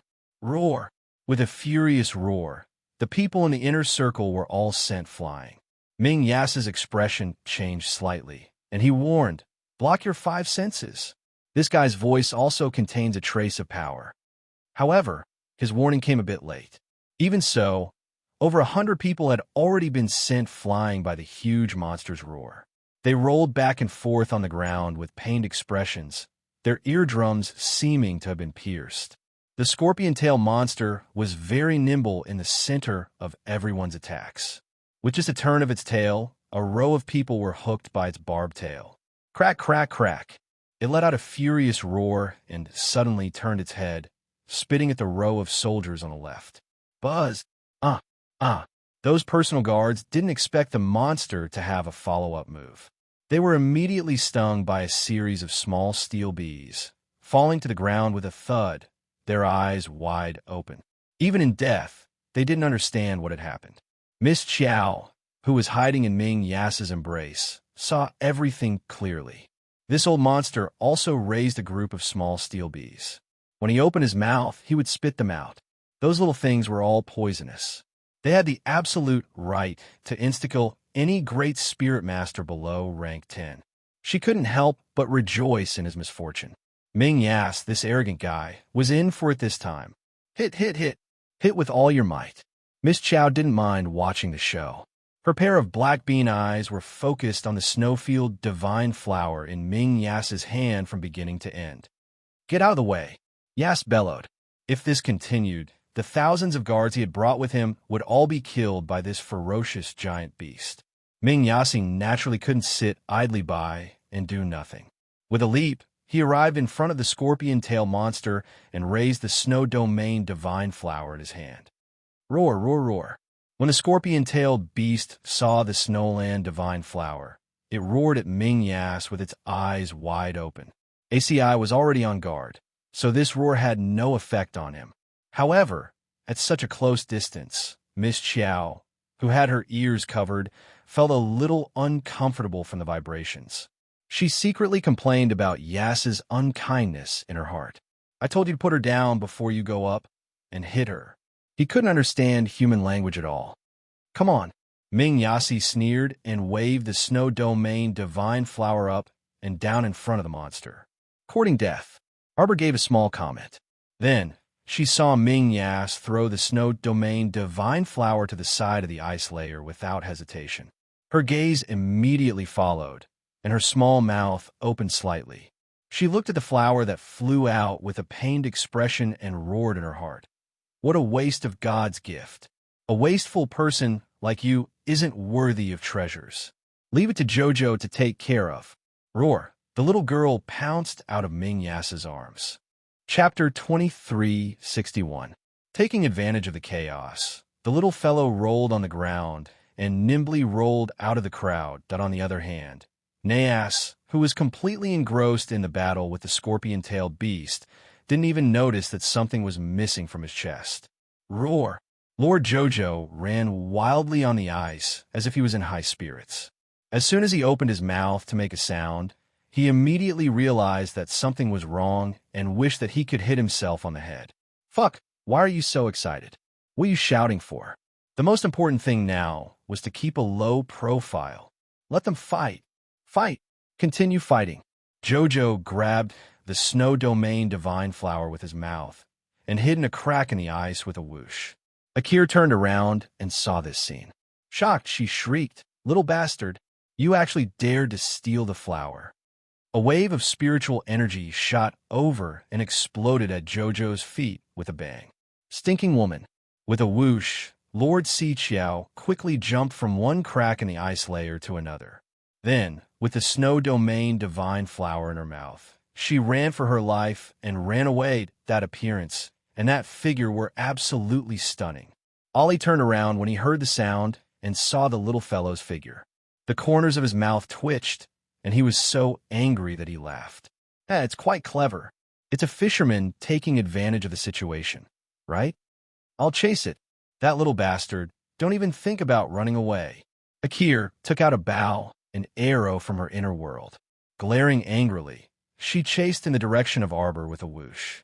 At the same time, Naas summoned the sword of Hades from his conscience. With a flash of light, it pierced through the beast's head and stabbed it back and forth a dozen times. The beast roared heavily, its voice reaching the horizon. Then its entire body went limp and collapsed, smashing into the thick ice with a boom. This layer of ice instantly emitted a GGG sound, one after another, of shattering sounds.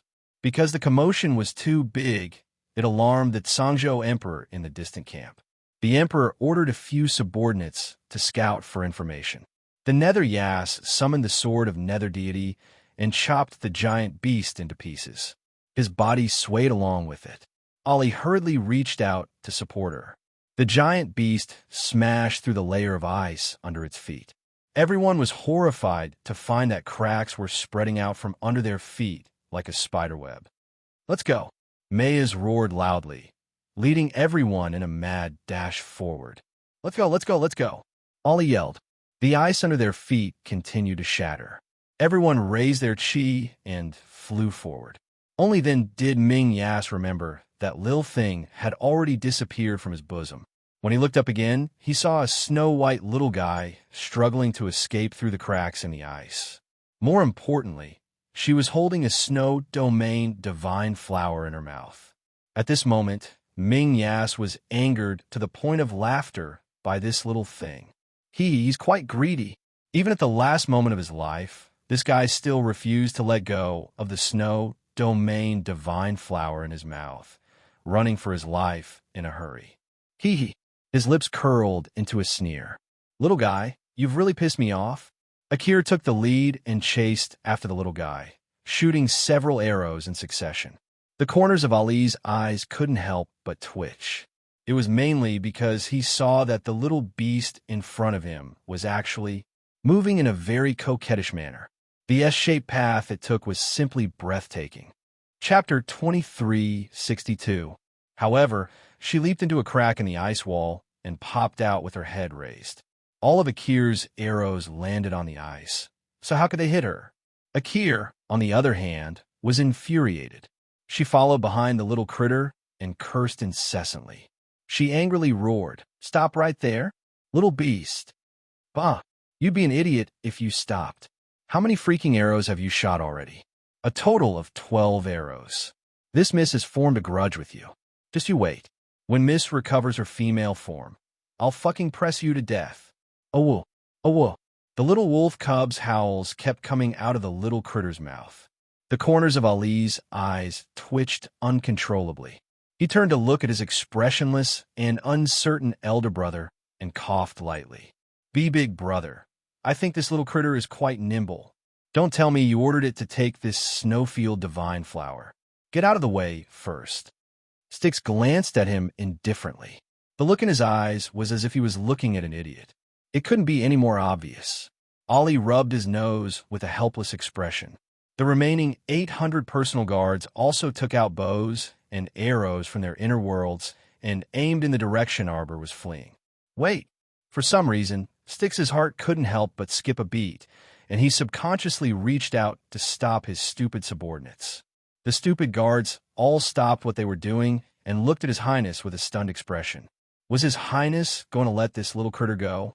But they had fought so hard for so long and lost 200 to 300 brothers.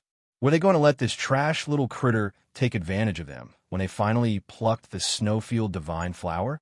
Akir, who was running at the front, was about to go crazy from JoJo's anger. Every time she shot an arrow, it either nailed into the ice or bounced back. After shooting more than 10 arrows in a row to no avail, she was so angry that she snapped the bow in her hand in two and threw it on the ground. The ice beneath her feet rumbled and swayed, and then it suddenly cracked. Akir reflexively flew up. With a furious roar, she pounced toward Arbor, who was in the crevice of the ice. Damn woman! JoJo-sama was furious. She turned her head and glared angrily at Akir with her round black beady eyes. Then, with a leap, She moved from one crack to another. He stared with a slight chill in his heart. Akir had shattered the crack in the ice where he had been crouching. Fuck. If it wasn't for the fact that I ran away quickly, I would have turned into minced meat by now. You bitch. Jojo, Sama will remember you. In the future, I will definitely make you return everything to Jojo. Wow. She pounced and dodged another attack. When she landed, her hind legs couldn't help but twitch. Holding the snow domain divine flower in its mouth, it turned its head and looked at its leg claws. He couldn't help but vomit blood from anger. His wound had been wrapped in gauze for less than a day. After being chased all the way here, it had split open again. This weak chicken body, Jojo hated it. Woo woo woo. Yas coldly watched for a while before catching up to Akir and saying coldly, Wait, what are you waiting for, brother Yas? Are you still going to protect this lowly little dumb beast? It's a thief, a thief. Akir shrieked. She had chased it all the way, but she couldn't even kill a little dumb beast. This dealt a huge blow to Akir's spirit. She was about to go crazy from anger.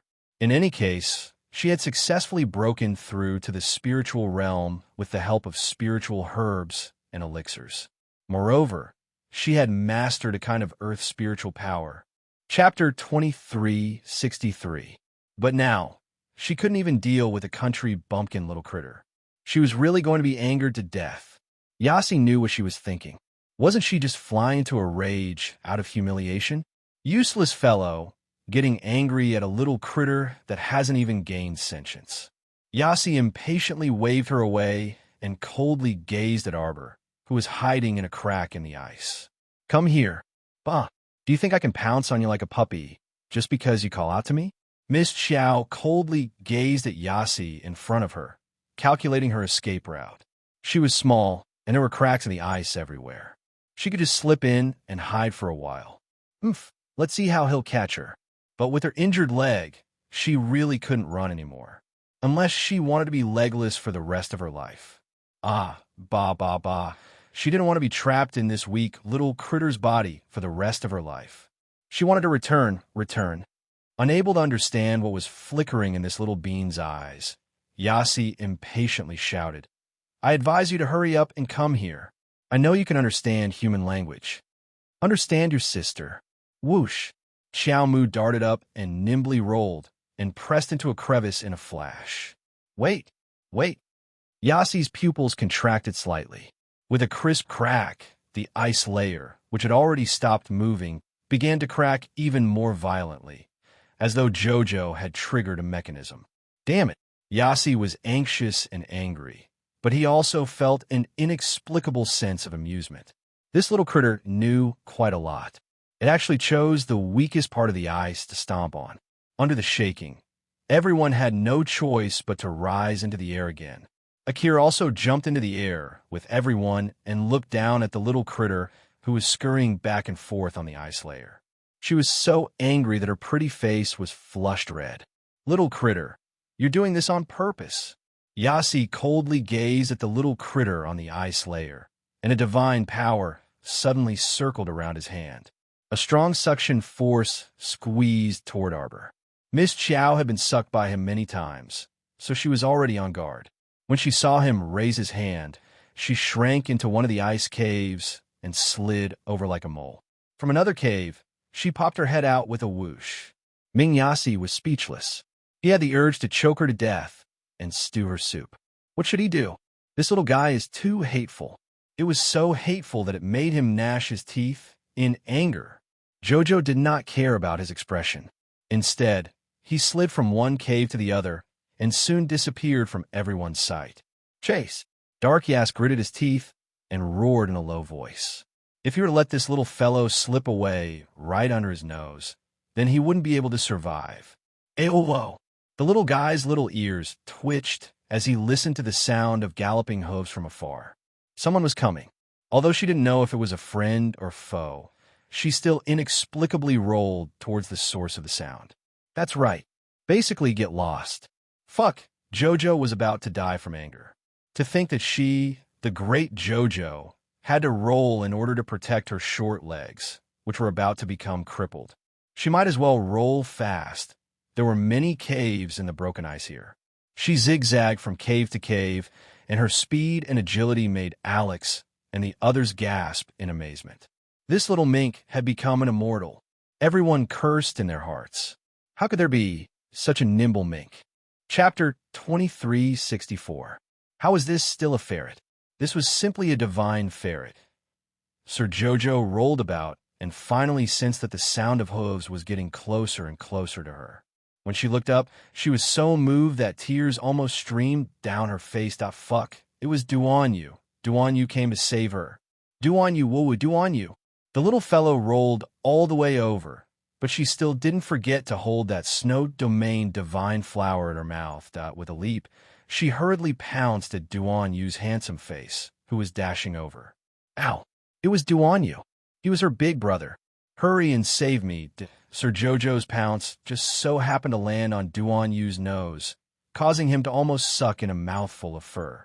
Duanyu hastily pulled that little fellow off his face and looked down in bewilderment. He happened to meet her pair of clever, beady black eyes. This was a ferret? But wasn't this ferret's gaze a bit too rich? Looking at her wet eyes, he saw a pitiful look. She raised her little head and stared straight at him. That gaze was filled with the expression of, I finally found my biological brother I haven't seen in 800 years. Duanyu couldn't help but twitch his mouth. He felt that this ferret's gaze was very playful. Moreover, when their gazes met, Duanyu was inexplicably stunned by her gaze. Seriously, what the hell? Duanyu didn't have the energy to retort, but his slender fingers picked up the little fellow. Then he saw the transparent, glazed, spherical flower in the little fellow's mouth. Wait a minute. Wasn't this the Snow Domain Divine Flower? He knew that the Snow Domain Divine Flower would lose its attacking power after being plucked. But the problem was, where did this weak beast pluck the Snow Domain Divine Flower? Could it be that she wasn't as weak as she looked? Duanyu reflexively reached out to take the Snow Domain Divine Flower in her mouth. Our dear Xiaomu immediately shrunk back defensively and glared indignantly at Duanyu with a pair of accusatory eyes. Damn Duanyu, Sir Jojo misjudged you. You actually want to fight. Tribulation. Want. Black. Eat. Black. Duanyu inexplicably sensed a trace of disdain and contempt from the depths of her eyes, and he couldn't help chuckling. He reflexively raised his hand to pat her small head. At the same time, the ice layer finally stopped shaking. It was just that this ice layer had turned from smooth and flat to broken pieces full of scars and cracks. If one was not careful, one could fall through the cracks. Ming Yasi chased over with his men, and he immediately saw the little beast curled up in Duanyu's hand. After sizing up Duanyu with his dark eyes, Ming Yasi sneered and said, So it's Sangzhou's Prince Chun. Duanyu looked up at him with an indifferent expression. Your Highness the Underworld State's Crown Prince, I've heard a lot about you. The two of them looked cold and distant, as if they were meeting for the first time. Stop pretending. Don't you guys know each other? Jojo retorted inwardly. She subconsciously pulled at Duanyu's palm and jumped into his arms with a swish. Still holding the Snow Domain Divine Flower in her mouth, she vigilantly glanced at Akir, who was glaring at her across from her. Stinking woman, what are you glaring at? Ming Yasi's eyes flashed with a trace of anger that he himself didn't notice as he watched the little weakling shrink into Duanyu's arms and abandon him. For some reason, he just didn't feel comfortable in his heart. He was clearly the one who discovered this little weakling first. So why should someone else beat him to it? Chapter 2365. Prince Chun, I'm truly sorry. My family's little beast is rather mischievous. It scampers everywhere and isn't shy with strangers.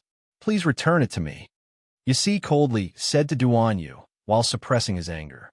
Duanyu looked down at the weak mink holding the flower in his arms before looking up to glance at Yasi. Do you have proof? What? Yasi only felt a surge of anger from the bottom of his heart, and his entire person also turned cold. I said, what proof do you have to prove that she's your little beast? Yasi gritted his teeth. What the hell could this ownerless little beast use as proof? This was merely a low-level mystic realm little beast. Who knew if it had surpassed level 3 mystic beasts? Proof? He clearly knew that it was impossible to prove, yet he said such things. This Duan Yu was indeed unbelievably cunning. Arbor hid in Duan Yu's arms and repeatedly nodded its little head in support of Duan Yu. That's right. What proof do you have to prove that this Lord Xiao is your beast? If you don't have proof, Scram. Akir placed her hands on her hips and shouted angrily. Whoever wants this little beast can take it away. But we sacrificed many people's lives to obtain that Snow Domain's divine flower with great difficulty.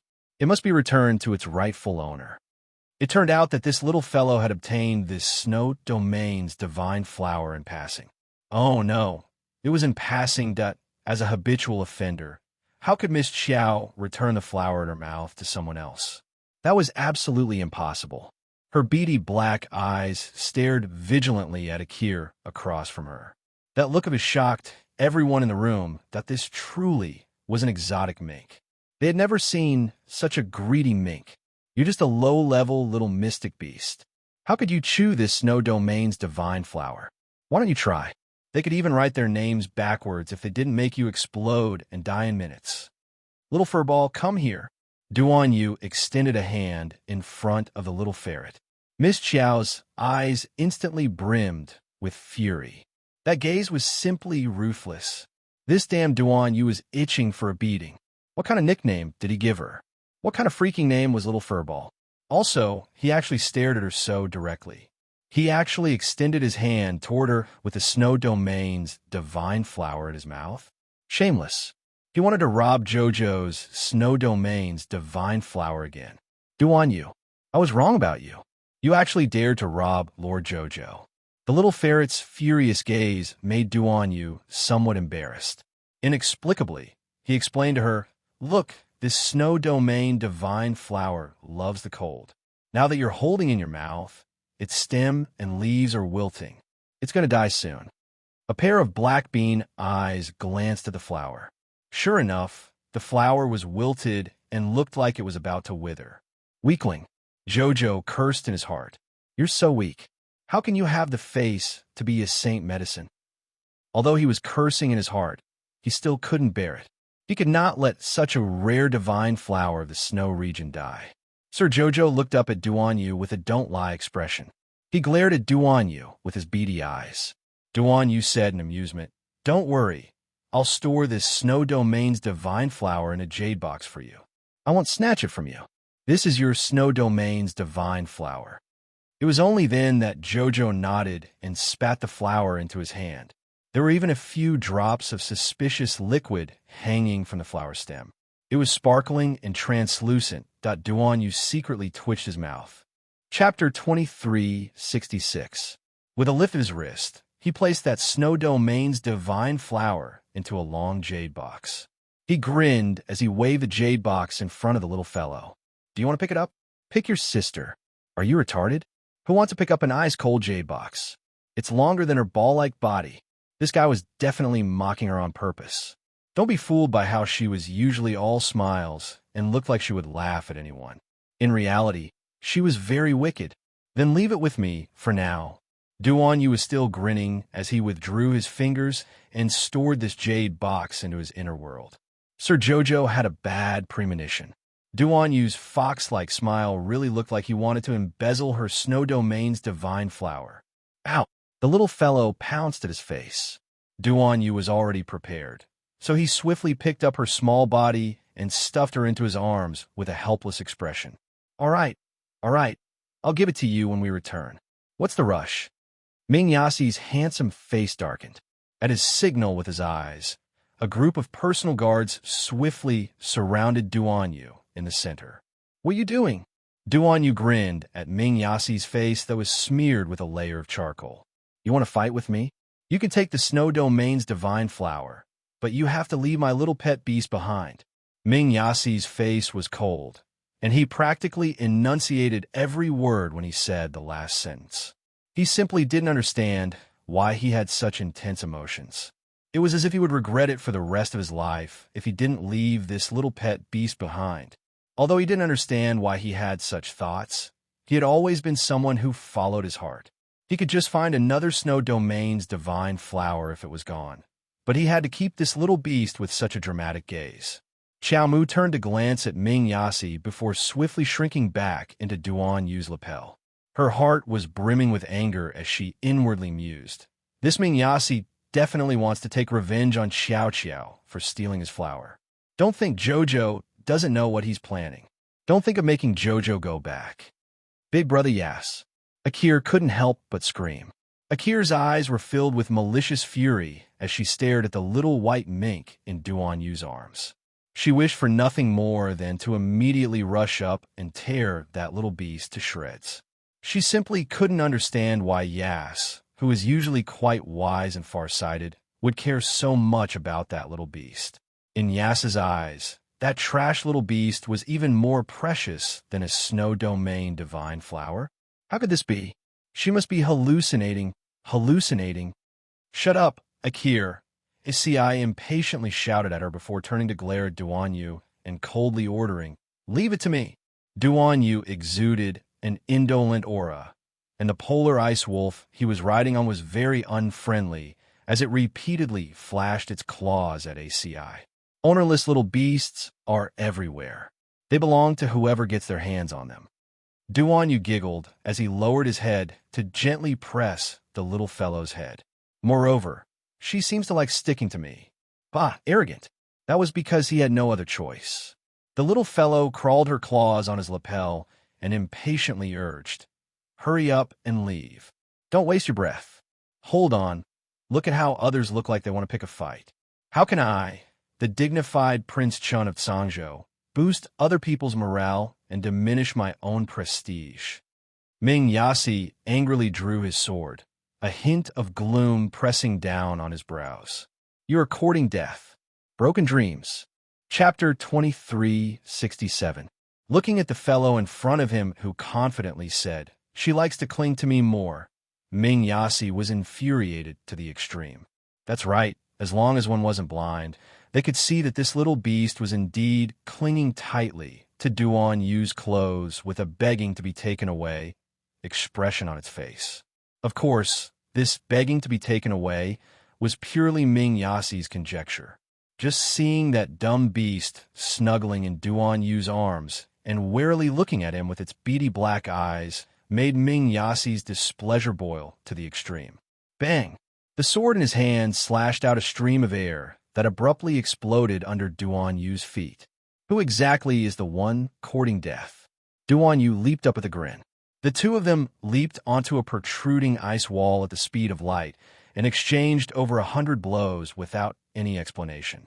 Duan Yu was never one to suffer a loss. Since the other party had already drawn their swords at him, how could he compromise and yield? Instead, it was Miss Xiao who inexplicably broke out in a cold sweat for him. Be more reliable. Duan Yu, you mustn't lose this Lord Xiao. She wasn't willing to go back with that exposing maniac, Yasi. The little fellow shrunk her head as she calculated Duan Yu's chances of winning. Duan Yu was alone right now, while the other party had more than 800 personal guards. This was clearly a huge disparity in strength. In addition, who knew what Ming Yasi ate as he grew up, but his cultivation had soared so much. She didn't even know if Duan Yu was his match.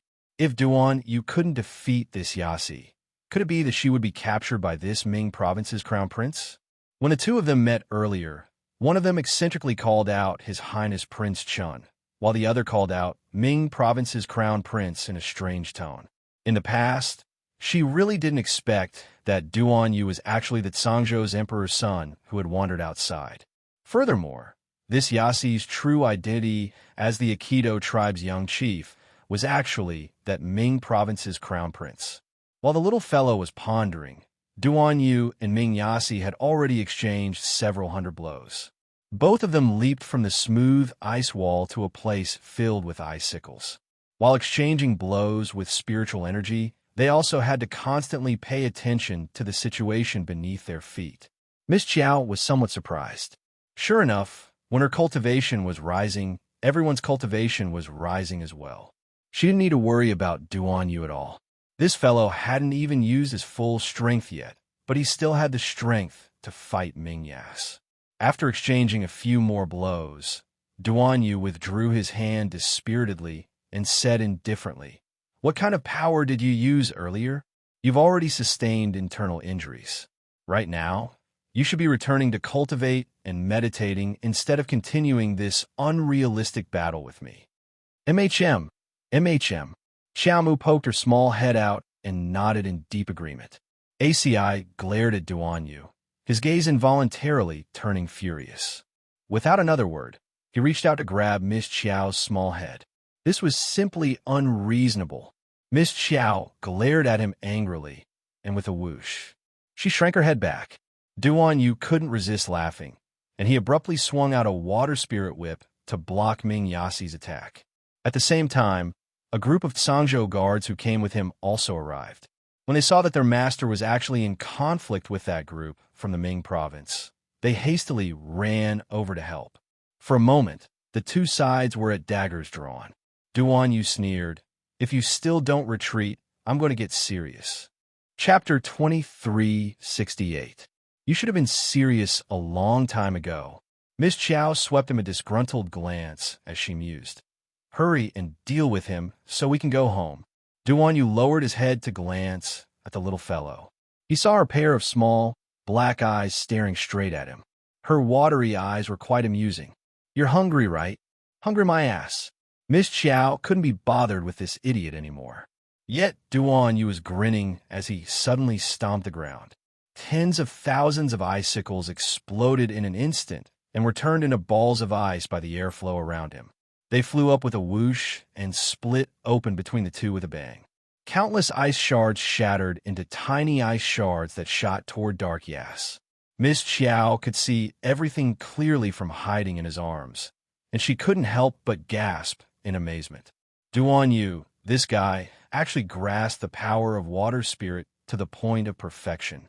Seeing how he effortlessly converted the water spirit energy between heaven and earth for his own use, this person was simply a bit of a freak. Even Dark Yas at his peak might not be his match, let alone the current Dark Yas who couldn't even stand steadily. "Your Highness!" Akira had already cried out in alarm. Ali brought a few guards with him and flew up to support the swaying Dark Yas. Dark Yas's face was dark, but he was extremely furious on the inside. If it weren't for the fact that he had used the power of the sword of underworld deity earlier and his body had yet to recover, how could he have suffered such a setback in front of Duan Yu? But right now, he was frustrated no matter what he said. If he couldn't win, he couldn't win. He already knew that he couldn't protect what he wanted if he wasn't strong enough. Dark Yas angrily swatted away Ali's hand and jumped down from the ice wall with Duan Yu. He reflexively covered his chest with his hand. Duan Yu turned around and coldly swept him a glance. The Sangzhou guards had already swarmed up to protect their master in the center. Although they only had half the number of Ming province's personal guards, their fierce eyes were extremely sharp. It was as if each of them could take on 100 enemies alone, and they were brimming with a baleful aura. Ming province's crown prince. Today's exchange of pointers was to this prince's liking. Let's play again next time if there's a chance. Duan Yu waved his hand with a nonchalant expression as he turned to leave with the little fellow in his arms. The Sangzhou guards were naturally not as magnanimous as their master. Each and every one of the Dar province guards who were glaring at them like tigers watching their prey turned around in a row and retreated in a row. They stared at the Dark province guards in front of them and protected their masters as they left. Of course, they were not very afraid that the people of the underworld continent would attack. Unless they wanted to die here, they could just attack.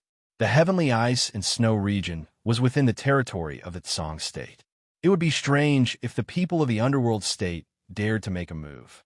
If they hurt Prince Chun, the emperor could send an army to crush them at any time. Ming Yas wasn't a fool. He had already thought of this. At this moment, she was staring at Duan Yu's group, leaving with gloomy eyes. She clutched her arm that had been cut by the water spirit. His arm was not the only thing that was injured. In the last confrontation, just now, that damn Prince Chun was indeed a powerful figure. Akira's eyes were red, and she looked like she was about to cry. "Brother Yas, why were you so impulsive?" She clearly knew that now was not the right time to fight with the people of the Sangzhou. So why couldn't she keep her cool? Mingyas coldly glanced at her before looking in the direction that Duan Yu left in a trance. He didn't speak for a long time. Chapter 2369. Seeing that Yasi didn't chase after her, Miss Chow inwardly sighed in relief. This guy was extremely troublesome. If she allowed him to continue pestering her, the one who would be annoyed would be her true self. Right now, her tiny body couldn't do anything. She was too weak to even jump up and scratch his face. Right now, her most important task was to find a place to settle down and sort out her current situation so that she could get herself dressed as soon as possible. Arbor sighed powerlessly in her heart as she looked down at her chubby little paw. Go do what you need to do. Duan Yu aloofly instructed the Sangzhou guards before bending down to enter the tent. He placed the little thing on a small table before his gaze landed on her injured little paw. Due to the torment along the way, the gauze had long fallen off, so her little paw was currently exposed to the air. Although it wasn't bleeding anymore, it still hurt terribly. Your Highness, Xiao Kezi anxiously called out upon hearing the commotion. MHM. Duan Yu didn't even look up when he heard his call. He merely took out a medicine bottle from his inner world and placed the little thing on his lap. He then lowered his head and applied medicine for her as if no one else was around. Arbor glanced at that medicine bottle and stopped moving. She obediently lay there and allowed him to apply the medicine. This medicine was her exclusive prescription, and it was very effective. After applying it once today and again tomorrow, her injury would probably be 80% healed. Your Highness. When Xiao Kezi saw that Duan Yu was ignoring him, he hastily walked forward and circled Duan Yu's body several times. My Highness. All right, stop making a fuss. If you have something to say, say it. This servant heard that you encountered the Nether Province guards this time and almost met with danger, right? Xiao Kezi wailed. You really were in too much danger. Duan Yu carefully applied the medicine for the little fellow before looking up to meet his eyes. I'm fine. The implication was, stop making a fuss over there. Arbor also felt that this little eunuch was terribly noisy. She was lying there lazily. After fleeing for her life the entire way, she had long used up all the energy in her body. Right now, she just wanted to have a good rest, but there was a demonic voice nagging in her ears. How annoying. Fourth brother. A voice sounded from outside the tent. Not long after, two men walked in one after another with smiles on their faces. Duan Yu raised his eyes to look at those two people. He was smiling sarcastically on the inside, but he didn't show any expression on his face. Second royal brother, third royal brother, is something the matter? The second prince and the third prince looked at each other. The third prince smiled and said, I heard that you met with danger on the way. Are you all right? Duan Yu spread his hands. It's obvious that she's not injured. She's completely fine. That's good, that's good. The third prince laughed and glanced outside the tent. I don't know where Xiang Chong heard the news of your injury. She's so nervous that she's secretly crying. You have to comfort her later. Xiang Chong, come in. The woman who entered after hearing the sound had red eyes, as if she had just cried. She was dressed in a fiery red muslin robe and had a tall, jade-like nose. Her appearance was quite stunning. A phoenix hairpin wrapped with 8 jewels on her head was quite eye-catching under the swaying sunlight. The little fellow was lying there. She looked up at that beauty in red and sized her up curiously before looking away and continuing to laze around. Chapter 2370. Brother Ali. Commandery Princess Xiangchang called out with reddened eyes. She sized him up from head to toe. Thank goodness you're all right. Xiangchang was worried to death. Duan Yu blinked and absent-mindedly swept a glance at that commandery princess. Many thanks for the commandery princess's concern, but it's better for the commandery princess to call me His Highness Prince Chun. When Xiangchang heard this, half of her eyes immediately reddened again. She lowered her head and bit her lip, looking hurt. The third prince hastily smoothed things over. Fourth brother, that's not right. Xiangchang is the only daughter of Marquis Anqing. Marquis Anqing was conferred the title of Marquis by grandfather's generation, so he's quite related to our imperial family. That's right. We grew up with Xiangchang, so how can you treat her as an outsider? The second prince also interjected dryly. Miss Xiao, who was lying on the side to watch the show, only felt that the three people before her were all idiots. As expected, Duan Yu slapped her in the face with the next sentence. That's you guys. Duan Yu swept a sardonic glance at his two elder brothers before his chilly gaze landed on Commandery Princess Xiangchang. I'm not familiar with her. The second prince and the third prince were choked to the point of speechlessness. Wasn't that true? This fourth brother had just returned to Sangzhou not long ago. It was them and Xiangchang who grew up together, not fourth brother and Xiangchang, but when they thought of this, the second and third princes could only awkwardly rub their noses and chuckle. Ha! Duan Yu reached out to pick up the little fellow who was sprawled on the table, causing her to glare at him in displeasure. She was lying here perfectly fine, so what was there to pick her up for? Don't think you can pick her up casually, just because she's young. Duan Yu glanced at her with a grin and ignored her gaze. He turned around with her in his arms and threw a sentence at the second and third princes. If there's nothing else, my royal brothers, I'm going to rest. This was in order to chase them out. A trace of anger flashed across the two princes' faces.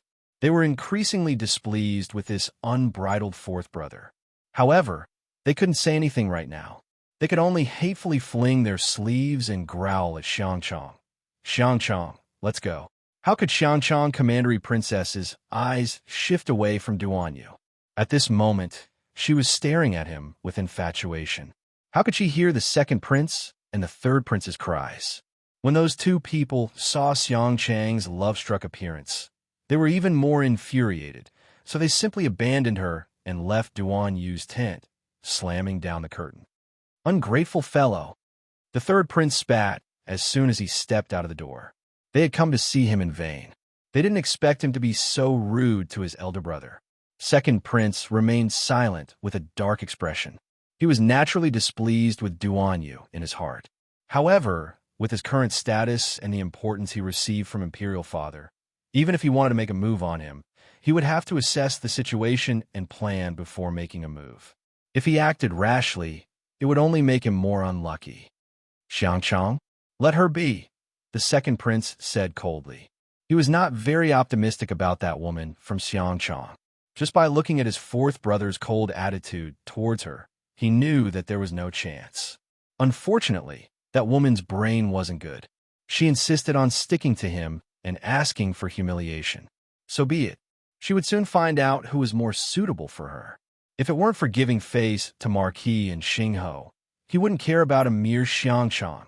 The second prince thought coldly as he left with the third prince. However, the two people didn't know that Crown Prince Rong Li was currently standing in a corner of the tent wearing a thick brocade cloak and coldly watching them leave. Chapter 2371. Duan Yu sat down with the little fellow in his arms and examined her tiny paws that were smeared with medicine. A voice suddenly rang out beside him. Brother Ali, what is this? Is this a mink? It's prey that you brought back, right? It's quite cute. Can I touch it?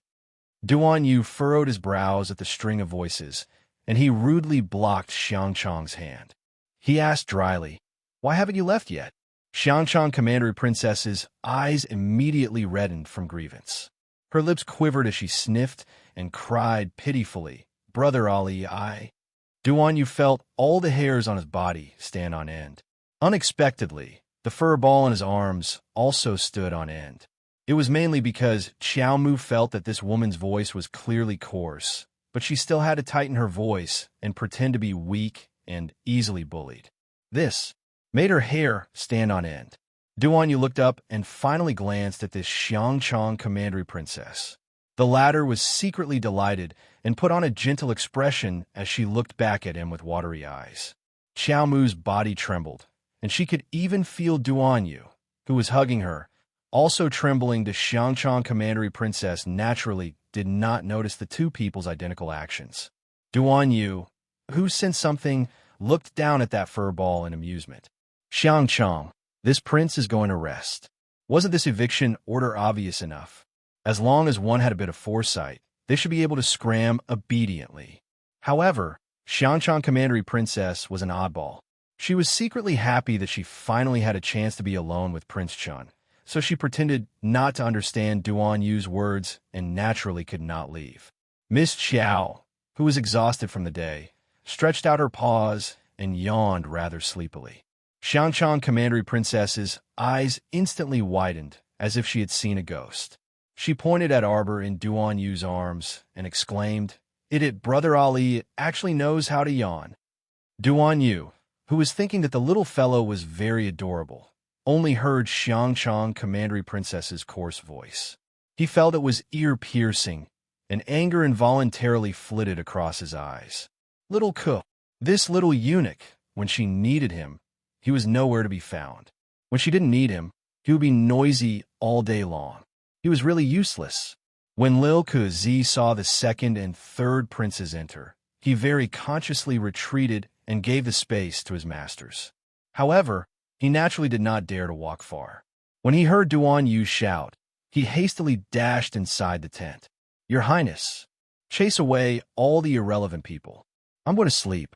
Xiao Kuzi was dumbfounded. He secretly glanced at Xiangchang Commandery Princess, whose expression had changed greatly. This princess had probably offended His Highness by courting death. Xiao Kuzi braced himself and walked forward.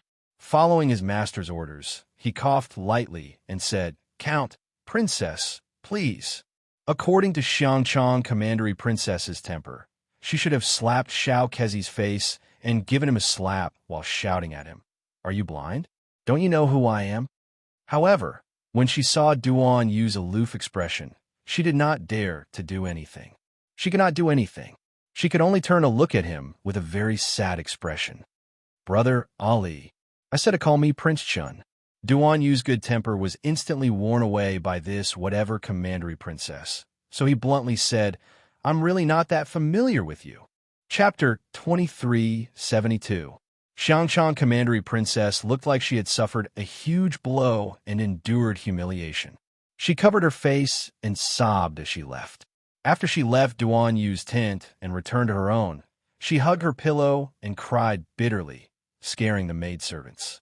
Duan Yu naturally didn't know that Xiangchang Commandery Princess went back and cried. But even if he knew, he would only scold her for being crazy and nothing more. That after Xiangchang Commandery Princess was chased away, Duan Yu carried Sir Jojo to the couch and sat down.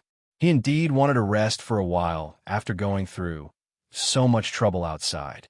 His head hurt, especially from their quarreling just now. Arbor glanced at him with a sharp gaze, which amused Duan Yu. He reached out to poke her little furry face. "Little dumpling." Arbor simply turned the back of her head towards him and couldn't be bothered to say anything else to him. Wait until she returned to her original state, then she would thrash him to death. Duan Yu didn't continue to disturb her either. He watched as she curled up in a tiny ball and soon fell asleep from exhaustion. He then also closed his eyes. Arbor didn't know that while she was asleep, that tiny ball of Martin's body was emitting a glazed luster. It was as if her entire body had turned transparent. Her soul floated out of the little white Martin's body on its own and hovered in midair. There was a flow of air that couldn't be seen with the naked eye inside her dantian that was slowly rotating. Her entire body hovered there very smoothly as she unconsciously absorbed the spiritual energy that was surging in from all directions. And the spiritual energy was advancing at a very minute speed, slowly transforming into spiritual conscious and gushing towards her forehead. Everything was done so naturally that the little fellow didn't need to worry about it herself. It was as if this body had already become the source of all living things in the world. In reality, what Arbor didn't know was that most of the time when she floated over, she was unconscious and fell into this kind of independent cultivation state. She also didn't know that the spiritual conscious body stayed in her conscious like a lazy person who had eaten and drank to its heart's content. It was sprawled out on all fours and didn't want to move at all. This time, the cultivation lasted for 4 hours. When Duan Yu, who was beside her, moved slightly, the little white Martin's spiritual conscious body returned to her body. The transparent spirit body was once again absorbed into the little white Martin's body. It was as if everything that had just happened was just a dream and an illusion. Xiao Mu had no idea that she had already inexplicably gone through another round of cultivation. She opened her small black eyes and saw the guy beside her. He was leaning on one arm and poking her round little belly with a grin. "Pa, what are you poking at?" The little guy flipped over like a carp and got up. He moved his little paws and felt that the pain was much better. He couldn't help but feel proud in his heart. Jojo, Sama's medicine was really good. Jojo's products were definitely the best. Duan Yu looked at her with a grin and rubbed her furry little body. "Little furball, what do you want to eat?" For some reason, he just wanted to talk to her.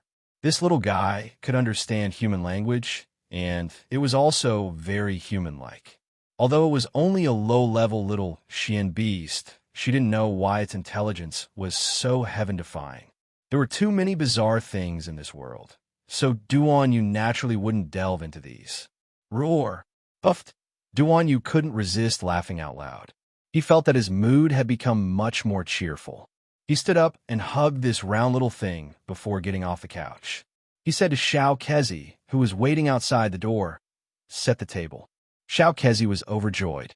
In the past, their highness wouldn't remember to eat without someone reminding him.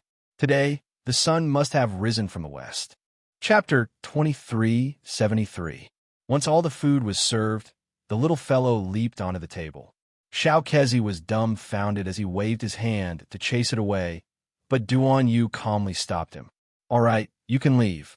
"Ah, your highness, this little critter, it's fine." Xiao Kezi looked at Miss Qiao with a strange expression. That mink was squatting in front of a plate of pork ribs and looking at its little paws with a conflicted expression. It looked like it was hesitating whether to use its paws to eat or to lift it up to eat. This really was an odd little mink. Xiao Kezi thought, how could it share food with his highness at the table? It was so dirty, yet his highness didn't mind. Xiao Kezi grumbled in his mind as he slowly walked out. The moment he stepped out, he saw the little snow eagle's paw decisively reaching for the plate. "Oh, woo!" Duan Yu, who was picking up a pair of chopsticks, looked speechlessly at the little fellow who was barking at him. For some reason, he had the misconception that this little fellow was used to ordering him around. "Oh, woo!" Duan Yu twitched his mouth and put down the chopsticks in his hand. He stood up and walked to the little fellow's side. He lifted her up and walked to the basin on the side of the tent. "Where did you get this bad habit of yours?" A little animal actually knew to wash its paws before eating. "Oh, woo!" The little fellow barked at him again and looked disdainfully at the water in the basin. It was a dirty basin of water, disgusting. Duan Yu, what was going on? He felt like this little fellow was like a lord in front of him. Who exactly was his highness? Xiao Kezi was waiting outside the tent. When he heard the call, he lifted the curtain and rushed in at the speed of light. "Your highness, did that mink disturb your meal? Do you want this humble one to throw it out?" "Ooh." Sir Jojo glared at the slanderous fellow who rushed in. Xiao Kezi looked like he had seen a ghost. It really was a ghost. This little mink looked so adept at glaring at people. "Pour out the water in the basin," Duan Yu said helplessly. "Hey, this basin of water was just fetched. It fell." Liu hurriedly carried the basin out and splashed it on the ground. Then, he carried it back and watched with a strange expression as his highness filled the basin with water again. The corner of little Kezi's mouth twitched. The next moment, he saw his highness put the small animal into the basin. "Ow!" Sir Jojo's beady eyes bulged as he stared fixedly at Duan Yu. Duan Yu exclaimed speechlessly, "I've really seen a ghost." Why did this Sundara look a little like his Jojo? That was why he found the little guy interesting at first glance. "You won't get wet," Duan Yu inexplicably explained. Fine, I'll wash your claws. Only your claws." Little Kezi was completely speechless. What kind of mink was this? He had to change the water before washing his claws, and wash his claws before eating. Was this a human or a ferret? In this day and age, even small animals were more particular than him. A little eunuch? Duan Yu helped little Jojo wash her small claws and used a clean handkerchief to wipe off the water stains. Only then did he put the little guy back on the table. Clack, clack, clack.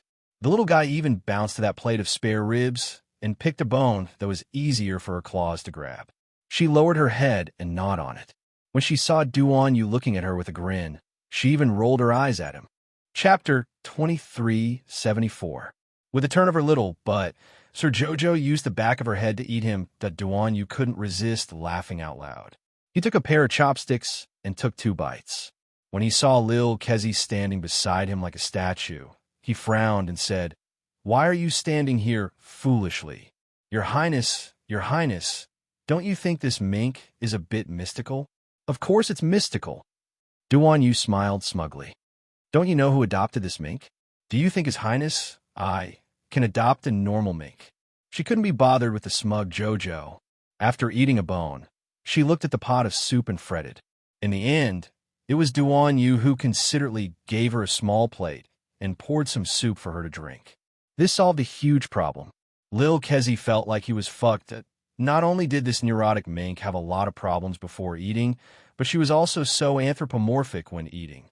She was especially particular about not eating dirty plates. The food she was given had to be placed on a new plate. She would glare at you when the soup was hot and shout at you when it was salty. She even had to wash her paws after eating. How is this a freaking mink? This was a little emperor mink, right? After eating and drinking her fill, Miss Chow ordered Duan Yu to wash herself clean before collapsing on his couch and occupying his bed. This weak mink was only a little mystic beast that wasn't even level 3, so it was awfully weak. It would probably starve to death if it didn't eat for a day. Moreover, little Chow Chow wanted this weak chicken body to grow up a little after eating and drinking enough. That way, it would be able to run faster and be able to put in more effort when encountering danger. Even if it couldn't win, it should at least have an escape skill, right? When Duan Yu turned around, he saw the little fellow sprawled there motionlessly like she was full and couldn't crawl. He curled his lips in amusement and was about to go up and pick her up to play with when the servants outside the curtain moved. "Greetings to your Highness, the noble consort." This consort can go in by herself. "Noble consort," Duan's gentle voice rang out, leaving all the palace maids outside. Her personal royal maid opened the curtain for her, and noble consort Duan walked in with a smile. "Mom, why have you come?" Duan Yu quickly turned around and walked to his mother's side with a grin. "What's wrong?" "Mother heard that you went out to play and encountered danger on the road. Can't I come and see you?"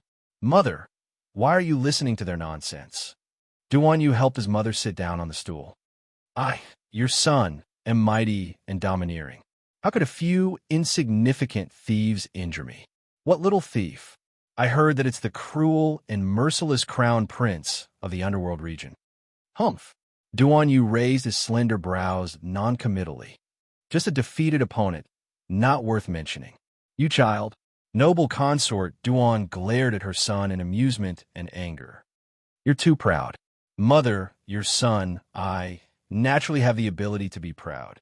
Duan Yu sat down next to his mother with a grin and reached out to pour tea for her. Little Jojo, on the other hand, had been lying on the bed the whole time. His eyes were wide open, and his gaze was fixed on imperial concubine Duan. Noble consort Duan's natural grace, elegance, and gentleness made Miss Xiao feel that the woman in front of her was very elegant. Moreover, this was her first time seeing the way the mother and son interacted with each other. They were mother and son, but they were more like friends. The faint warmth between the two of them made people feel very comfortable. "Oh, you've been naughty and mischievous since you were young." Noble consort Duan smiled with pursed lips as she caught sight of the little bundle on the bed from the corner of her eye. Chapter 2375.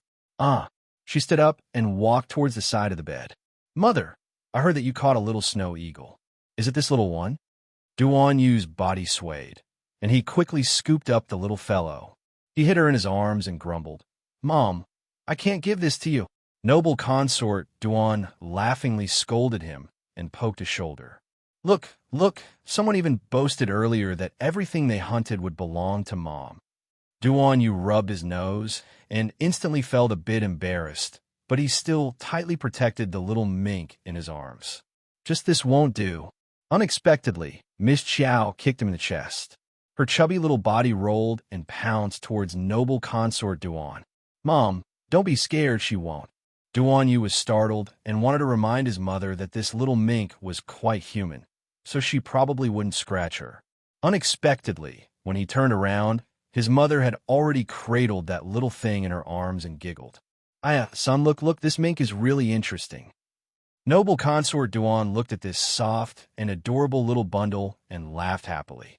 Duan Yu glanced at that little mink resentfully, but he felt even more aggrieved when he saw her ignoring him with her, but facing him.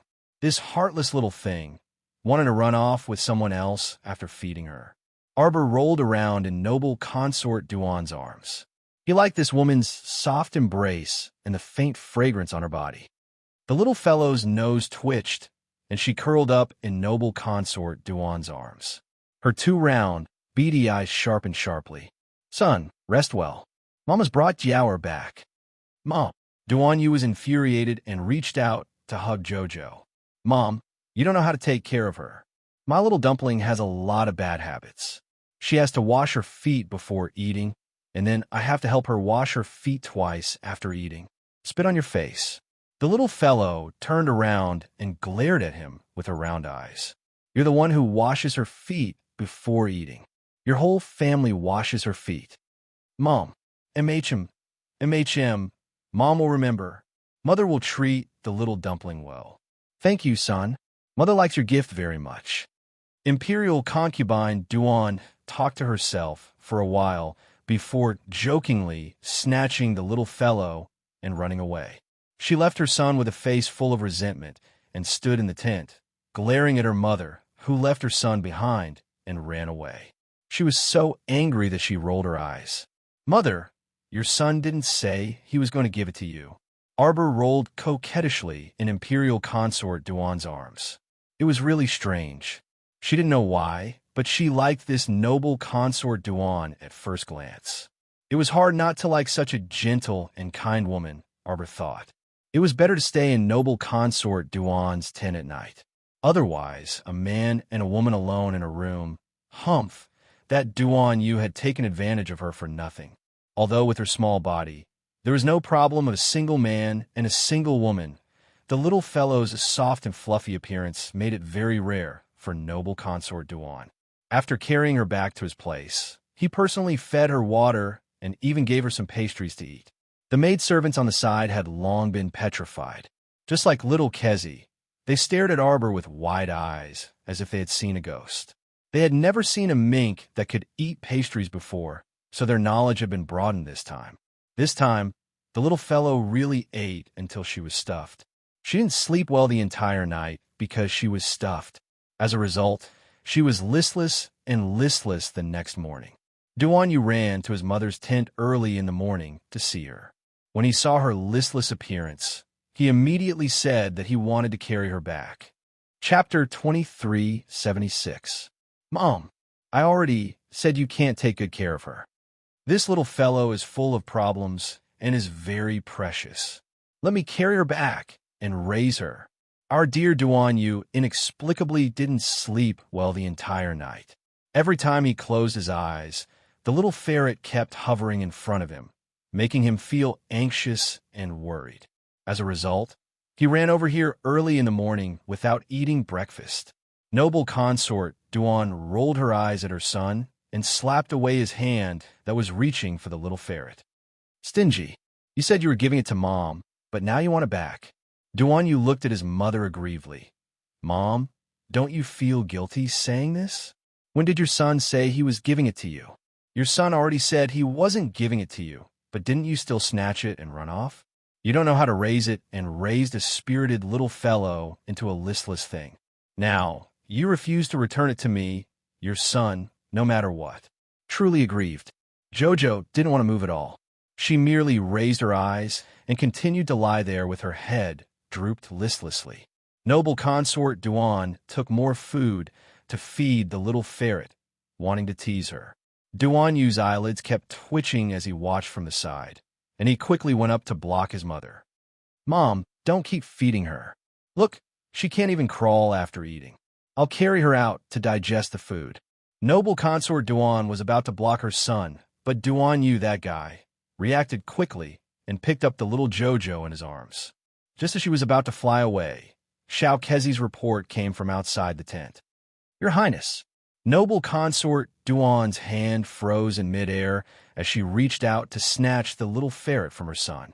Noble Consort Duan leisurely combed her hair and gently said, "Come in, Xiao Kezi." Xiao Kezi opened the curtain and entered. He hastily bowed to Noble Consort Duan and Duan Yu before reporting. "Your Highness, His Majesty issued a hunting order just now and wants you to go with him. He said you're going to the stone slope to hunt a level 7 spirit beast." Duan Yu was disinterested when he heard this. He waved his hand while carrying the little ferret and said, "Not going." Xiao Kezi had long known that His Highness was willful and reckless, so he was not the least bit surprised when he heard His Highness's rejection. He just put on a troubled face and said, "But His Majesty has already given the order.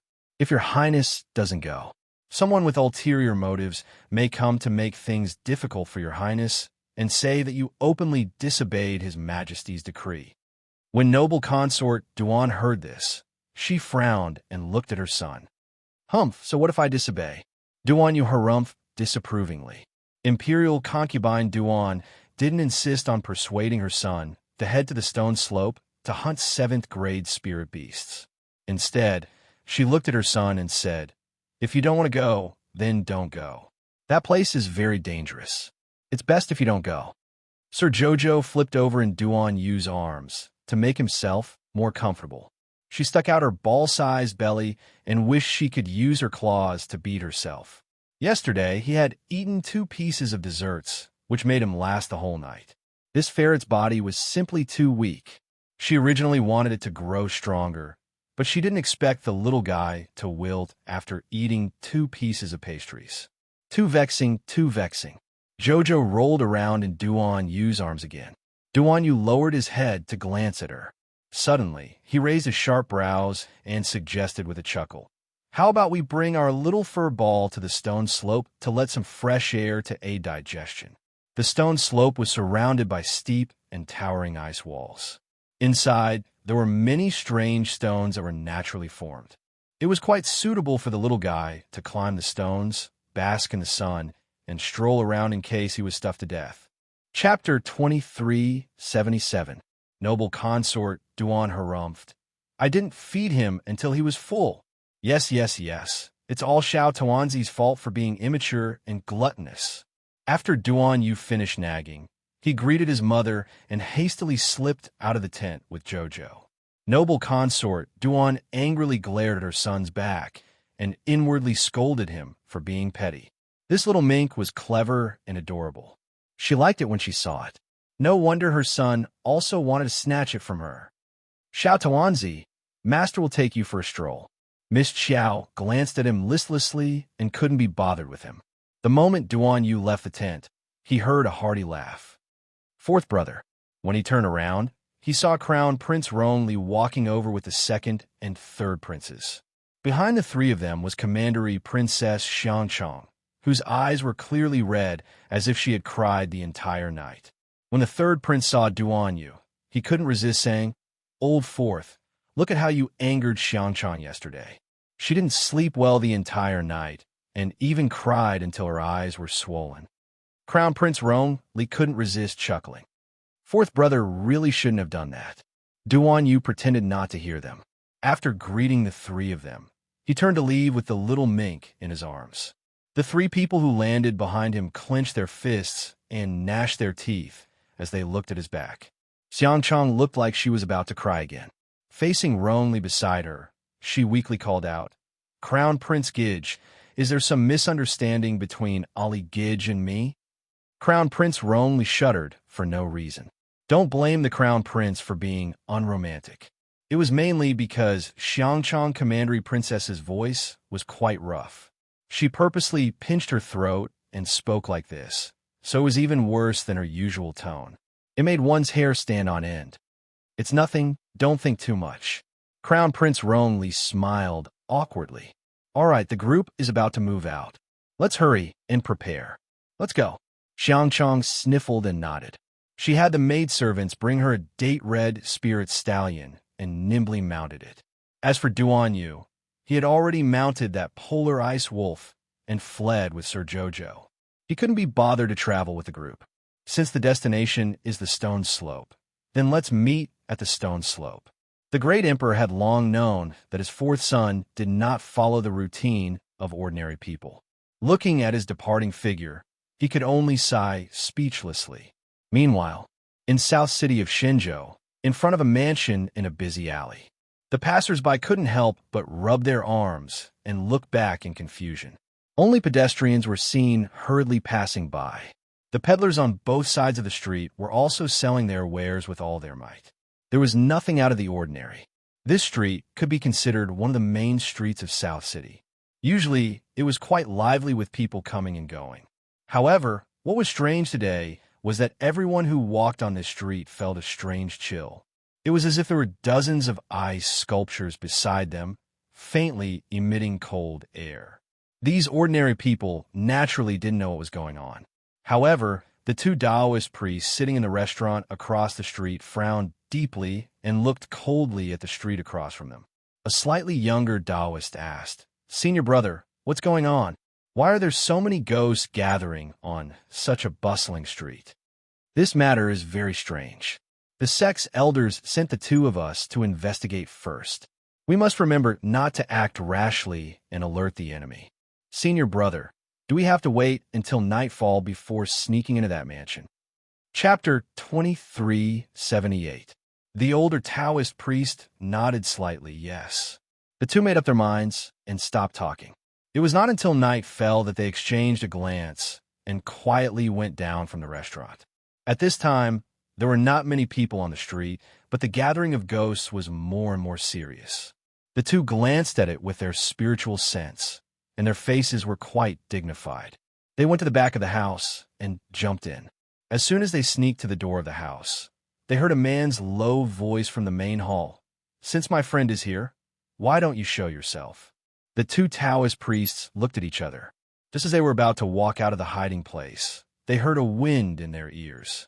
A tall woman wearing tight night clothes, with a slightly dark complexion, slightly high cheekbones on both sides, slender eyes, and long hair tied up high, landed in the courtyard with a whoosh. She said with a smile, "Sorry to disturb you. My daughter passed by your house at night and thought it was quite interesting, so I came uninvited." "Quite interesting? Did she want to join in the fun of the ghost carnival?" Zhou Huan led Chi Hua and several people out of the house. Beside the 8 of them stood 3 middle-aged men and an old man. These 4 people were the talisman masters that Prince Mo asked Fong Su to gather around the South City. Among them, the old man, Mr. Mu, was the most profound talisman master. The 3 middle-aged men were yellow and advanced talisman masters respectively. The old man had reached the profound level of great talisman master. But these days, the talisman masters gathered together. No matter how they studied, they couldn't figure out what talisman the little girl was hit by. As for the talisman master that Mo Lien asked Fong Su to find, they naturally couldn't find him in the South City. If you let a group of talisman masters who practice the talisman technique look at the evil talisman on the little girl, they naturally couldn't find anything. "Are you a talisman master?" Zhou Huan looked up and down at the woman. The woman was only 28 or 29 years old, but her cheekbones were slightly high, making her face look a bit harsh and serious. The woman grinned, and her personality seemed to be quite straightforward. "That's right. I didn't expect to see so many peers in an ordinary small house. Nice to meet you." The old man, Mr. Mu, stroked his beard and said with a smile, "Miss, you must be a yellow-grade talisman master. Old Mister has good eyesight." The woman cupped her hands. "I am Shun Fei." Old Master Mu nodded and shifted his gaze to the other side. "Are those 2 friends still not going to show themselves?" The 2 Taoist priests looked at each other and jumped out from their hiding places. They cupped their hands and greeted everyone. Old Master Mu smiled and said, "So it's the 2 Taoists from the Tai Chi sect. Nice to meet you." The great name of the Tai Chi sect naturally resounded throughout the divine continent. This was the Tai Chi sect, one of the 7 great sects. The sect mainly cultivated talisman techniques, and the old sect master's talisman techniques were not much worse than the head of a talisman aristocratic family. The two Taoist priests looked at each other and bowed to the old man at the same time. Old Mr. Mu. So they knew each other. Old Mr. Mu's talisman technique was the highest amongst this group of people, and he was a rather upright person. He had a brilliant reputation in the talisman puppet world, so everyone naturally followed him into the central room. The two Taoist priests and the woman, Shun Fei, looked towards the backyard at the same time. When they saw a large defensive formation set up there, their hearts couldn't help but tremble slightly. The woman, Shun Fei, was the first to ask, "Old Mister, may I know what happened in the backyard of this mansion? Why are there so many ghosts gathered at the front door?" Chapter 2379. Old Sir Mu involuntarily heaved a long sigh. This is a long story. Please follow me, everyone.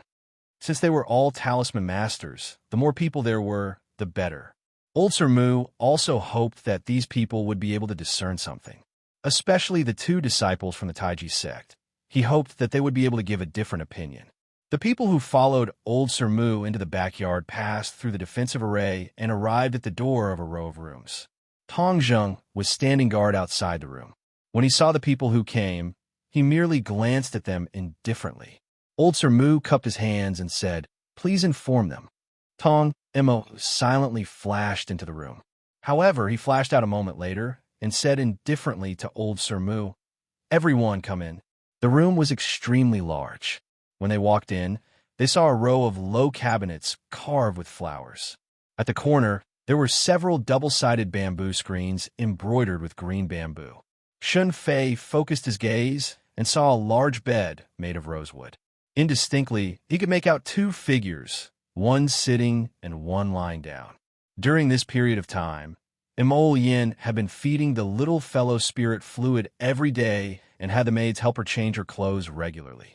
Therefore, even though she had been lying down for 7 days with her eyes closed, she still looked clean, comfortable, and tidy.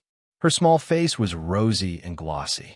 She looked no different from a normal person who was sleeping. Only Imo Yin was extremely anxious. He was aware that the little fellow had been lying down for 7 days. During these 7 days, other than hearing her faint breathing and feeling her strong heartbeat, she didn't move, jump, or smile. To be frank, he couldn't even see her stoic face that he usually saw every day. Other than a peaceful, sleeping expression on the little fellow's face, there was nothing else. He didn't know what had happened to her, what was wrong with her soul, and why he couldn't even contact the sapling. As the days passed, he grew increasingly flustered and fearful. No matter how he comforted himself, he couldn't convince himself that Jojo was fine. Lifting the curtain, Imo Yin walked out with a gloomy expression and nodded at Old Sir Mu, who cupped his hands in greeting. "Greetings, Your Highness." Old Master Mu's words shocked the two Taoist priests and Shun Fei.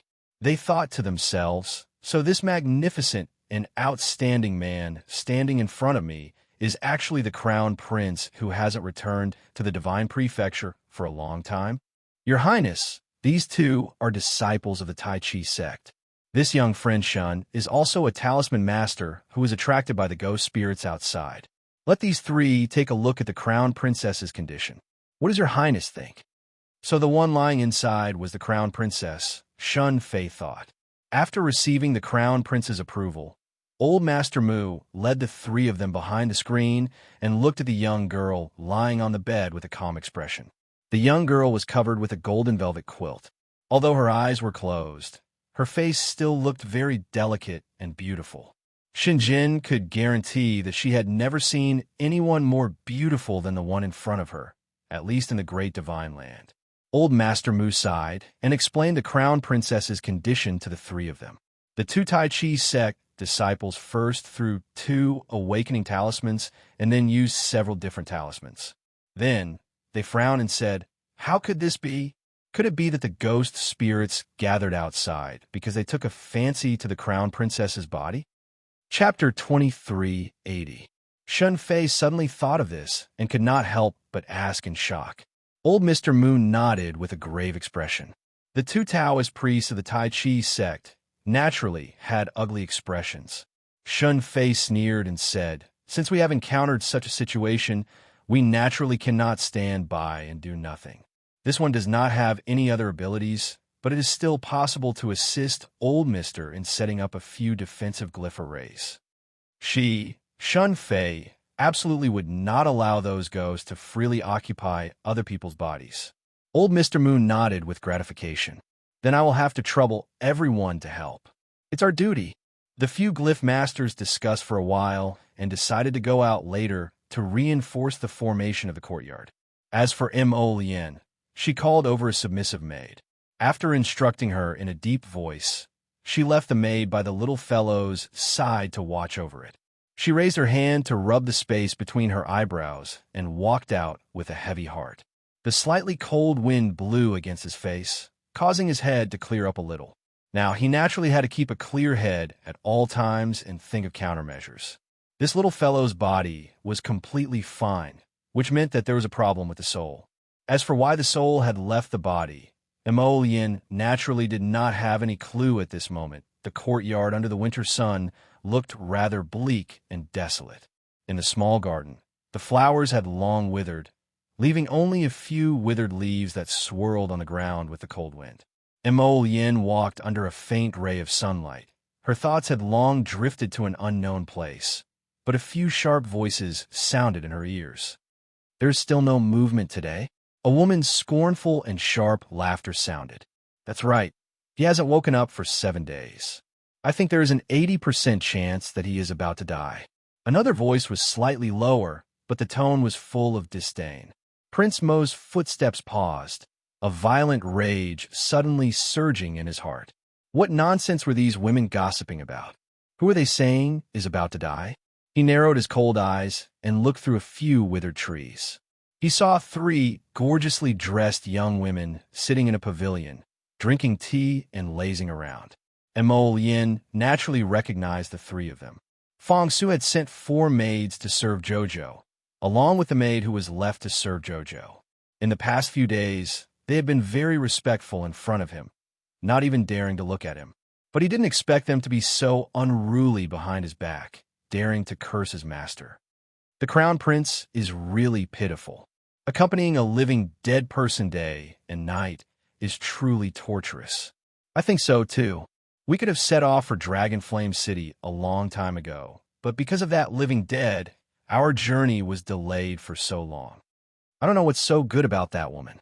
I heard that she's just an ordinary village girl from a planet called Seacombe in the lower star field. In Dragonflame City, any daughter of an aristocratic family would be much better than her. That's right. I don't know what His Highness is thinking, insisting on bringing a living dead person from the lower star field back to our divine prefecture. It's so annoying to take care of that half-dead woman every day.